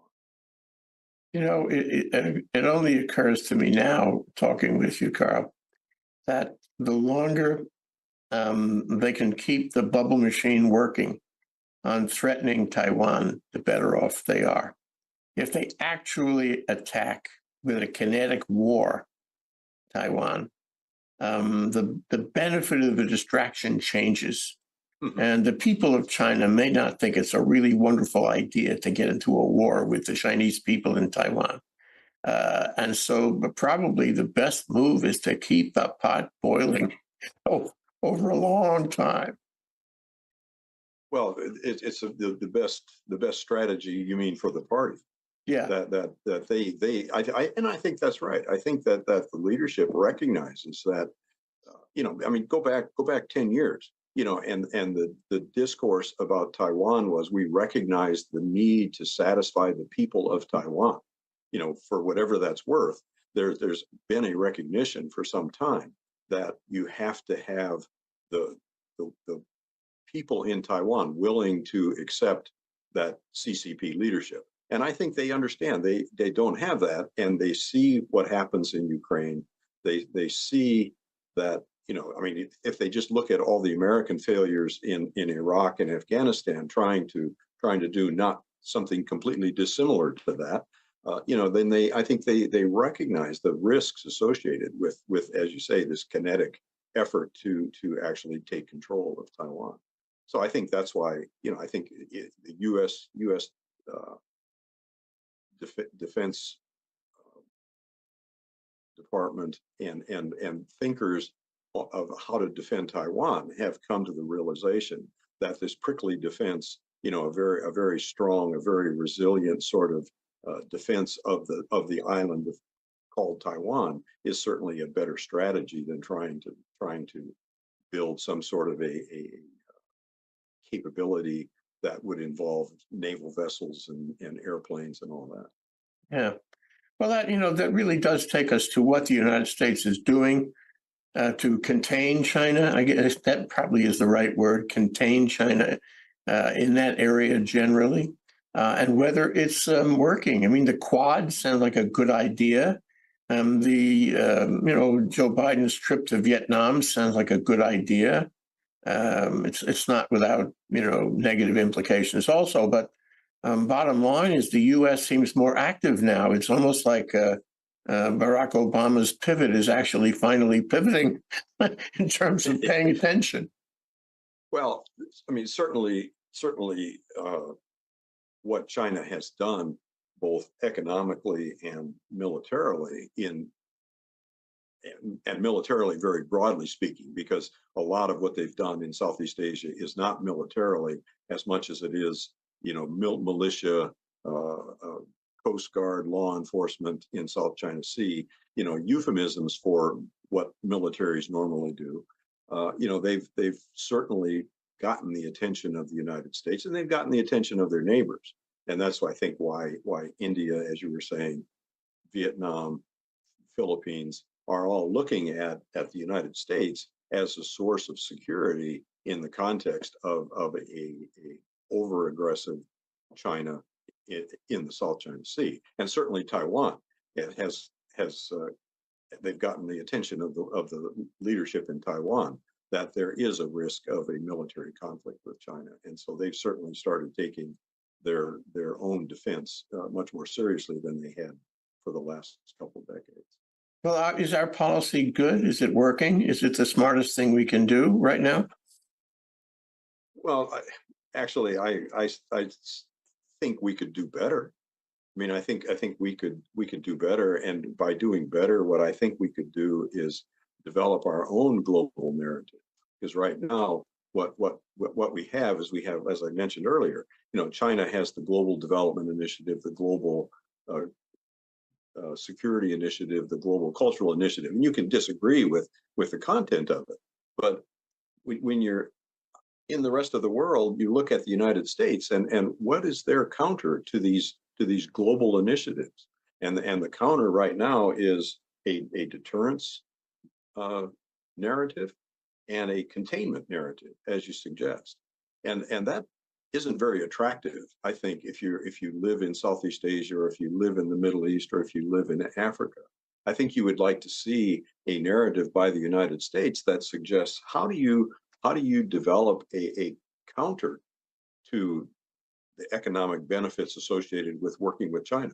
What is the economic benefit of working with the United States, of collaborating with the United States, when the United States is sort of taking a sort of Chinese kind of line of restricting trade, of eliminating or increasing tariffs, and making it more difficult to do trade and develop economic relations with the United States. So, so I think that's one of the things that we've always come up short on is the economic side of the relationships with the rest of the world. And, we have the Indo-Pacific Economic Framework that the Biden administration has been working on, and it offers some opportunities for clean energy transition, for the development of interconnectivity in the region. And in India, of course, Biden announced the corridor that you're talking about with India for development in that part of the world. And those are efforts, but they certainly pale in comparison with what we could do to develop a stronger economic policy that would look to the rest of the world like there are advantages to working with the United States, both economically and then, of course, militarily. Is almost becomes a secondary benefit to that.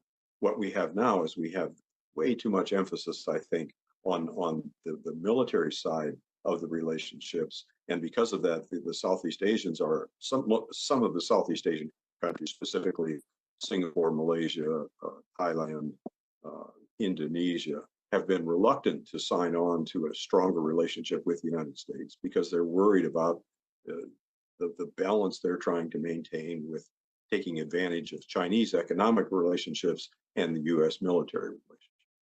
Now, we have independent press that reports the problems in Congress all day long. And these guys read the American press and they say, can we rely on this country? The politics are, overwhelming and very threatening in the country and to anyone who wants to depend on the country. And finally, I would say that when you talk about the dichotomy between, military strategies, call it military diplomacy, my term, military diplomacy, versus, trade diplomacy, soft power and all that. The difference in terms of government in this country is that if you give $1 trillion to the military and say, here, do things that are military, within the wheelhouse of the military, then they can go out and do a lot of things without getting a lot of congressional approval. They just, treat it as part of their mission. But if you talk about trade policy and trade agreements, you need more help from Congress. And Congress is in isolation mode. Congress isn't helping the administration on these things, and Congress doesn't look so good to third parties who want to rely on it. And so I think that's probably got to be a factor. Do you agree? Oh, I agree. I think a large part of the problem is the legislative branch in the United States is fixated on internal divisiveness and internal domestic political issues, and it certainly hurts our foreign policy. But I will say this, that one of the points of agreement in the United States today is that we need to do something about China. There's not necessarily agreement about what, but there certainly is agreement that China is a problem and we need to do something. Well, we send people over there and they talk nice. But I wonder your thoughts about these visits by the State Department and other agencies of the administration going over to China and trying to break bread. I think it doesn't go too far beyond that, actually, and saying hello. Does that help? Well, sure. I think it always helps to talk, I think, and so Gina Raimondo was there. She did what she had to do. I think she was trying to deliver a message that it isn't all competition. That we do have a trade relationship, and it's a huge one. And we need to work through some of these issues. And I think that's healthy. I think that sends a better signal to the rest of the world. Never mind the dynamic between the bilateral relationship. I think that by making the effort to engage in a dialogue, I think sends a better signal to the rest of the world that it isn't all about the competition, that it isn't all about containment, because we use that word, but to the rest of the world, that containment strategy sounds very much like the old Cold War strategy. And of course, that's what the Chinese in their narrative use against the United States, that you guys are still living in the Cold War and we need to get beyond that. And I think that's a legitimate challenge for the United States to think about, how do you get beyond this very narrow deterrence mindset that says we have to contain a military power, China. What we really need to do is we need to do better than China, not contain China, but we need to do better than China in our engagement with the rest of the world. And that's where we fail, and that's where our Congress has failed us. I think our legislative branch has not been very proactive in that area. So going back to your point, exactly, it's easy to just throw money at the military, and then everything looks like a nail